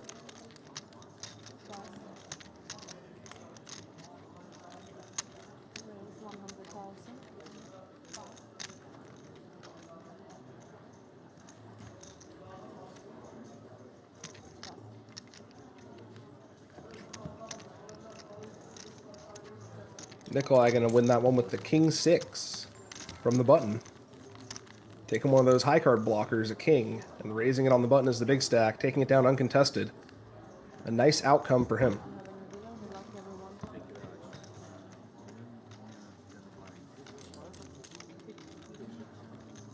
We see our updated chip stacks here. Nikolai is leading the table. Ignacio just behind him, and Andreas is catching up to both of them. We got a few short stacks bringing up the rear, but everyone has some chips to maneuver with here as we close in on our final table.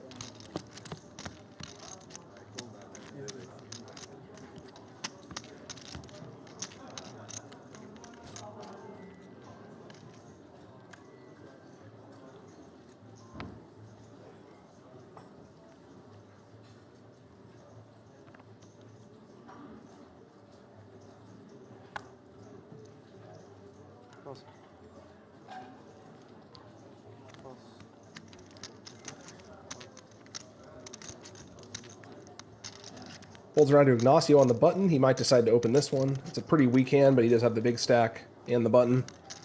Two powerful things to have on your side.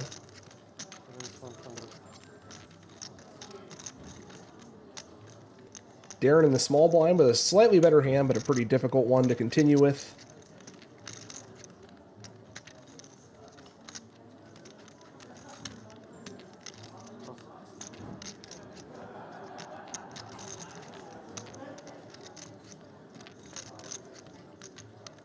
Andreas in the big blind, he's got a suited hand. Not very good, but I think you're defending most suited hands in this spot.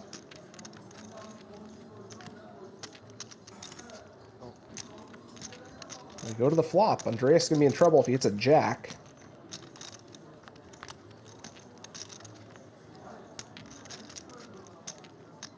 Ignacio makes middle pair. Andreas makes nothing.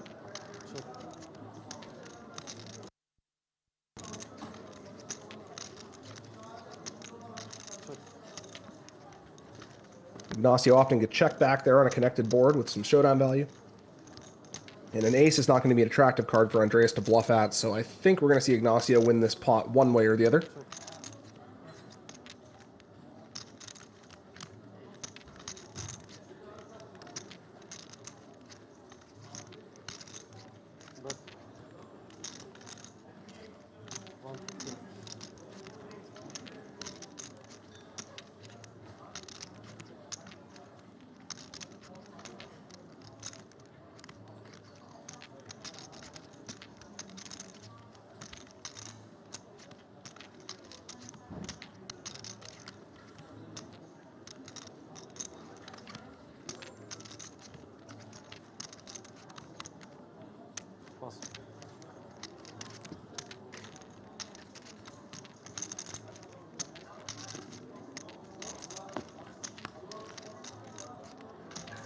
And Ignacio will indeed take that one down on the turn.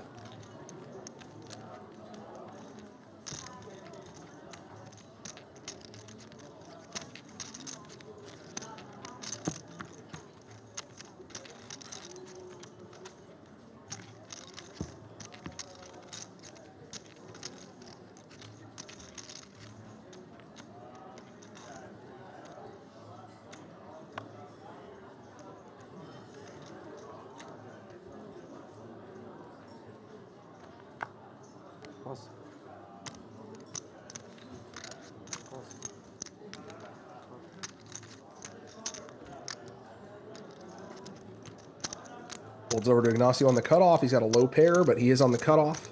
Should be good enough.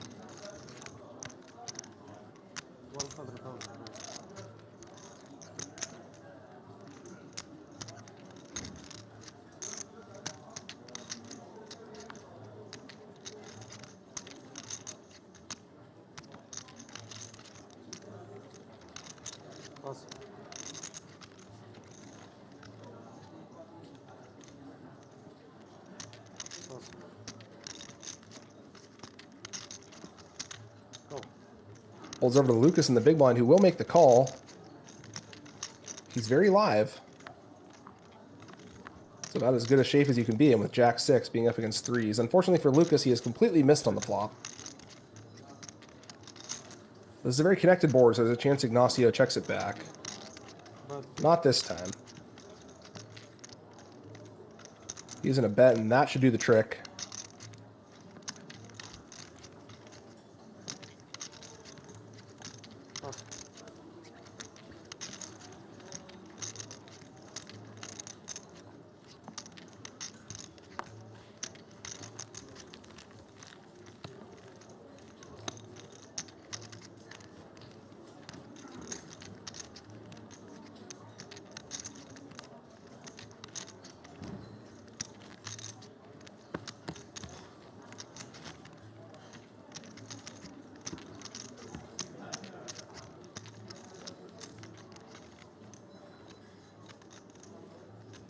We got some upcoming WPT events.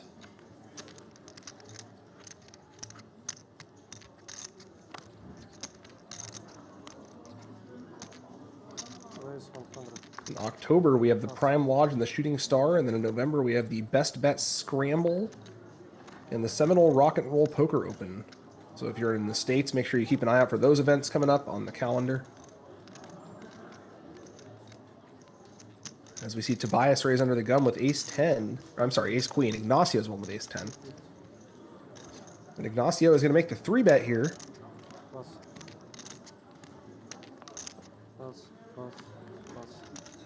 A bit on the lighter side, but he is using his big stack to pressure one of the medium stacks. And even with a hand as strong as ace-queen offsuit, Tobias may find this to be a difficult spot to navigate.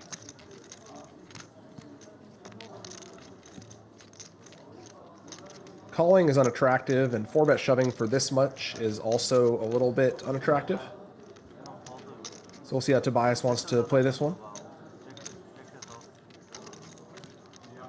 All in. Looks like he is going to go for the 4-bet shove, and that's going to do the trick. Correctly assuming that Ignacio was trying to pressure him and taking it down uncontested. A nice read and a nice pickup for Tobias there.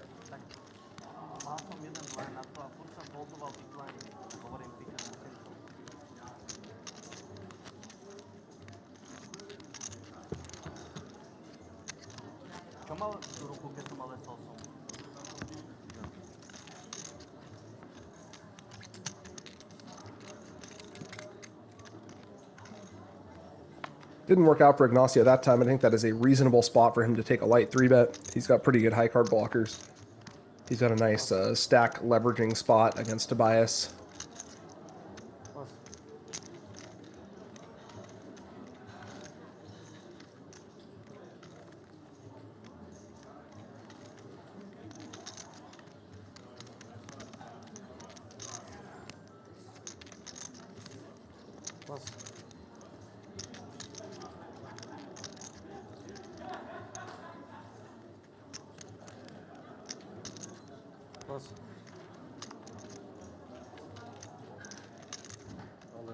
All in. Over to Lucas on the button with the king-queen offsuit. That is plenty good to shove.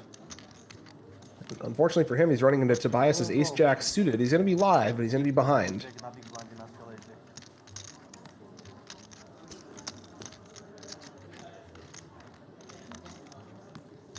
Lucas is going to need a king or a queen to survive here.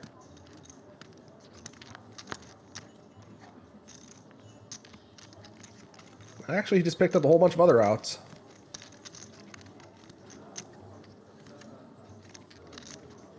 A very good flop for Lucas. Doesn't guarantee him the win, but it puts him in a much better spot than he was in pre-flop. No help on the turn. That is help on the river. Tobias makes top 2 pair, but it is not what he was hoping for, because it gives Lucas the nut straight.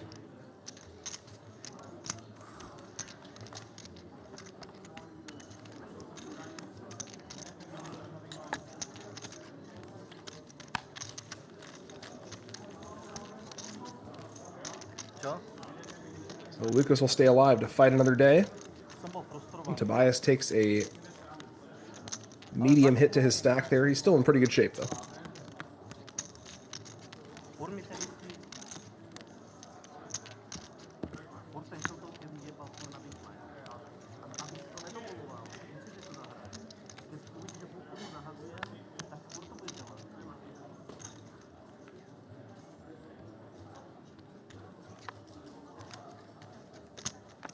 better. Pause.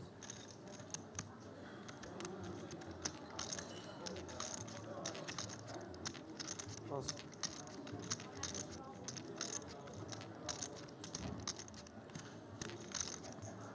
Pause.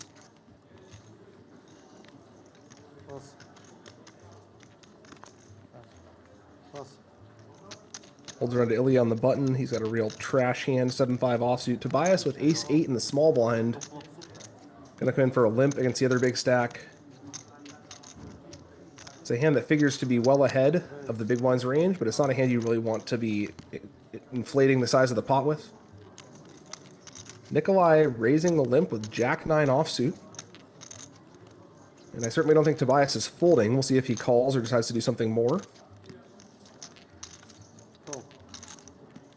Looks like he's just going to call.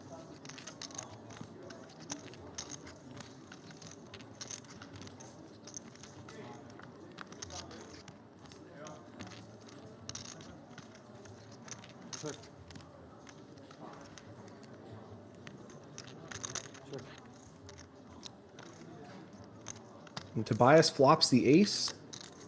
Nikolai is drawing dead on the turn. Tobias opting to just play it slow, try to catch some bluffs from his opponent. It looks like Nikolai has decided to oblige him here.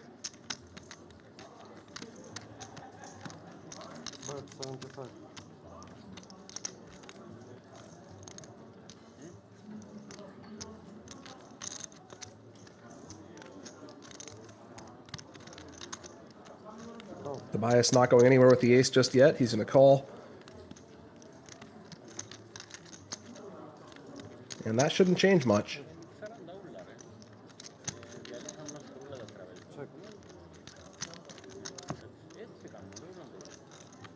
Tobias is going to win that one.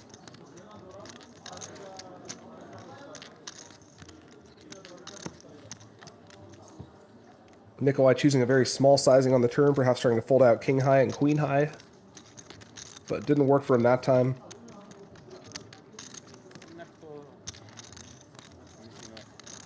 And Tobias wins back his loss from the ace-jack suited hand.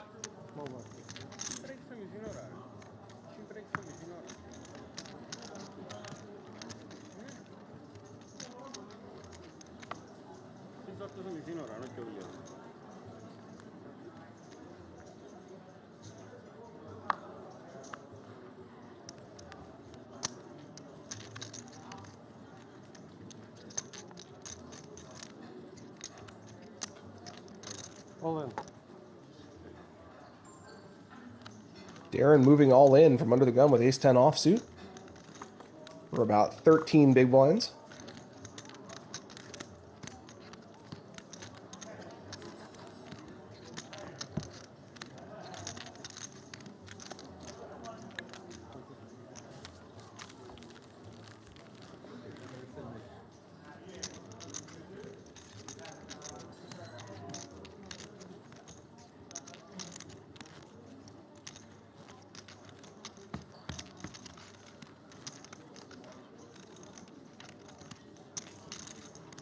And that's going to do the trick.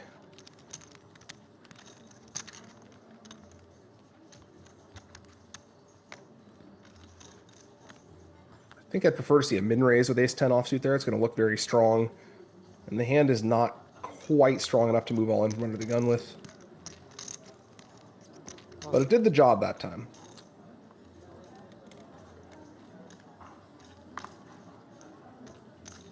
Where's 100? Lucas under the gun 1 going to open with the king-jack offsuit. Pretty reasonable open.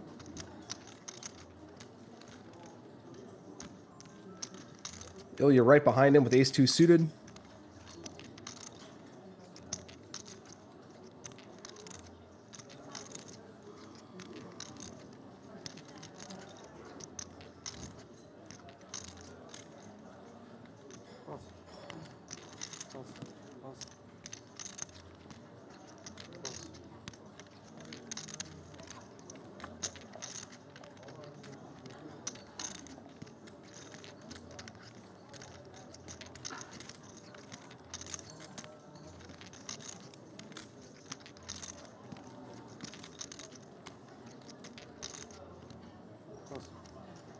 And Darren is going to pass on the king-7 offsuit in the big blind. Wisely so, as it turns out. He was dominated. Ilya considering doing something with the ace-2 suited there. He was ahead, but it's pretty hard to do much from those positions. So I think I like his fold.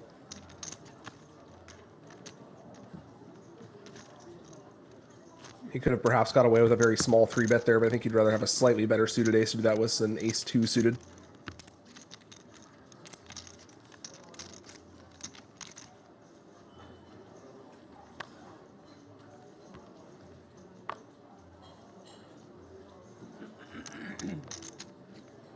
Pass. Pass. Pass. Raise 100. Pass.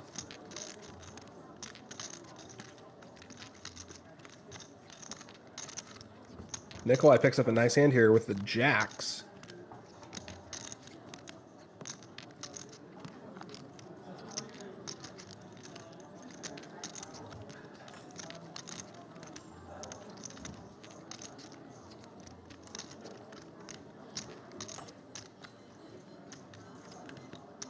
Oh.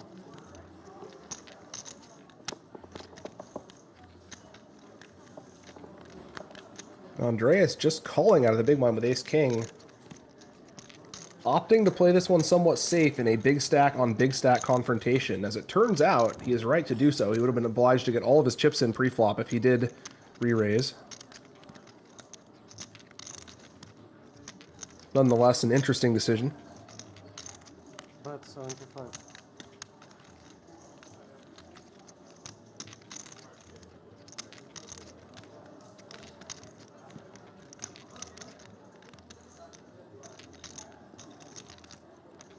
And Andreas is probably not going to be able to fold this hand just yet, but it's not really the flop he was looking for. He does still have 6 live outs. He does not have any backdoor flush draw. 225. He's raising. That's interesting.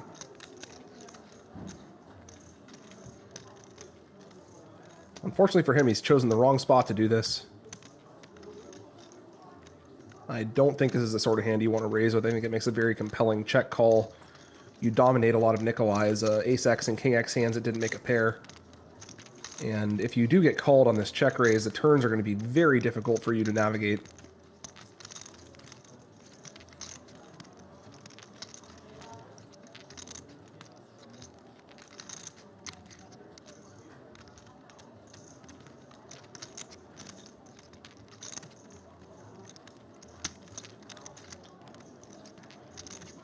Nikolai deciding how he wants to proceed here.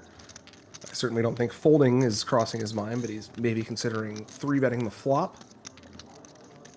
I think just calling would be the safer course of action.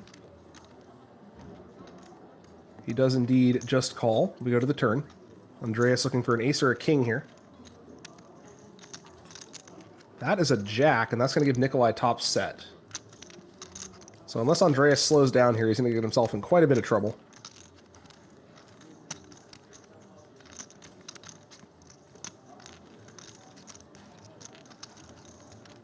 This is one of the reasons I can't really endorse the flop check raise. I think that there's too many turns like this. And you have a lot of hands that would be better at check raising than ace-king here.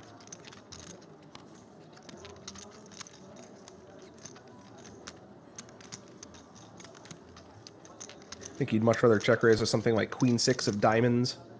You want your opponent to have a weak ace here when you check raise. You don't want to block an ace and a king. An ace-king has enough showdown value. You could just check call. And Andreas deciding whether he wants to get himself in more trouble here or whether he's going to give up on the hand. Looks like he's decided on more trouble. Andreas is drawing completely dead at this point. He's going to need to hit some sort of draw completing river and then bluff again in order to win the hand.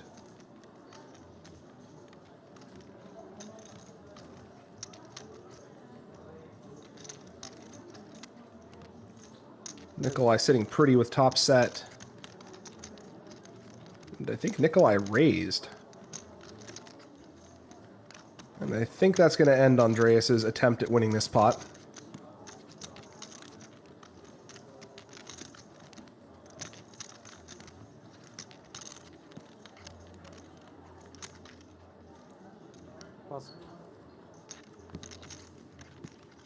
Yeah, I think just check calling the flop and check folding the turn would have been a much more reasonable way to play that hand for Andreas, but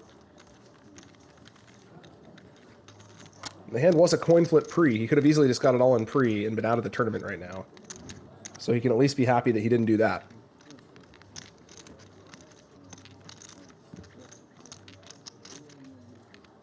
Nikolai picks up a nice pot there.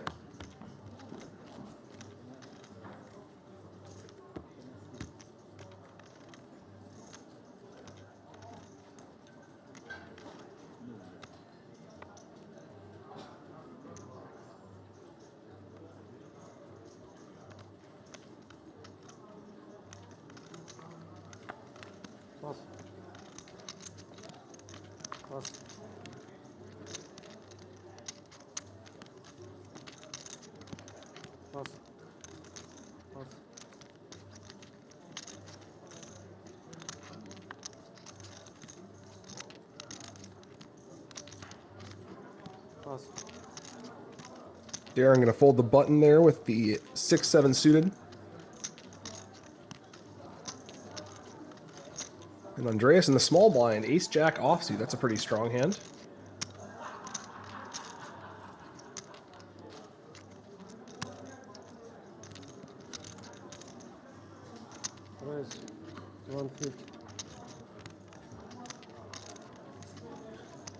He's going to come in for a raise against Lucas, who has just under 20 big blinds.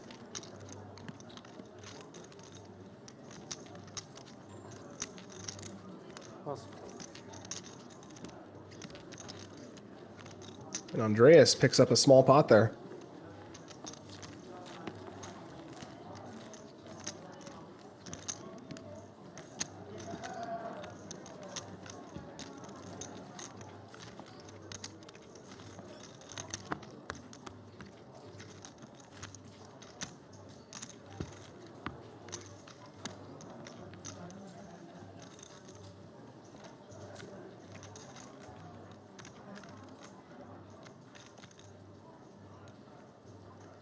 As we close in on this final table for WPT Cyprus main event, remind you that we are playing for $400,000 for first, as well as a seat to the Tournament of Champions and a chance to get your name engraved on the famous Mike Sexton trophy.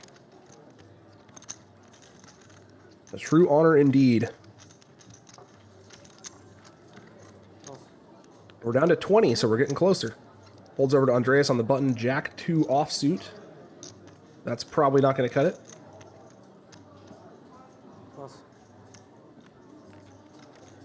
Lucas in the small blind with Jack 10. He's up against Ilya's big stack out of the big blind. Oh. Looks like he's deciding to limp in. And Ilya will check back the 8-7 offsuit. We go to the flop. Lucas about a 2-1 favorite so far.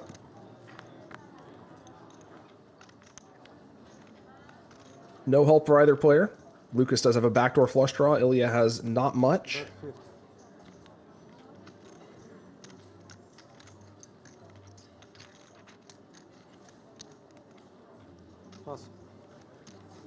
And the c-bet from Lucas will take it down.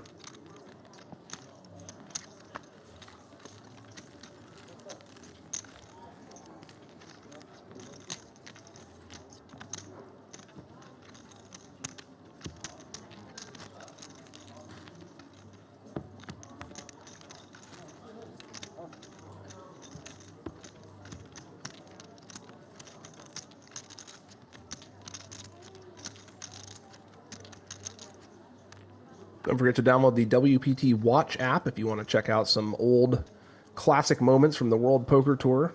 We have over 2 decades of history at this point.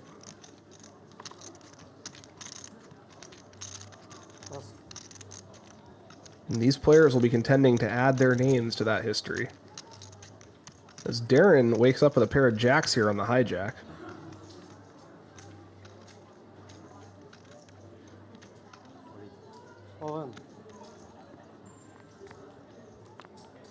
He's going to move all in for 13 big blinds.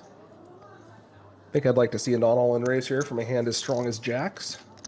But he's going to get action either way because Andreas has woken up with 10s right behind him.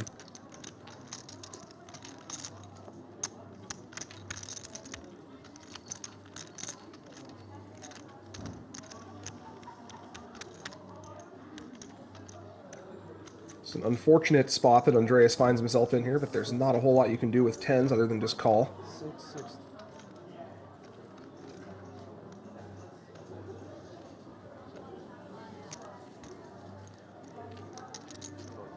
Go.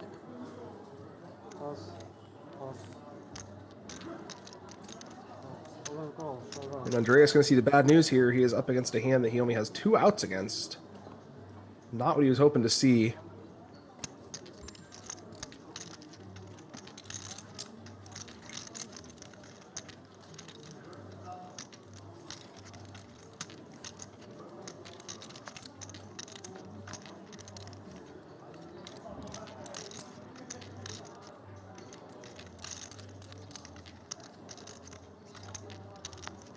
And this is not what Darren was hoping to see. Andreas has made top set, but Darren did turn a flush draw. Gives him quite a few outs here going into the river. Darren was looking for a club or a jack, but he failed to improve, and he is going to hit the rail in 20th place. A nice showing, but certainly not the outcome you're hoping for when you see jacks all in against tens. That's going to take us down to 19 players here.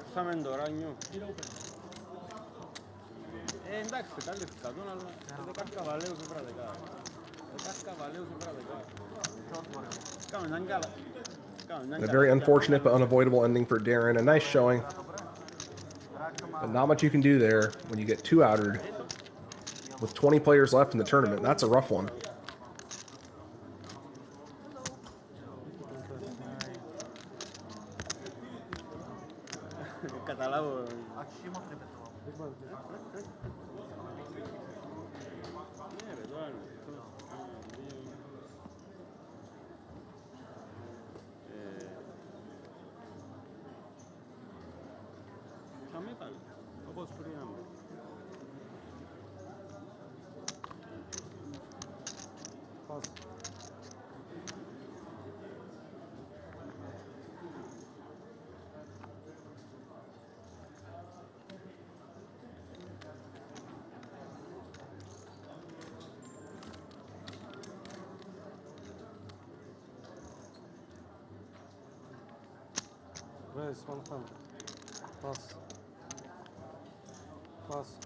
Andreas coming in for an open here with the 4s on the hijack.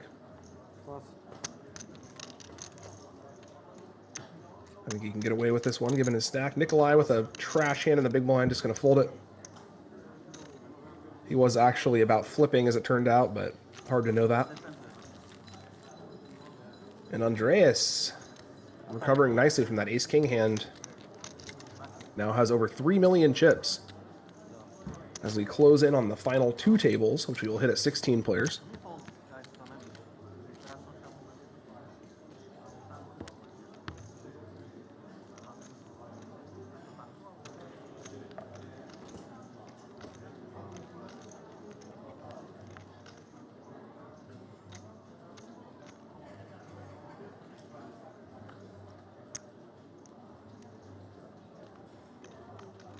And now Andreas with another hand under the gun, ace-9 offsuit. This hand is marginal, but as I was saying earlier, I think I like opening this one with one of the bigger stacks. You have an ace blocker, you have a 9 blocker. Your hand doesn't play well post-flop, but the late game is not about post-flop. It's and he will take it down easily.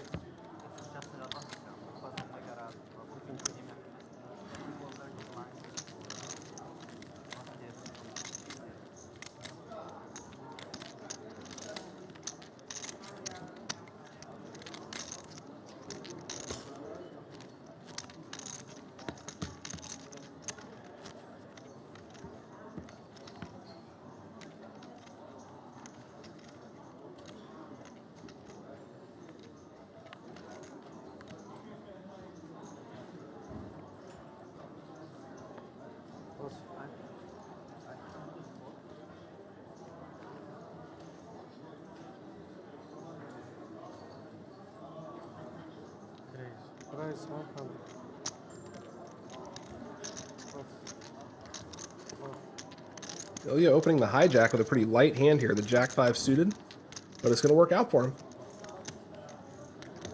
This is a pretty expansionary open from Ilya, but he does have a high card blocker. He has a suited hand, and the table has been playing fairly tight. I think it's a reasonable open, as long as you don't go too crazy with it. And he'll get rewarded by taking down the pot uncontested that time. Thank you, good luck.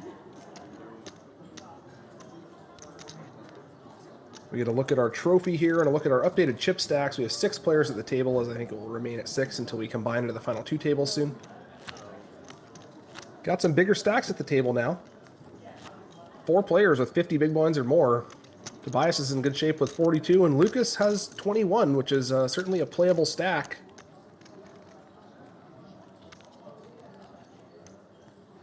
We're going to have a dinner break coming up here soon, and then after that, the blinds will be going up again to 60,000.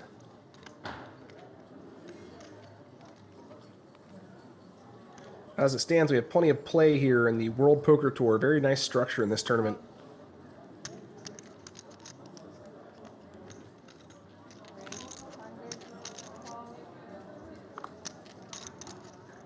Tobias opening Jack-9 suited on the hijack. Very reasonable hand. Andreas with the best hand in the small blind here, Ace-9 offsuit, but not particularly easy to navigate.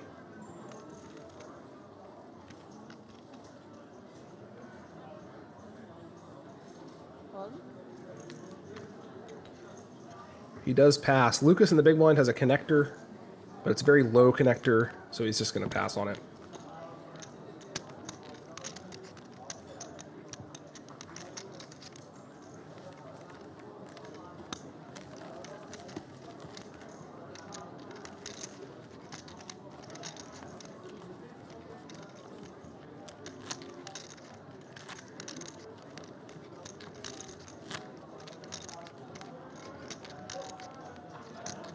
$775 entries in this tournament.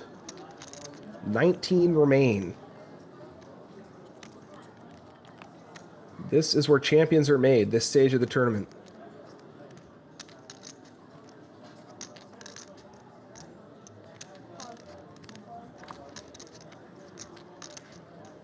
Ignacio on the cutoff with an ace. That's going to be good enough.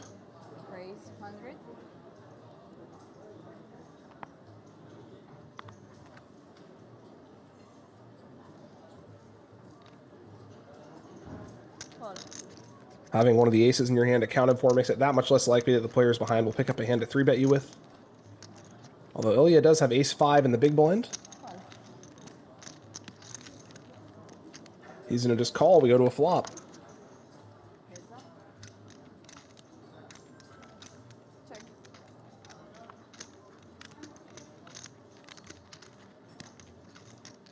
Ignacio has flopped middle pair. Ilya has nothing. So I'd imagine this one's going to Ignacio.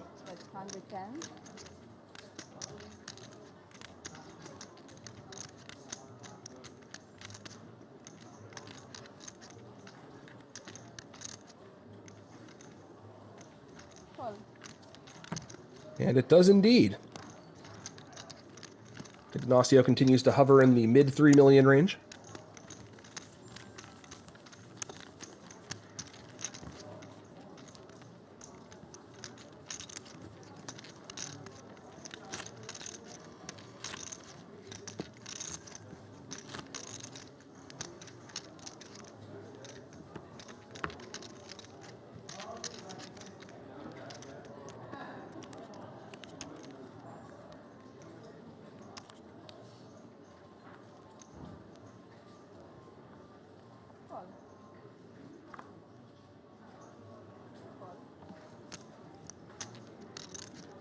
Andreas on the cutoff now with ace-king offsuit. Hopefully it goes better for him than the last time he had ace-king offsuit.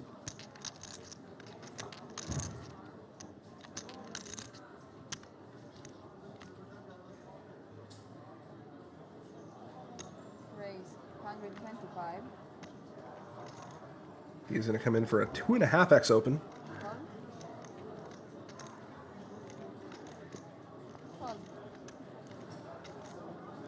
Not a whole lot of granularity in your open sizes here. You have to basically do 2x or 2.5x. You can't go in between.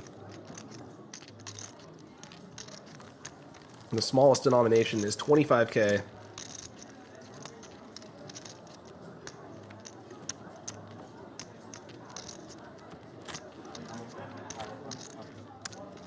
Actually, that's not true. There are smaller denomination chips on the table.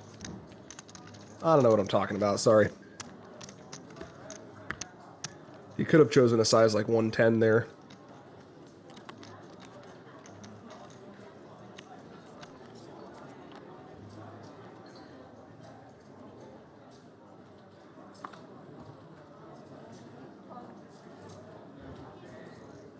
Holds over to Andreas on the hijack with ace-9 offsuit.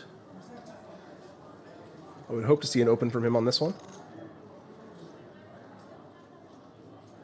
Raise 100. This time he's going for the min raise.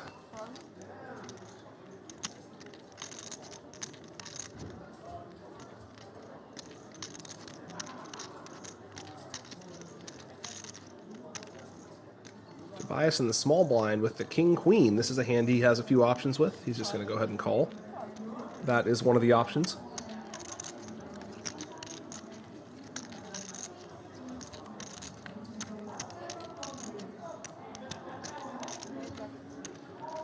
No help for Tobias, but no help for Andreas either. Tobias does have 2 overcards here, so he's not necessarily going to be folding to the first bet.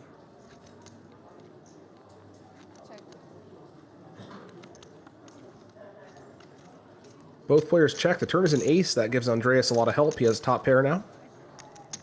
Tobias has a gut shot, but being out of position and up against a stronger range is going to be hard for him to navigate.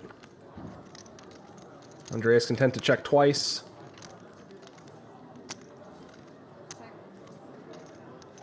Tobias not taking the bait. He is not going to bluff.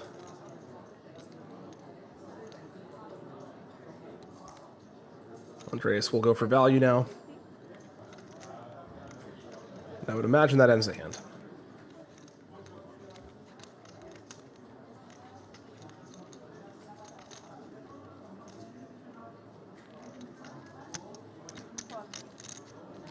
Nicely played from Tobias there.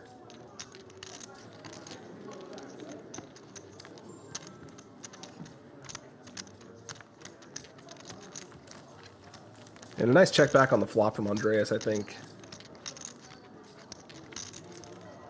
The small blind range is going to be a lot more concentrated around those hands with a jack in them than a big blind range. I think against a big blind, you would just c-bet, but against a small blind, you might want to be a little more judicious.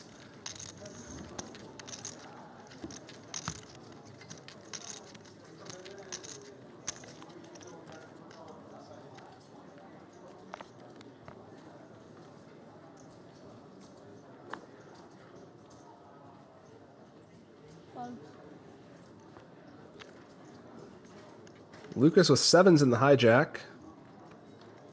Raise 100. That's going to be a raise.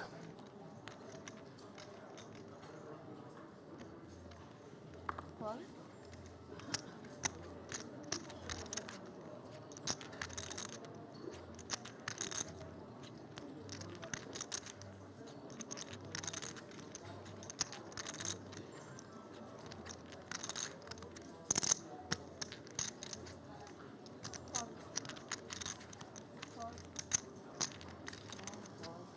And the 7s from Lucas are going to take it down uncontested.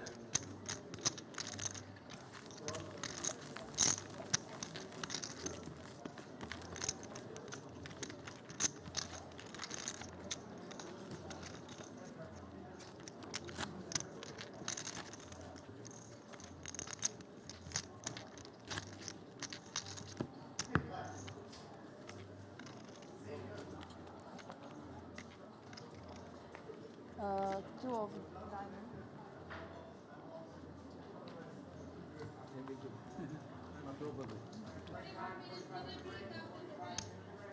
Ilya with 9-7 suited on the hijack. Raise 100. Not surprised to see him open there.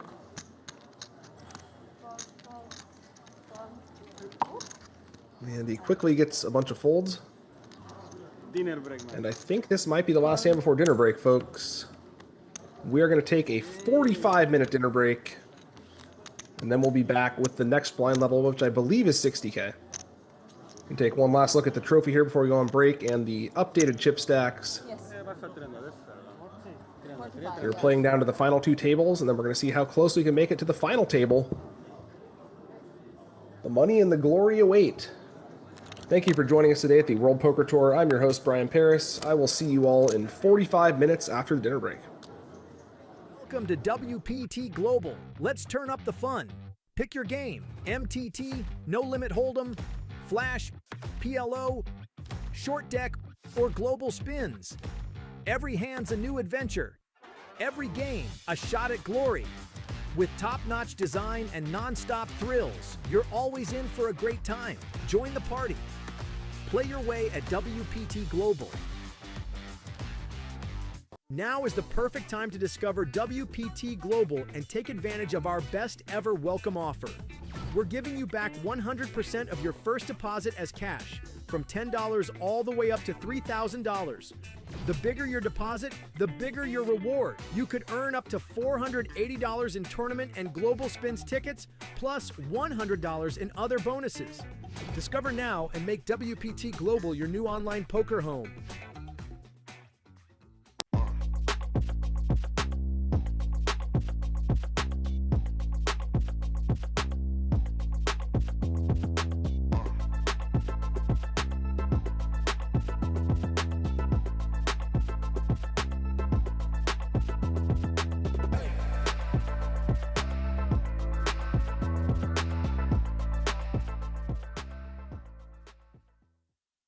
This summer, the heat is on at WPT Global. The Super Giveaway is your shot at free tournament entries every single day. Deposit now and score WPT Global Tournament tickets. We're rewarding players with random entries, from the $530 Grand Slam PKO to the $100,000 Sunday Slam Mystery Bounty. Big buy-in or small, it's all free money in your account. So check in daily, claim your tickets, and hit the table. Plus, get a 100% deposit match bonus if you're new. Only at WPTglobal.com.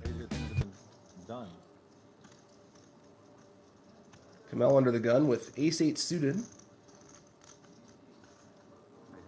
Fold. What'd you say? I didn't hear you. But I believe you. İki kız çocuğum var, yalan mı söylüyor? Fold.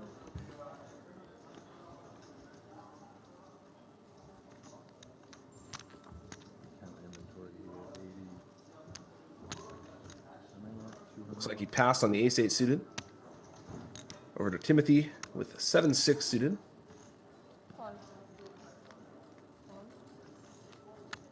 We have a new player coming in on the hijack now.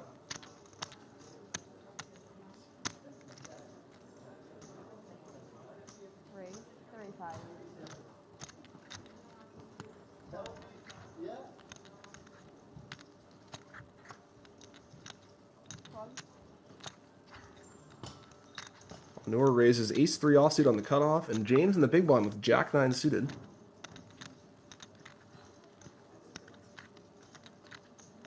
I expect he will be seeing a flop with this one.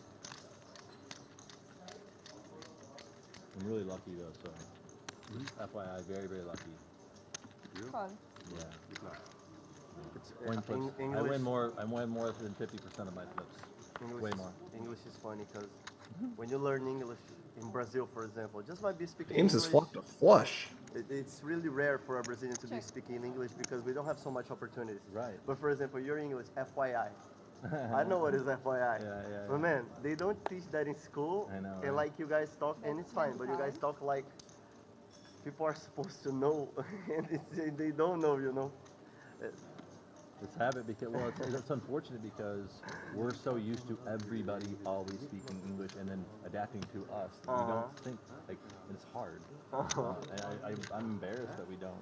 No, it just is what it is. You guys are, in my opinion, definitely one of the best countries in the world. In my opinion, like, one thing interesting from US is very good economically, but I swear, bro, I don't feel like people from US are so happy as I think they should, or You're so in the wrong grateful, part of the country. or so grateful. Hang as out I in the think middle of the country. You don't. No one hangs out in the Midwest. If you hang out in the Midwest, any of the Midwest, you will see what the country is really about. Okay, makes sense. That is a money turn for James, as Onur has made it straight here. No, Midwest. I lived in Chicago for 4 years. Yeah. And like the school I came, I didn't choose the school. The school chose me. Okay, where'd so you like, go? Prairie State College. It was a scholarship. Okay. Soccer scholarship. Yeah. So where's that at? In This is a disastrous turn for Anur. Yeah, I lived in the city for 5 years. Goes all in, and James will quickly make the call with the flush. James is going to get another double up here. Very good, very hot start for James. And that was one of the 3 turns in the deck that would have made the disaster situation for Anur with a straight drawing dead against a flop flush. Who chose me, not me who chose. So James makes a pair for good measure. shot I had. He is all the way up to 515,000 after coming in with only 125. It wasn't a great school. It was the school that chose me. They were not the smartest people or the hard workers people, or like they were more like chilling, smoking weed.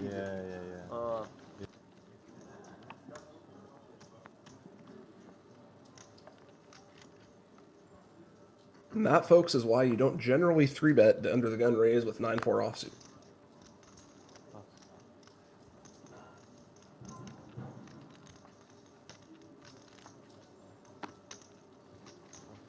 Sometimes you can surprise people by bucking the conventional wisdom, but other times the conventional wisdom exists for a reason.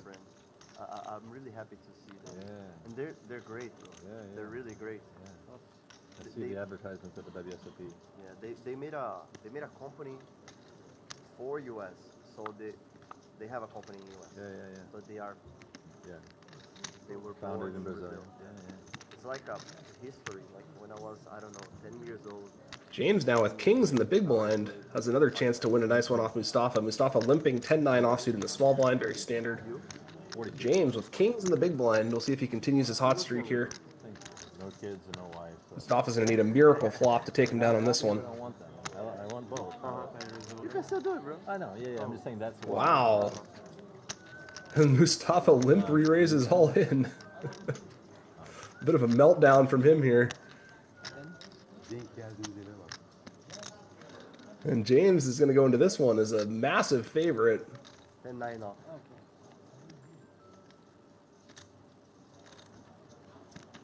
Is there a camera? James has a chance to exit this hand with more than 10 times what he started the day with. I think there's a camera.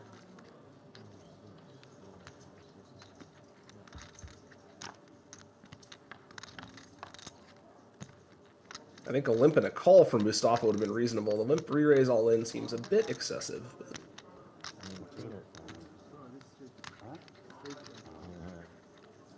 I think they have the all-in button on the wrong, or maybe it just denotes the action, but Mustafa actually does cover. I think he's leaving a bit prematurely here. According to the graphic, he has 40K left. And James, with an incredible turnaround, coming in as the shortest stack with 125,000. He exits this hand with 1.4 million. Earlier he told me it was 2 on someone sharing your card and you want to dominate them. You got a little more.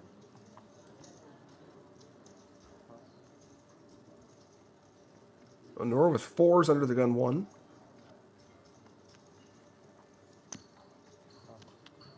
He will pass on that one, I think wisely so. Over to James on the cutoff, 9-6 suited. Not a great hand. Kamel with the same 10-7 off he opened the button with earlier. We'll see if he decides to do it again, or if the stacks have changed. It looks like they have. And Romulo with King 5 offsuit against a 10 big blind stack. I expect we will see him go all in with this one again.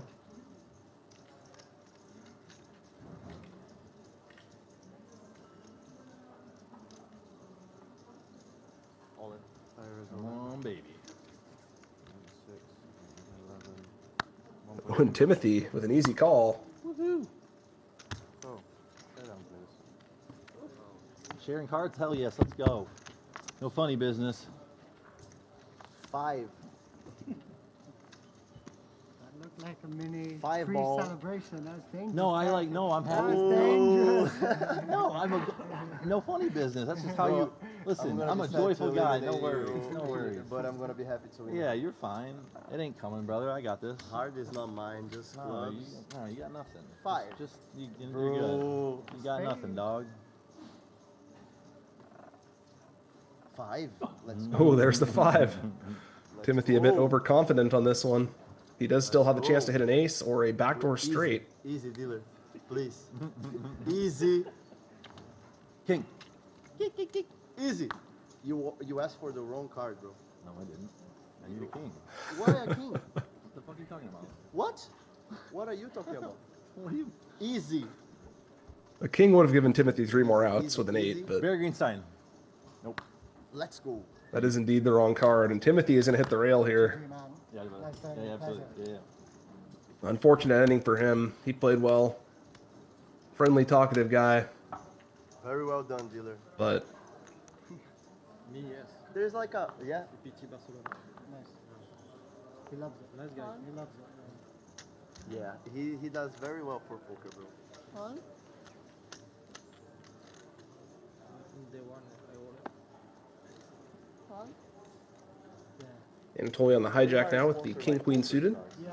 And I'm sponsored by WPT. Going for a Global. smaller raise this time. When I started with WPT Global, I think he was sizing a little bigger on that last hand to try and force the big blind into a decision. And now G is coming alive here. I don't think he's played a hand yet, but this time he's all in with 6s.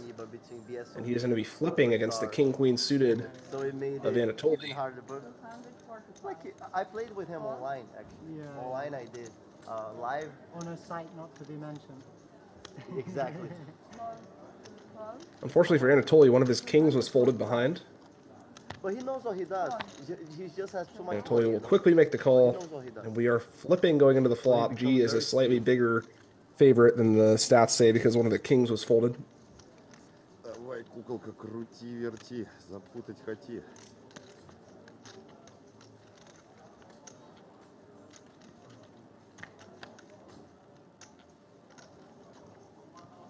That's no help for Anatoly.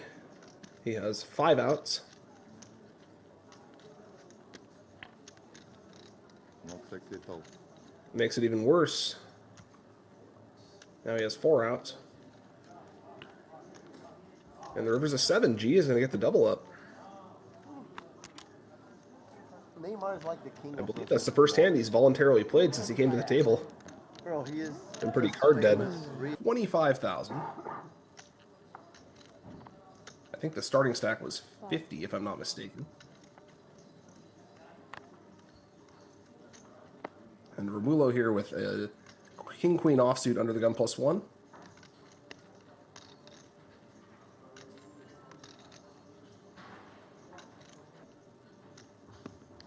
You're going to see him raise this one.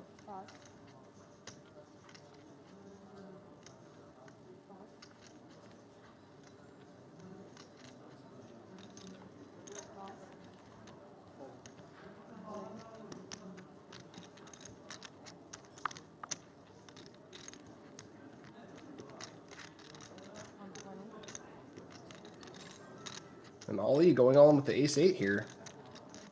It's surprising to see him pass on king-jack against a button open and then go with ace-8 here against an under-the-gun 1 open, but he is ahead. Now Ignacio thinking about taking 6s behind. He will be flipping if he does.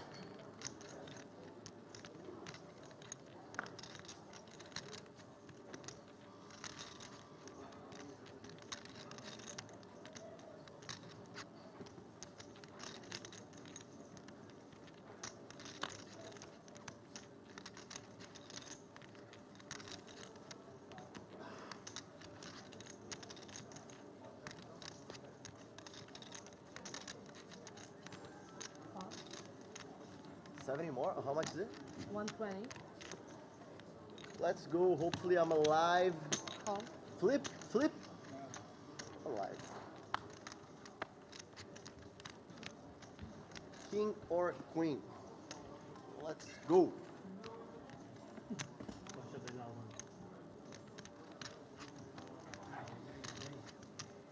King on the window. Good luck.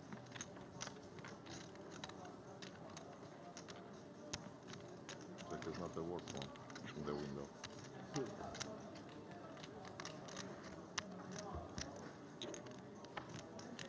Ten, king or queen. 10, king or queen.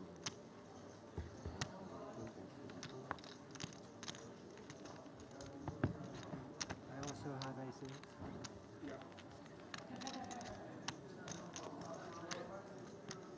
Ollie's going to double again. Ollie being patient, picking the right spots here. He's back to 300,000.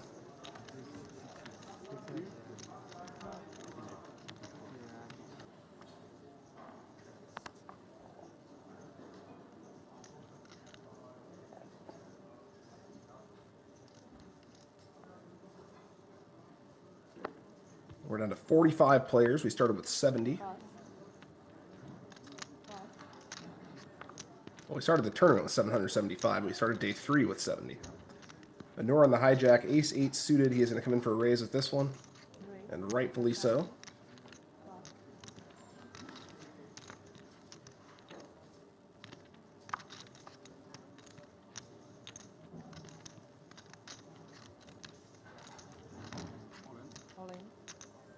Ignacio moves all in with ace-10 suited on the button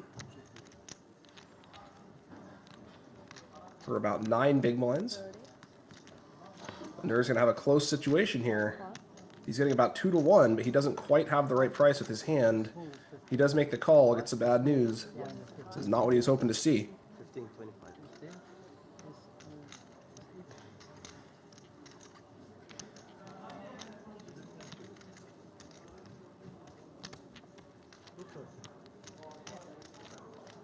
Natural 9.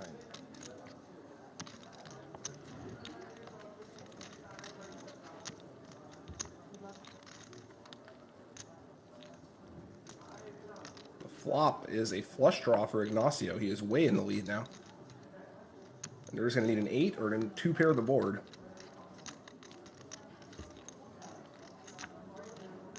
That's a 7. That gives Anur a few extra outs. He can now make a straight with a 10 or a 5. His 8 is no longer good, though.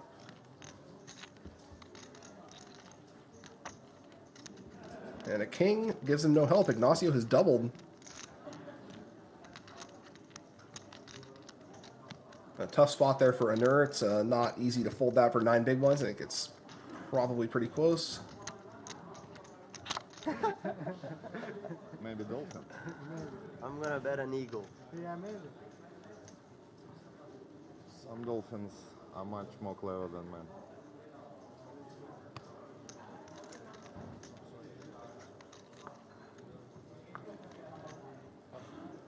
Be a bad way to use a time bank. No, I'm just.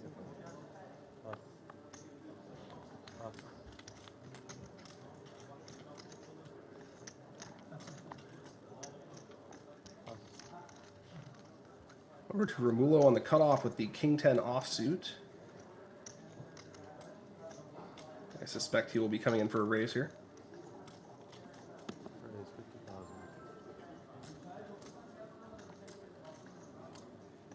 Anatoly right behind with 6s. This might be his spot. Looks like we're going to have a coin flip here.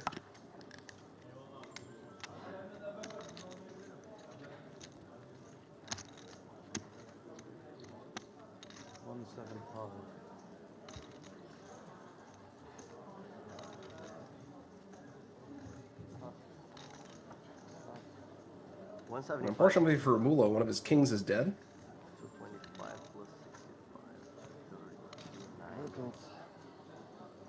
290, 125 for 290, bro. Hopefully we're flipping. Stop doing faces to me. You're making my decision get harder, bro. Okay, if I'm not dominated, it's good. How many seconds I got? 290 for 125. So, Romulo yes. does make the call, and they are indeed flipping. Flip. About as good as you can hope for with King 10 offsuit. With 6. Nah. It would be fair. King or 10. Actually, whatever, man. Just make me win, please, dealer.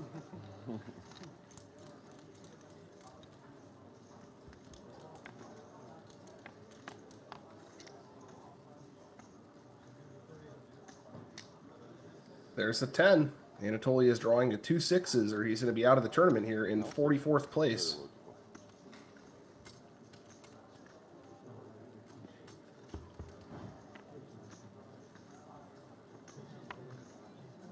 A 9 on the turn. Anatoly can now hit a 7 to chop this hand. A pretty good outcome for him at this point. A queen would give Romulo a higher straight. 6 or 7. That is a 9. Romulo's going to take that one down. Continues his hot run. And he's now up to 1.3 million.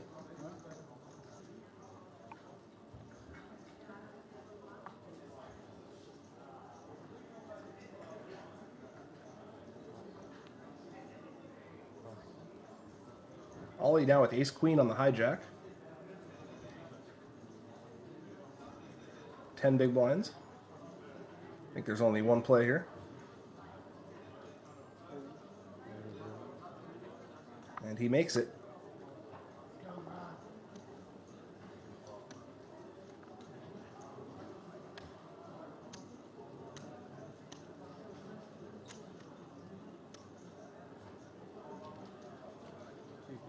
Is the order. We're gonna have a coin flip here, folks. James has woken up with jacks on the button. This is gonna be a classic coin flip situation. Calls 255.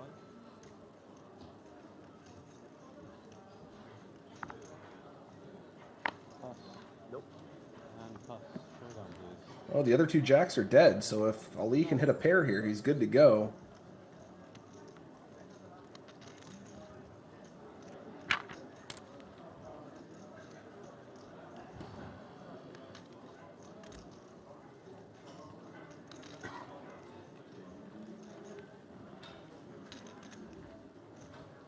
He does need to hit an ace or a queen, though.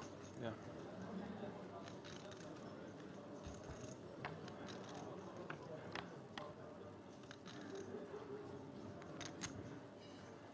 He has not hit one yet. He's got two more cards to hit an ace or a queen, or else Ali is going to be out of this tournament in 40th place.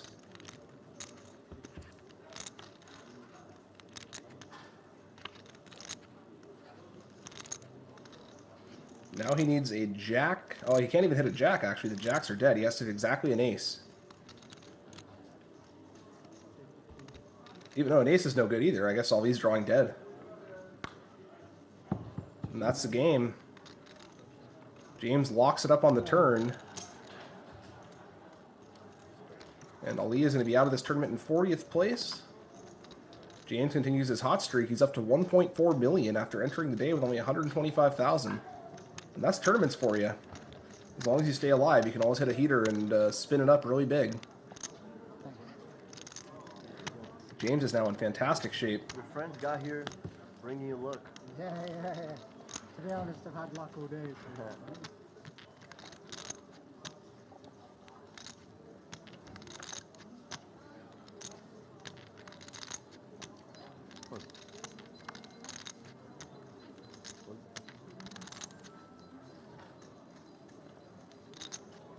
Folds over to Kamel on the hijack. He's got the king-queen suited.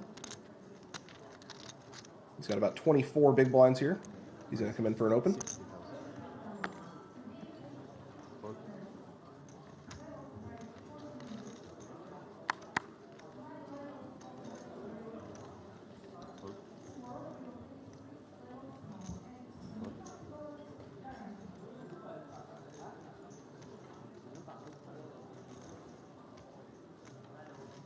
And Denur in the big blind has a playable hand, the queen 10 offsuit. Unfortunately for him, he's in bad shape against king queen suited, but he's still going to see a flop.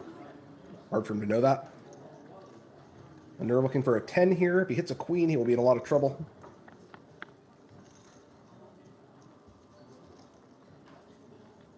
And there's his 10, but Kamel also has overcards with a flush draw and a gut shot, so this is going to be an action flop for both players.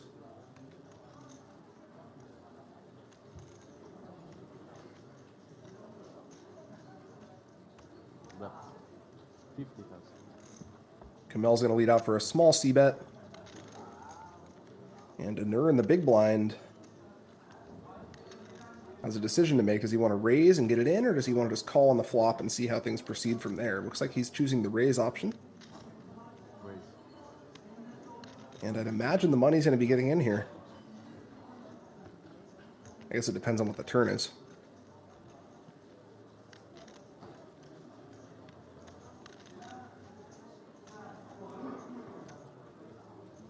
Pretty close to a coin flip. Kamel actually slightly in the lead with all of his various draws.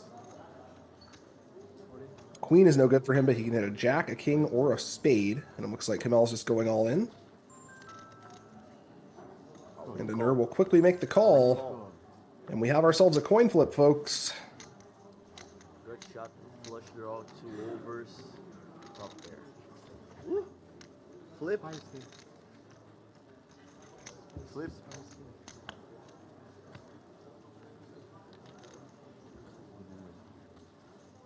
okay. That's Romulo's doing the commentary for me. Should just let him do it. No help for Kamel on the turn there. He's going to need one of his many outs. He still has quite a few.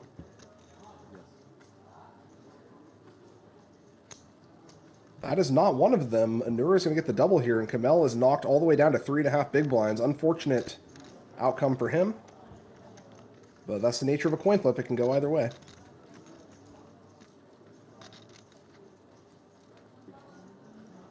No, but it's okay. It's sense. No problem. But like that's weird for Brazilians.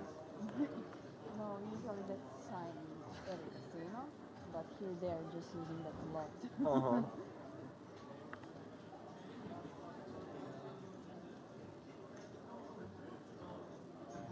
Anur now with a pair of jacks on the hijack.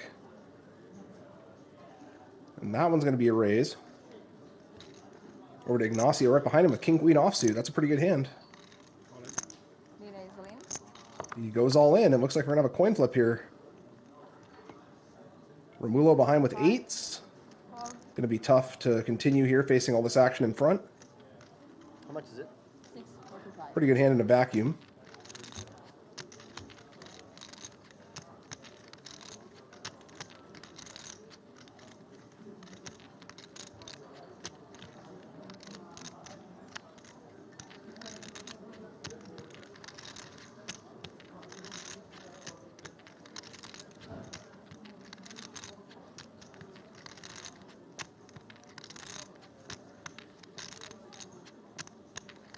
And he is going into the tank here a little bit. Both players are in fairly late position, so eights is not a terrible hand here. As it turns out, he's not in very good shape, but...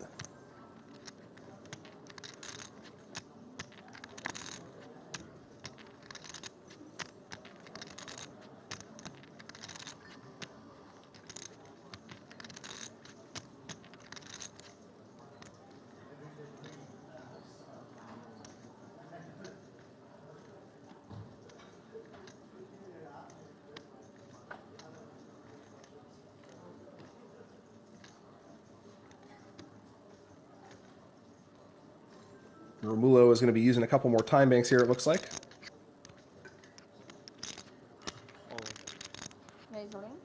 Oh, he does indeed go all in. And the one thing that might work out for him is that he might actually force Anur to fold. If Anur folds here, then Romulo is actually going to be in a pretty good spot. But if Anur calls here, Romulo is going to be out of the tournament, most likely. And this is not an easy spot for Anur. He does have the best hand by quite a bit, but it's hard for him to know that. He's facing a ton of action behind. I thought you would be doing that with 6s, 7s, 5s, 4s. He folded face up. Let's go. And he's going to get the bad news here. He would have been in fantastic shape. That's got to be frustrating, but I can't really blame him for folding. It's not an easy spot. Just as a curiosity, would you do that with 7s, 6s, 5s? I think you would, bro. You would, bro.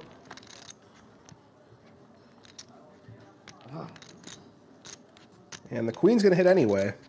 So it looks like Ignacio going to get the best of it. Anur only would have broken about even on the hand.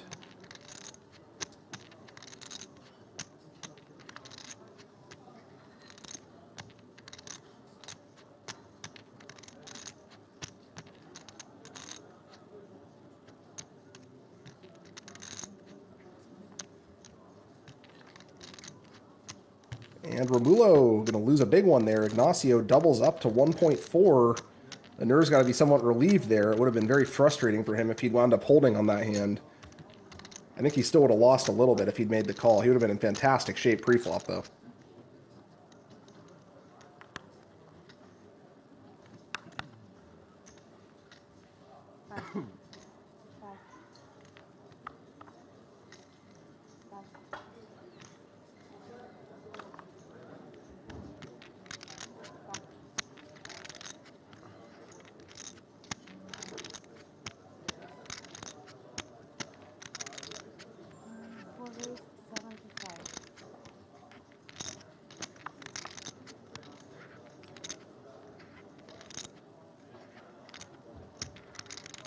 We got some action hands here.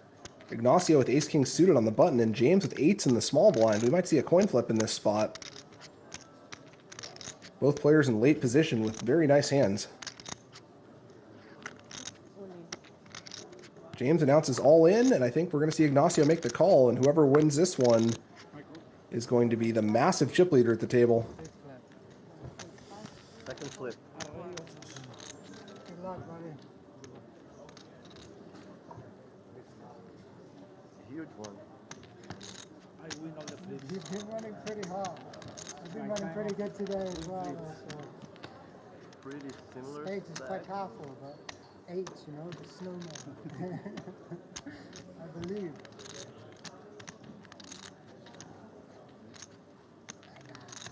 It's a king on the flop. It's bad news for James. He's going to need to hit 2 outs to stay alive here. Came into the day with only 125,000. Gets it in flipping for almost 2 million. But this may be the end of the line for him. That's close. It's a 9, but not quite. He needs an 8.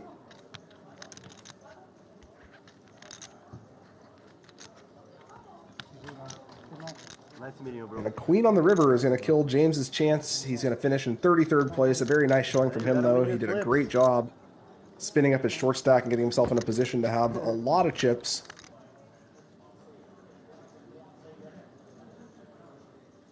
I gave it to her.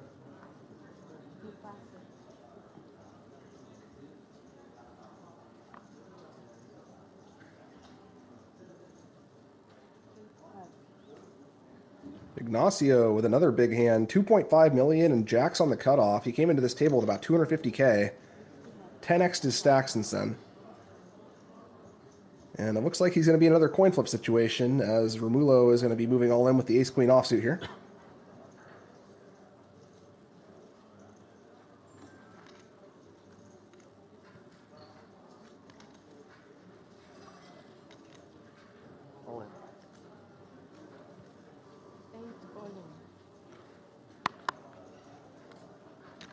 And there it is, the all-in. Flip. Let's go, man. Let's go, man. You win one, I win one, man. Yes. Let's go. They call these flips, but 57-43 is actually a little bit worse than a flip. It's more like a 4-3. You look like you're gonna do it.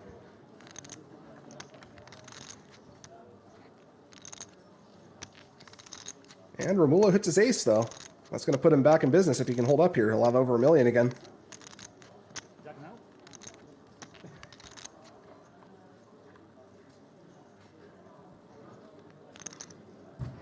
Turn is a 10. That's no help for Ignacio. He needs a jack on the river. Unlikely, to say the least. Oh! I spoke too soon. Tough run out there for Romulo. Lost 2 flips in a row, and he is going to hit the rail. Our WPT Global Ambassador from Brazil. And Ignacio continues his heater.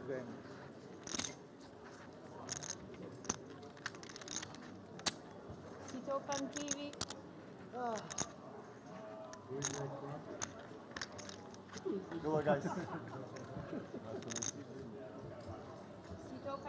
Ignacio now with about 3 million. A tough ending for Romulo there. He lost the flip from both directions. First he lost with 8s against King Queen, and then he lost with Ace Queen against Jacks.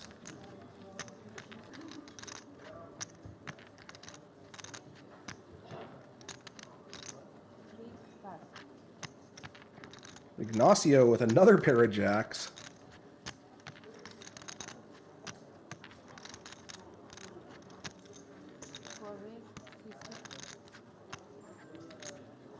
Looking to finish this level strong.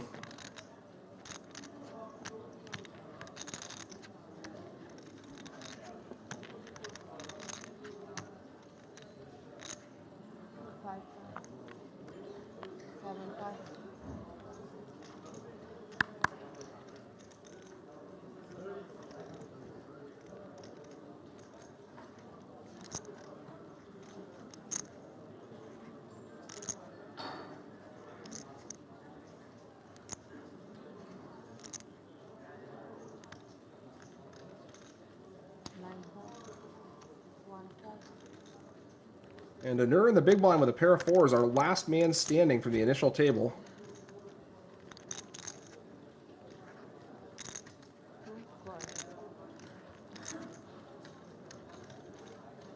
Going heads up to the flop. Anur is about a 4-1 dog here.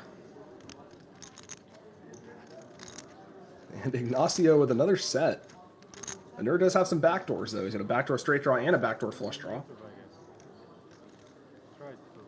He also has second pair on this board, so I imagine we'll see him stick around for at least one card.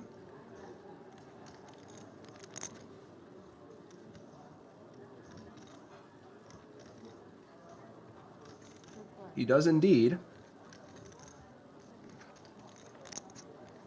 Go to the turn. It's a 9 of hearts. That does give Anur the backdoor flush draw.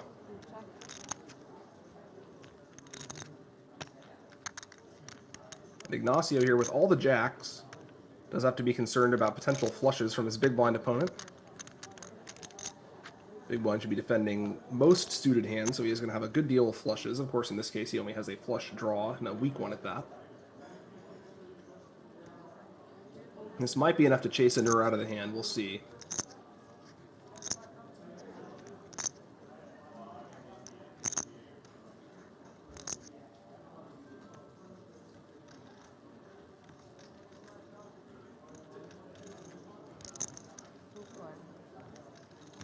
Anur does make the call.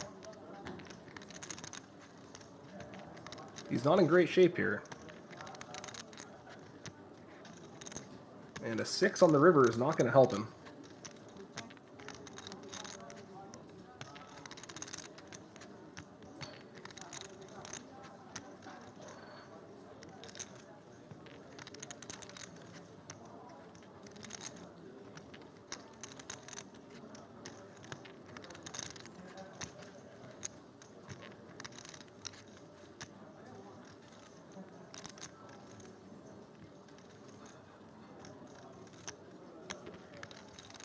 Ignacio going for a third barrel.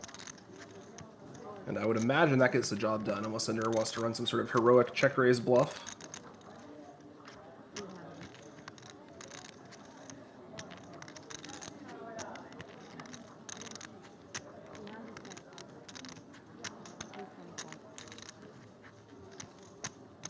Anur is still beating a few 3-barrel bluffs, mostly hands containing the ace of hearts or something like this, but seems difficult to make the call here with just 4s.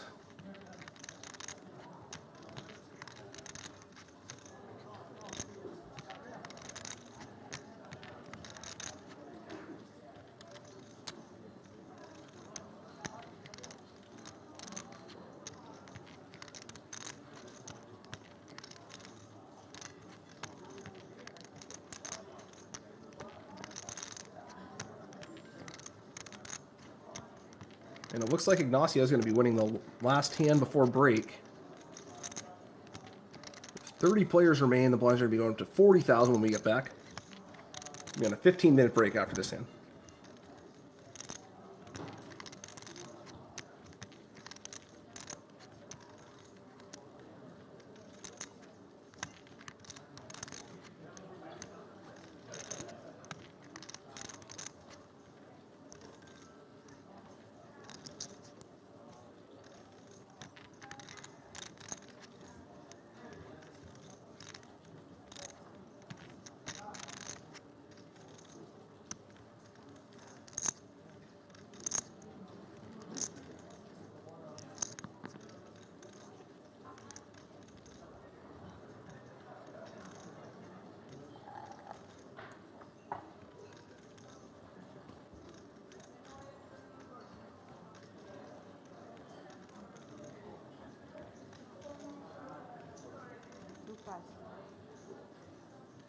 Anur does make the fold on the river. Ignacio wins another big pot. And he is up well. Oh, a fast start at this new table for Corey here. As he makes a well-placed 3-bet and moves up to 1.6 million.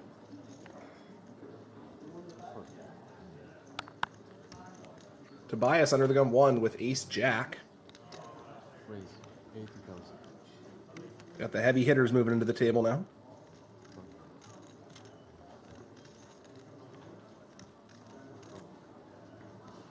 Benedict also has ace-jack. And he is quite short, so I suspect we're going to see an on and a call here. And a chop, most likely.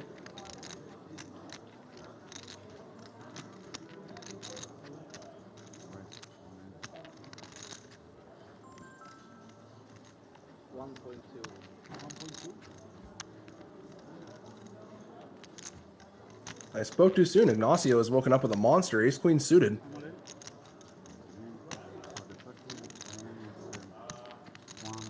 And he quickly goes all in over the top. Tobias now going to make the fold, and we're having all in. Benedict only has 2 outs. Tobias folded one of his jacks. So barring a disaster, Ignacio is going to continue his run up the standings here.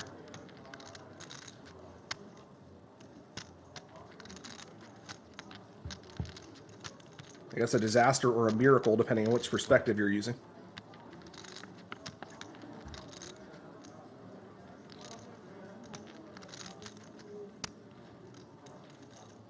No help for Benedict. He's going to need one of 2 jacks to stay alive here. The graphic says 3, but we know that Tobias folded the 3rd one.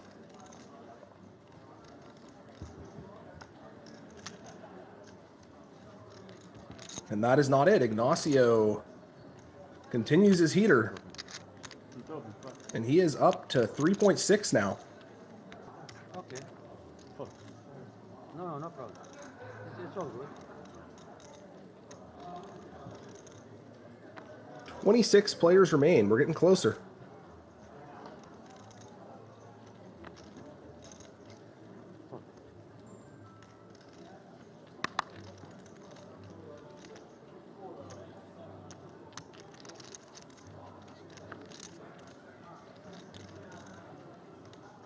Folds over to the Ji Cheng on the hijack, who's got the ace-10 of spades. That one's going to be a raise. G right behind him with queens. I don't think he's going to find a way to fold this one.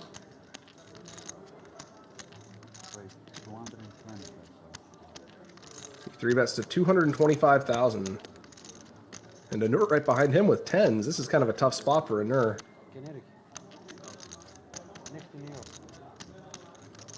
If there was ever a player to find a hero fold against, it's probably G. But even so, 10s is quite a good hand, so I'm not sure what Anur's going to wind up doing here.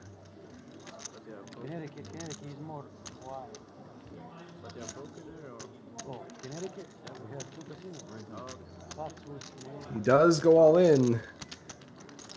And if G finds a way to fold this one, I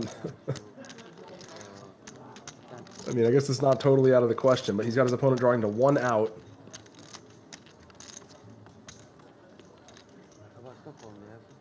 No casinos anymore. It closed a couple of months ago. Yeah, why? They didn't make profit. Ji Cheng lamenting the fact that he has to fold such a pretty hand, but he does have to fold it. Now back to G with the 3rd best hand in Hold'em.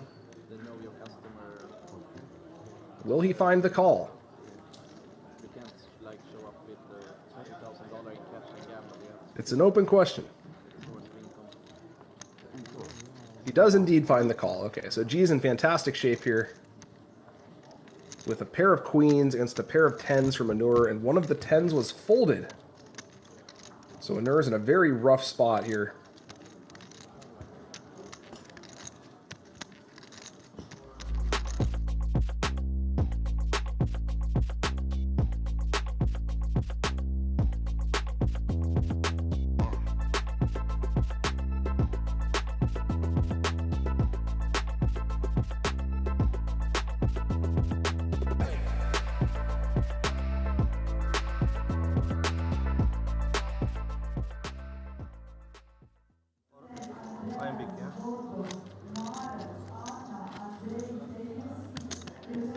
We're going to be back from the dinner break here shortly with 19 players remaining on day 3 of the main event here in Cyprus. And check out the chip counts right there.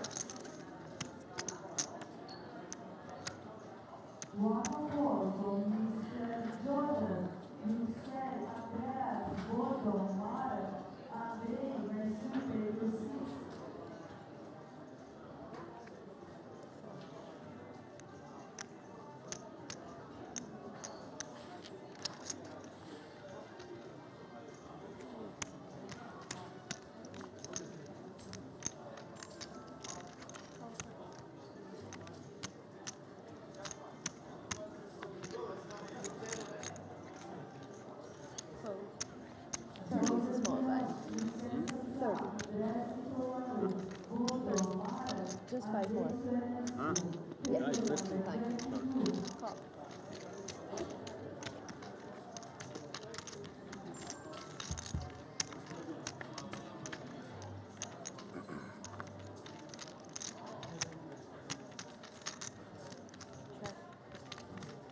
Sorry about that, folks. We are back. Tobias has flopped top set against the King Queen of Lucas in the big one.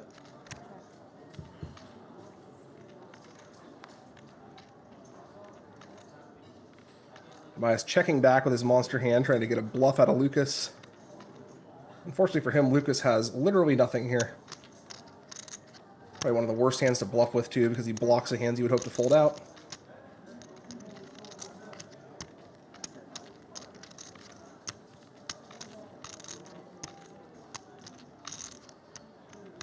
Tobias probably going to want to start betting now. Too many straight potentials to give a free card here. At 175.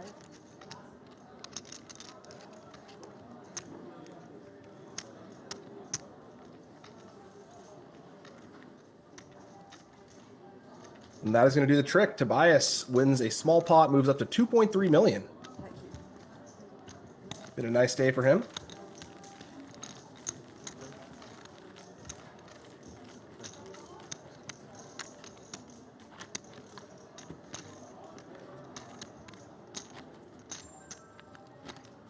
So he continues his steady climb up the standings.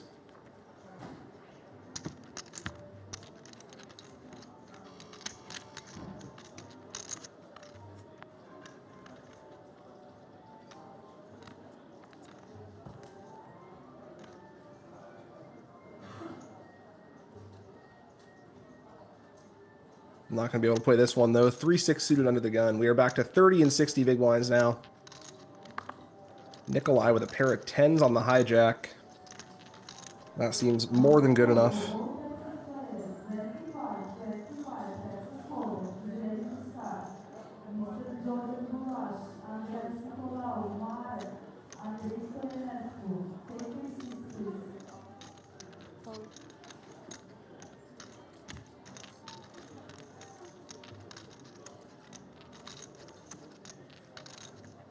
Unfortunately for him, he has run into the Kings of Ilya out of the big blind.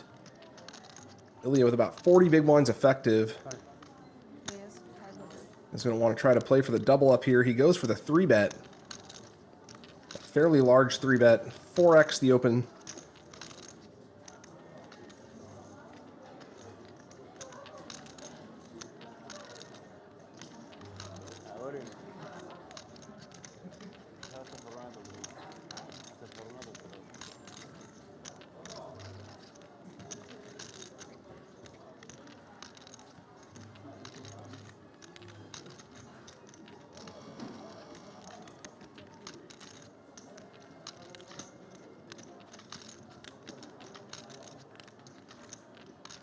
And Nikolai deciding what to do now with a very strong hand, 10s.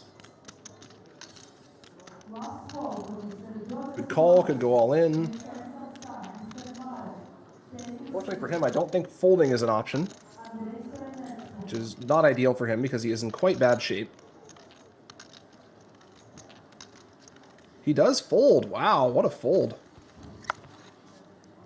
And here I am saying folding's not an option, and he just makes an incredible fold there with 10s. He was crushed against the Kings of Ilya.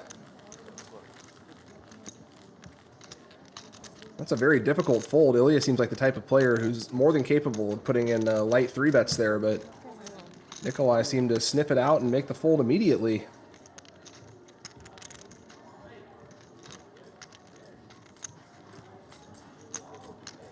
Well, I can't say I was expecting that one, folks. But those are the types of plays you need to make sometimes if you want to have a chance at that trophy. As we look at our updated chip stacks, Lucas, the only short stack. Everyone else has quite a bit of room for maneuver.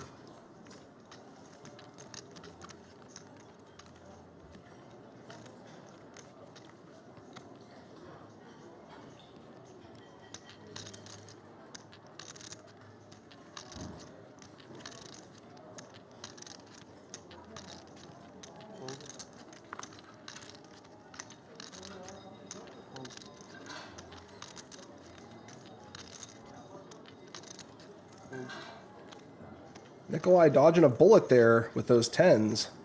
That was unexpected.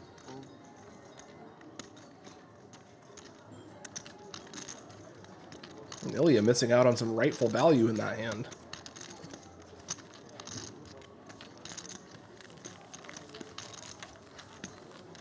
Tobias going to take that one down with little fuss. These players are playing for over 400,000 US dollars.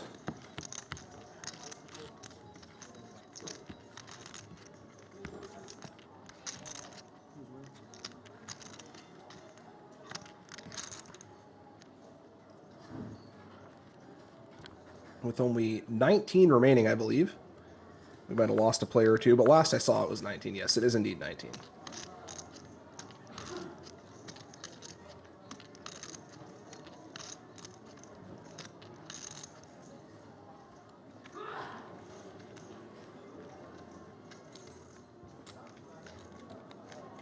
Folds over to Lucas on the cutoff with the Queen 7 offsuit. That's probably not going to cut it.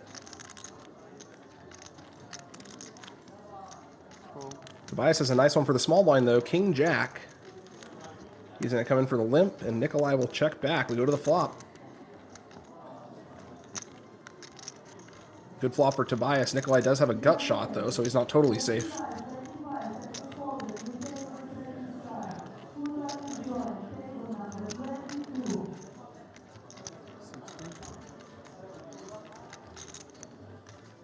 Tobias is going to bet and take it down. Shows the jack.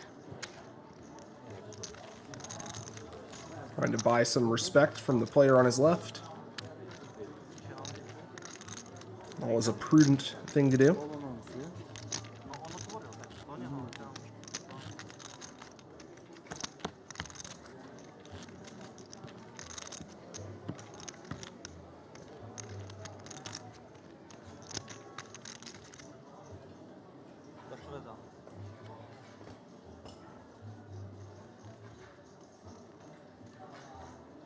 You see Andreas under the gun here with the ace-7 offsuit. Under the gun, I believe we were playing 6-handed. So under the gun is not quite as daunting as it would normally be, but ace-7 might still be a bit too weak. We shall see. He does indeed make the fold. Lucas with ace-2-0 and the hijack. He's got 13 big blinds or so. I think it's a bit too much to play this hand. Looks like he agrees with me.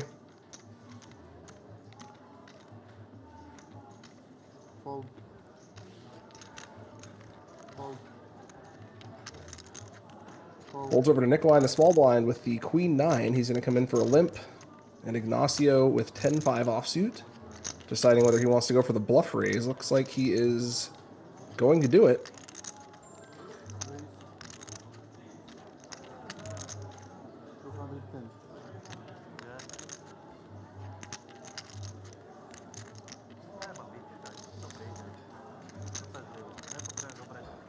It's important to raise these limps at a pretty high frequency. And at shorter stack depths, you want to use a polarized strategy. So you want to be raising with either total garbage or a hand that you're happy to get more money in with.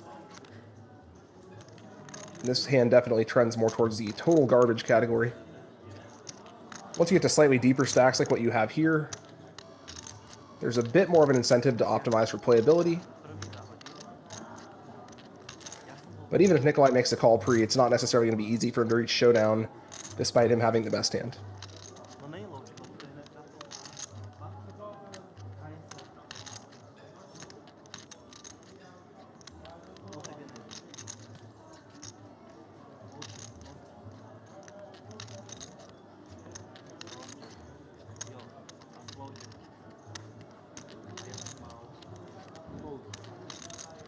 Nikolai is going to make the fold. Ignacio gets away with one there. But that's an entirely reasonable raise. The way that spot works is the small blind has to try to limp to see a lot of flops, so you know that the small blind's going to have a lot of weak hands in their range. So when you're in the big blind, you want to make sure that you do hit a fairly frequent raise there, something like 40-50%. In order to get there, you're going to have to use a lot of junky hands.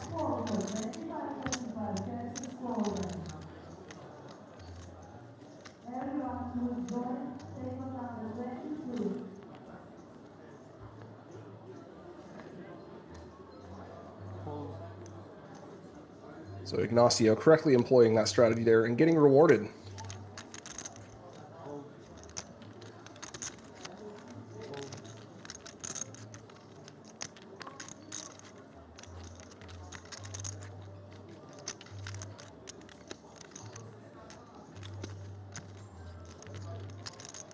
Looks like it is folded around to Ignacio in the small blind again. And he's going to come in for the limp. Certainly a pretty decent hand. You could try to raise with it, but at these deeper stacks, you don't really want to play an inflated pot out of position, even if you figure to have the best hand. You also might induce a raise from worse. It's possible that Andreas chooses to raise here. He does not. But I wouldn't have been shocked if he did.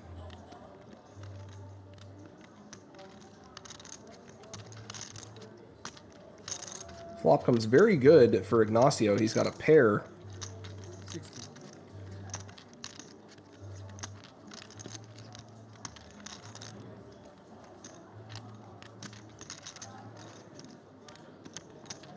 Fold.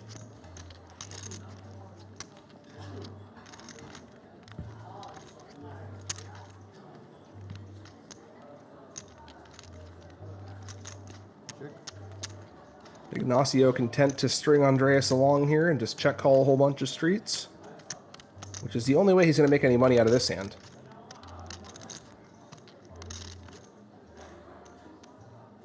Andreas is going to continue bluffing. 85. And I can't imagine Ignacio going anywhere for this sizing.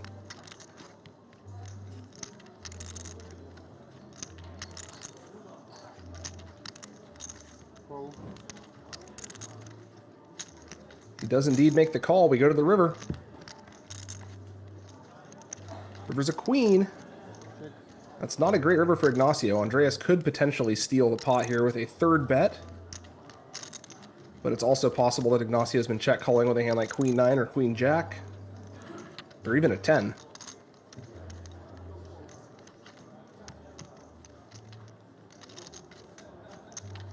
We'll see if Andreas pulls the trigger on a third bet here. He does not, and Ignacio is going to take down this pot. Nicely played by him.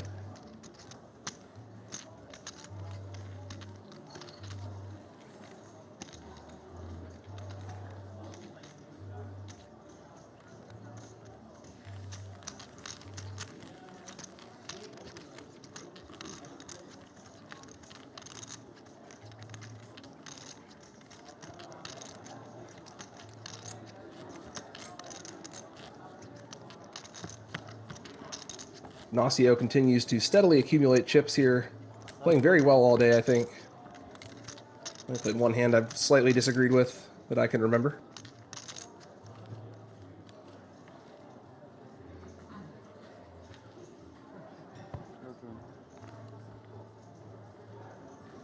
Fold. Fold. Nikolai on the cutoff with Jack 9 offsuit. Not a great hand by any means, but maybe good enough to open the cutoff. Fold. Fold. Not that time. Andreas in the small blind with Queen 6, a pretty bad hand, but good enough to complete the small blind with.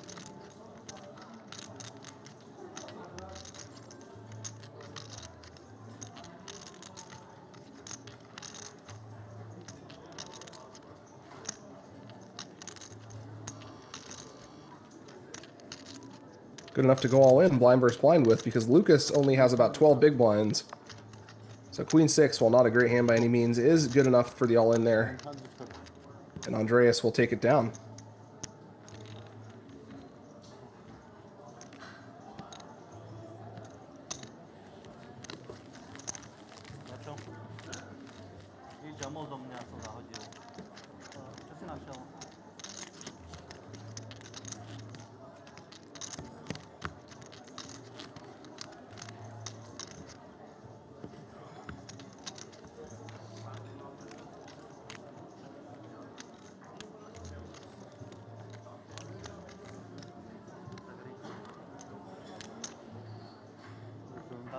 Tobias with a nice one here under the gun. Queen 10 suited.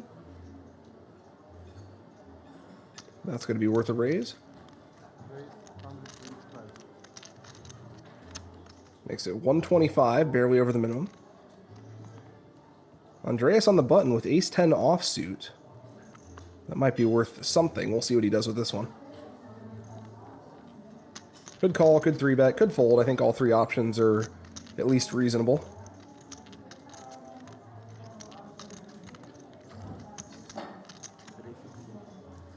Raise 360. Fold, fold. Andreas opting for the 3-bet here. So Tobias is going to be in bad shape unless he decides to 4-bet this hand, which I don't think is likely, but he may surprise me.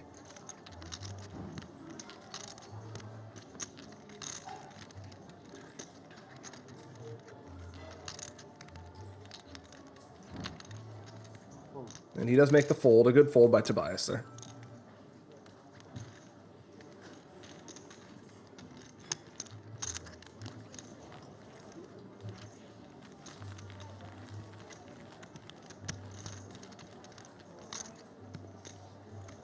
Getting a nice illustration of a deep in the tournament poker here. It's a little bit more 3-betting, a little bit less calling of 3-bets.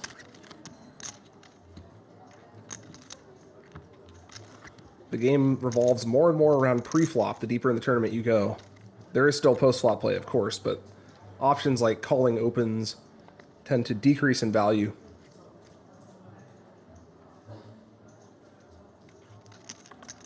Nikolai with a nice under-the-gun hand. King-Jack offsuit. We are playing 6-handed, so he's on the low jack, basically. Andreas, ace-10 again. He might go for the back-to-back 3-bets here. It would actually work out for him. Or it should, rather.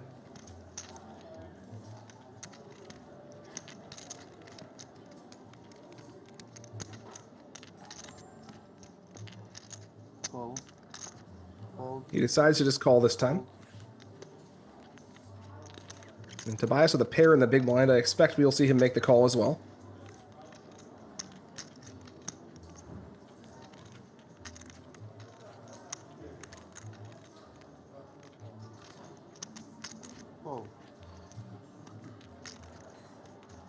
We go 3 ways to the flop.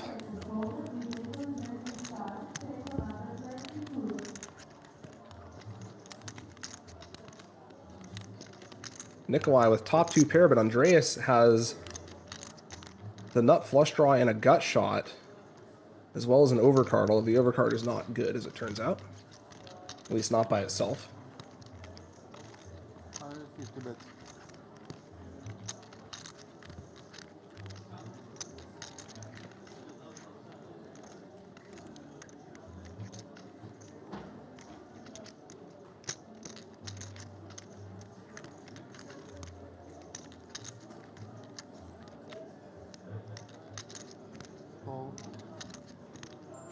Andreas is going to call this bet from Nikolai here.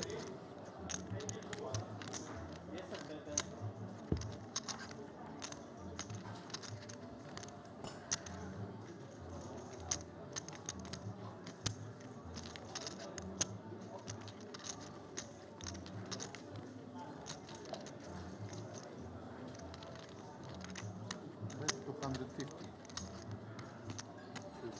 250.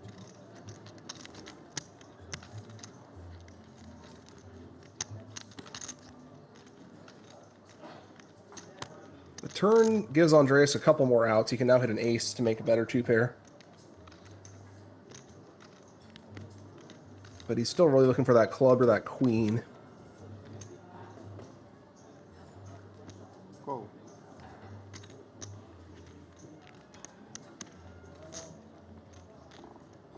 We got to bet 250,000 and call, and Andreas makes his flush on the river.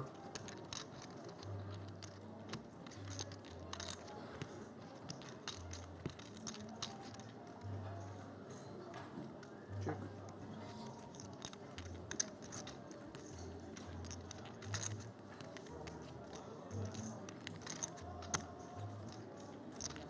And Nikolai checks.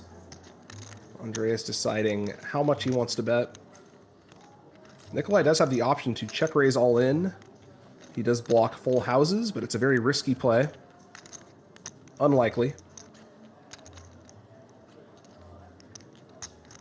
It is technically an option, though. bet 550.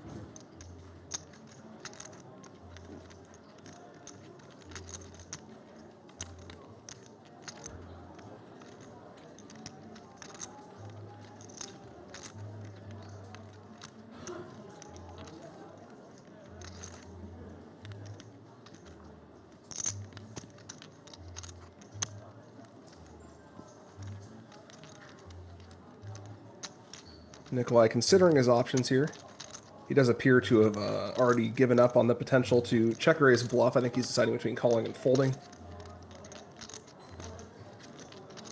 Sort of broken composure a bit already. It's actually something interesting I saw in a high-level coaching video lately about on the river. When you're weighing your options, you don't want to break composure immediately because you do want to have the option to check raise bluff if you decide that's the best option. A lot of people, when they're facing the river bet and they immediately think that their options are calling or folding, they'll sort of make that clear right away. But sometimes you think a little bit longer and you can consider that raising all in is also an option. I'm not saying he should have done that here, but if he hadn't made it apparent that he wasn't going to do that immediately, he would have at least had the option to do it later in the hand. In any event, Andreas has won the pot with the nut flush. Not generally advisable to try to bluff your opponent off the nut flush anyway.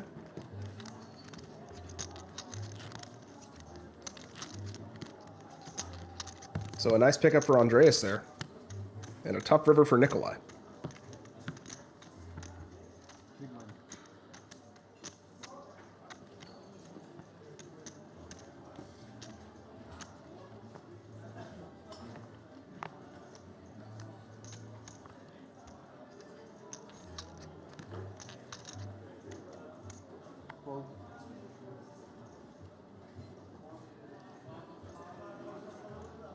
Fold.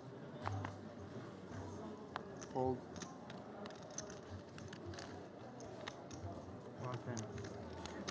Holds over to Ilya on the button with the ace-9 of spades. He's going to come in for a raise. No surprise there.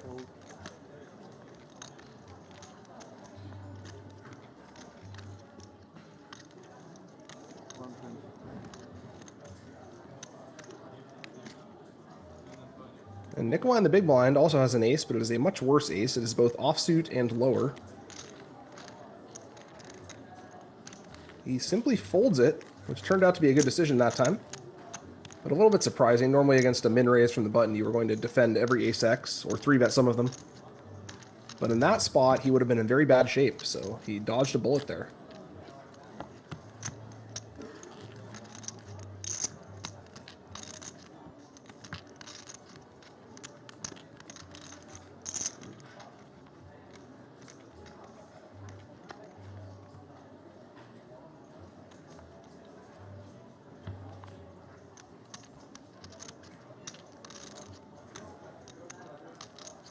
Fold. Fold.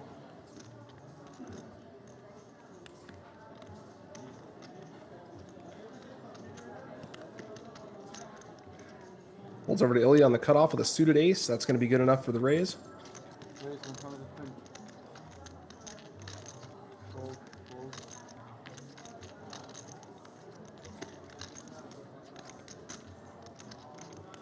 Fold.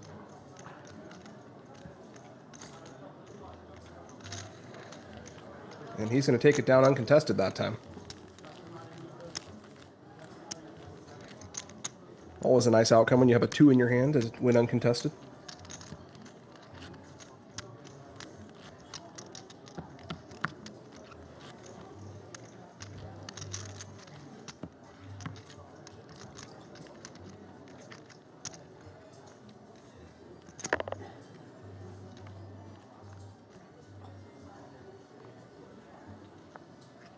Fold.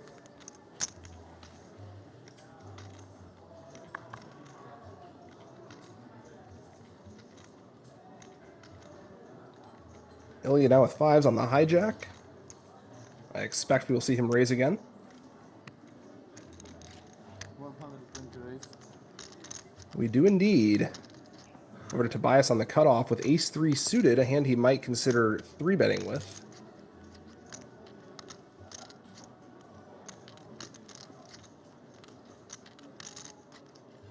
Not necessarily mandatory, but I think you do want to 3-bet here at some frequency, and it looks like he is going to this time.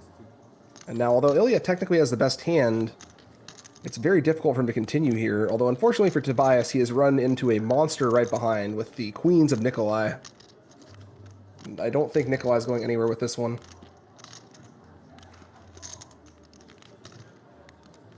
So Tobias has made a well-placed 3-bet here, but unfortunately sometimes you run into monsters behind. That just happens at some frequency.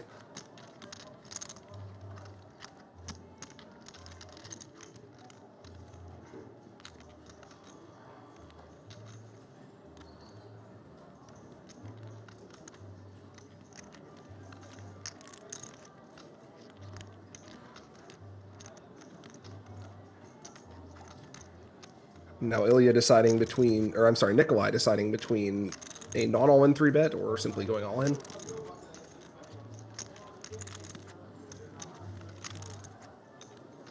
A non-all-in 4-bet, excuse me.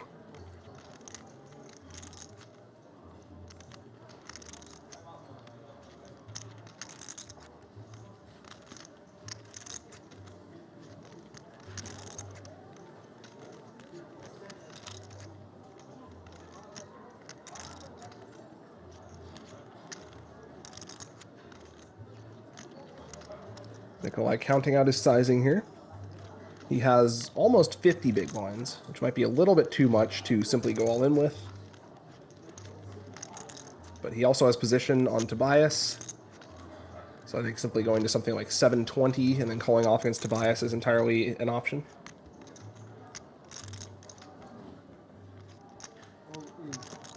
Looks like he went for the all-in. Can't really argue with that. Queens is a very good hand.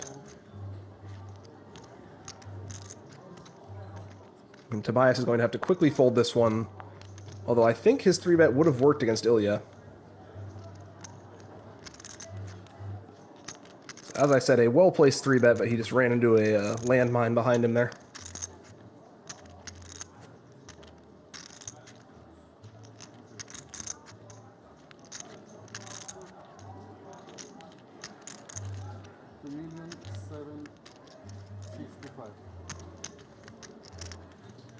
Fold. Fold.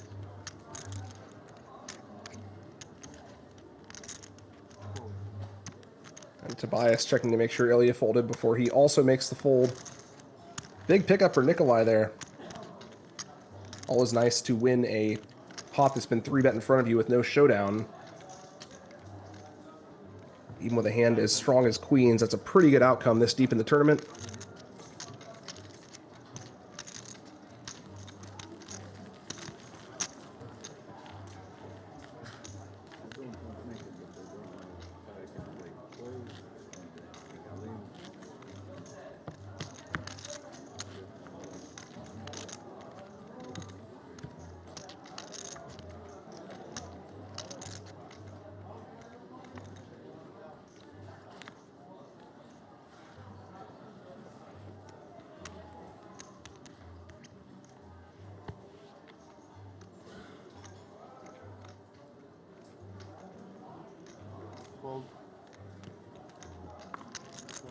We have not had a single bust out in the first 30 minutes or so of this level.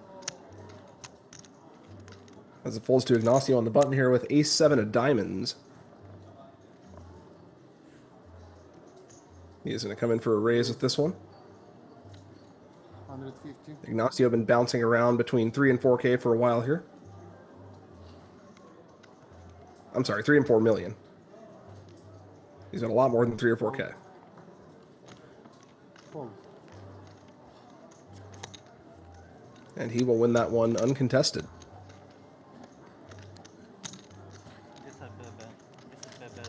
Notice he sized a little bit bigger there, wanted to deny Lucas in the big blind the opportunity to have too cheap of a defend.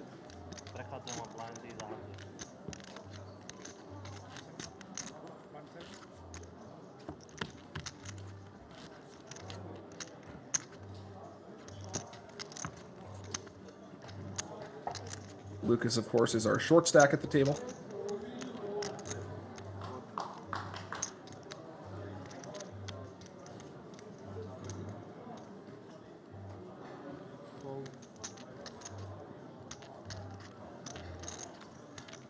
raise 125.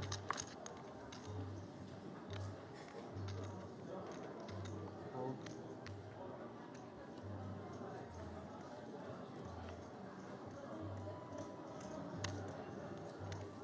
Nikolai raising the hijack with the King Jack offsuit. Fold. Fold. Fold. Ilya will fold in the big blind with 9-6 offsuit, and Nikolai wins uncontested. You give me chance? I put 50. Yeah, can you 20 bet. No blind. 30.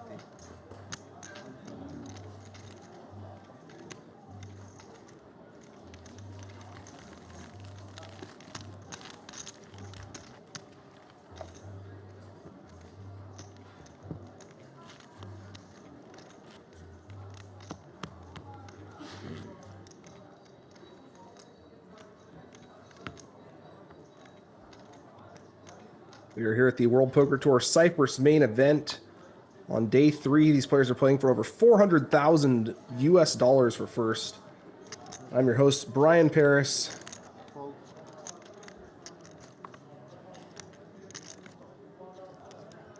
Fold. And this is going to get increasingly exciting as we get closer to the final table. Always a crucial stage of any tournament. It's a high-stakes game of chicken. Fold. Fold. Fold.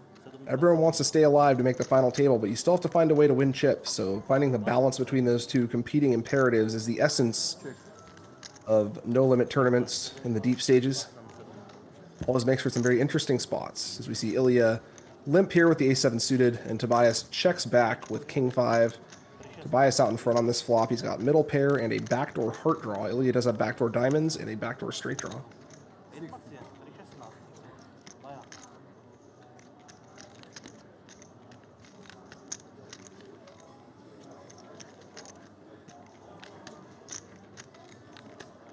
Fold.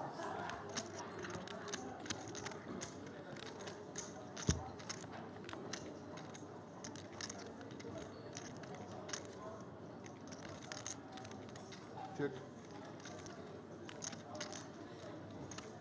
Check. Tobias content to check back the turn here with his showdown value. Not wanting to inflate the pot. An 8 hits the river. Ilya could turn his hand into a bluff and represent the straight if he so chose, but he also has ace high. Not necessarily your first candidate for bluffing.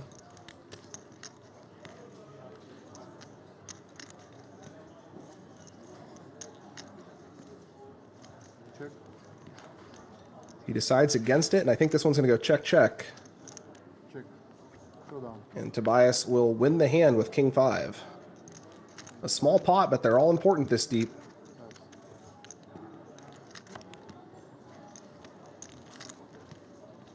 Even a limp check min bet pot is worth 6 starting stacks, I believe, assuming we start with 50K. This was a $3,500 buy-in tournament.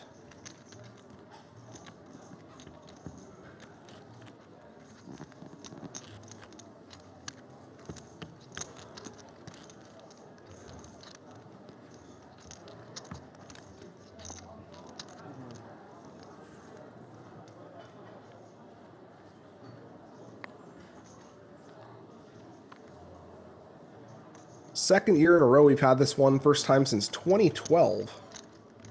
The main event in Cyprus for the World Poker Tour. The winner is going to get 400,000 USD, the chance to engrave their name on the legendary Mike Sexton Trophy, and a seat to the Tournament of Champions out in Vegas later this year. At least I think it's later this year.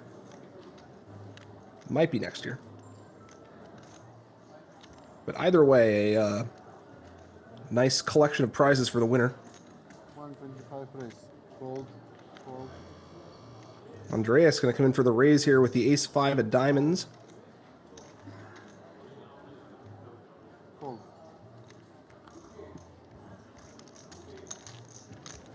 And he will take it down uncontested.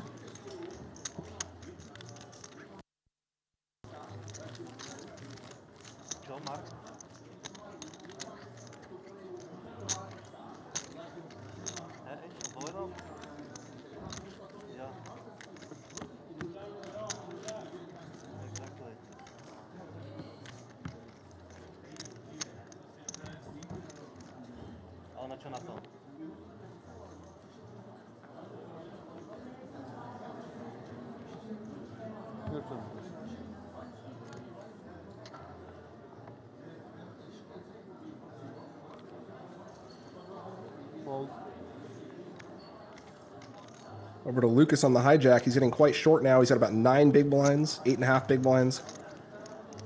He may decide to take the plunge here with Queen 10. He does not. I think that one's pretty close.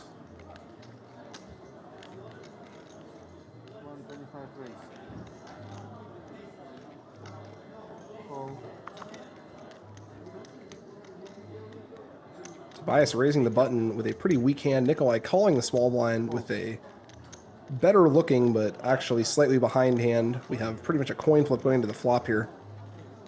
Tobias with technically the best hand, but a much less playable hand than the Jack-9 suited of Nikolai. Nikolai has flopped a flush draw. Tobias with merely queen high. He also has a backdoor flush draw.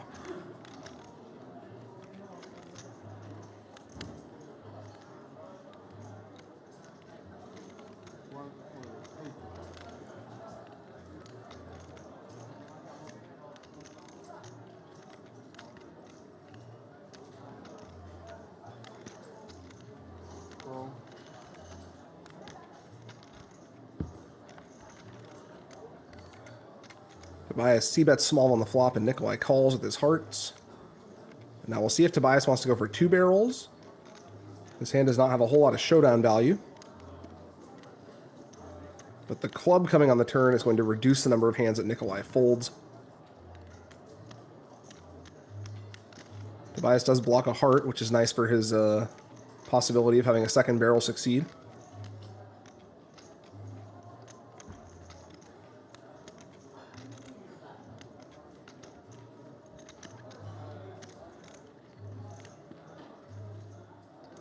He is reaching for a second barrel here. This is going to put Nikolai in a tough spot. Even if Nikolai calls the turn, he's actually behind. So unless he wants to turn his hand into a check raise bluff, Nikolai is faced with 2 unappealing options here. Holding his high equity draw, or calling and being an underdog to improve on the river.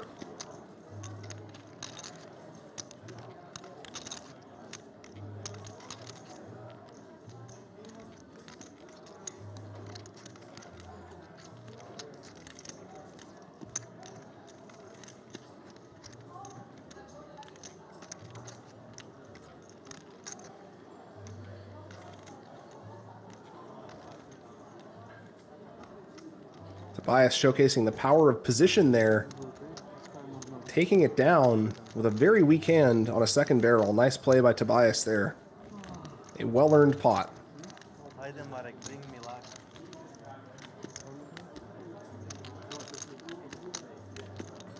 As we get another look at our trophy and the current stacks of the players. A lot of chips at this table. Everyone but Lucas has quite a bit to play with here.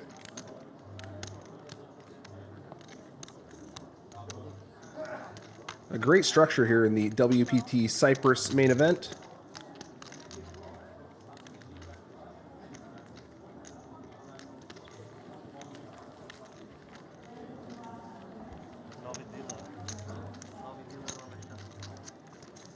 A wide variety of countries represented at this table.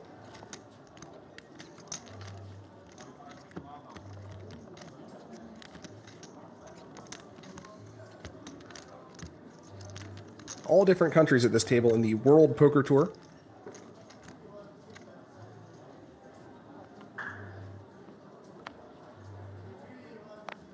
As we get another glimpse of the legendary Mike Sexton trophy that the winner will get to have their name engraved on.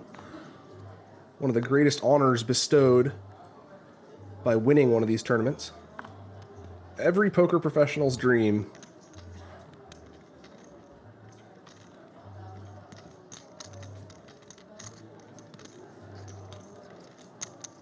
I'd like to get my own name on that thing one of these days. I'm going to have a couple chances this November. There's 2 WPT events here in Florida. At Best Bet in early November, and then at the Hard Rock Seminole in late November. As we see Nikolai open here with the 9s on the button.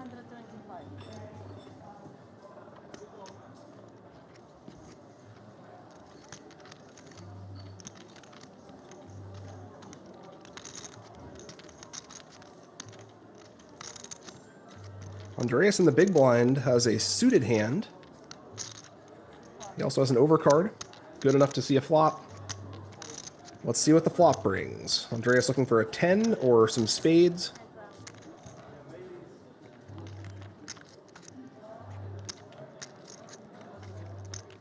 And Nikolai has flopped a set. Unfortunately for him, his opponent doesn't have much to continue with, so he's probably only going to win the pot. But at the very least, he will win the pot.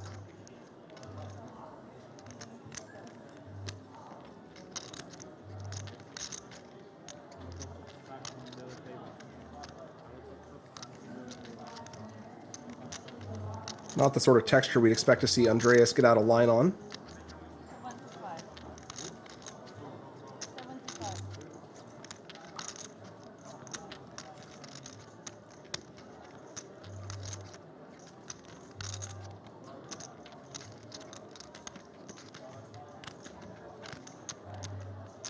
And Nikolai continuing with a small bet here. Andreas will indeed make the fold.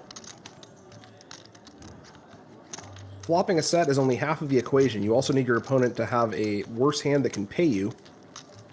And in this case, Nikolai was missing that half, but he will still win the pot. Certainly beats losing.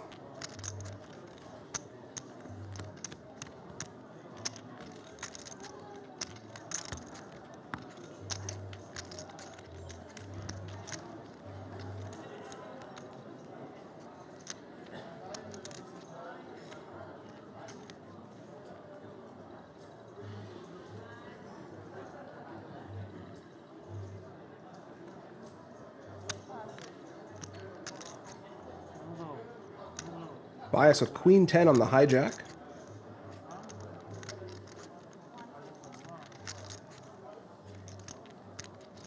Good enough for the raise. Again, we see that slightly bigger sizing. I think because the short stack is in the big blind.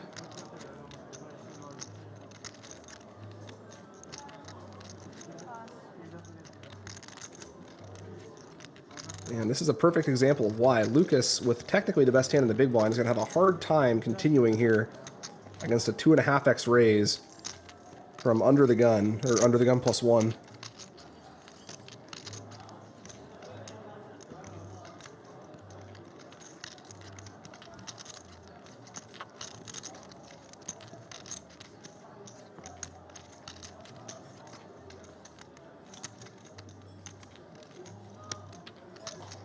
Lucas does have the best hand here, but it's hard for him to know that. With basically the worst ace you can have.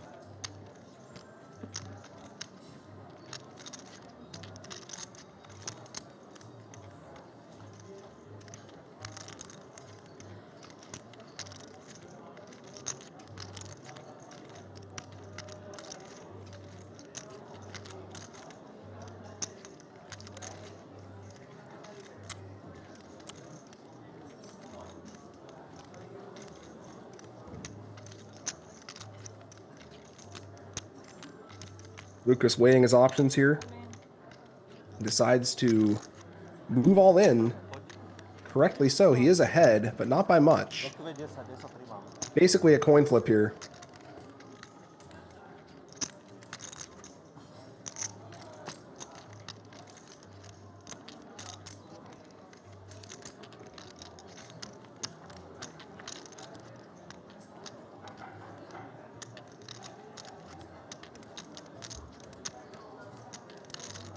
Tobias out in front on the flop of the queen. Lucas needs to hit an ace or a 4 to survive.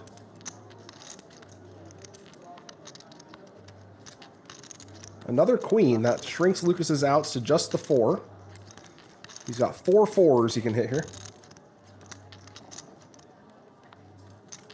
And that is not one of them. Tobias is going to hold up and win the hand there. Lucas is sent home in 18th place. He ran his short stack about as far as he could, but when you get short, you do have to win those 55-45 spots, and it's hard to win all of them. It's still a nice showing for Lucas there, coming up just shy of the final table. Well, just shy of the final 2 tables, anyway.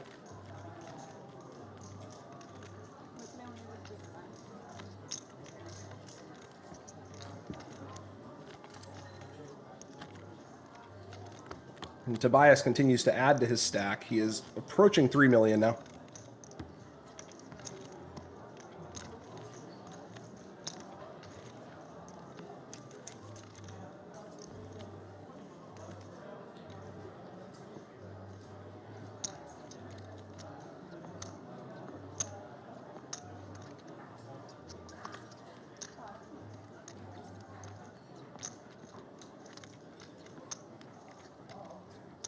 Nikolai picks up a nice one here. The king-queen offsuit on the hijack. Plenty good enough for the open.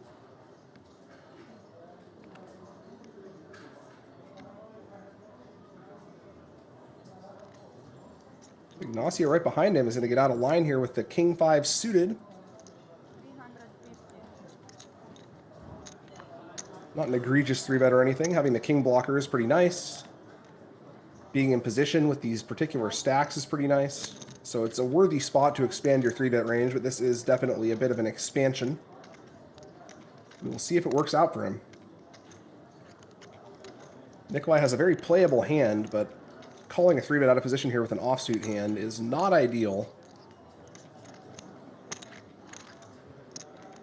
Tough spot for him. We'll see how he continues. He does make the fold. Nice 3-bet from Ignacio. Takes it down with the worst hand.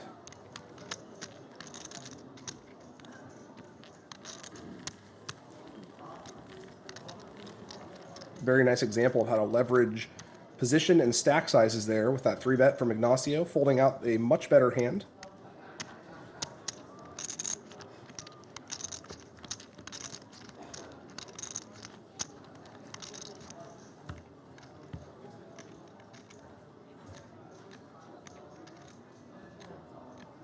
I think Nikolai could have considered a 4-bet there, but it's much easier said than done.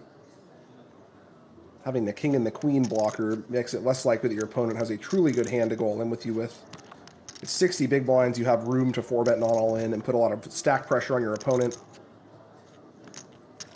But Ignacio has not been extremely out of line or anything, so I can certainly understand the fold.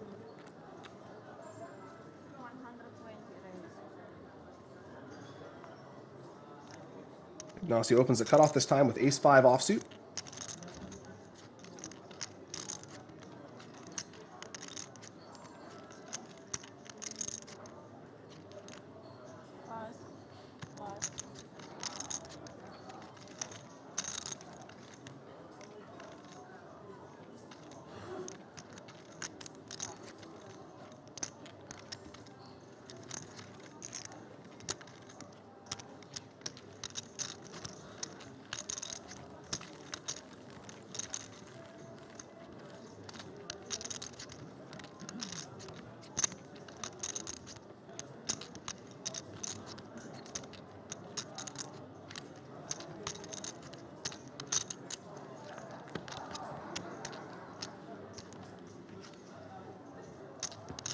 Players playing short-handed for a lot of money here. It's an area where you're going to need a lot of focus. Half the battle in these long tournaments is maintaining focus for an extremely prolonged period of time. It is easier said than done. This is the 3rd day of play. The stakes are getting higher and higher.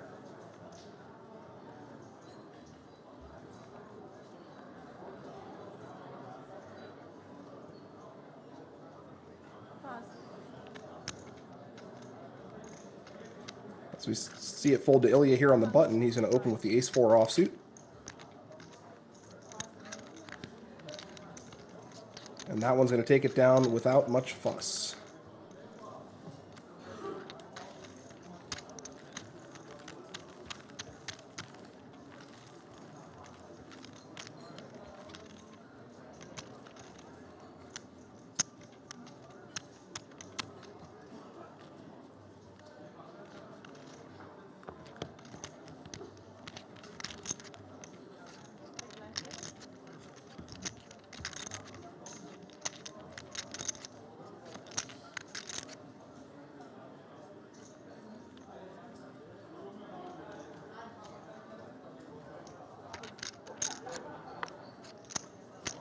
We're down to 17 players, so I believe we're going to redraw at 16.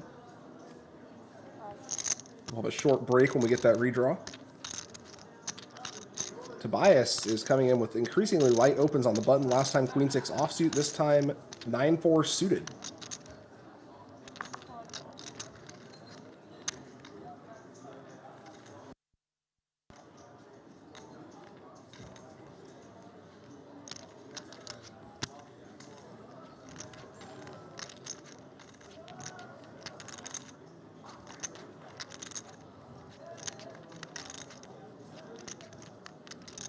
Nikolai calls the small blind with a pair of sixes. A little bit too much for him to go all in for. 40 big blinds. 3-betting not all in is very unattractive. So an understandable call. And we go to the flop. Nikolai is well in the lead here. But again, out of position, and we saw Tobias leverage that against him last time.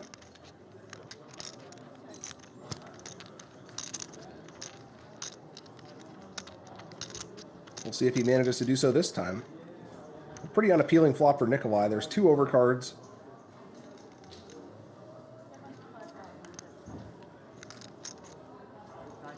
Tobias going to come in for the C-bet. Looks like Nikolai's sticking around for the first street. Tobias does have a backdoor flush draw that might make it easier for him to keep betting. He made a pair in this case, which might slow him down. That's actually bad for him.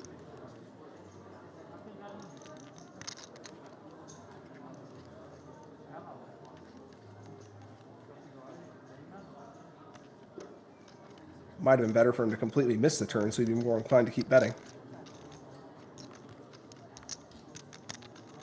And the river's a 5. Nikolai has the best hand. If it goes check-check, he's going to win. And we'll see if Tobias wants to take another stab at it, or if he's content to show down his pair of 4s.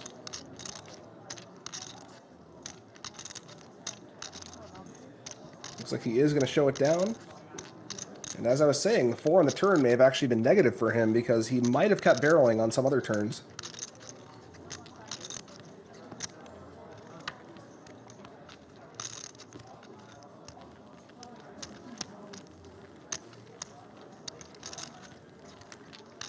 Unlikely Nikolai could have withstood a second barrel on that board, but Nikolai is also going to have a lot of King X and Queen X in his flatting range pre there. So it's understandable why you'd want to slow down. Maybe try to beat Ace High or Jack High or something on the river.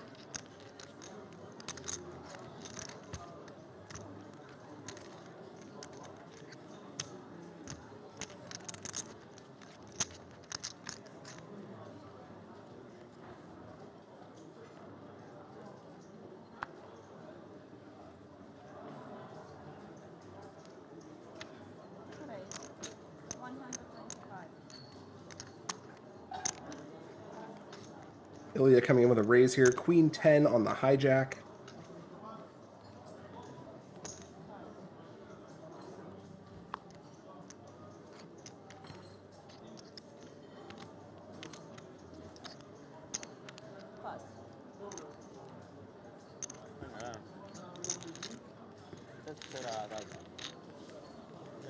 And that's going to take it down uncontested.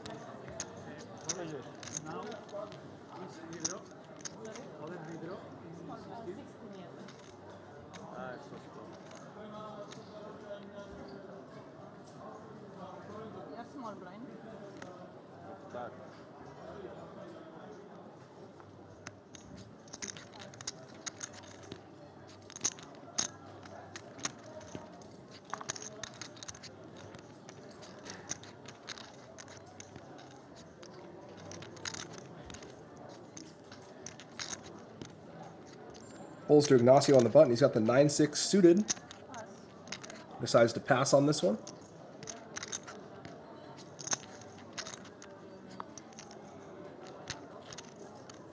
And Andreas in the small blind with 8-7. That's going to be worth a limp, I'd imagine.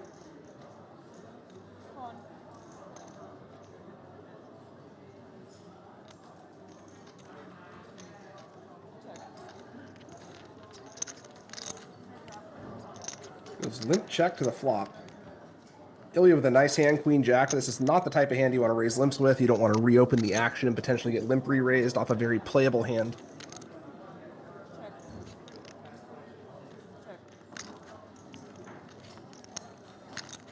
Ilya content to check back second pair. He picks up a gut shot. And the ace might be a card Andreas wants to bluff. When Ilya checks back the big blind, he is much less likely to have a good ace in his hand. But unfortunately for Andreas, he's not going to get a fold out of Ilya here, at least not on the first street. He would have to bet twice to win this one.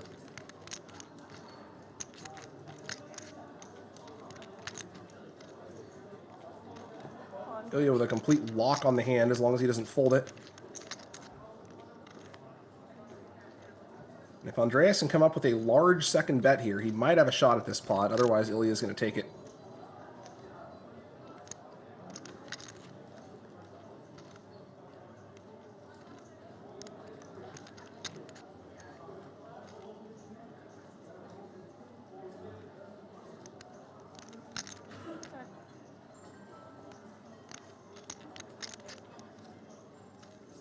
Andreas gives it up, and Ilya is going to win the hand.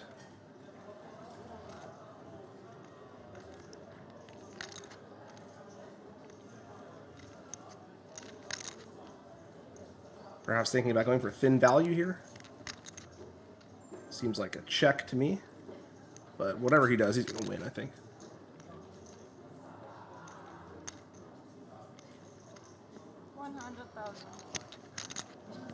Looks like he is going for very thin value with third pair on the river here. Shouldn't matter. I think Andreas is just going to fold.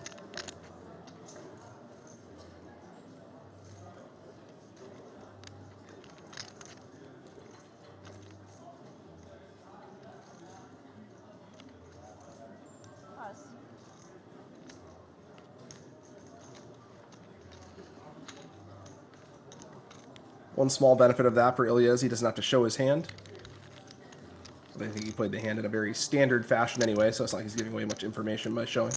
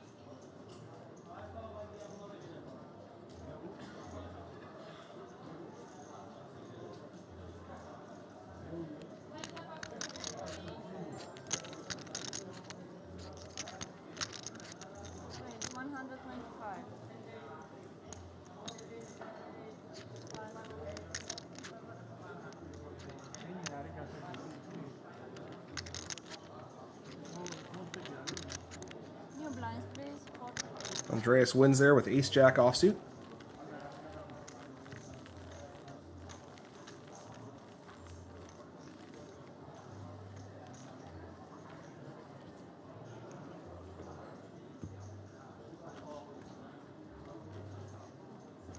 Blinds are going up to 40 and 80,000 now.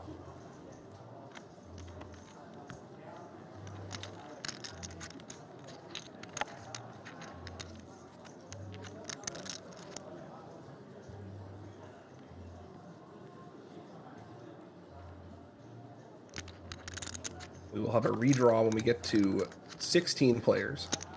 But nobody seems to want to bust. We only lost 2 players that entire level. Ignacio considers opening, but thinks better of it.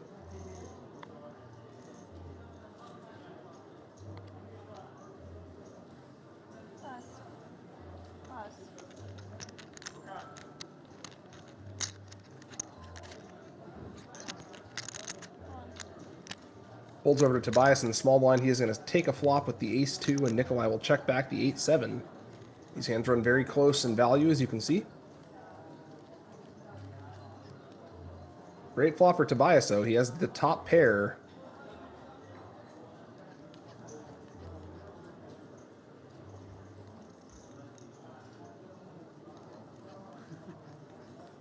Quick hand. Nikolai folding before Tobias even committed to a bet there. Generally not good practice, but didn't really matter that time, I guess.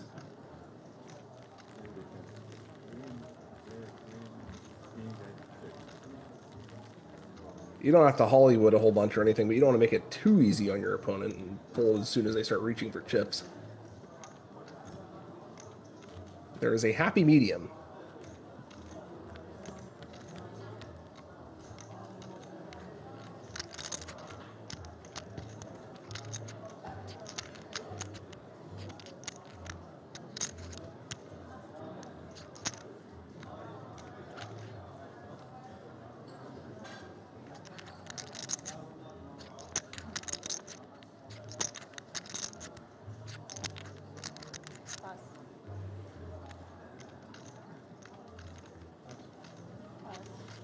Well, trash hands, quick folds there. Tobias on the button. King 9 offsuit. That should be plenty good enough.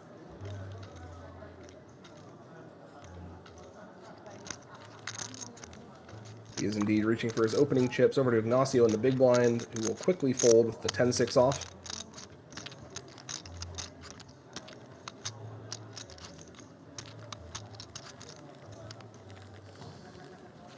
Tobias having some good fortune the last few buttons here.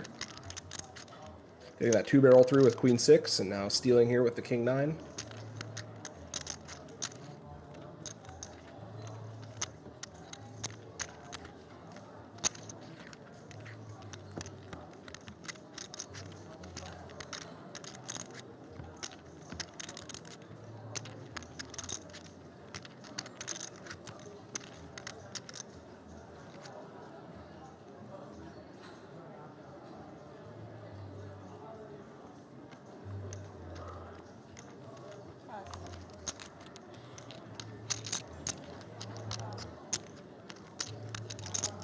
Folds over to Nikolai on the button here, who has the Ace-Jack of Hearts, a very good hand.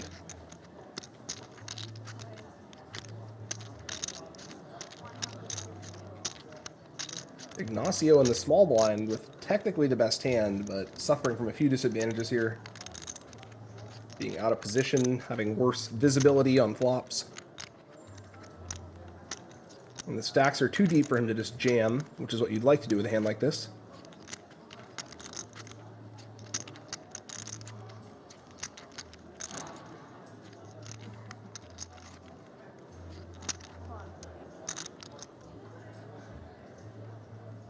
He makes the call, and Andreas, I assume, is going to be folding in the big blind with this hand.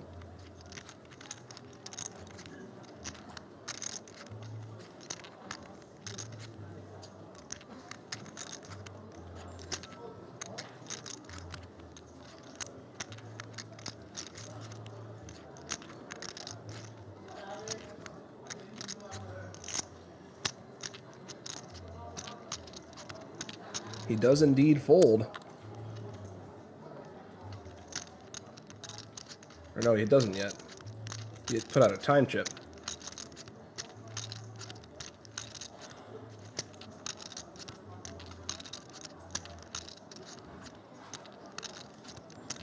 Perhaps thinking about a squeeze. Unfortunately for him, Nikolai has far too good of a hand to fold.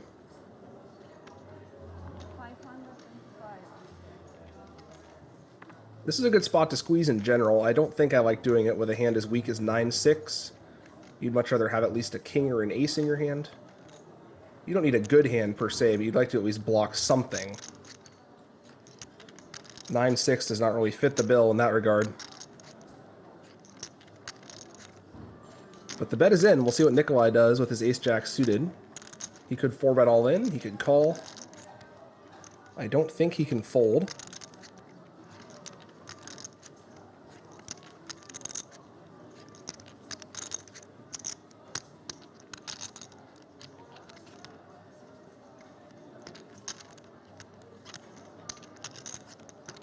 But I've been surprised before.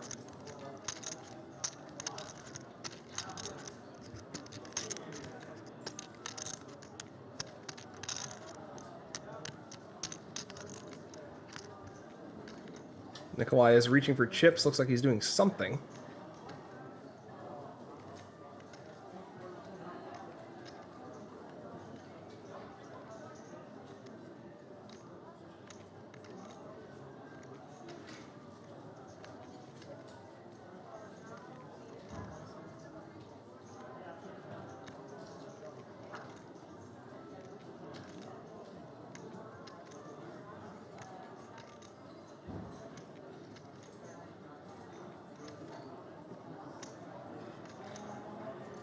Running a bit low on the time chips here. This is a legitimately tough decision, though, with this hand. I think calling and 4-betting are both very good options.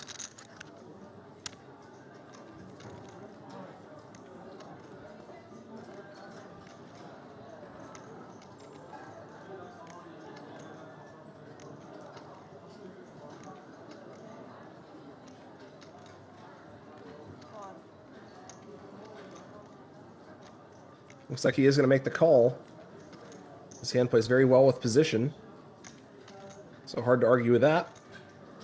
4-betting and simply winning the pot would have been nice as well, of course, but also riskier. So we go to the flop. Andreas has a very junky hand, and he's out of position against a very good hand, but there are certain flops that might be favorable for him.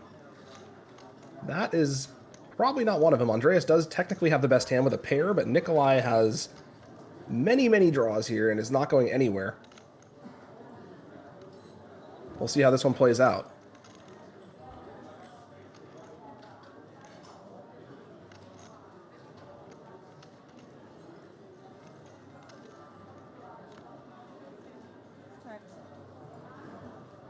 Andreas is going to start with a check, and we'll see if Nikolai wants to put the pressure on or if he's content to check it back.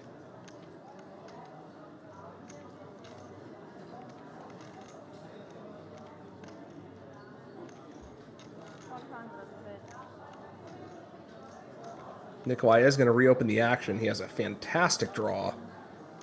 And Andreas, although technically having the best hand, is going to be hard-pressed to continue here.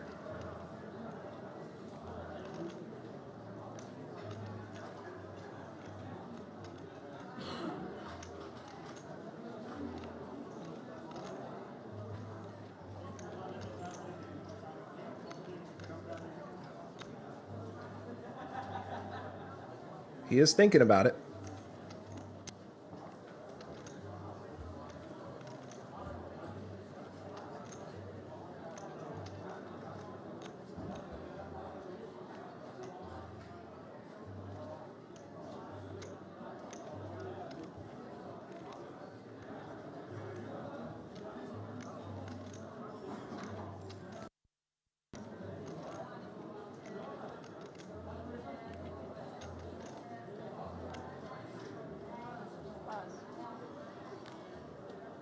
Andreas will make the fold. A nice pickup for Nikolai there. Andreas trying to get a bit out of line with a pre-flop squeeze. It is going to work against a lot of the button's hands. Then the small blind is in a very difficult spot with most of their flatting range. So I don't hate the idea of squeezing there. I don't really like doing it with such a bad hand. As I said, I think you'd like to at least have an ace or a king in your hand to do that. We see our updated stacks here. Tobias is actually bringing up the rear, but he still has plenty of chips with 32 big blinds. All of these players with a lot of options and flexibility given their stack sizes. We have a long way to go to the final table here. Looks like we're doing the redraw now. So we'll be back in 15 minutes, folks, or maybe less than that. Might be only 5 or 7 minutes. No limit hold'em, flash, PLO, short deck, or global spins. Every hand's a new adventure. Every game, a shot at glory. With top-notch design and non-stop thrills, you're always in for a great time. Join the party. Play your way at WPT Global. Now is the perfect time to discover WPT Global and take advantage of our best ever welcome offer. We're giving you back 100% of your first deposit as cash, from $10 all the way up to $3,000. The bigger your deposit, the bigger your reward. You could earn up to $480 in tournament and global spins tickets, plus $100 in other bonuses. Discover now and make WPT Global your new online poker home.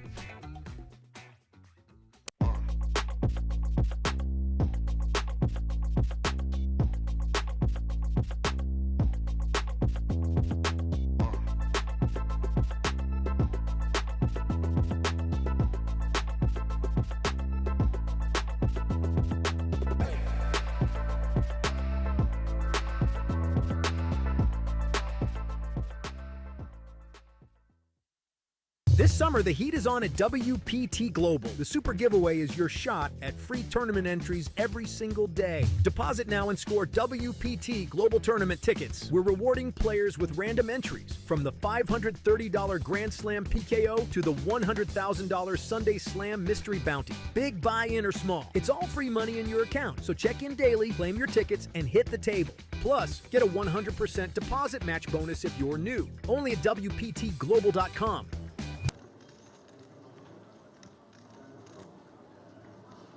Benedict also has ace-jack. And he is quite short, so I suspect we're going to see an on and a call here. And a chop, most likely.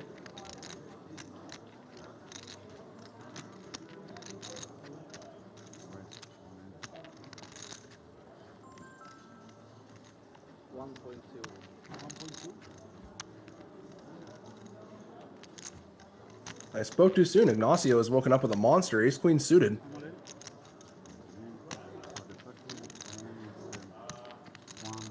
And he quickly goes all in over the top. Tobias now going to make the fold, and we're having all in. Benedict only has 2 outs.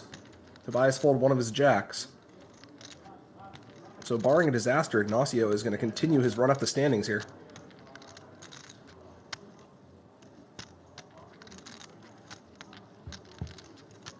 I guess a disaster or a miracle, depending on which perspective you're using.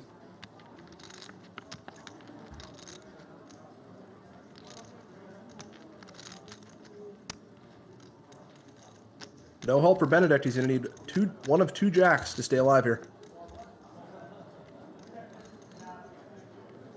The graphic says 3, but we know that Tobias folded the 3rd one.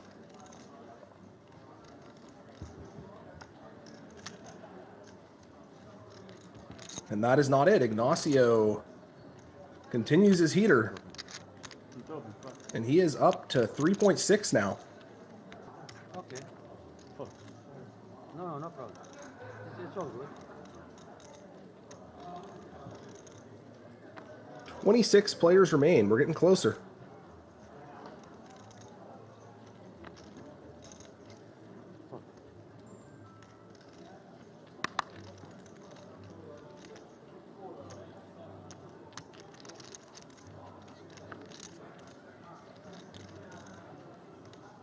Folds over to Ji Cheng on the hijack, who's got the ace-10 of spades. That one's going to be a raise. G right behind him with queens. I don't think he's going to find a way to fold this one.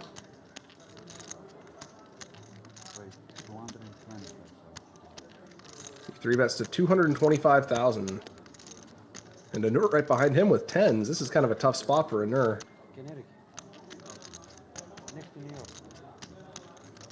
If there was ever a player to find a hero fold against, it's probably G. But even so, 10s is quite a good hand, so I'm not sure what Anur's going to wind up doing here.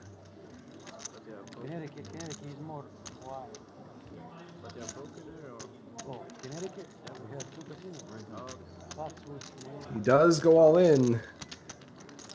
And if G finds a way to fold this one, I mean, I guess it's not totally out of the question, but he's got his opponent drawing to 1 out.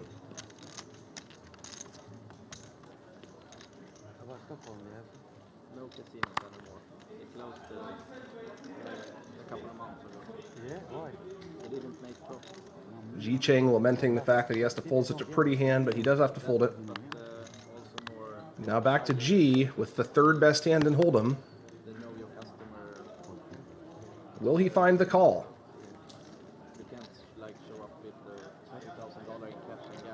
It's an open question. He does indeed find the call. Okay, so G is in fantastic shape here. With a pair of queens against a pair of 10s from Anur, and one of the 10s was folded. So Anur is in a very rough spot here.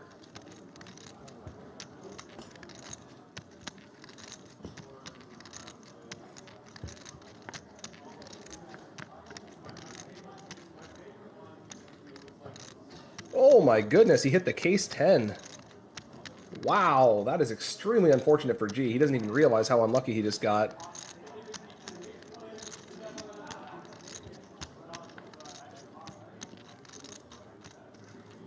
Well, that gives G a few more outs. He's going to need a king, a queen, or an 8 to win this hand.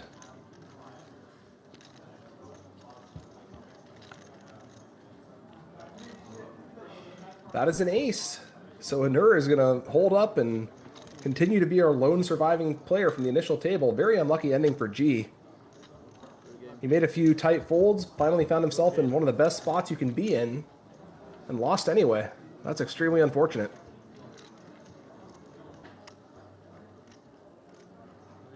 Hey, Steve. Yeah. Steve. Go ahead. Me and him, we gotta know. Big gap and big gap is there too.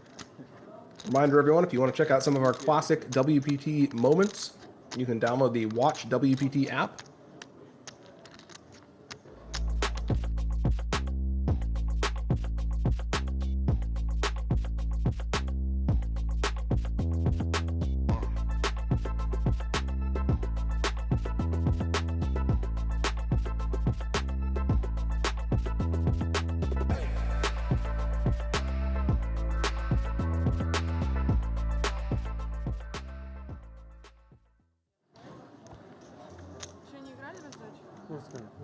Small blind 40,000, big blind 80,000, and 80,000. And we are back with our redrawn tables.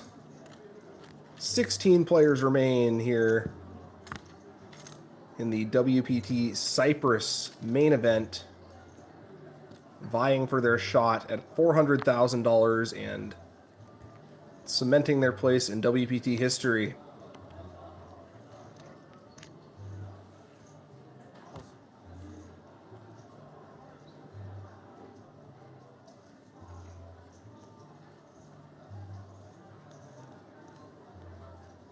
And we are back in action with Ilya under the gun 1 and the Queen 10 offsuit. A bit light of an open, but he does have those high card blockers I keep talking about. So it is at least worth considering. Unfortunately for him, Alexei on the cutoff has the same hand, so he does have a few less outs if he does wind up having to go to a flop. Can you dim the light a little bit? Ask her. Yeah, after that.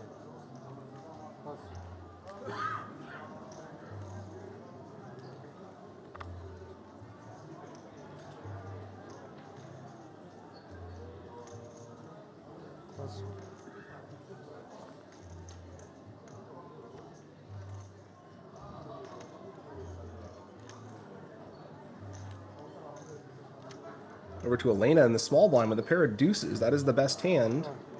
And she is going to see a flop with it.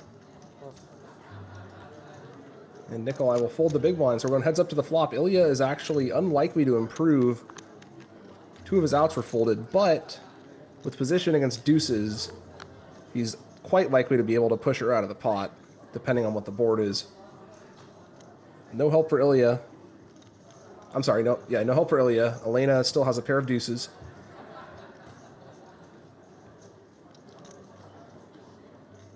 If Ilya wants to put the pressure on here, the pot is likely his.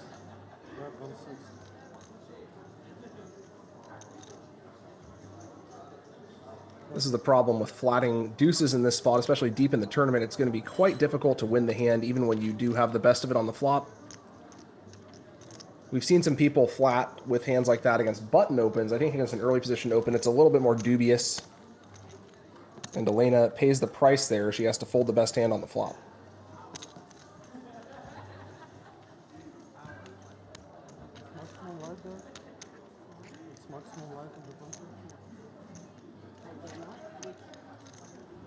Just dim her up a little bit.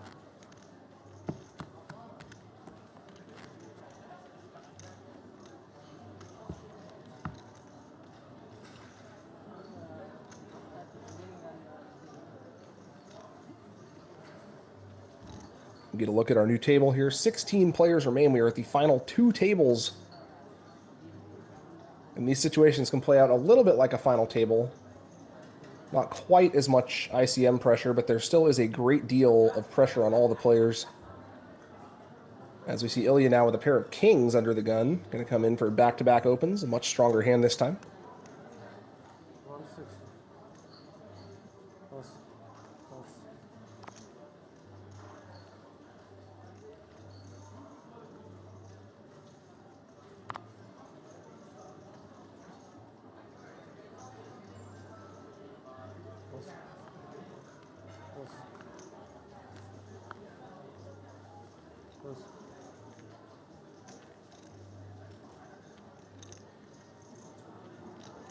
Quickly folds around to Nikolai in the small blind, who is not going to play the king 9 offsuit. James in the big blind with queen 10. Might be taking a flyer on this one. A pretty good hand to defend the blind with, but unfortunately for him, he is in very bad shape against the queens of Ilya. We will see what the flop brings. 8 high, that's not really much help for James. He does have a backdoor flush draw, but even that is no good because Ilya has a higher heart.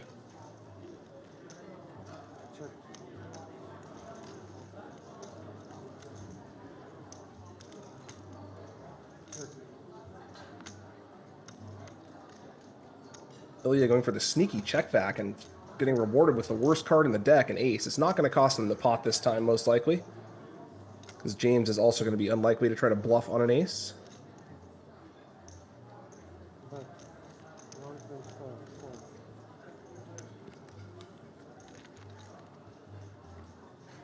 And Ilya will start betting on the turn and take it down. Not wanting to give a completely free card to his opponent. Although, as it turns out, it would not have mattered in that case.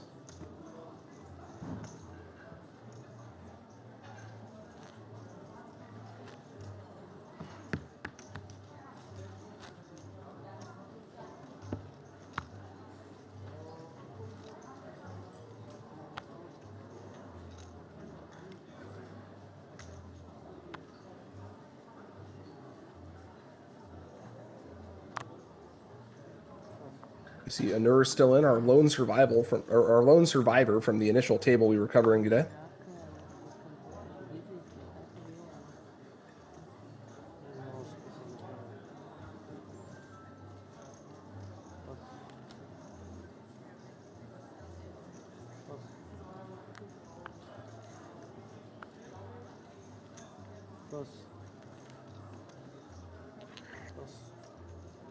Quickly folds around to James in the small blind. He's got ace-10 offsuit, a pretty good hand for the situation.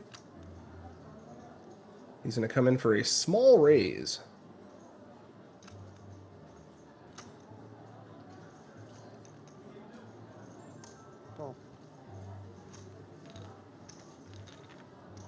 Ilya opting to just make the call, not wanting to reopen the action.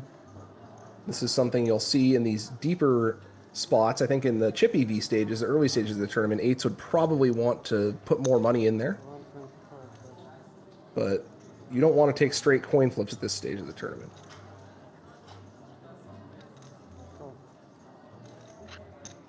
James going to bet the flop. Ilya will make the call with the best hand. James is looking for a ace or 10 to improve here.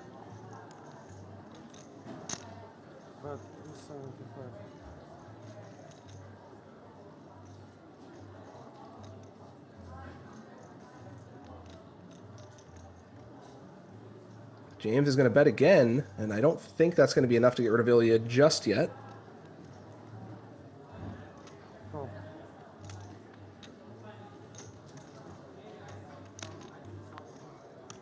James still needs an ace or 10 going into the river here.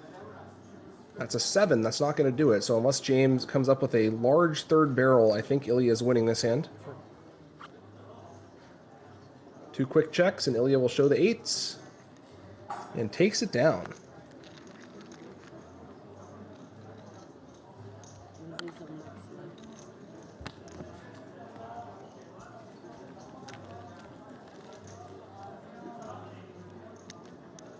Yeah, I think James put just the wrong amount of pressure on his opponent there, basically ensuring that he's only getting called by better hands. Ace-10 has some showdown value.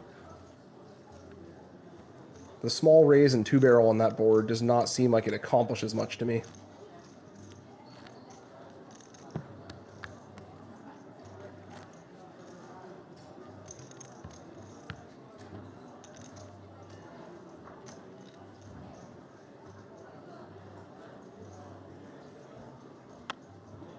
And Ilya is happy to win a medium pot with his 8s.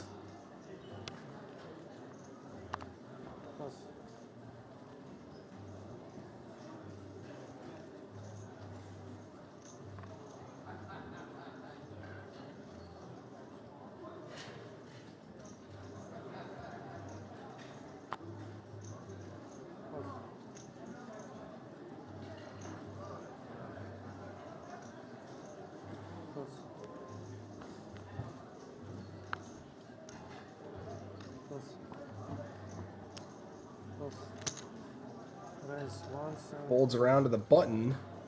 James with 6s this time. Pretty good button hand. Gonna come in for a raise. Ilya with a suited king in the small blind. Unlikely we see him continue here, but he might decide to go for a 3-bet. He does have a king blocker. And he is up against a button raise, which is one of the wider spots. He decides against it, and I don't believe we're going to see Onur continue here with the 3-2 offsuit, so James will take that one down uncontested.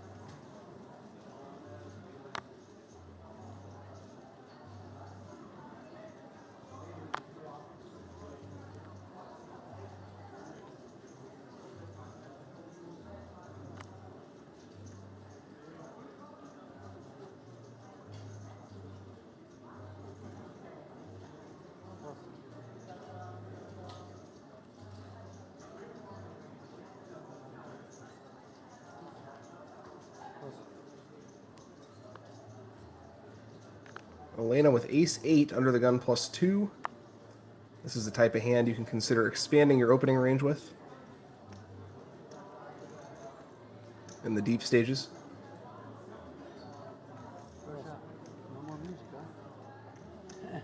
Very borderline though, so she decides against it.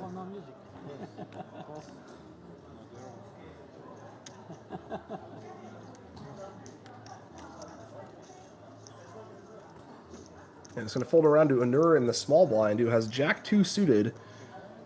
He only has about 12 bigs, so he decides to fold that one. And Tobias is going to win uncontested with the 8-2 offsuit. That is always a nice feeling deep in a tournament.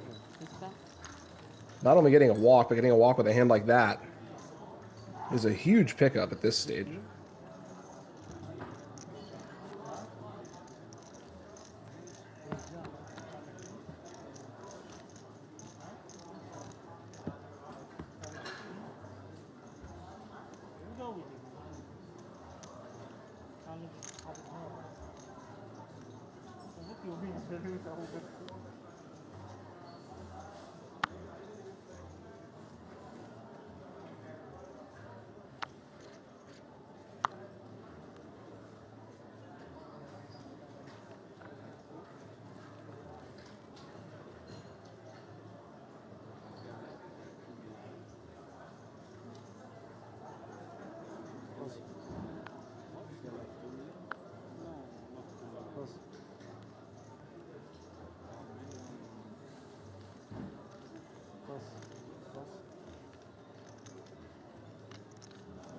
Holds around to Ilya on the cutoff. He's got Jack-8 offsuit, a pretty weak holding, but as long as you win the pot without showdown, it doesn't really matter too much. Unfortunately for him, he is not winning this pot without showdown or with showdown, as Onur behind him has woken up with 2 kings. That's a good hand, folks.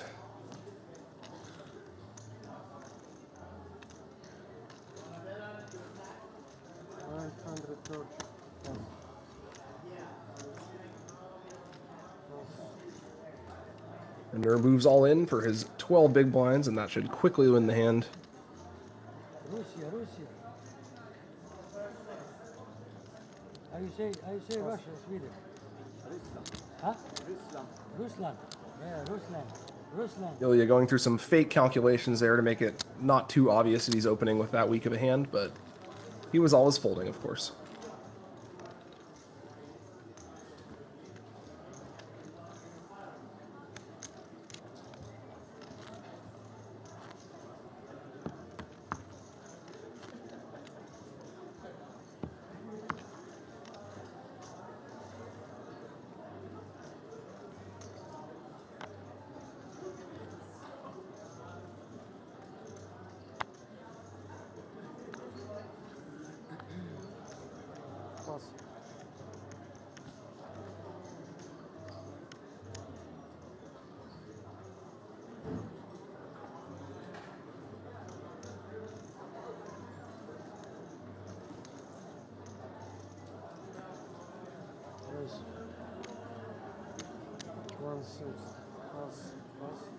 And Nikolai has a nice one. He's got the ace-queen offsuit.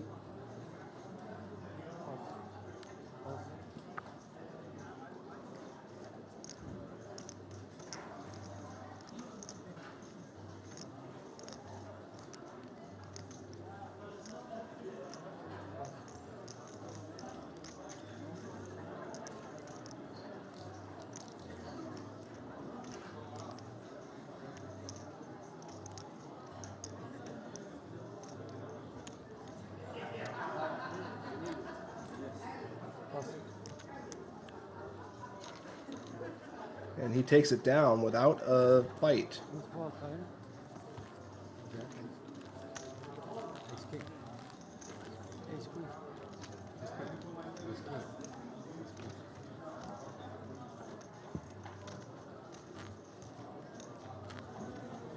fold ace queen? No, he had ace queen. Oh, sorry. Oh, did you see his hand? No. Ace queen. I had queen. Queen 10. Full blind. Offsuit. Pass. Pass.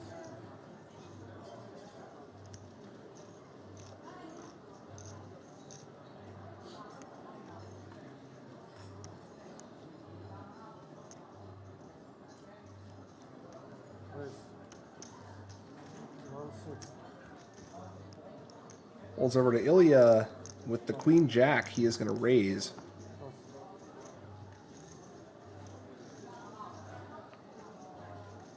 Queen jack offsuit, not a great hand, but it does satisfy that high card blocker condition I've been talking about the whole time.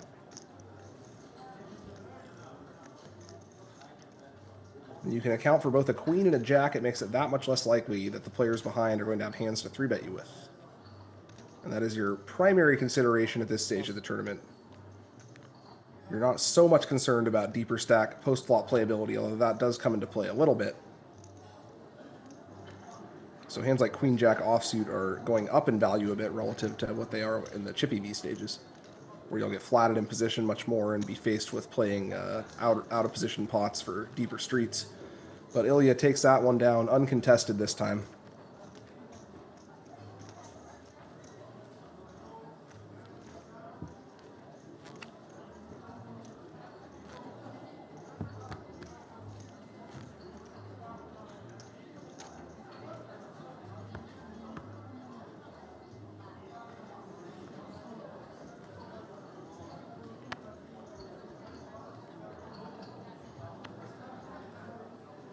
Pressure is on now, folks. Only about half these players are going to make the final table of 9. Even fewer than that are going to make the true final table of 6.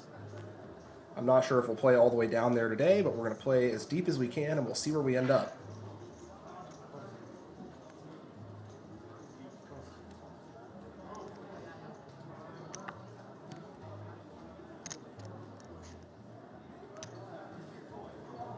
Folds over to Alexei on the cutoff here. He's got 9-8 offsuit. I don't think that's going to be good enough. He agrees with me. And Elena in the small blind has one of the few hands you don't even want to limp with. 5-2.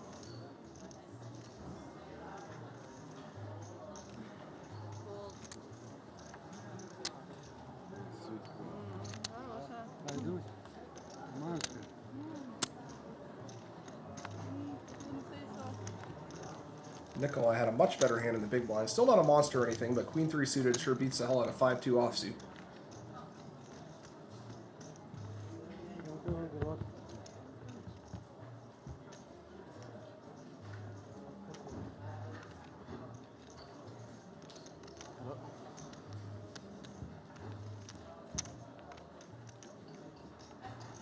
We can see our updated chip stacks here. We got a few short stacks at this table, but all of the players have a decent amount of playability here. Even the shortest stack still has 12 big blinds. As the blinds increase, the pressure is going to keep going up. But for the moment, there's plenty of maneuverability and a nice spread of stacks at this table.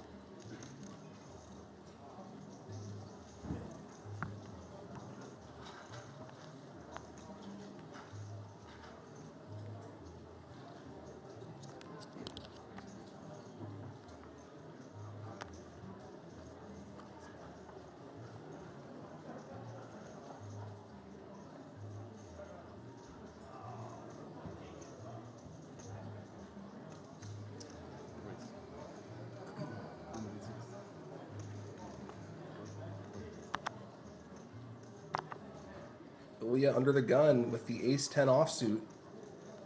Is going to raise it. Another one of those high card blocker hands.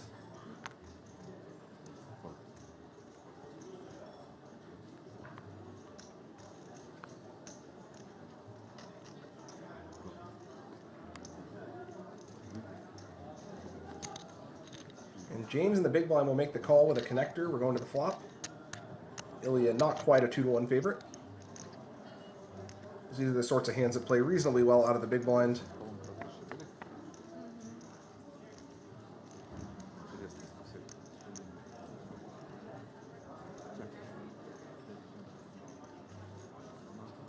James hits a monster here. He's got 3 of a kind sixes. Unfortunately for him, Ilya does not have much to continue with. I expect we'll see a c-bet and then a fold.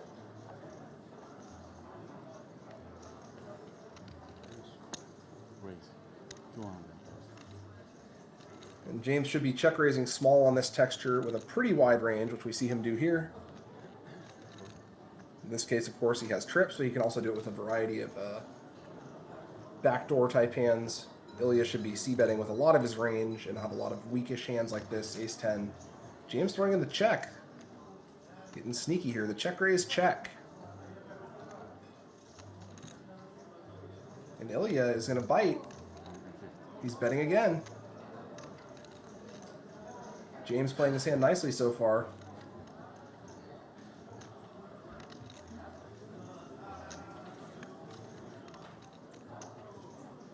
Now we'll see if he check raises again or if he's just going to call this time.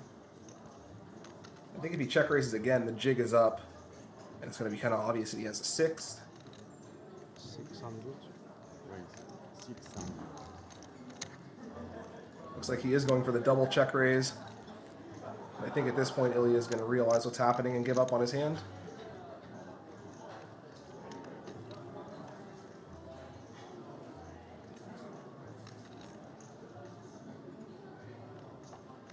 A play every player wants to pull off. The double check raise deep in a tournament.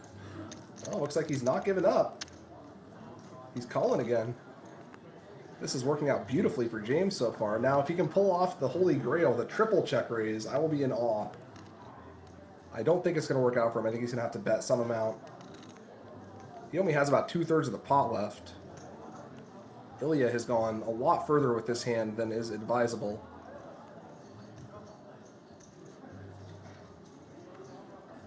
And James has sold it well.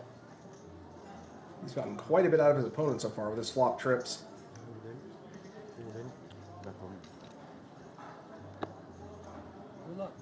James does go for the all-in. And Ilya still doesn't seem to believe him.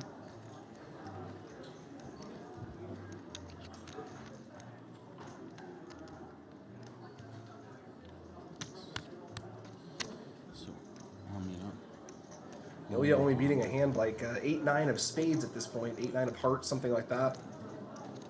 It is technically possible that James could have a hand like that, but seems unlikely to say the least.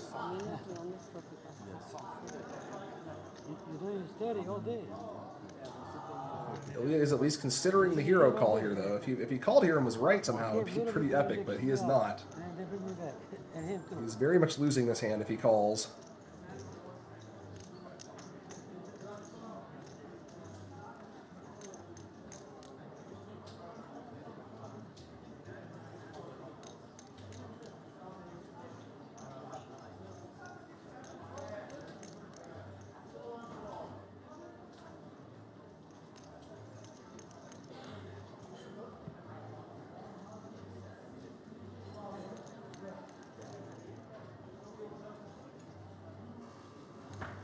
Ilya putting his opponent on a very heroic line of plays here to consider calling with this hand. And I must say, we haven't seen Ilya make really any missteps so far in the whole tournament. I'm kind of surprised to see him going so hard here. He's not particularly high in his range.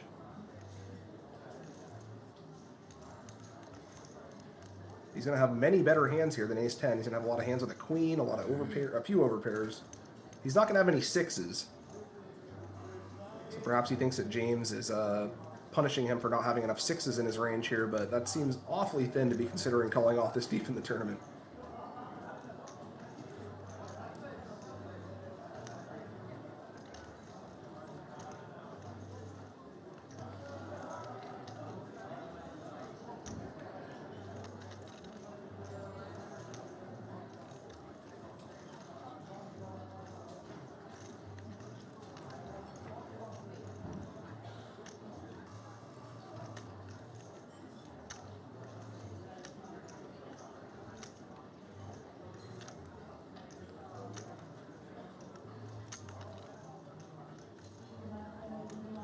I was thinking Ilya would just be folding the turn, if not the flop, but he seems to think he's picked up on something here.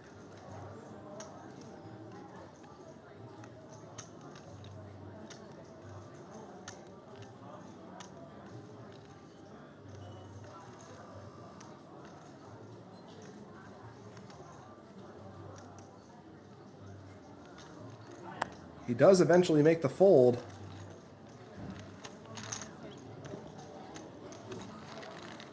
Not sure what he was thinking about there. I think after the second check raise, it seems, especially on that particular run out, there's no draws really. Not even a turn flush draw, but James makes a very nice pickup with the double check raise.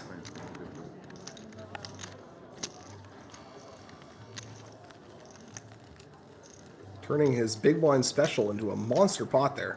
Well played by James.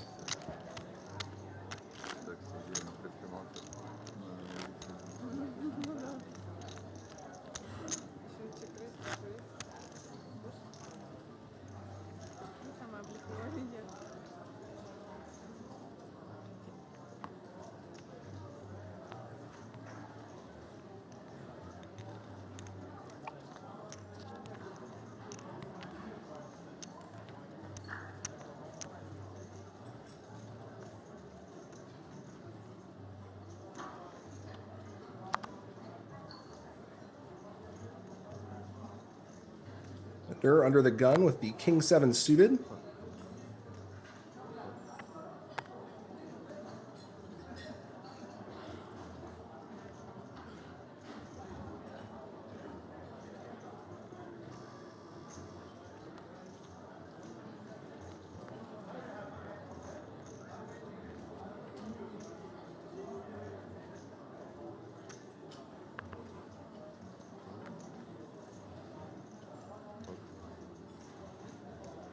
Over to Nikolai on the button, King 9 offsuit. That's probably going to be good enough for him to open.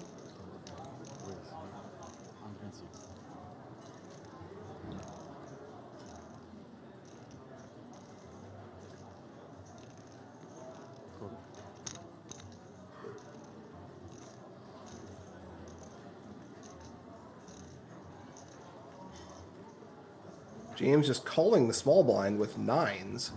That's definitely a deep in a tournament sort of play. He doesn't want to reopen the action and risk getting himself in a lot of trouble.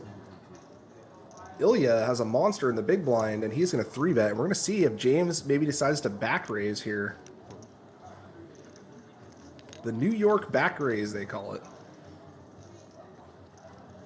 Very few people actually call it that. But James is in a pretty good position. His hand is very underrepresented. Ilya might be squeezing light out of the big blind. He does indeed go for the back shove, and I don't think Ilya is going to be folding this hand. It is too good. So we're going to be seeing a flip spot here, folks.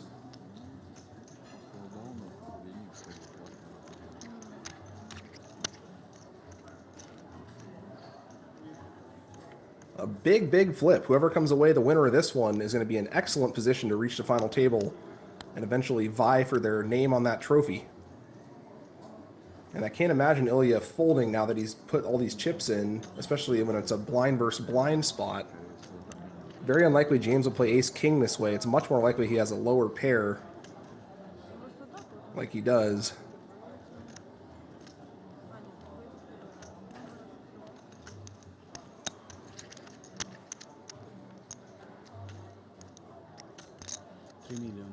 Well, Ilya got the best of James earlier in that blind versus blind spot with eights against ace-10. But since then, James has been his nemesis taking him for that huge pot with the trip sixes, and now putting him in a tough spot for his tournament life with ace-queen suited. 3,300,000 and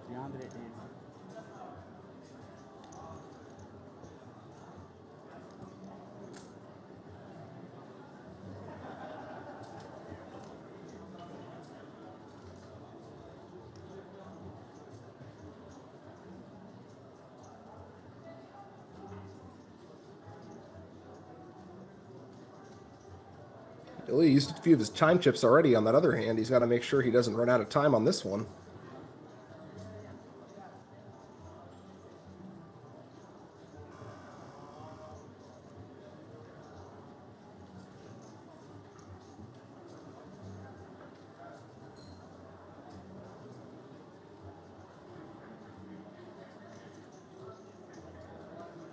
This seems like a pretty clear call to me, but it's a lot easier to say that from the booth than when you're sitting there fighting for your life deep in this tournament.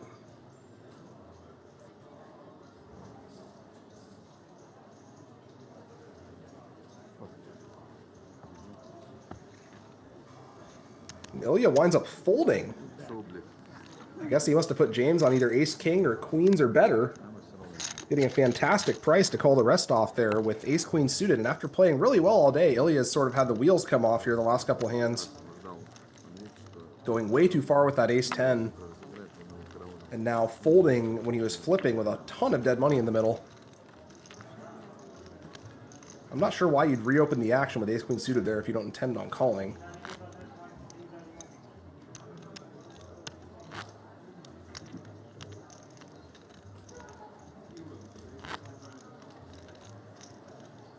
Ilya did have the option to just see a flop with his hand if he didn't think it was good enough to go all the way with. But once you've reopened the action with a hand that strong, I think you're sort of obligated to go with it.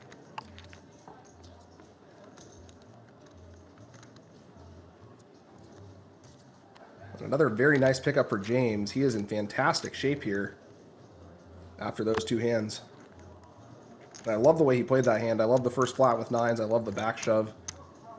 And I love the double check raise with the 6-5. James is crushing it here.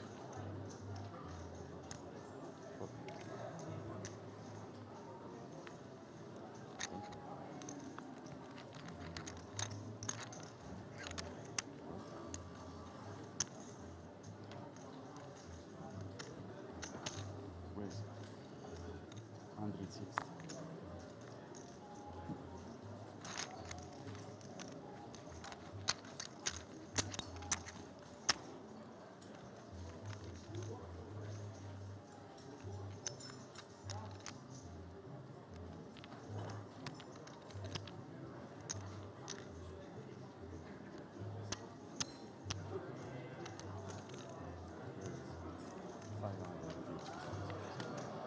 Ilya now with ace-jack, 3-betting against Nikolai's cutoff open. I assume he does not intend on folding this one.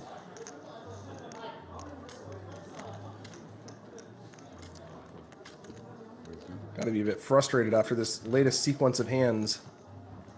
That was very rough for him.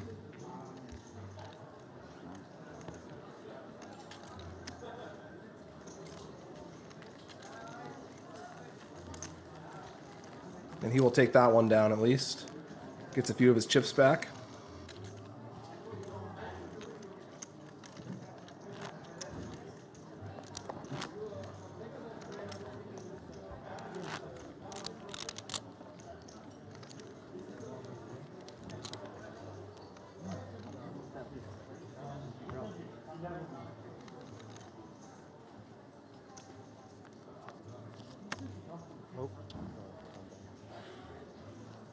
First time whole tournament. Tournaments are a marathon. You really have to make sure that you keep your A game all the way through. And the sick part is they get more and more high stakes as they go on. So you can play fantastic for 25 levels, but if the wheels come off in level 26, it can be all for naught. Well, Ilya is still very much alive and may make a comeback here. Certainly been a rough orbit for him.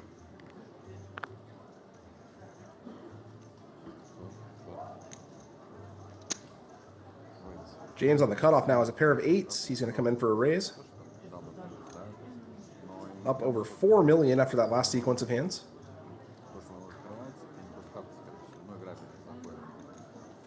I didn't love the way he played that ace-10 blind versus blind a few orbits ago, but since then, James has been playing fantastic. He's running into Tobias in the big blind with the queen-9. Both players have about half the equity here.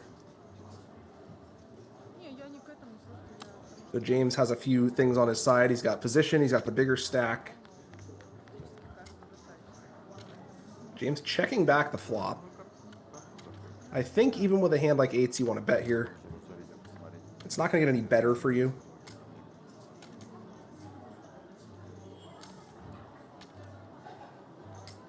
I understand that you can't really get action from too many worse hands, and you're going to mostly get called by better. But it's working out for him this time, because he's going to wind up calling the river with his flush and winning a small pot against Tobias.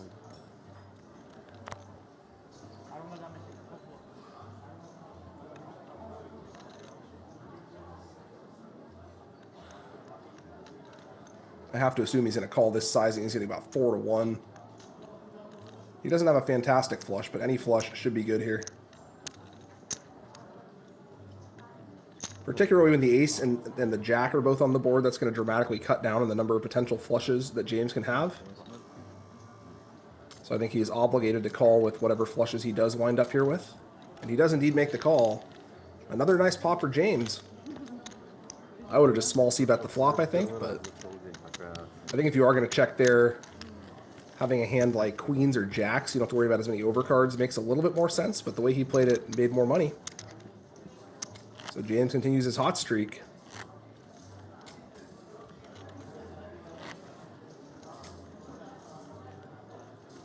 And he is sitting in a very nice position here.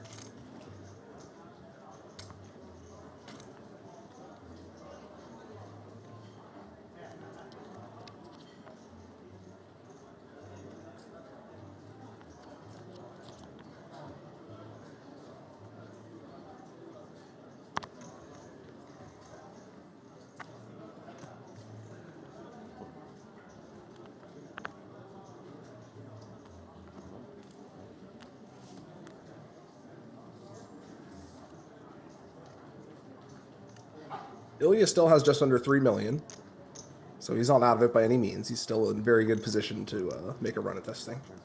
Manure on the button, king jack suited, that is going to be good enough for the all-in. Tobias in the small blind has the same hand in the offsuit variety. Might be a little harder for him to make the call than it was for Anur to make the all-in, though. It is going to be close. He does stand to be in pretty decent shape against a button shove of this size.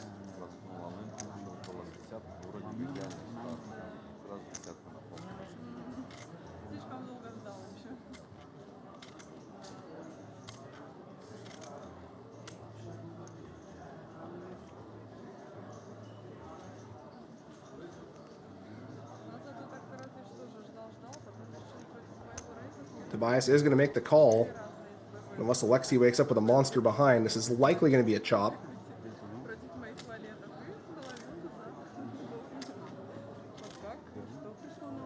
Ooh, Alexei has 6s. If he does make the call here, he's going to be in fantastic shape against two hands with the same outs and a chance to triple up, but it's not an easy call to make by any means.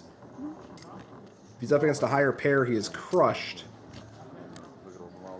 And he can't really know that he's up against two of the same hand here. Sort of the dream scenario for 6s in this spot.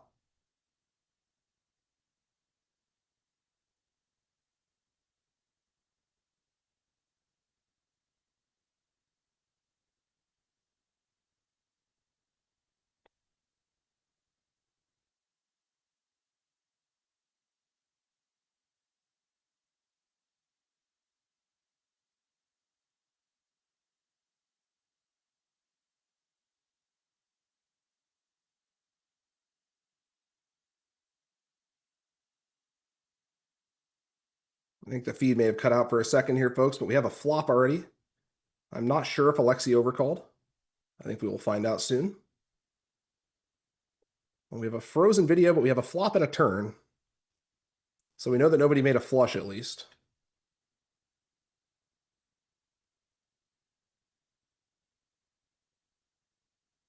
I assume we'll get this back to functioning soon enough. There we go, okay. Looks like Alexei did make the fold. I can't really blame him, but he would have been in fantastic shape if he had called. Hard to know that.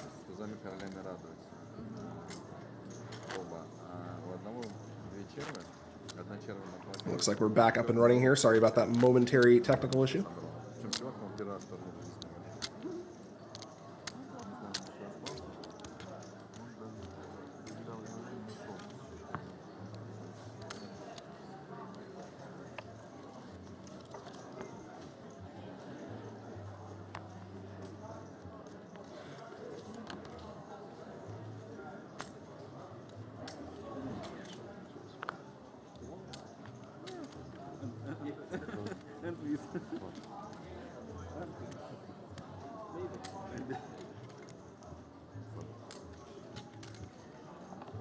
We're to Anur on the cutoff with the 10-8 suited. He's got about 15 big blinds now.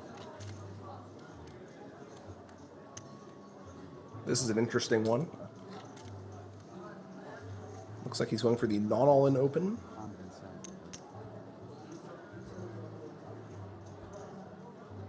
Tobias right behind him with threes. Might just be passing on this one. If he could more gracefully move all in against the open, he might consider that. But the not all in open from Anur should be somewhat polarized here. He's going to have more strong hands. For example, if he has something like a higher pair than threes, you would expect to see him use this size. Whereas his all in should be a little bit more linear.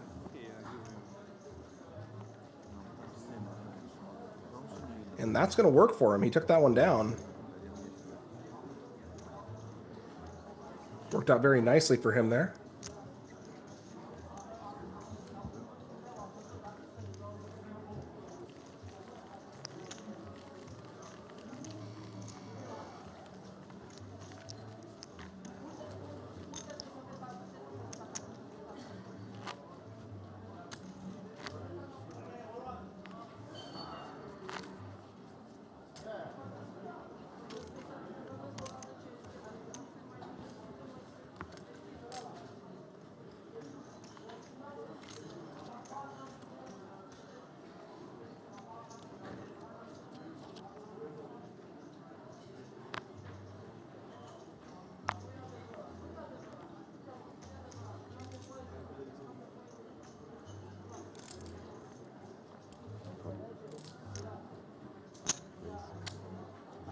We're going to have another break, and I think a blind increase coming up before too long.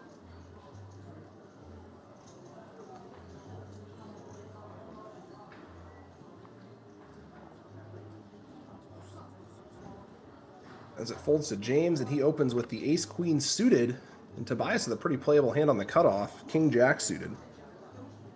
That is not too shabby. Looks like he's going to go for the non-all-in 3-bet. Certainly an option here. And it's going to be on James to decide whether he wants to call or 4-bet. Tobias choosing a somewhat large sizing for this stage of the tournament. I think I'd like to see slightly smaller from him.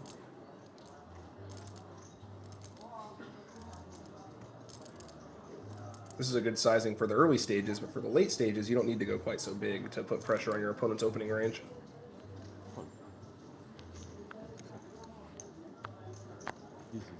And the blinds are going to get out of the way, back over to James, and now it's on him. Is he going to just call and see a flop, or is he going to go all in? Both are good options, but if he does just call, he's going to give Tobias a chance to improve on the flop. Looks like he's calling. So Tobias is going to get to realize his equity, and he has position. Pot's already quite big, though. Over $1 million in the pot. No help for either player. So now if Tobias can get James to fold post-flop, he's going to emerge victorious here, but James did flop a backdoor flush draw, so I don't think he's folding to 1-bet. Tobias is probably going to have to bet twice to win this one.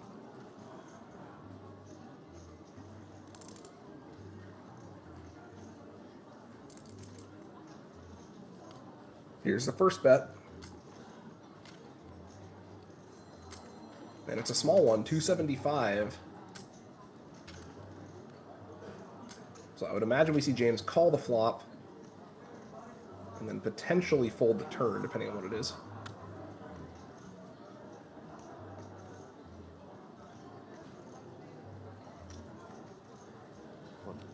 No, he folded the flop. Nice play by Tobias. Very surprising fold on the flop from James. I think if you don't have the backdoor flush draw, you can maybe consider folding there, but with the backdoor flush draw and such a small sizing, seems like you're giving up too easily.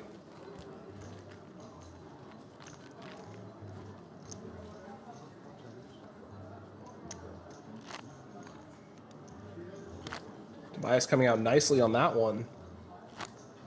Taking it down with the worst hand and chipping up another 500K or so, even more with the blinds. Closer to 700.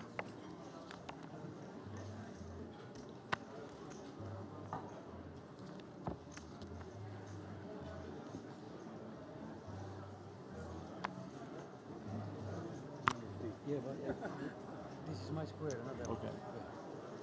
That's okay. Yeah. Raise 175. James under the gun with Jack 9 suited. I didn't see if he opened or folded. I think you can go either way with that one.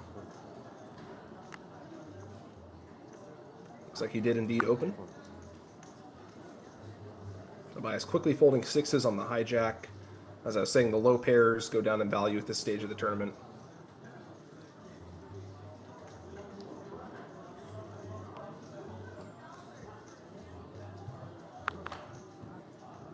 Are we on break after this hand? See a couple players walking away. I thought we had a few more minutes, so we'll see.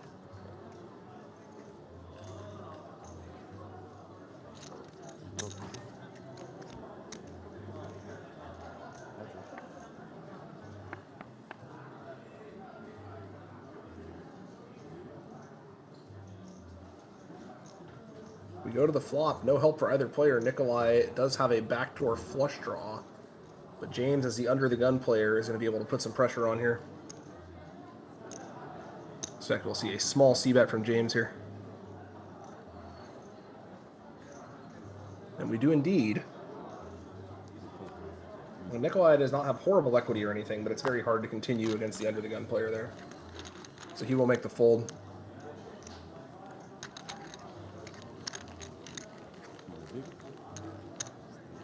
James going to win that one uncontested post-flop.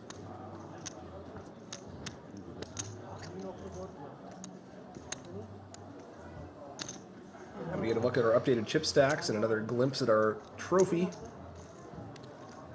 James now the chip leader with 57 big blinds. Nikolai and Tobias are right behind him, though. Ilya's still very much in it.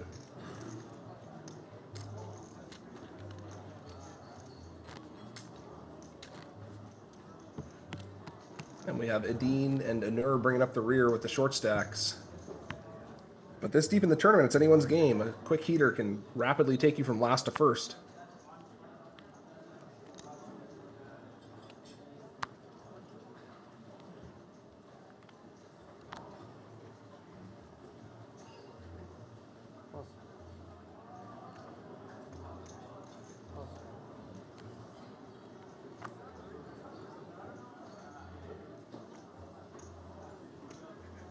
Tobias with a nice hand now, a pair of queens.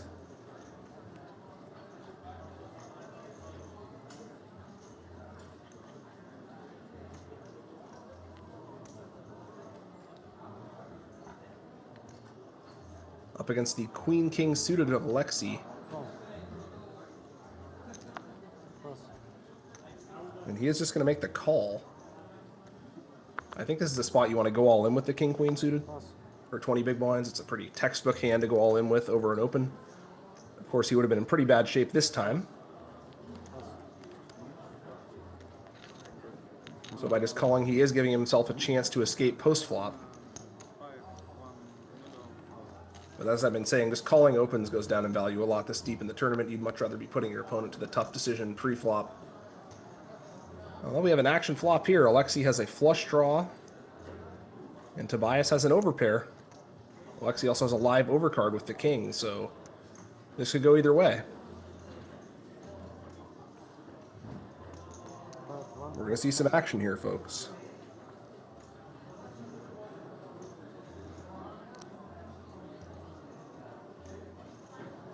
Tobias is going to c-bet small. And Alexei can decide to either call or raise here. He has position, but he also has quite a bit of equity.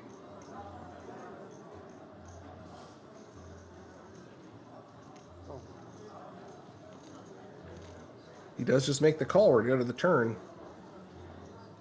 And that is going to slow everything down. Looks like a horrible turn for Tobias. He still has the best hand. But both players are going to view that as a pretty bad turn, I think.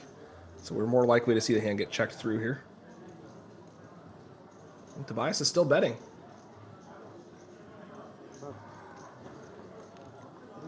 Getting some value.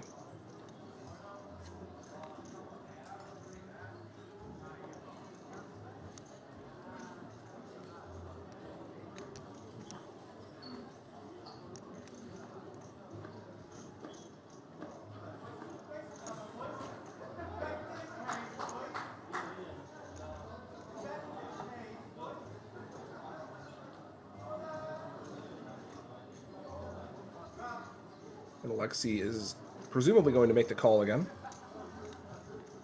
Still has quite a few outs.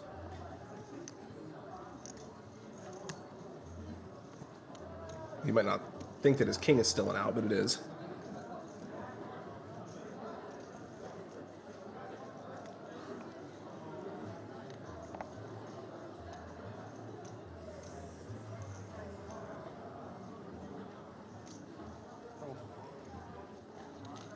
He is in a call. We go to the river. Alexei looking for a heart or a king. Preferably a heart from his perspective. But either one should do the trick.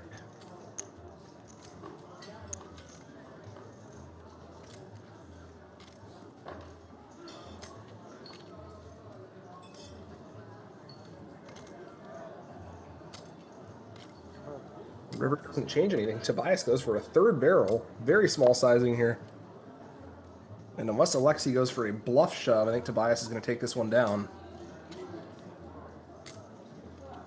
Kind of surprised to see Tobias continue betting here. He does have the best hand, and he's betting very small. Perhaps thinking his opponent is straightforward and will not bluff shove this sizing. Maybe pay him off with a hand like tens.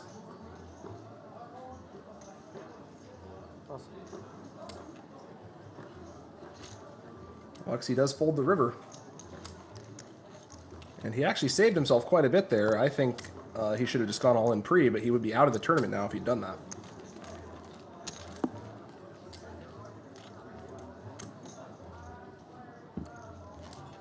Failing that, the money could have easily gotten in on the flop, but Alexei does escape with still about 1 million chips remaining. We're going to have the blinds going up pretty soon here after our break.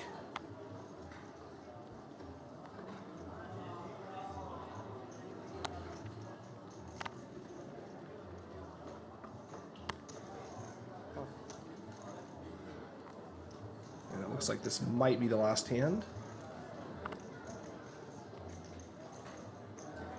If so, we are going to have a 15-minute break, and then we'll be coming back to 100K big blind with 15 players remaining. Assuming we don't lose one in this hand.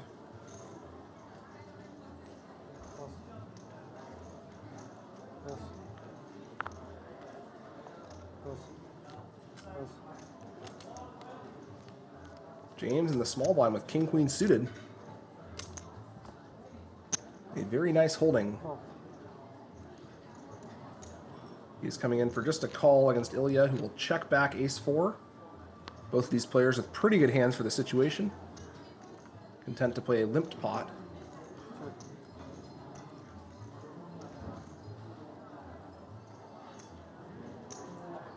James has a little bit more equity on this flop, but he will check fold. The 3 diamonds scaring him away.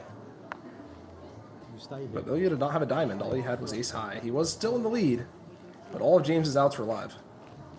All right, folks, break time. We can see our updated stacks.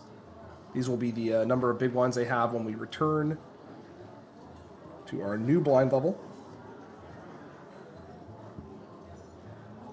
Thank you all for watching. This is the World Poker Tour Cyprus main event. I'm your host, Brian Paris, and we'll see you in 15. Welcome to WPT Global. Let's turn up the fun. Pick your game. MTT, No Limit Hold'em, Flash, PLO, Short Deck, or Global Spins. Every hand's a new adventure. Every game, a shot at glory. With top-notch design and non-stop thrills, you're always in for a great time. Join the party. Play your way at WPT Global. Now is the perfect time to discover WPT Global and take advantage of our best ever welcome offer. We're giving you back 100% of your first deposit as cash, from $10 all the way up to $3,000. The bigger your deposit, the bigger your reward. You could earn up to $480 in tournament and global spins tickets, plus $100 in other bonuses. Discover now and make WPT Global your new online poker home.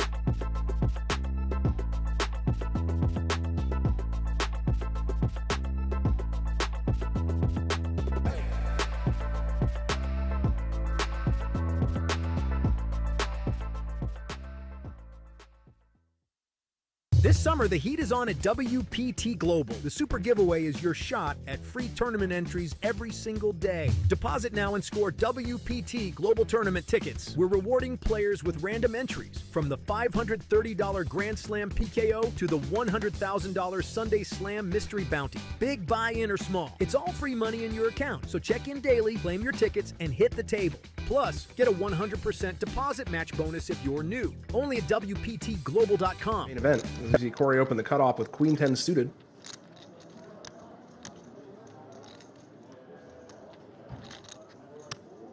Now, after getting pushed around by Tobias, he's right back for more, and Tobias has a pretty good hand behind him, King 10 suited.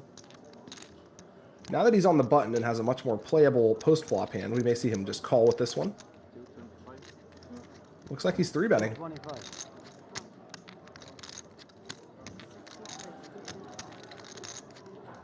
Also an option, I suppose.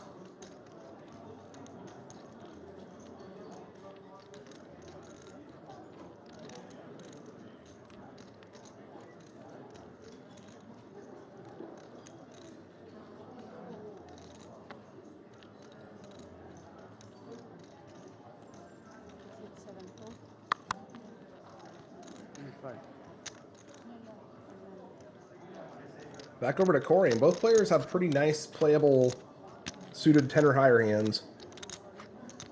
Tobias has both position and the best hand, though. Gonna make it tough for Corey here.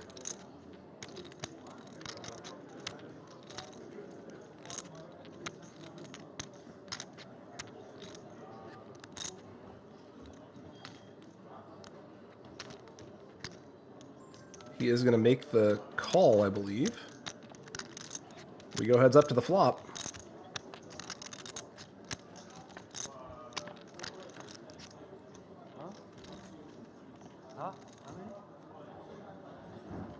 That's a bad flop for Corey. He has top pair, but Tobias has a better top pair.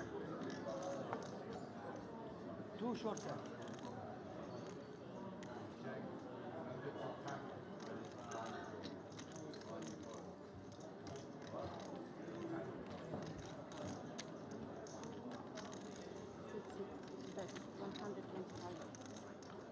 Tobias is going to come out for a C-bet of about 20% pot. I can't imagine Corey's going anywhere just yet.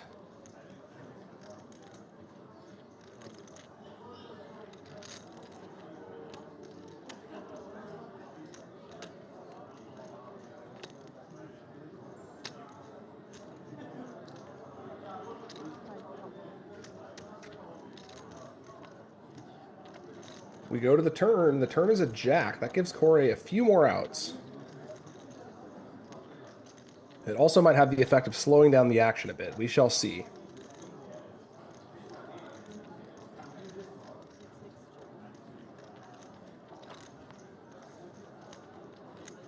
River's a king. That's certainly not going to make Tobias go anywhere. So unless Corey wants to turn his hand into a bluff, he is not winning here.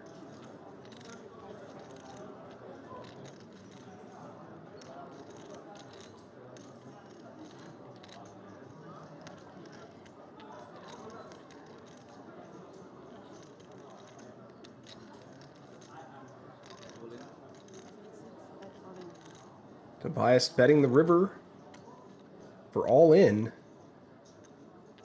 And I can't imagine Corey calling this one.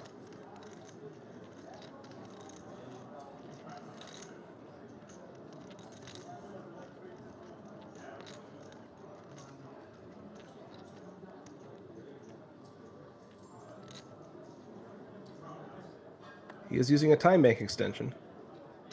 So he's got to at least think about it, but a 3-betting range is going to hit a lot of these cards. It's possible Tobias is going all in with like Ace-X as a bluff, Ace-9 suited or something like this. But it's pretty narrow relative to all the good hands he can have.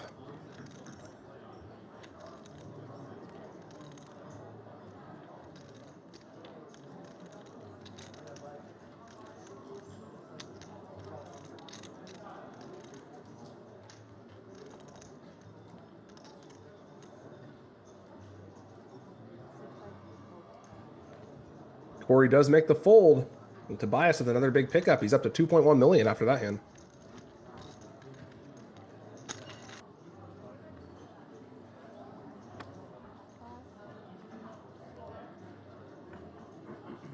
This one's a lot better. Sevens, I would imagine he opens this one if he's opening the deuces.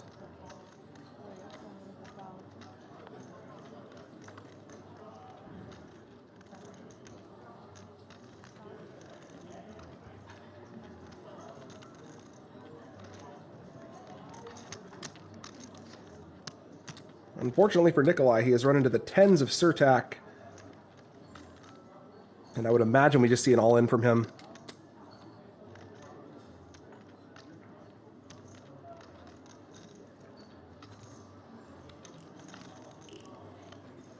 With about 15 big blinds, it's hard to have too many other options besides all-in here with tens.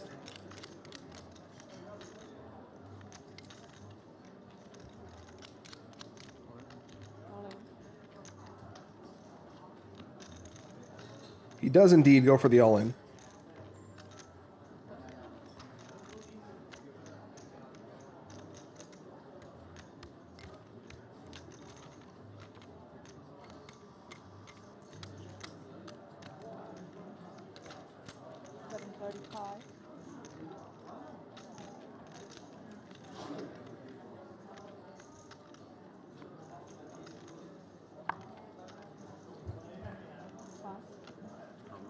$7.35. Unfortunately for Surtak, Andreas is woken up behind him with queens. And Andreas has just under 40 big blinds. I think the queens are going to be going in here.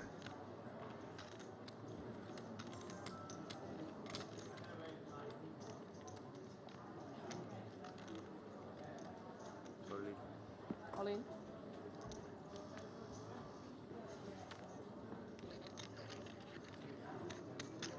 And Nikolai will quickly get out of the way with his sevens.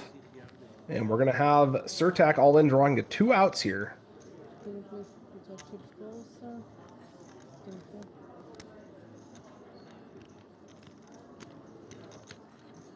A tough spot for him, but not much else you can do with the tens.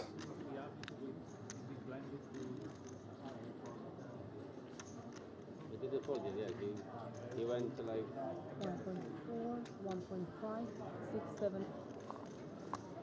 Nikolai asking for a count before he decides to fold, I assume.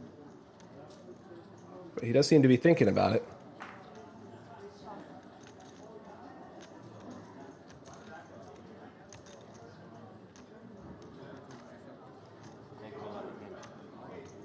Thank you very much. This is a blind one. This said. And Surtak's going to see the bad news. He is drawing to 2 outs here against the queens of Andreas.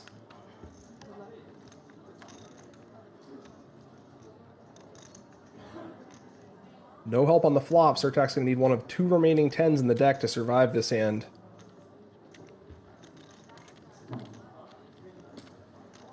Turn is an ace.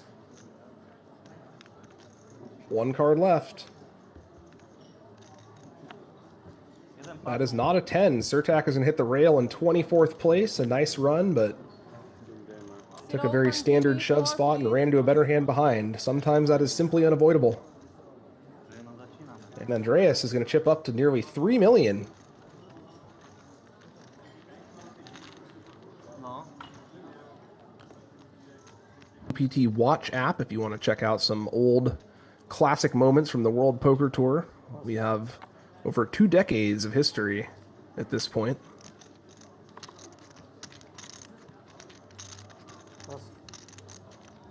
And these players will be contending to add their names to that history. As Darren wakes up with a pair of jacks here on the hijack.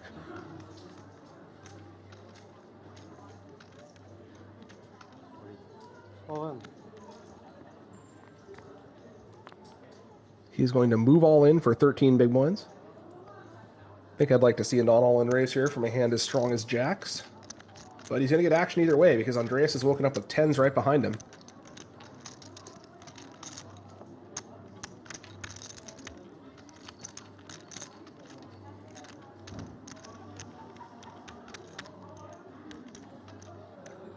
It's an unfortunate spot that Andreas finds himself in here, but there's not a whole lot you can do with 10s other than just call. 660.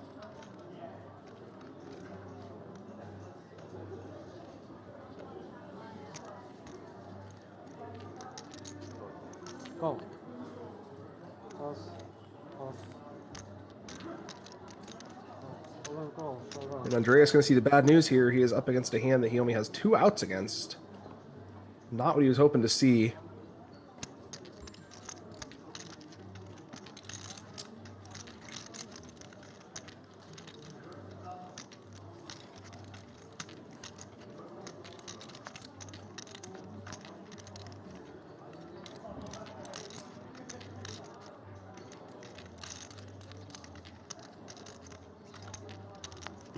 And this is not what Darren was hoping to see.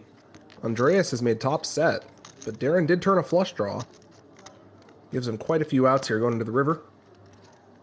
Darren was looking for a club or a jack, but he failed to improve, and he is going to hit the rail in 20th place.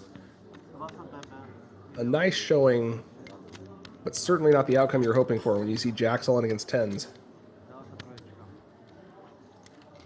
That's going to take us down to 19 players here.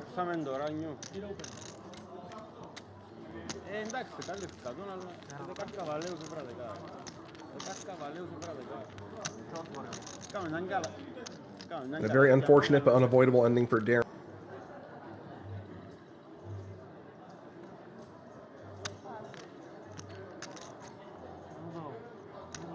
Bias with Queen 10 on the hijack.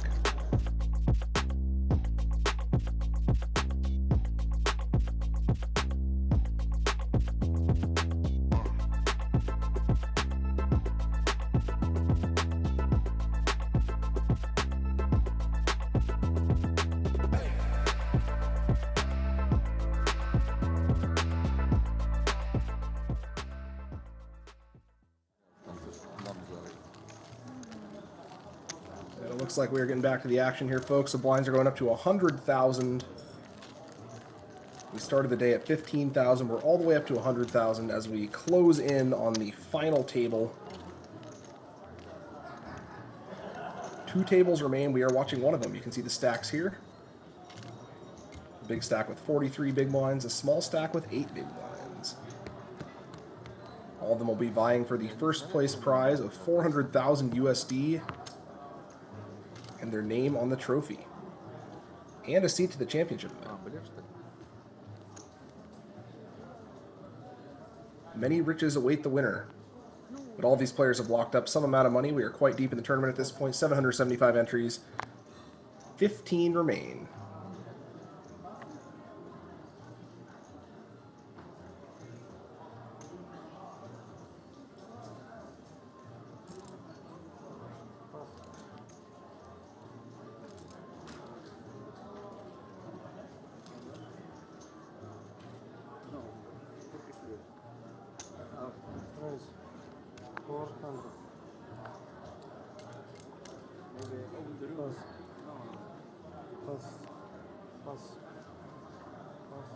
The Dean has been quite quiet here. He is raising with the ace-10, basically going all in, but doing it in stages. He only starts the hand with about 8 big blinds. And he raises to 4 of them, but that is enough to win the pot. A much-needed pickup for him. He's been short all day, but he's still alive. chip in a chair, as the saying goes.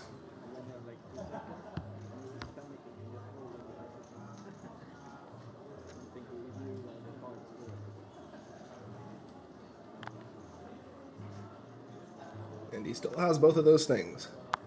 He is our short stack here, though. And with the blinds increasing, we are going to see increasing pressure on these short stacks.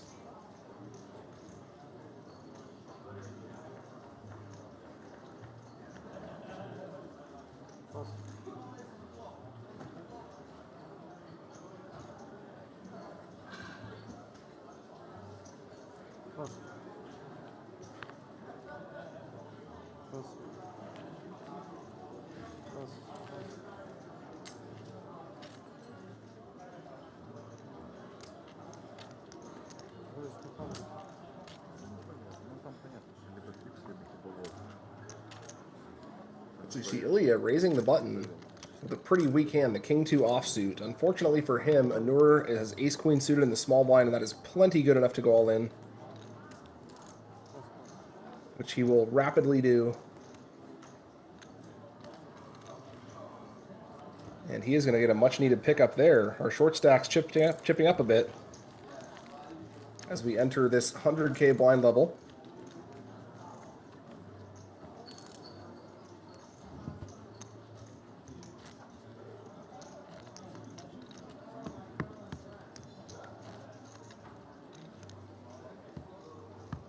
A tournament is a marathon, not a sprint. Keeping yourself alive this long can result in a hot streak at the right time and a big comeback. But it also leaves you susceptible to the ever-shifting winds of the all-ins. As we see Adine here with Ace-Queen offsuit and 10 big blinds. I expect we will see him go all in or raise to some large amount with this hand.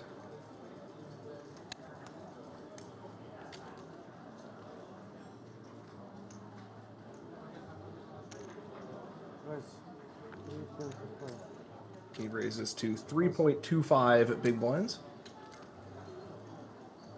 That is one of the potential options. Unfortunately for him, he's run into the Kings of Nikolai immediately behind. So unless he somehow finds a way to fold this hand, he is going to need an ace to survive, most likely.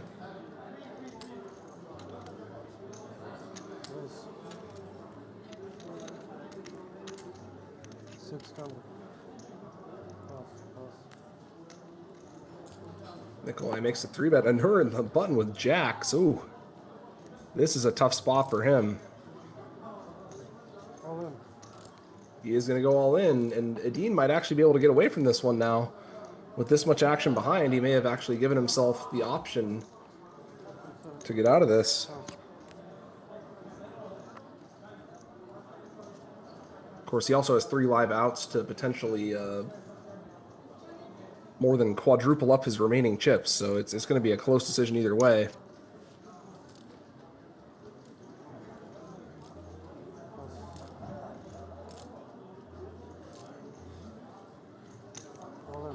He does put the rest in. So we're going to have a 3-way all in here, folks.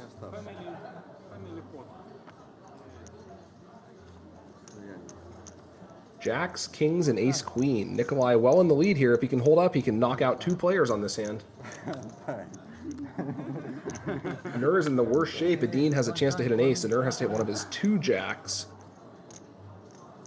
Adine has 3 aces to hit.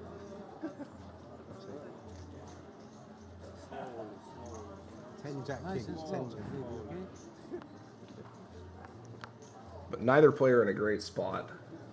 Nikolai with a king in the window. He is still going to lose to a queen or a jack, though.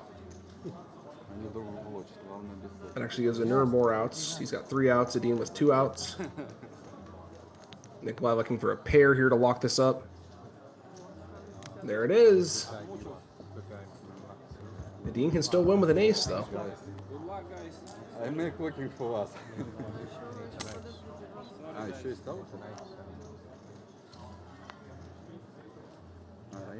That is not an ace, so Nikolai is going to eliminate 2 players here, bringing us down to 13. Good game.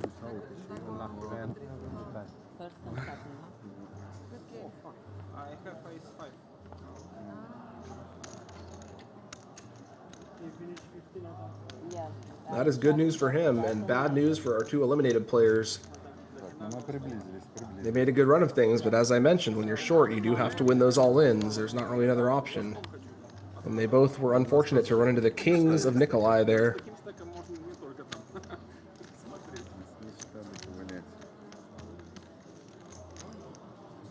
So our last surviving player from our initial feature table hits the rail. We are down to 6 players at this table now.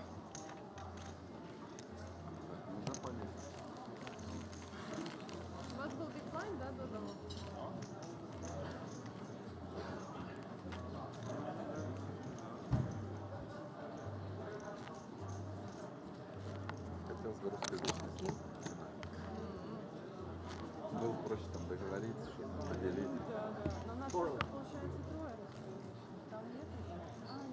Здесь четверо стоит. Ну, как тоже понимать.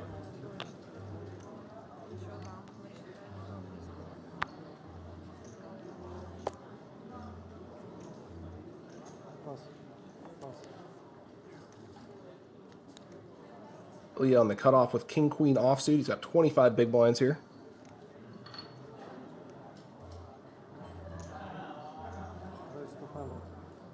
Gonna come in for a raise.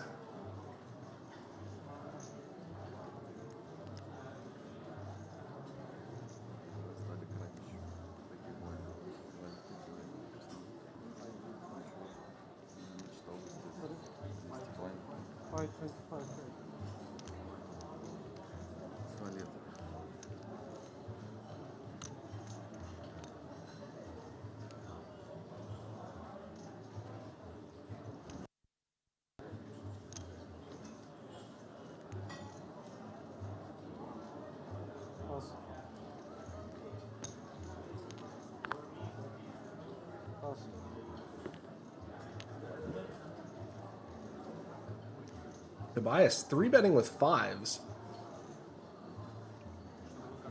A bit of an unorthodox play here.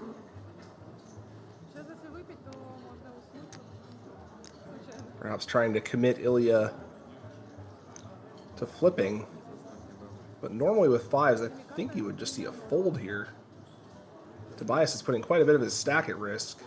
And if he's just bluffing with this hand, then he doesn't have any high card blockers. But it worked out very well for him, as he takes that one down uncontested. A very good outcome with 5s, and Tobias goes up to 4 million.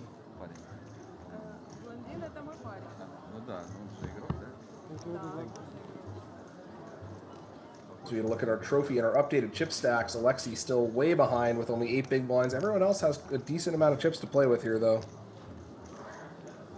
Nikolai well in the lead now with 63 big blinds, over 6 million. Not sure if he's chip leading the whole tournament, but he's got to be close.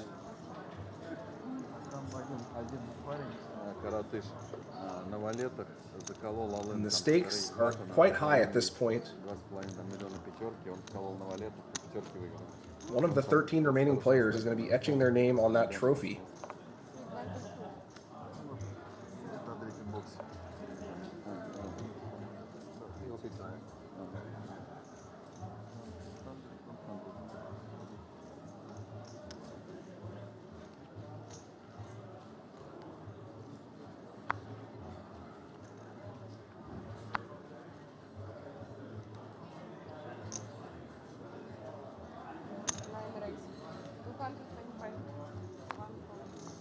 James with 8s under the gun, going to come in for the raise. Alexei on the button, ace-jack offsuit. Not sure he's going to find a better spot than this. If he does go with this, he will be flipping against the 8s of James.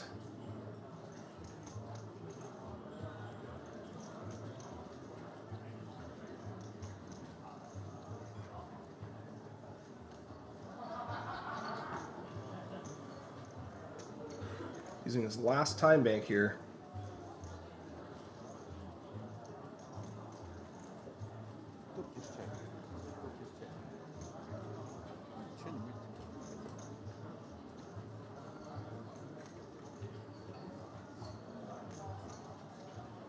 He's up against an under the gun open, but ace-jack offsuit should be in pretty good shape against this range, especially for 8 big blinds. Probably not going to find a much better spot than this. He does indeed pull the trigger, and we're going to have an all-in flipping situation.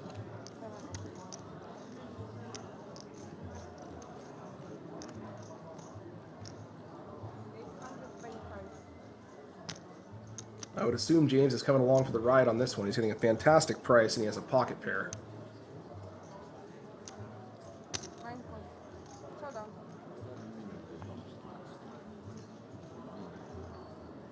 I thought it was a race.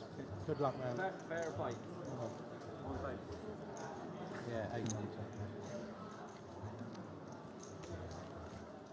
Plays itself. James is going to be slightly in the lead as we go to the flop here. 55-45.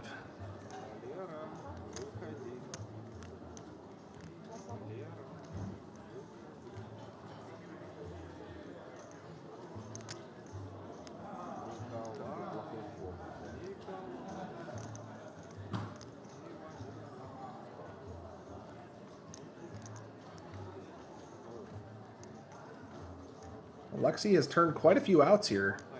No eights. Ace, king, or 8. And he will have it. That is a 3. James is going to take it down, and we are down to 12 players.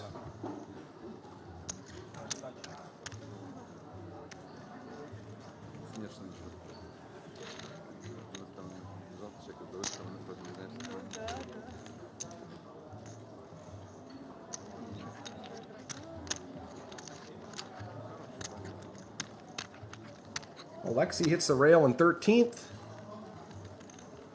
He made it pretty far, but not far enough.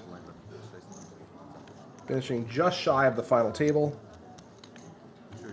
And our 3 short stacks have been eliminated in quick order.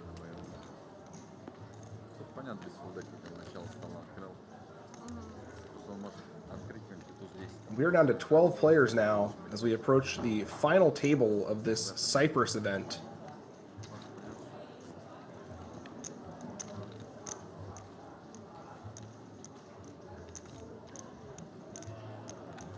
See our remaining players here. I expect we'll even out the tables unless we lost a player at the other table, which is entirely possible.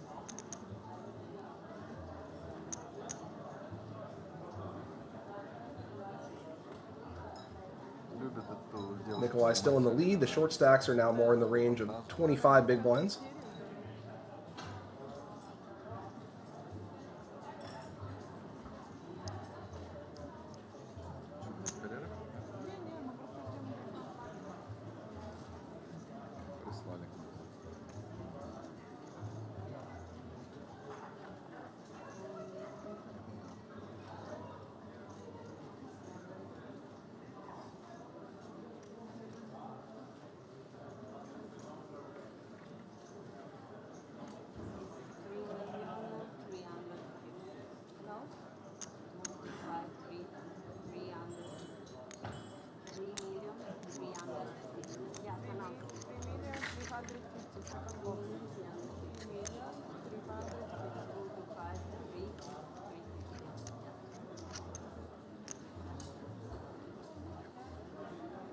Lots of play here among the top stacks. I don't know what the distribution looks like at the other table, but we might be here for a while before we make the final table. Blinds will not be going up again for a few more minutes.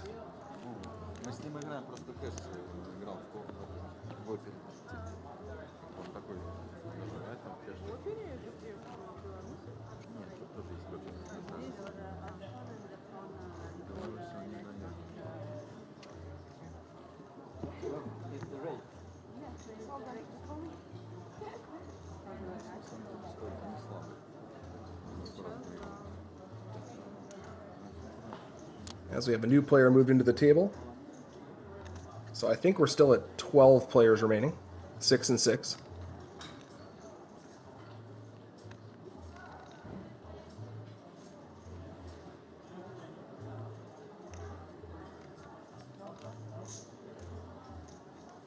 Rafal, our new player on the hijack with Queen 5 suited.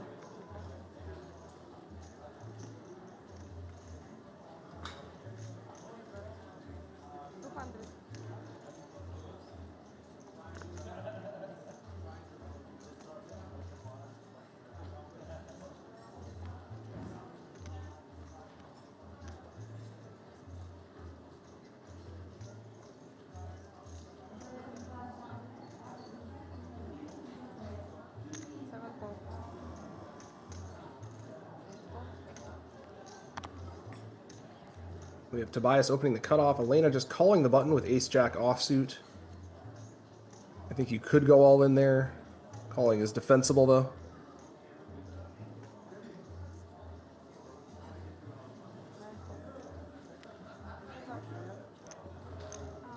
About 2.5 total with this. And we go heads up to the flop in a coin flip situation. That's a pretty good flop for Elena, actually. She's got overcards and a gut shot. Tobias still in the lead with the sevens. But it's anyone's game.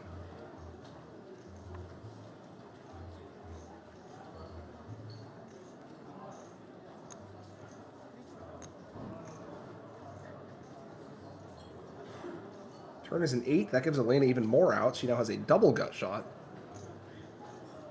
And the board is looking worse and worse for Tobias. Elena is opting to bet here. That may chase Tobias away. This is a very scary board for his sevens.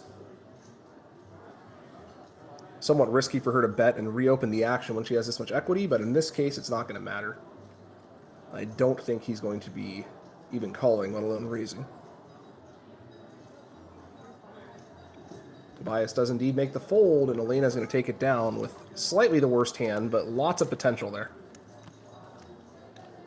That's a nice pickup for her. Every pot means quite a bit at this stage of the tournament, folks. Even the min-raised pots that get check-folded are still worth something like 12 starting stacks at this point.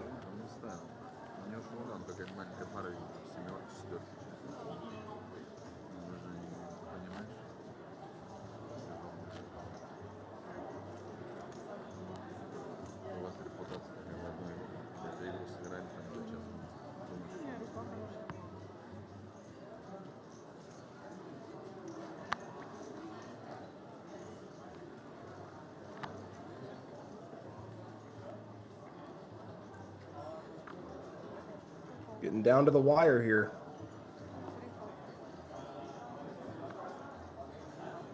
A couple of quick folds from Rafal and Tobias over to Elena on the cutoff with a nice hand, a pair of tens. A very nice hand for this stage of the tournament.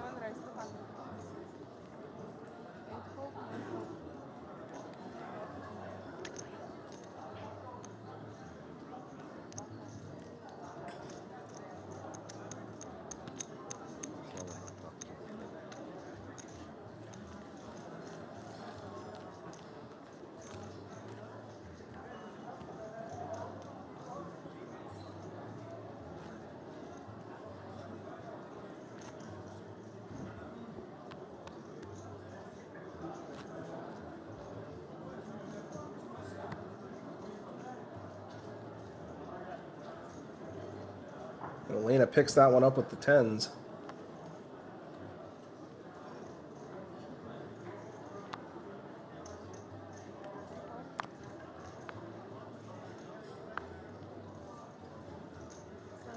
Not going to play the 6-2 offsuit on the hijack, though.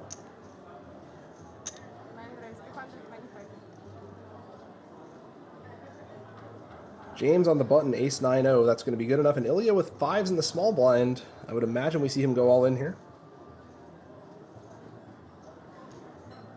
He does indeed.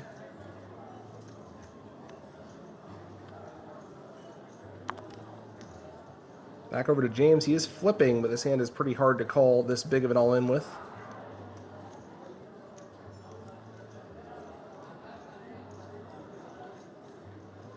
How much is it? 2,075,000. Perhaps ace-9 suited could consider calling. I think ace-9 offsuit is just going to have to fold, though.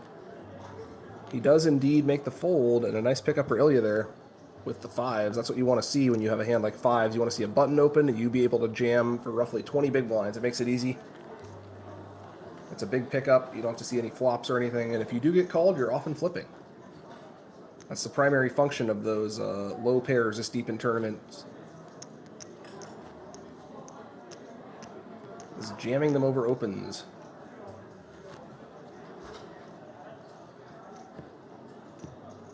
We saw a textbook example of that there with Ilya. Looking to win back some of his earlier losses against James.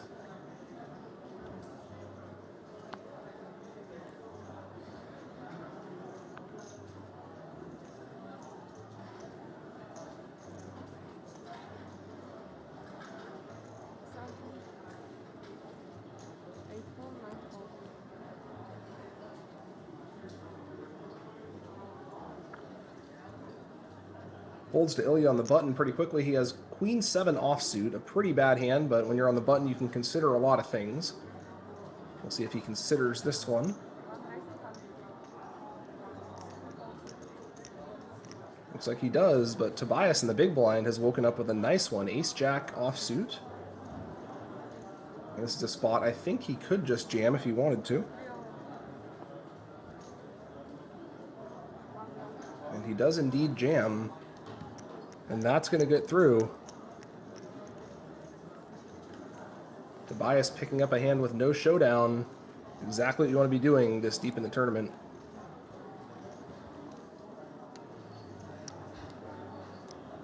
And I guess what you really want to be doing is doubling up, but picking up hands without showdown and not having to risk the all-in is quite good as well.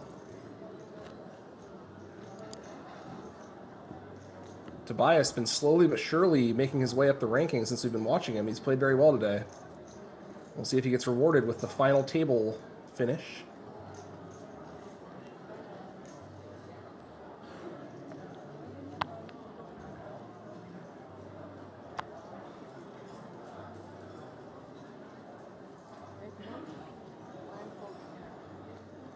Holds over to Ilya on the cutoff. He's got a nice one this time. He's got a pair of queens. That is a good hand, folks.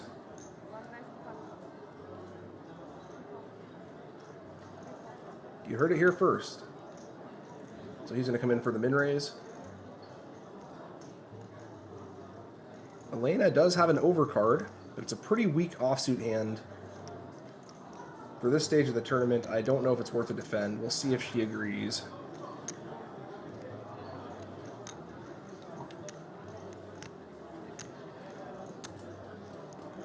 Looks like she's thinking about it.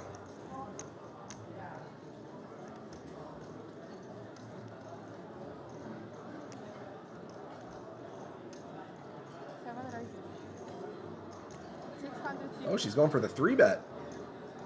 This is actually a pretty good hand to 3-bet bluff with. Unfortunately for her, she has run into a very good hand.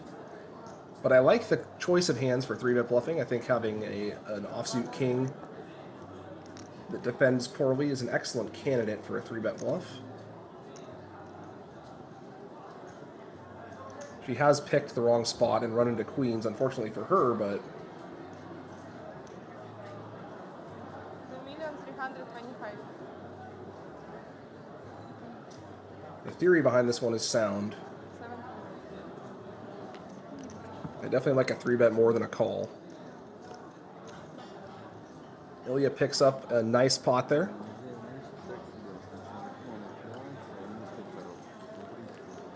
And Elena applying the right principles, but picking the wrong spot.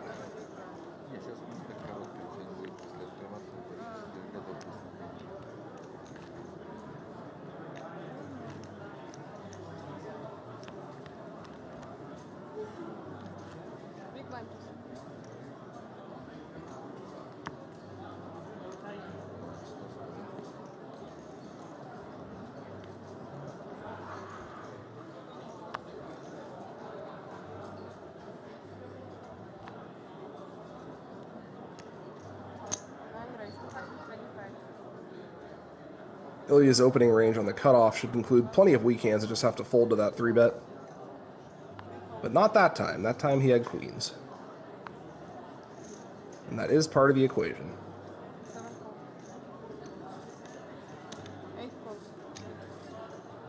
We got an action spot here. James raises under the gun with queen-jack suited. Nikolai just calls the big blind with 8s.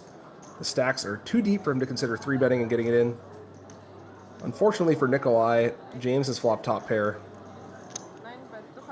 But fortunately for Nikolai, the board is also quite bad for him, so I can't imagine him losing too much here.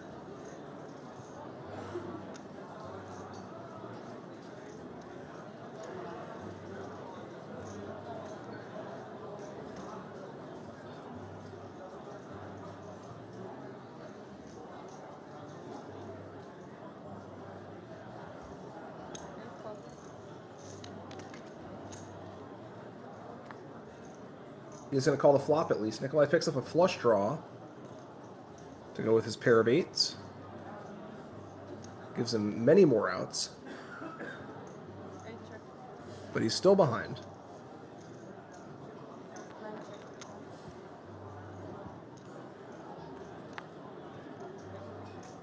Turn goes check, check.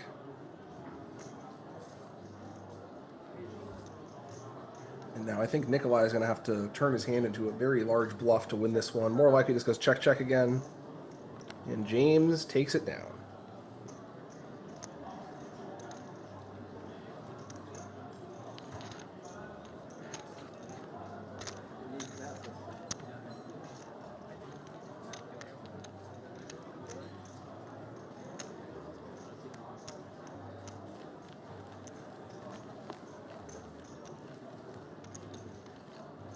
Both players keeping the pot small there, as is appropriate for a big stack on big stack confrontation. Both of them had solid hands, but not hands you want to play for stacks with at this stage of the tournament.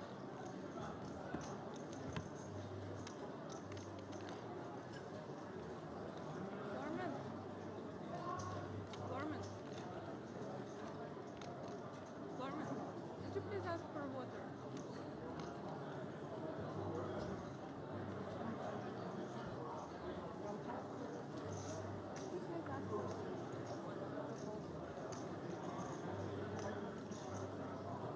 Tobias on the cutoff.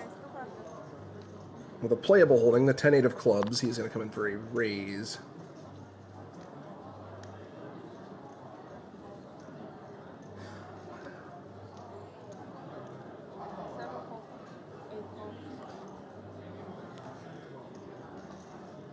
James in the big blind, though, has ace-king suited. That is a monster.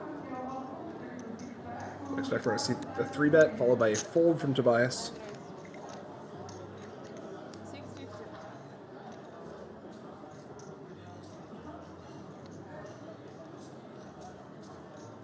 Tobias is getting a decent price to see a flop here with position, but it's not the sort of thing you want to be doing at this point in the tournament.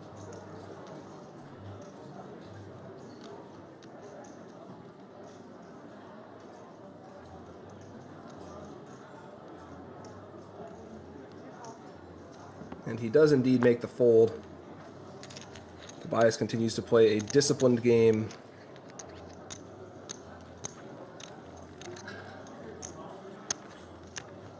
Impressive run for him. And he's well positioned to continue it.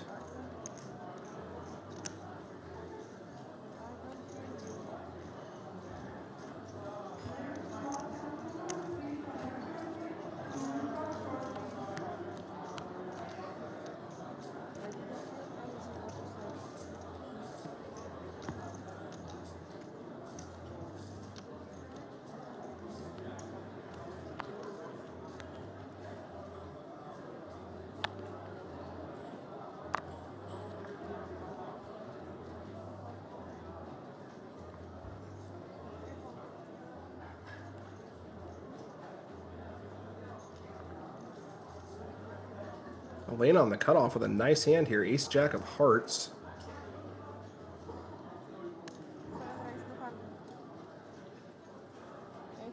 And that's certainly going to be worth an open.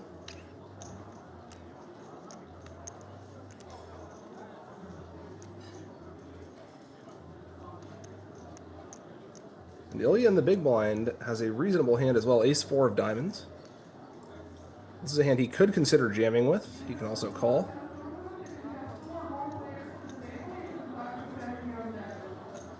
The hand actually plays reasonably well as a jam because you can fold out better offsuit aces from your cutoff opponent's open, but in this case he's lucky he didn't because I think Elena would have had to call with the ace-jack suited.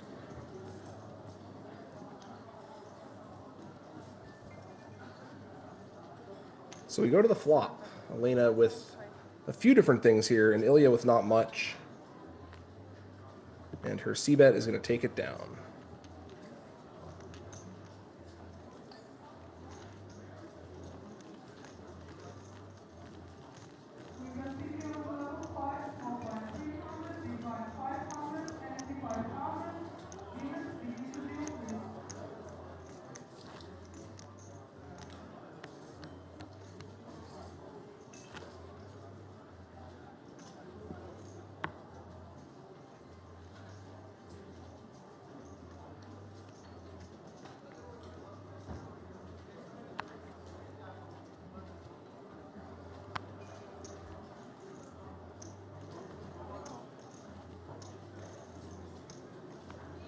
Waiting on the hijack this time. This one is not going to be playable.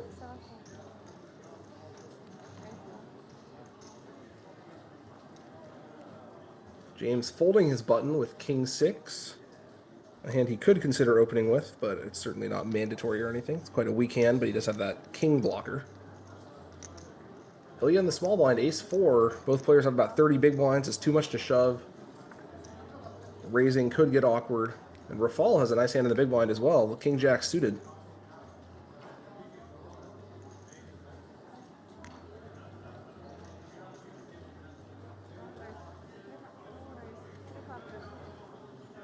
Rafal's going to come in for a raise here.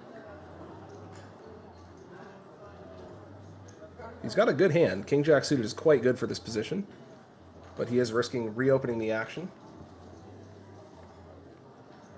Ilya just calls. We're going to go to the flop. And that's a great flop for king jack.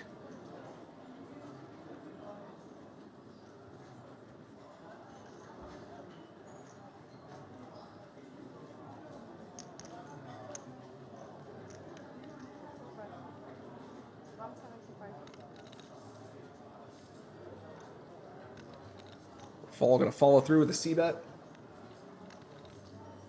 He does have a backdoor flush draw to go with his ace high. He also has a backdoor straight draw.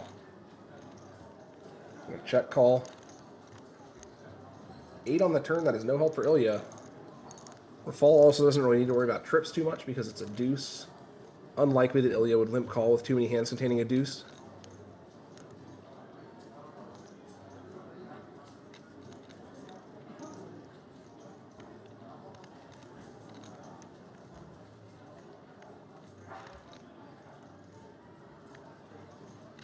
Rafal's got to feel pretty good about this hand here.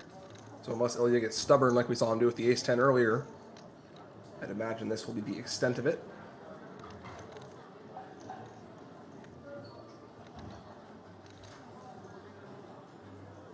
Ilya is still beating some hands like queen 10, queen 9, 10 9. I don't know if any of those are even raising pre, so I guess Rafal could also have a total airball that's 2-barreling.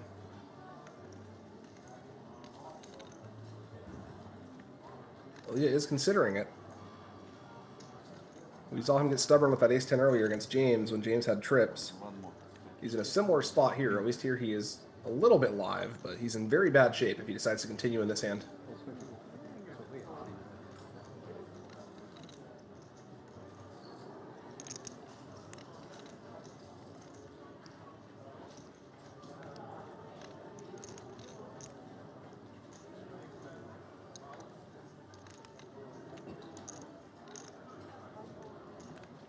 He does wisely make the fold, and Rafal is going to take that one down with the king jack of diamonds. Nice pickup for him there, a 1.7 chip million pot. I got those words slightly out of order, but you get what I mean.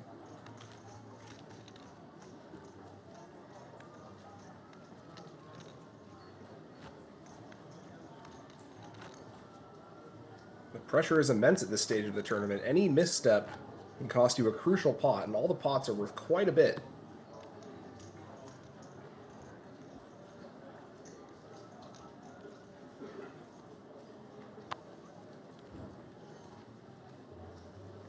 This is what we play tournaments for, is this stage. This is where heroes are made. Where champions are made. Well, we won't be crowning a champion until tomorrow. We're going to have the final table tomorrow with Tony Dunst and Matt Savage.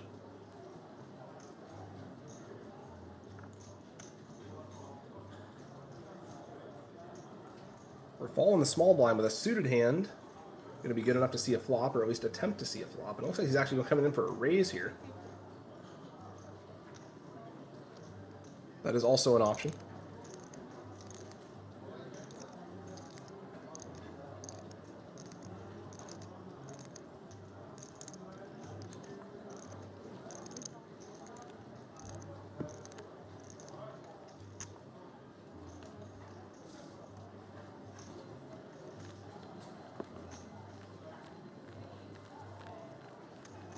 And that's going to be good enough. Rafal takes it down with no showdown, which is exactly what you want to do there, blind versus blind, with a hand like that.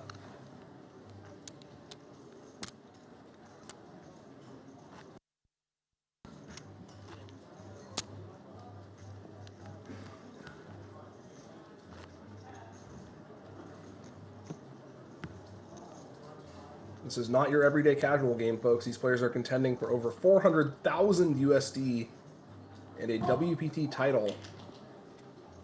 The winner will also get a seat to the Tournament of Champions, as well as their name engraved on the Mike Sexton trophy. High stakes. Nikolai under the gun with a pair of jacks. That is quite a good hand.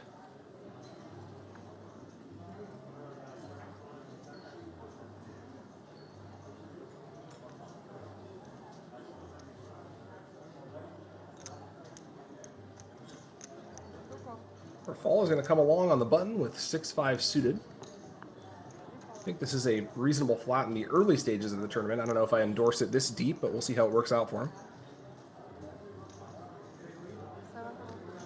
Elena wisely folds the big blind.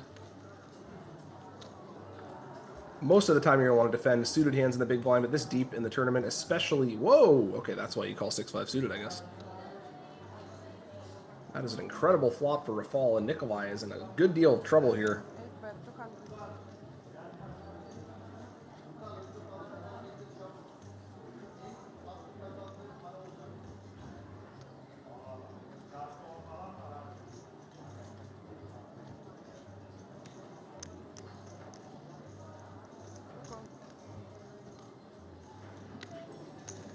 Rafal just calls a flop.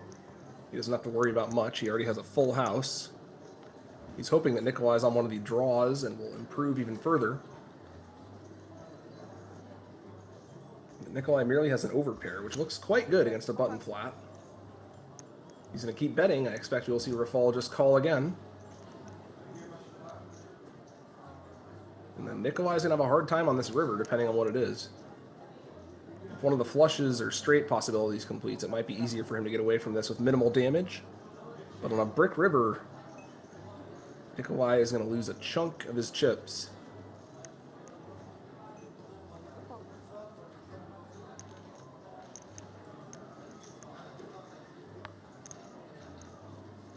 That's a 3. So that might help him a little bit. Rafal could have something like pocket 4s, ace-4 suited that made a straight here.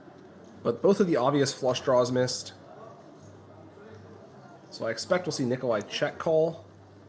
And from there, it's just a matter of how much he's going to lose. He does check. Now Rafal has to decide how much he wants to try to make off him here.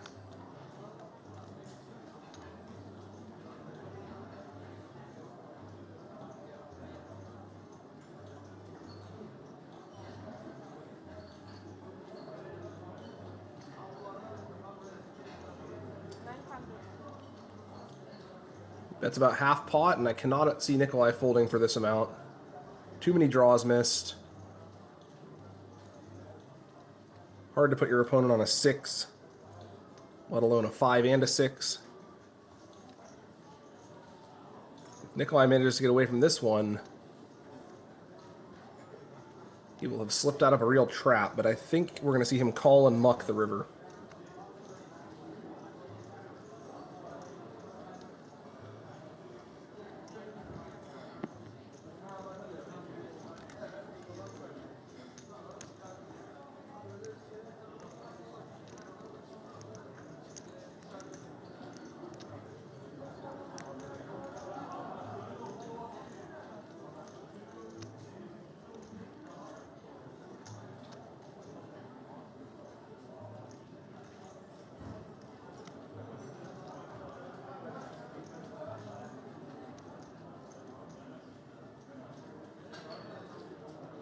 Nikolai is thinking about it.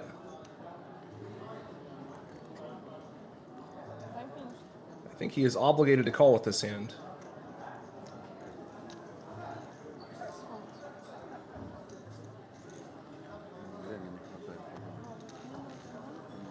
Looks like he made the fold. That's an incredible fold.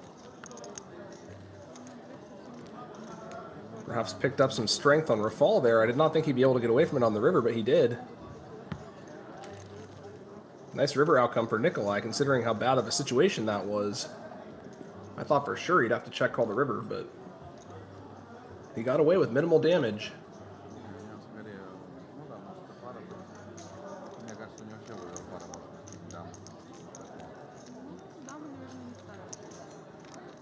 It's the second time Nikolai's slipped out of a cooler spot. Earlier he folded 10s against a 3-bet from Ilya when Ilya had either kings or aces. I forget which one it was. In a spot I thought he'd have to at least see the flop. Nikolai has been dodging bullets all day. Let's see if he can keep it up. He's still in great shape with 47 big blinds.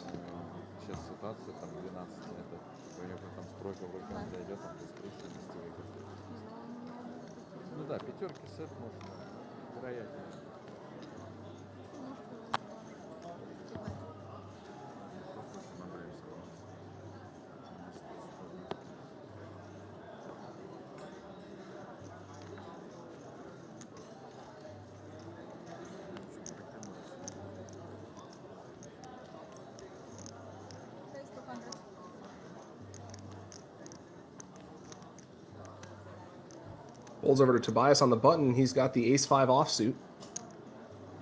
Not a great hand, but he has that also important ace blocker. Elena in the small blind, though. Queen-10 suited. This is a good one. We may see her just move all in with this. We may see her just call. She does opt to just call.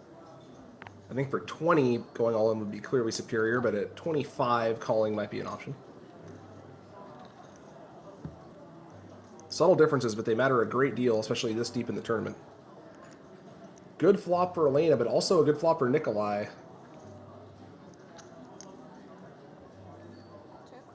Nikolai has flopped a monster draw. Elena has flopped top pair. And Tobias has nothing but ace high. Nikolai turns a better pair. That may enable Elena to lose a little bit less here. She still has middle pair and a gut shot, but Nikolai has all of this board. He's got top pair, a flush draw, and a gut shot of his own, although he doesn't actually need it.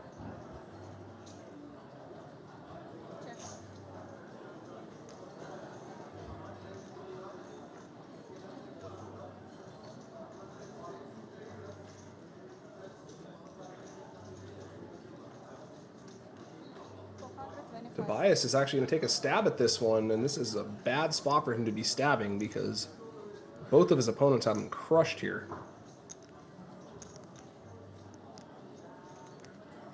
Perhaps thinking the overcard was favorable for him in terms of his range.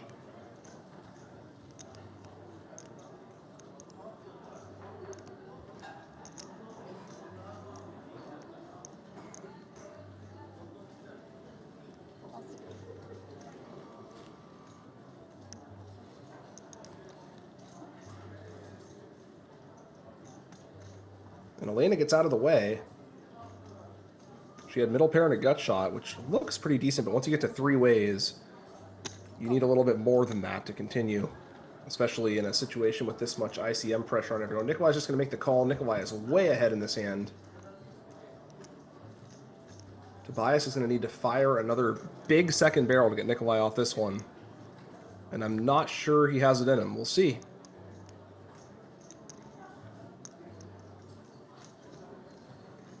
Tobias wants to bet some truly enormous amount. It's possible he can still get a fold out of Nikolai. Nikolai does have top pair, but it's a weak top pair, and he also blocks diamonds. One of the more likely busted draws that Tobias would be multi-barreling with here. Tobias is going to bet big again. And we just saw Nikolai fold jacks on the river. He might find the fold here with the king-6. Tobias might actually win this hand after all, against all odds. We know that Tobias is running a bluff with absolutely nothing, but from Nikolai's perspective, it certainly looks like he's beat. Tobias could have queen-jack, he could have 2 pair, he could have a better king. Nikolai's hand looked really good on the turn, but by the river, he makes the fold. What an incredible play from Tobias. He went from having 0 equity on the turn against 2 people with pretty strong hands, and he found a way to win the pot. A very well-earned pot there from Tobias. Very nice play from him. I was not expecting him to wind up the winner after that flop and turn situation, but if you put enough chips in the middle, you can win with any hand, and he just showed that. Very well done by him. Not easy to pull the trigger on something like that this deep in the tournament. If he'd been wrong there, he would have been left without much.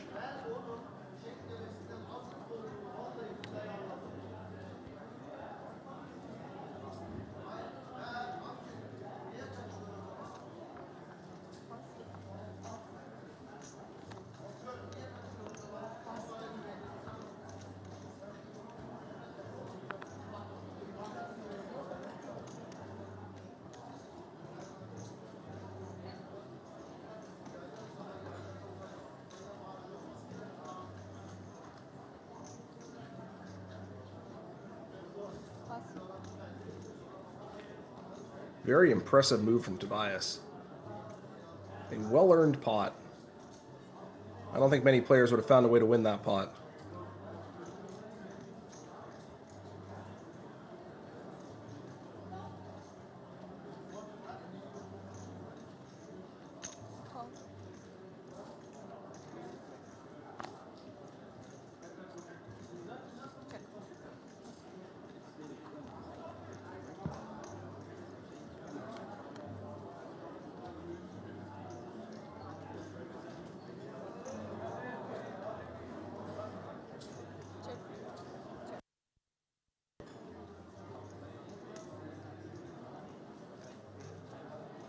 And we're heads up in a blind versus blind spot here. James with the nut flush draw, Nikolai with a gut shot, and a chance at making a pair or two.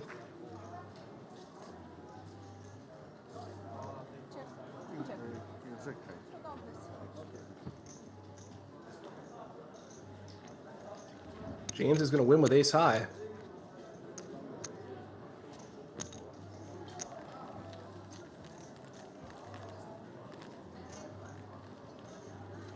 Nikolai's been dodging bullets all day, but he did make the incorrect fold there on the river with his king six. Finally caught up to him.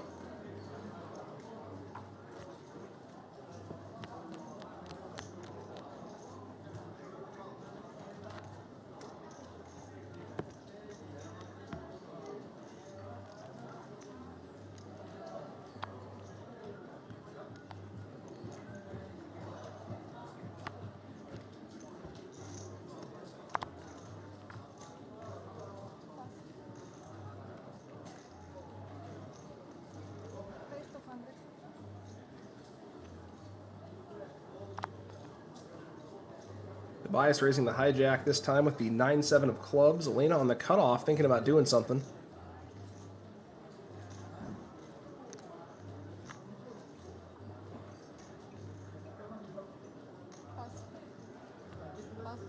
She decides against it. James in the small blind with sixes. He's going to make the call. And Ilya is also going to call on the big one with deuces. So we got a couple of pocket pairs against the 9-7 suited. Ilya makes a set. So if Tobias is tempted to run another big bluff on this hand, he might be running into it, as he is up against a strong one this time.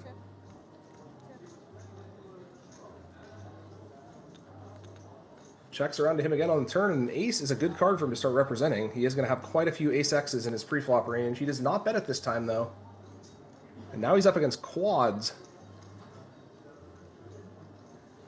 And if Ilya checks a third time, he has a chance to induce a bluff. If he bets, he's just going to win the pot, I think. Tobias getting away there without betting any streets. Investing 0 chips. And wisely so, as it turns out.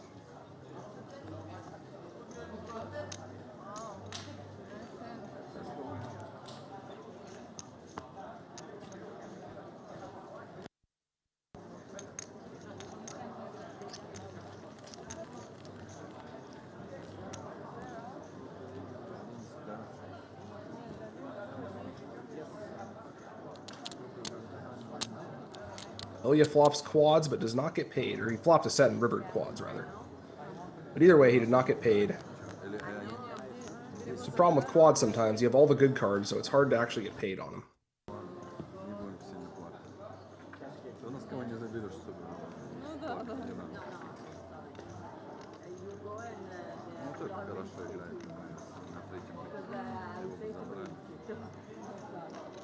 против него чисто футбол не выкинул. У меня на черне был король косой, у меня король флост и шестерка стрит на большой. Looks like we're moving one of our players to the other table, which might mean that we lost somebody over there. Ставится такую доску, там какой-то король, две пары, может быть, не выкинется. И ривером я уже короля просто выкинул, потому что он такой ставкой добирал. Понятно, что That's big end. Hand for hand now? Or hand for hand? Could have been ugly. No hand for hand.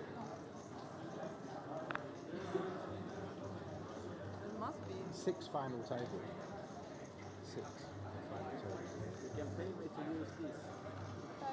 No, I don't need, thank you. Fold. Pass. Not yet. I still have some. Nikolai now with aces on the cutoff. Raise 200. Pass. But why not? Почему не Six final table. You know my card, bro. You know my card. He's going to take it down uncontested. Final table. Not what you want with aces this deep in the tournament. Beats losing, but you definitely want to get some action with your aces. That's theirs. Then king So we either play down to 6 today, on or river. It's one of the few hands you unequivocally want action with this deep in a we lose 4. tournament. I see you in camera. No Yeah, problem. but still we have to come back to final table 9-handed. Most other hands you're content to just win pots without showdown, but aces you want to get some action. I promise. I'm 100%. Okay. I fold very strong hand. 100%.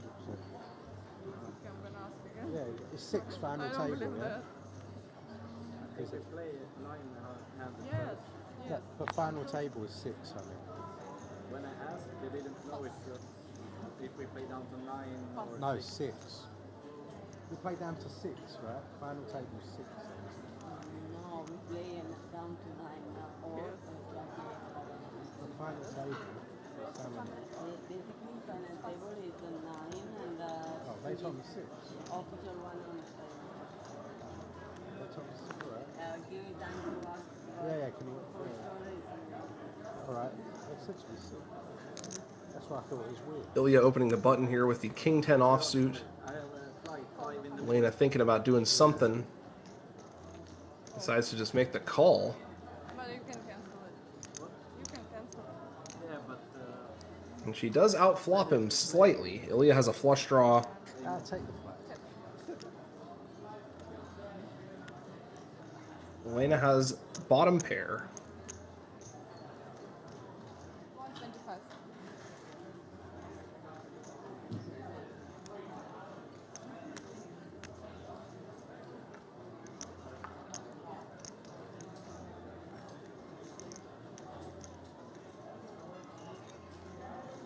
Ilya's going to go for the small c-bet here. Elena's slightly in the lead, but her hand is worse at reaching showdown. She will call the flop.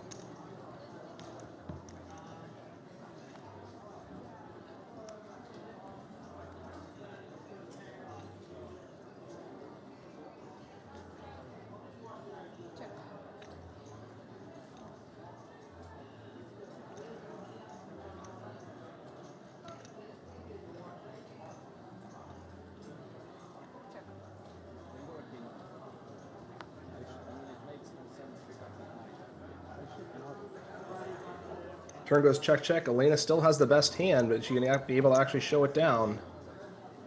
That is the question. She also has the option to turn her hand into a bluff. She doesn't actually need to. That'd be one way to ensure that she wins at showdown. Is to win without showdown. And she does win without showdown. Ilya does not pull the trigger on the river bluff. A nice small pickup for Elena there, but they all mean quite a bit this deep. I'm sure she will certainly take that. It's always been 6, I think. Whatever, doesn't bother me. I understand now. We play until end of level 28, or if we go on 6, but final table is on 9. Final So table if 9? we busted one player now, we final table on 9. But we continue to play until 6 players or until end of level 28. One more question. Why there is no hand for hand now? We are 10 left. I don't know these things. I can ask her because I'm sorry, I don't know. Please ask. Players discussing how deep we are playing tonight, if we're going to go all the way to the final table or not quite. I guess we'll find out.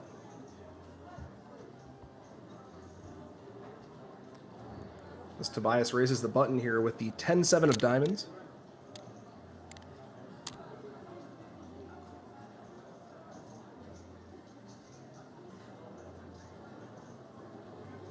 Elena thinking about this one in the small blind.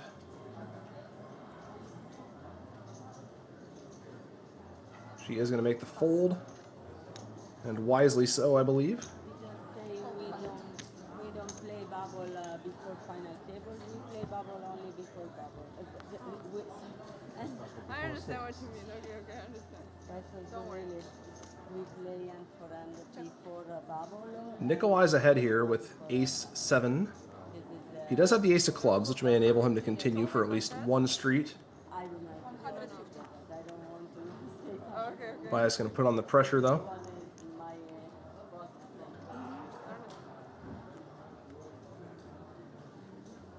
Check raising this sort of hand is always an option. Blocking the ace of clubs does cut down on the number of combos your opponent can continue with.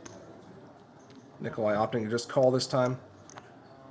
I think that's reasonable as well. Ace high stands to be good pretty often against the button. Turn does not help Nikolai much. We've already seen him make some big folds, so if Tobias wants to keep up the pressure here, he can probably win this pot. He does not do it this time. That's a bad river for Tobias. He's going to have to pay off a bet now.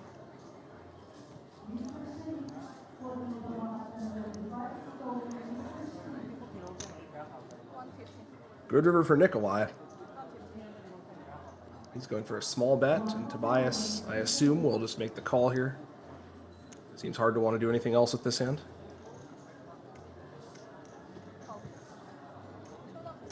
And Nikolai wins the hand. Blinds up, 75, 125, 125. I believe the blinds are going up after this hand.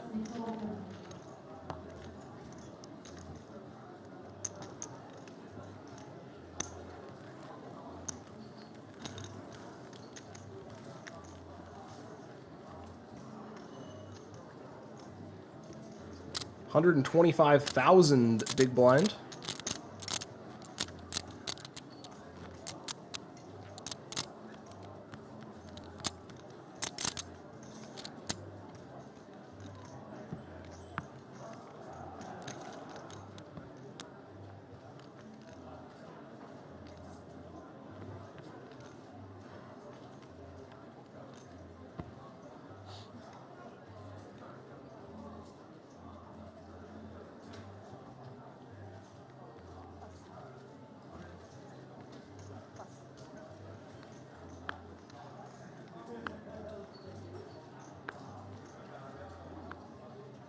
The price of poker is going up, folks.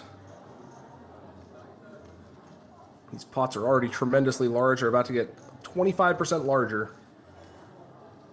As it folds to Elena here on the button, she's going to fold the Jack-2 offsuit. This is probably the highest intensity part of the tournament, other than maybe something like three-handed. You're playing short-handed.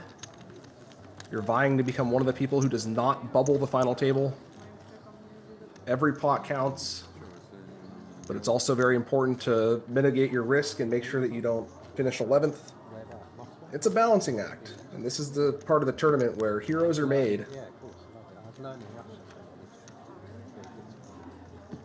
Someone running a bluff like the one Tobias did a few hands ago can be the difference between making a final table and finishing 10th, and that can be orders of magnitude more money.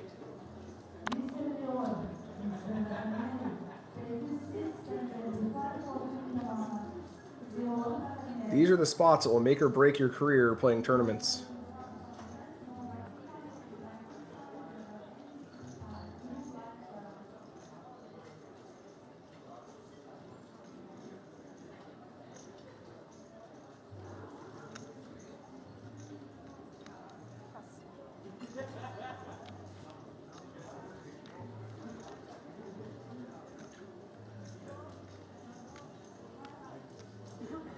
Folds over to Nikolai on the button. He's not going to play the 4-7 offsuit, and who can blame him? James will play the king nine in the small blind, and it looks like he's going to come in for a call.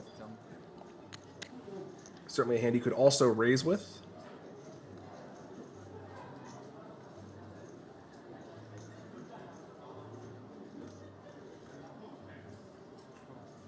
Ilya's going to do the raising for him.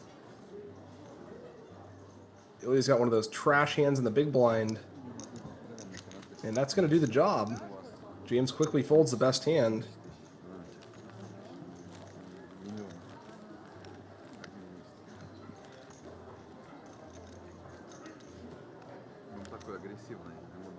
That's why that raising strategy out of the big blind can be so powerful. It is much better to simply win the hand pre-flop than it is to go to the streets with 10-5 offsuit against king 9.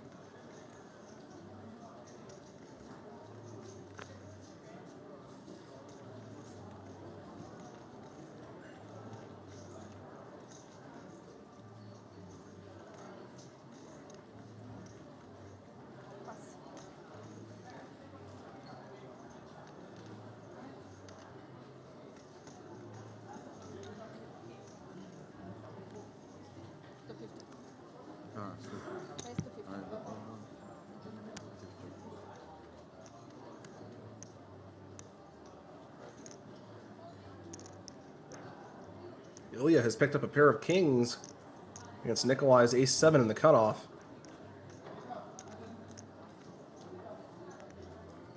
Problem again for Ilya here is that he's probably not going to get too much action out of ace-7. Need your opponent to have a slightly better hand than that if you want to get paid with your kings.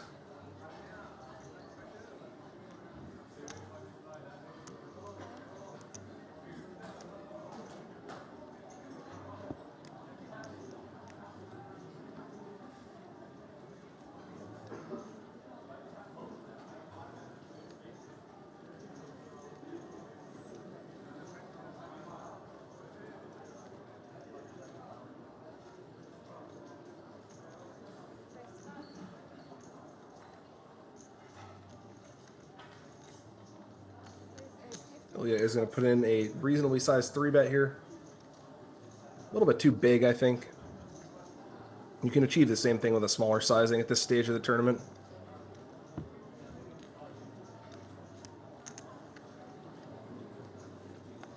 Not that it would have mattered there against ace-7 offsuit, but he might have got more action from a few worse hands if he'd sized a bit smaller.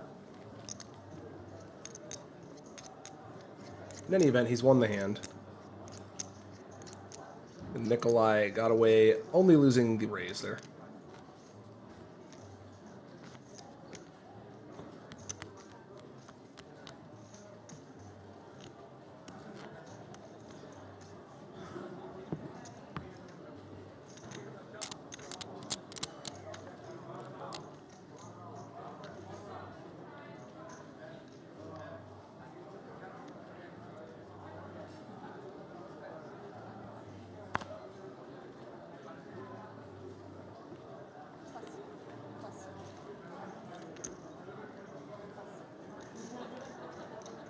Folds to Ilya on the button. He has 6 high. He's going to fold Tobias in the small blind with 4s. He is going to come in for a non-all-in raise.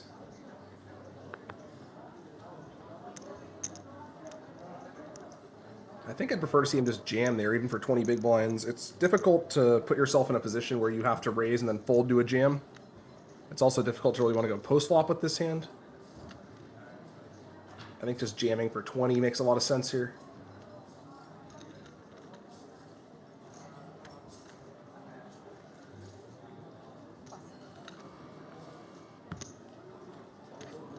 He did achieve the same result there, though. He got a fold. And I'm sure he'll take that.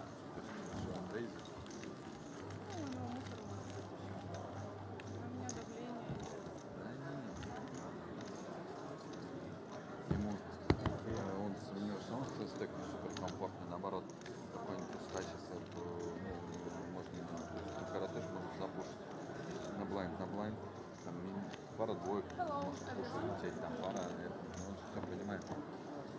Я думаю, практически уверен, что он если рейзит, он будет калировать залог. And we see our 5 remaining players at this table here. I think that means we are quite close. There must be either 6 or 5 at the other table, so we have 11 or fewer. Doesn't display the number of remaining players in a minute, so I don't know exactly, but I'm sure we'll see it soon.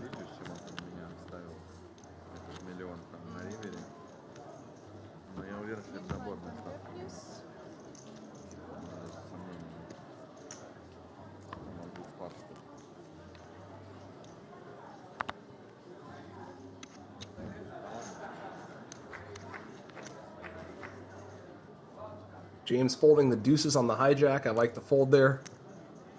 Not the type of hand you want to be getting involved with this deep in the tournament.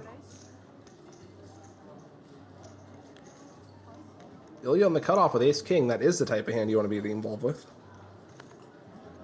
And he is going to get involved by raising.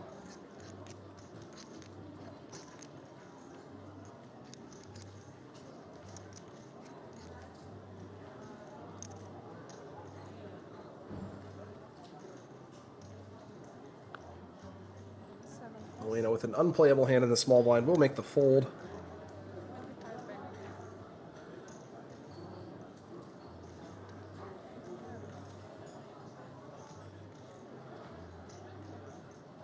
And over to Nikolai in the big blind.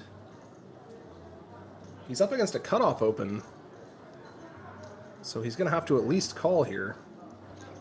Unfortunately for him, he has done more than that. He has re-raised. And I don't think this is quite the type of hand you want to be doing this with. I think you'd rather have either a little bit worse or a little bit better of a hand. Ace-10 offsuit plays well enough post-flop. And if you do this, you're basically allowing your opponent to force you off your equity. Well, in this case, he's in quite bad shape anyway. Ilya moves all in. Not much else to do there with ace-king in position for this stack depth.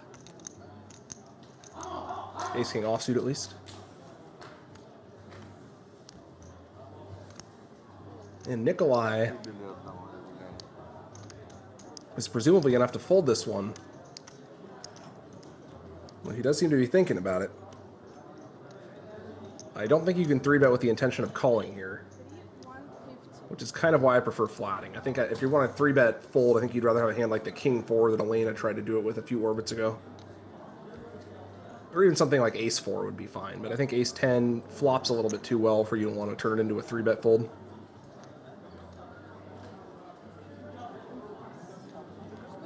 He does wisely get away from the hand. Ilya with a nice big pickup there.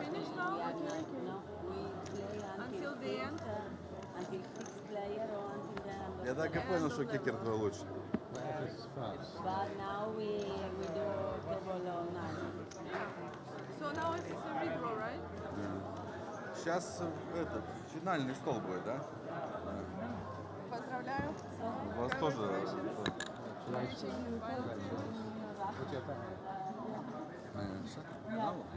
Ace-10.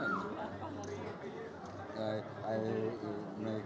He raise me. I played one time raise him. We're down to 9, folks. We are down to 9.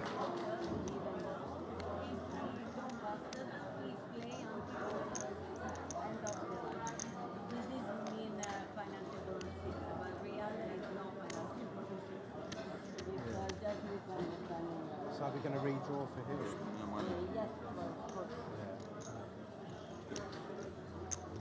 Well played. Congratulations.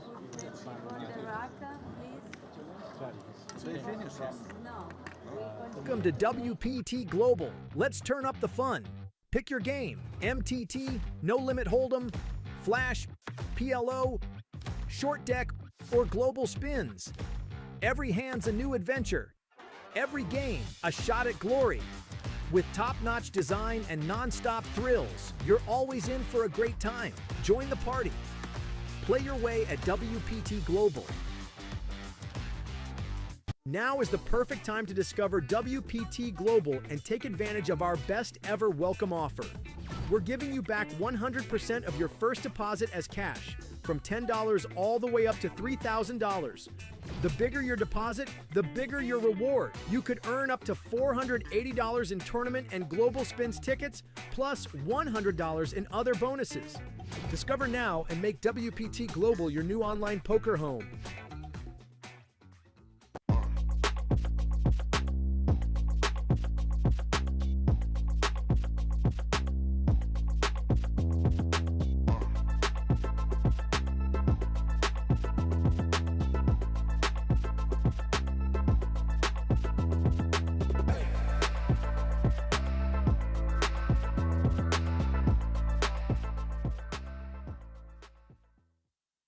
This summer, the heat is on at WPT Global. The Super Giveaway is your shot at free tournament entries every single day. Deposit now and score WPT Global Tournament tickets. We're rewarding players with random entries, from the $530 Grand Slam PKO to the $100,000 Sunday Slam Mystery Bounty. Big buy-in or small, it's all free money in your account. So check in daily, claim your tickets, and hit the table. Plus, get a 100% deposit match bonus if you're new. Only at WPTglobal.com.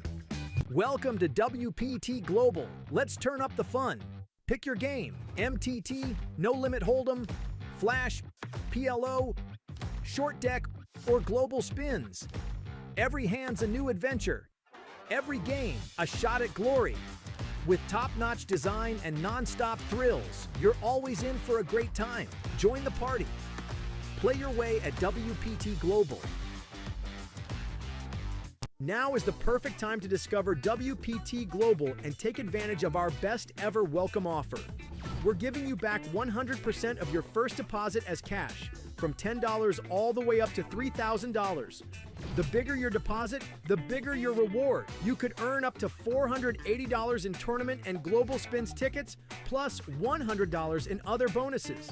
Discover now and make WPT Global your new online poker home.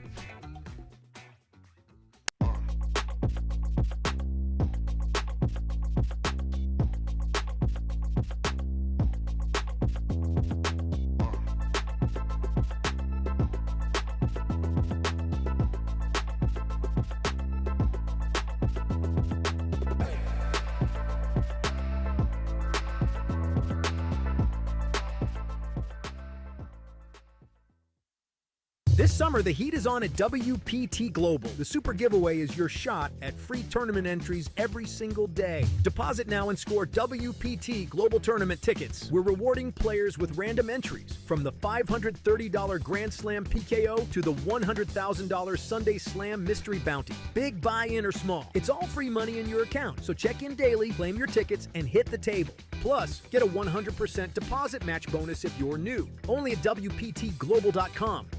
Welcome to WPT Global. Let's turn up the fun. Pick your game: MTT, No Limit Hold'em, Flash, PLO, Short Deck, or Global Spins. Every hand's a new adventure. Every game, a shot at glory. With top-notch design and non-stop thrills, you're always in for a great time. Join the party. Play your way at WPT Global.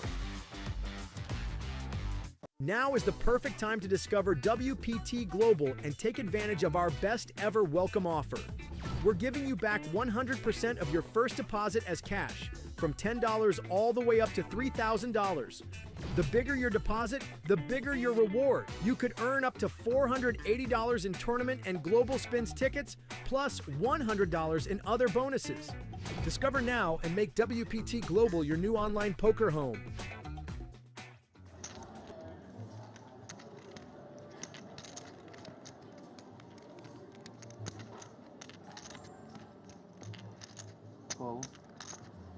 He decides to just call this time. And Tobias with a pair in the big blind. I expect we'll see him make the call as well.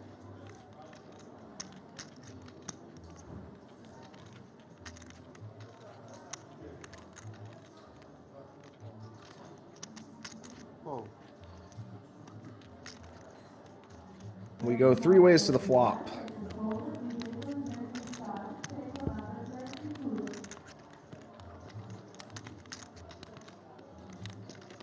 Nikolai with top 2 pair, but Andreas has the nut flush draw and a gut shot, as well as an overcard, although the overcard is not good, as it turns out. At least not by itself. 150 bet.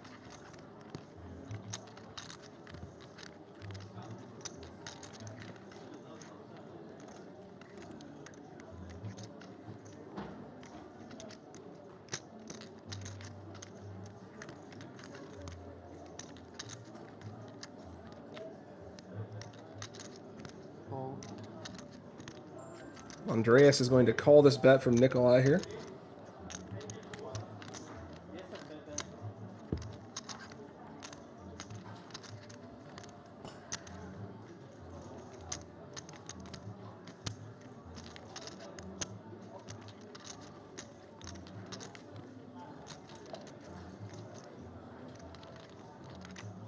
Bet 250. 250.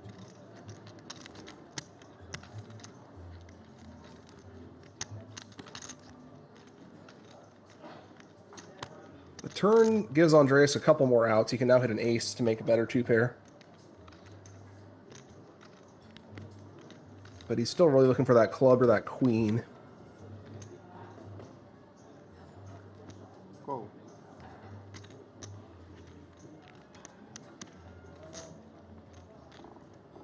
We got a bet 250,000 in call, and Andreas makes his flush on the river.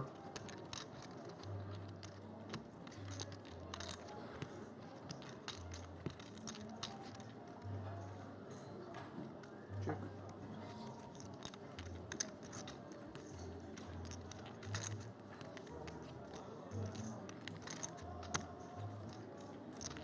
And Nikolai checks. Andreas deciding how much he wants to bet. Nikolai does have the option to check raise all in. He does block full houses, but it's a very risky play. Unlikely. It is technically an option, though. Bet 550.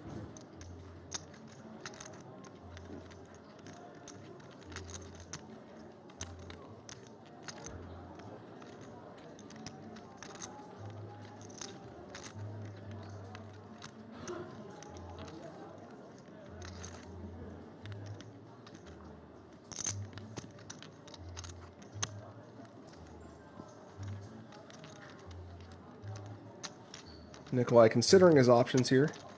He does appear to have already given up on the potential to check raise bluff. I think he's deciding between calling and folding. Sort of broken composure a bit already. It's actually something interesting I saw in a high-level coaching video lately about on the river. When you're weighing your options, you don't want to break composure immediately because you do want to have the option to check raise bluff if you decide that's the best option. A lot of people, when they're facing the river bet and they immediately think that their options are calling or folding, they'll sort of make that clear right away. But sometimes you think a little bit longer and you can consider that raising all in is also an option. I'm not saying he should have done that here, but if he hadn't made it a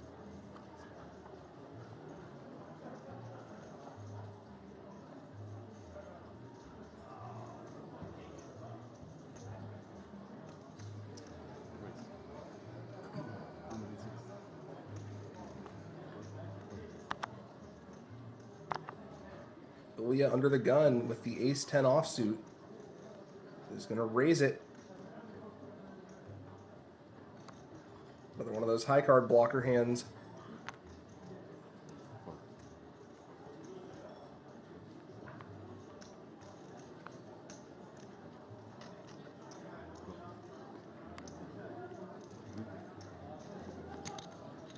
And James in the big blind will make the call with a connector. We're going to the flop. Ilya not quite a 2-1 favorite. These are the sorts of hands that play reasonably well out of the big blind.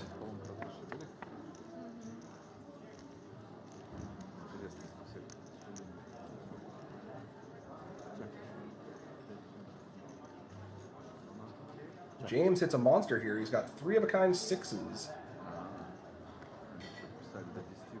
Unfortunately for him, Ilya does not have much to continue with. I expect we'll see a c-bet, and then a fold.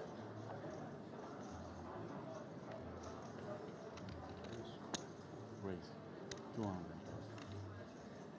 And James should be check raising small on this texture with a pretty wide range, which we see him do here. In this case, of course, he has trips, so he can also do it with a variety of backdoor type hands. Ilya should be c-betting with a lot of his range and have a lot of weakish hands like this, ace-10. James throwing in the check. Getting sneaky here. The check raise check. And Ilya is going to bite. He's betting again. James playing his hand nicely so far.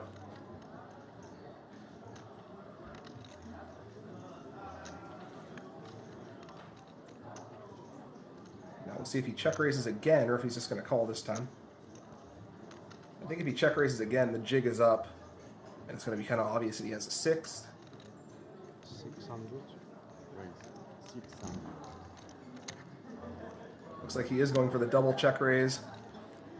I think at this point, Ilya is going to realize what's happening and give up on his hand.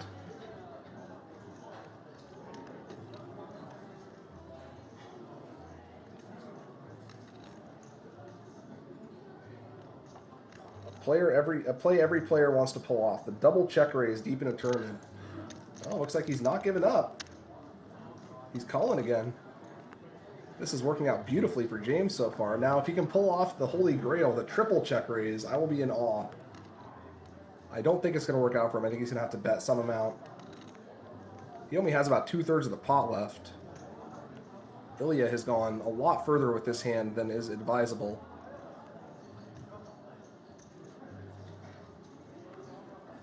And James has sold it well. He's gotten quite a bit out of his opponent so far with his flop trips.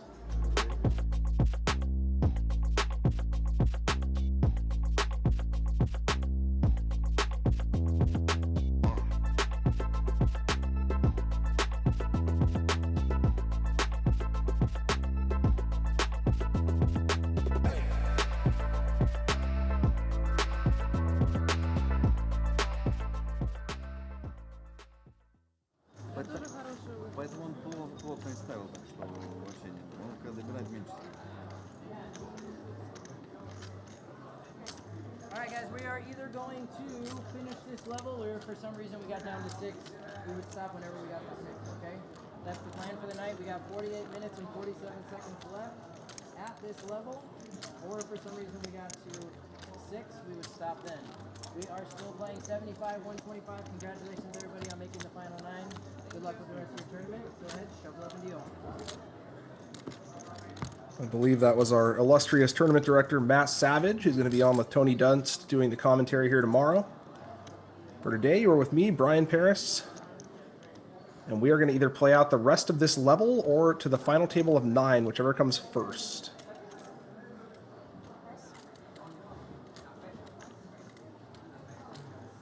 I'm sorry, the final table of 6. We're already at the final table of 9. But official WPT final tables are 6-handed. So we're going to see if we can make it to 6 by the end of the level, which seems unlikely. So more likely we're going to the end of this level, and then we're calling it for the night, and then we will be back tomorrow with Tony and Matt doing the commentary for the rest of it. It's been a pleasure, though. It's been a very interesting tournament. We saw a lot of cool plays, some of which you just saw on the highlight reel.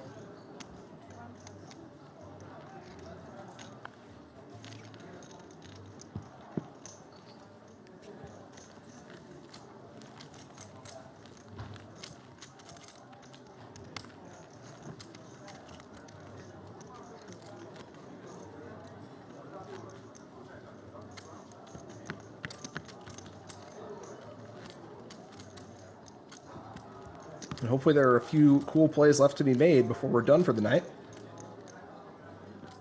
I guess we shall see.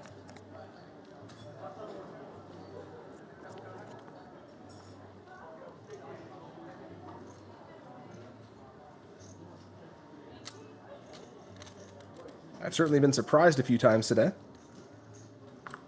The most surprising hand was that double check raise from James and Ilya going all the way to the river with the ace-10, which you just saw on the highlight reel if you were watching. But now we're at the final table of 9. Nikolai is going to raise with the king-queen. The pay jump pressure gets intense at this stage of the game.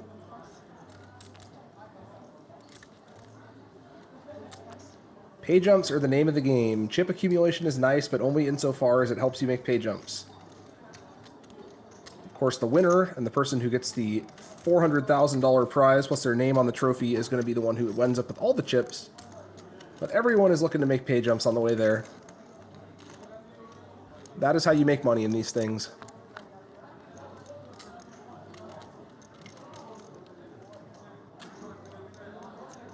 And we are off to a nice start here with Ignacio with the overcard, backdoor flush draw, and gut shot against the 2 pair of Nikolai. Certainly a hand that Ignacio is going to be interested in seeing a turn with. If he can hit one of his cards, we might have an early bust dagger at this final table. He is going to see a turn.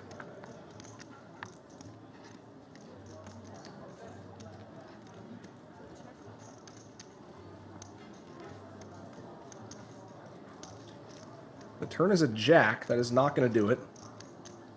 It does give Ignacio a few more outs to make 2 pair.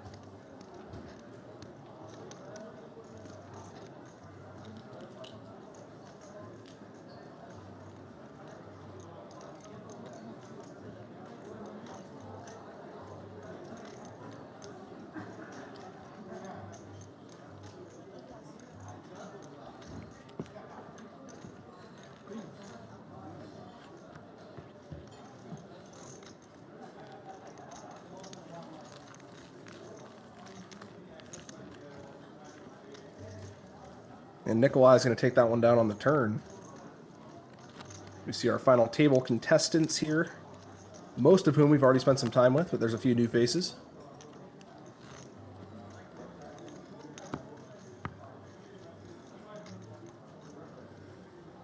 All of them vying for the chance to be our next WPT champion.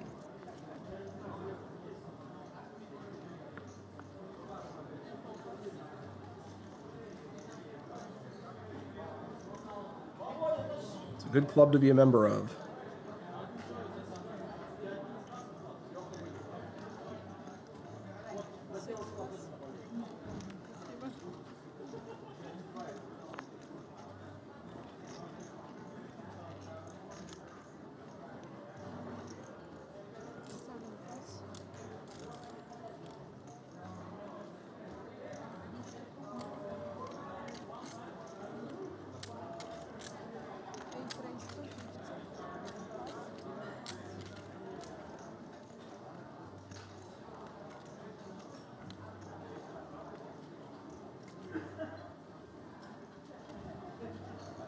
We see one of our new faces.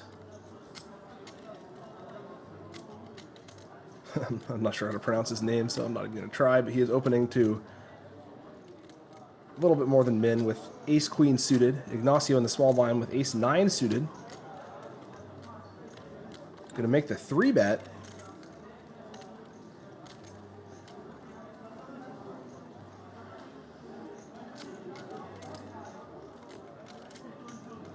$8.75.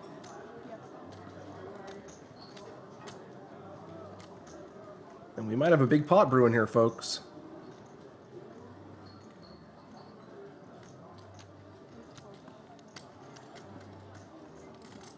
He's going to make the call. We're going heads up to the flop. Ignacio is way behind, but he does have the betting lead, so on a brick flop, he might be able to steal it away. That is probably not going to do it. Ignacio's got a backdoor flush draw and a shot to make a gut shot for a chop. But his opponent has middle pair, also has a backdoor flush draw, and has the same shot to make the nut straight. The Broadway straight.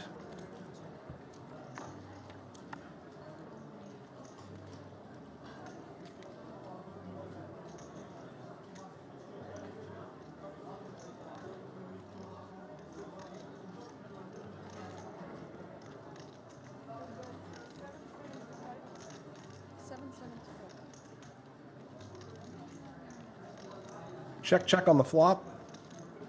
Ignacio is going to start betting on the turn. And I don't know if this is going to work out for him.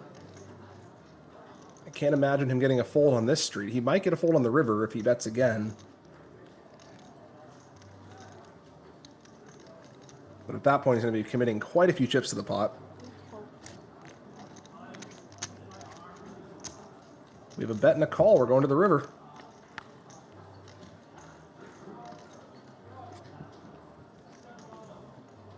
River's an 8 of diamonds, no hull for either player.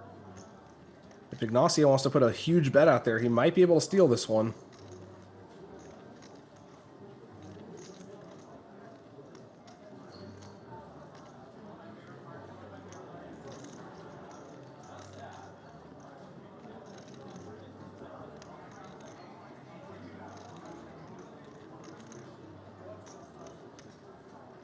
Barring that, it would appear that Ignacio has gotten himself into a bit of a pickle here.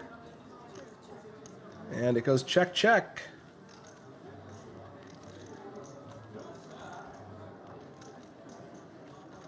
And the ace-queen is going to win a nice pot here to start off our final table of 9.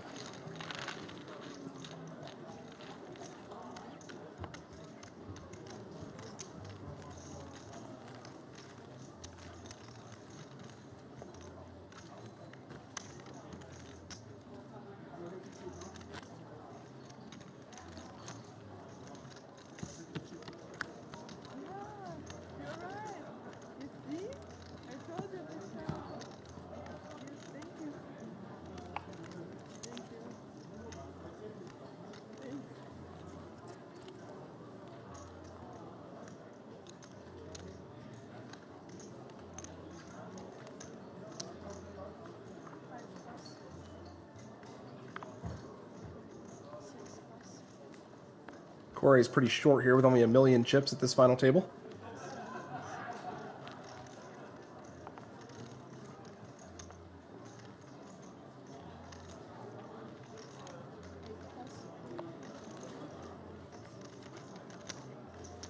James on the cutoff has the ace-queen of spades.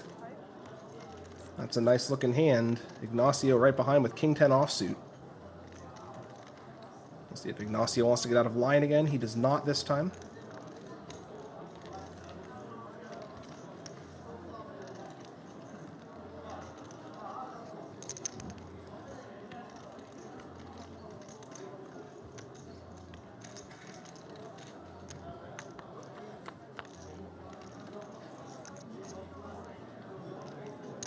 We go heads up to the flop. Rafal defends a big blind with king-6 off. Against a cutoff open, that might make it in. But generally, these types of hands make for poor defends when you get to final tables. It's very difficult to get deep into the hand with something this raggedy. In that case, James just hit the flop very hard, so he's going to win easily.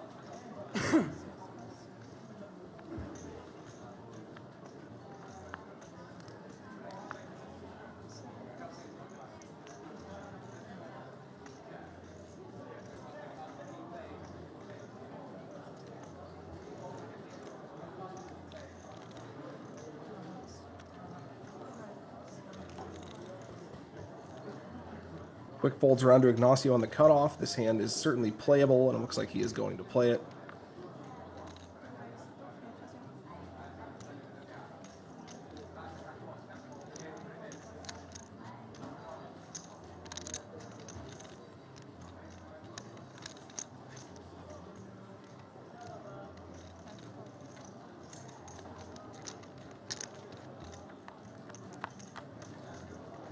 Nikolai defends with the ace-4 offsuit. Neither player makes anything, so I would imagine Ignacio is able to steal it here. But we will see how it develops.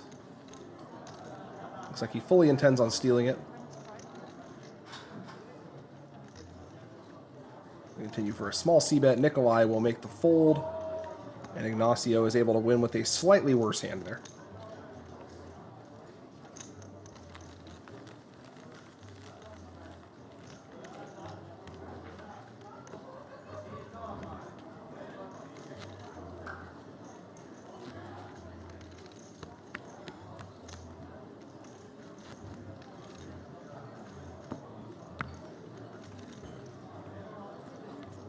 All these players vying for 400,000 US dollars and a WPT title.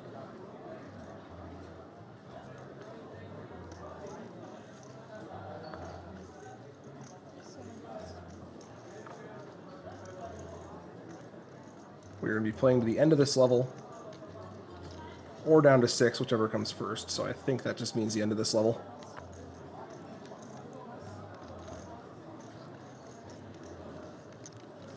Ignacio on the hijack now with 3s.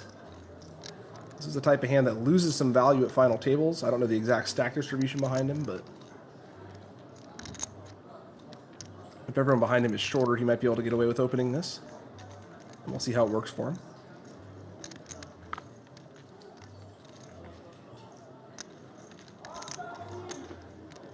Looks like it did work out for him.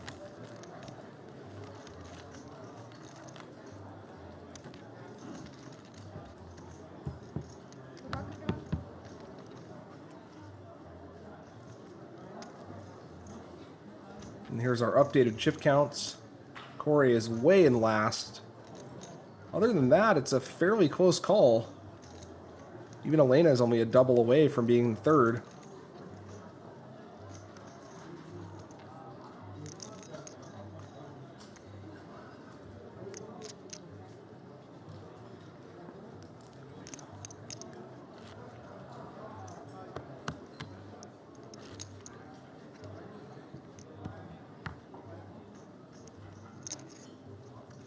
Our two chip leaders are quite close to one another.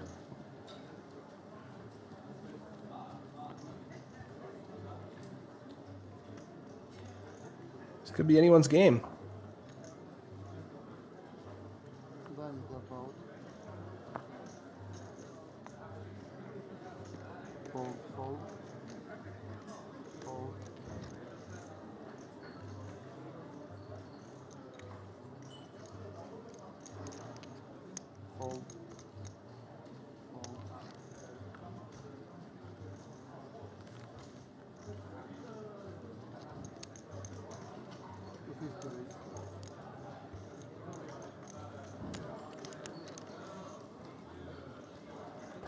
Folds to Rafal, and the cutoff is going to raise with Queen 10, but Nikolai is right behind him with 9s.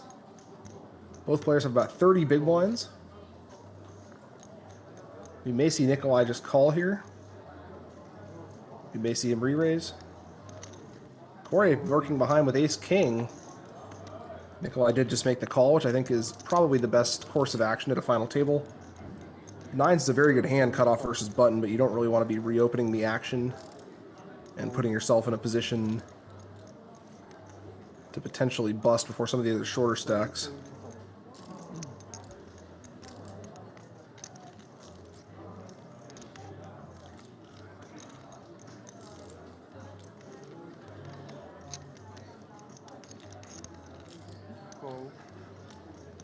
Rafal is going to make the call here.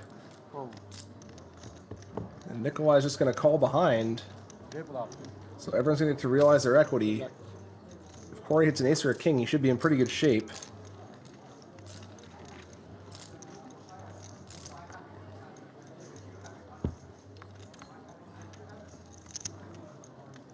And there's the king. Rafal makes a 10, which might get him in a little bit of trouble here. Although he is still beating Nikolai, so I guess it's hard for him to get in too much trouble.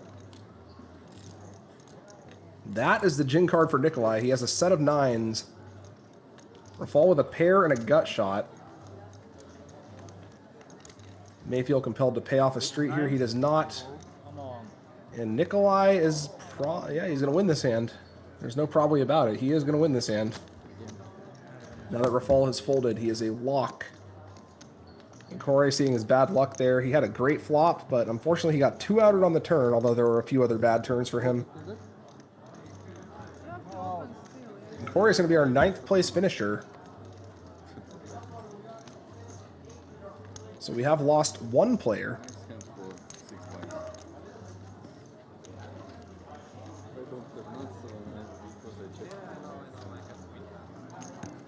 Nice start. Unfortunate ending for Corey there, but he did have to beat a pair of 9s with ace king, which is far from a guarantee, even when you flop a king, apparently. Nikolai picks up a nice pot, including the extra chips pre-flop from Rafal.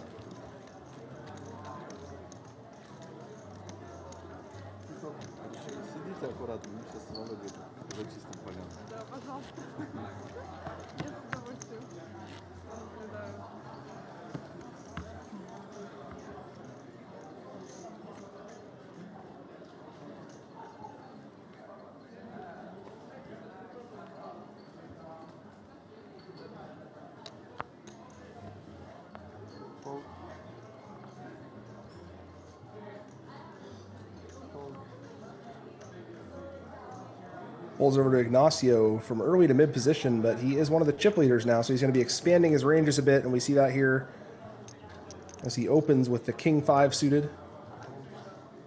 Not a great hand by any means, but he does have a king blocker, one of those all-important king blockers.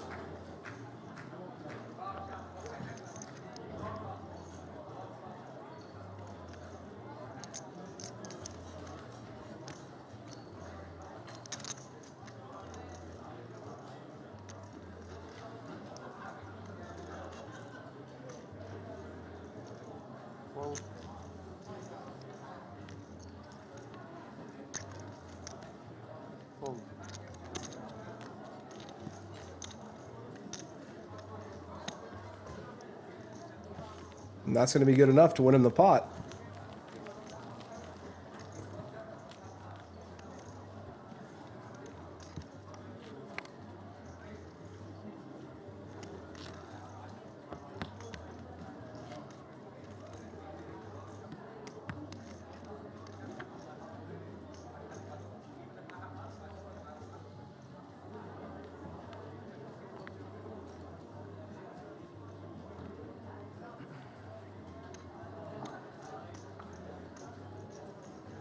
James under the gun with 10-8 suited. A little bit too loose with the big stacks lurking behind him.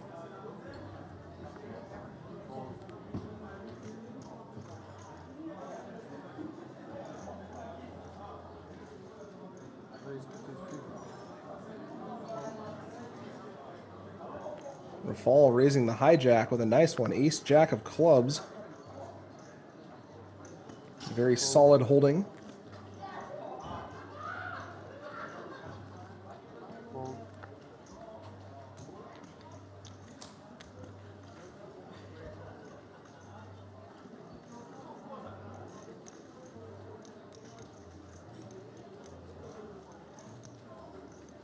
Unfortunately for him, Tobias has queens in the big blind. And this could turn into a big one, folks.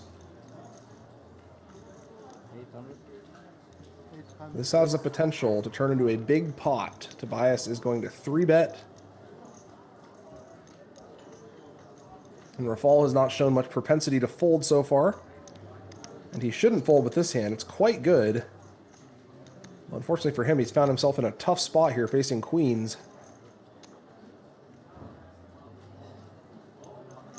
I would imagine we will see a call from Rafal here.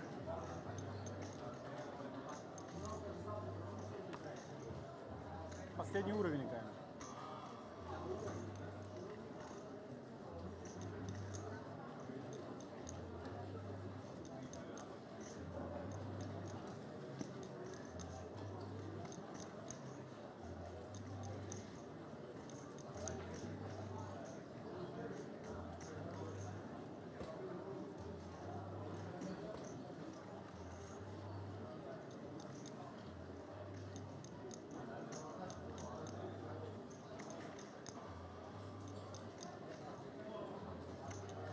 Perhaps debating the merits of 4-betting rather than calling. I don't think folding is entering the equation for him here.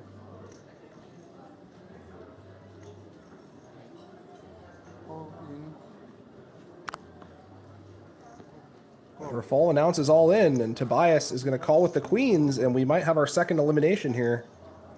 Tobias is slightly covered. So if Rafal improves, he is going to knock out Tobias in 8th. If Tobias holds up with the queens, he will be well positioned.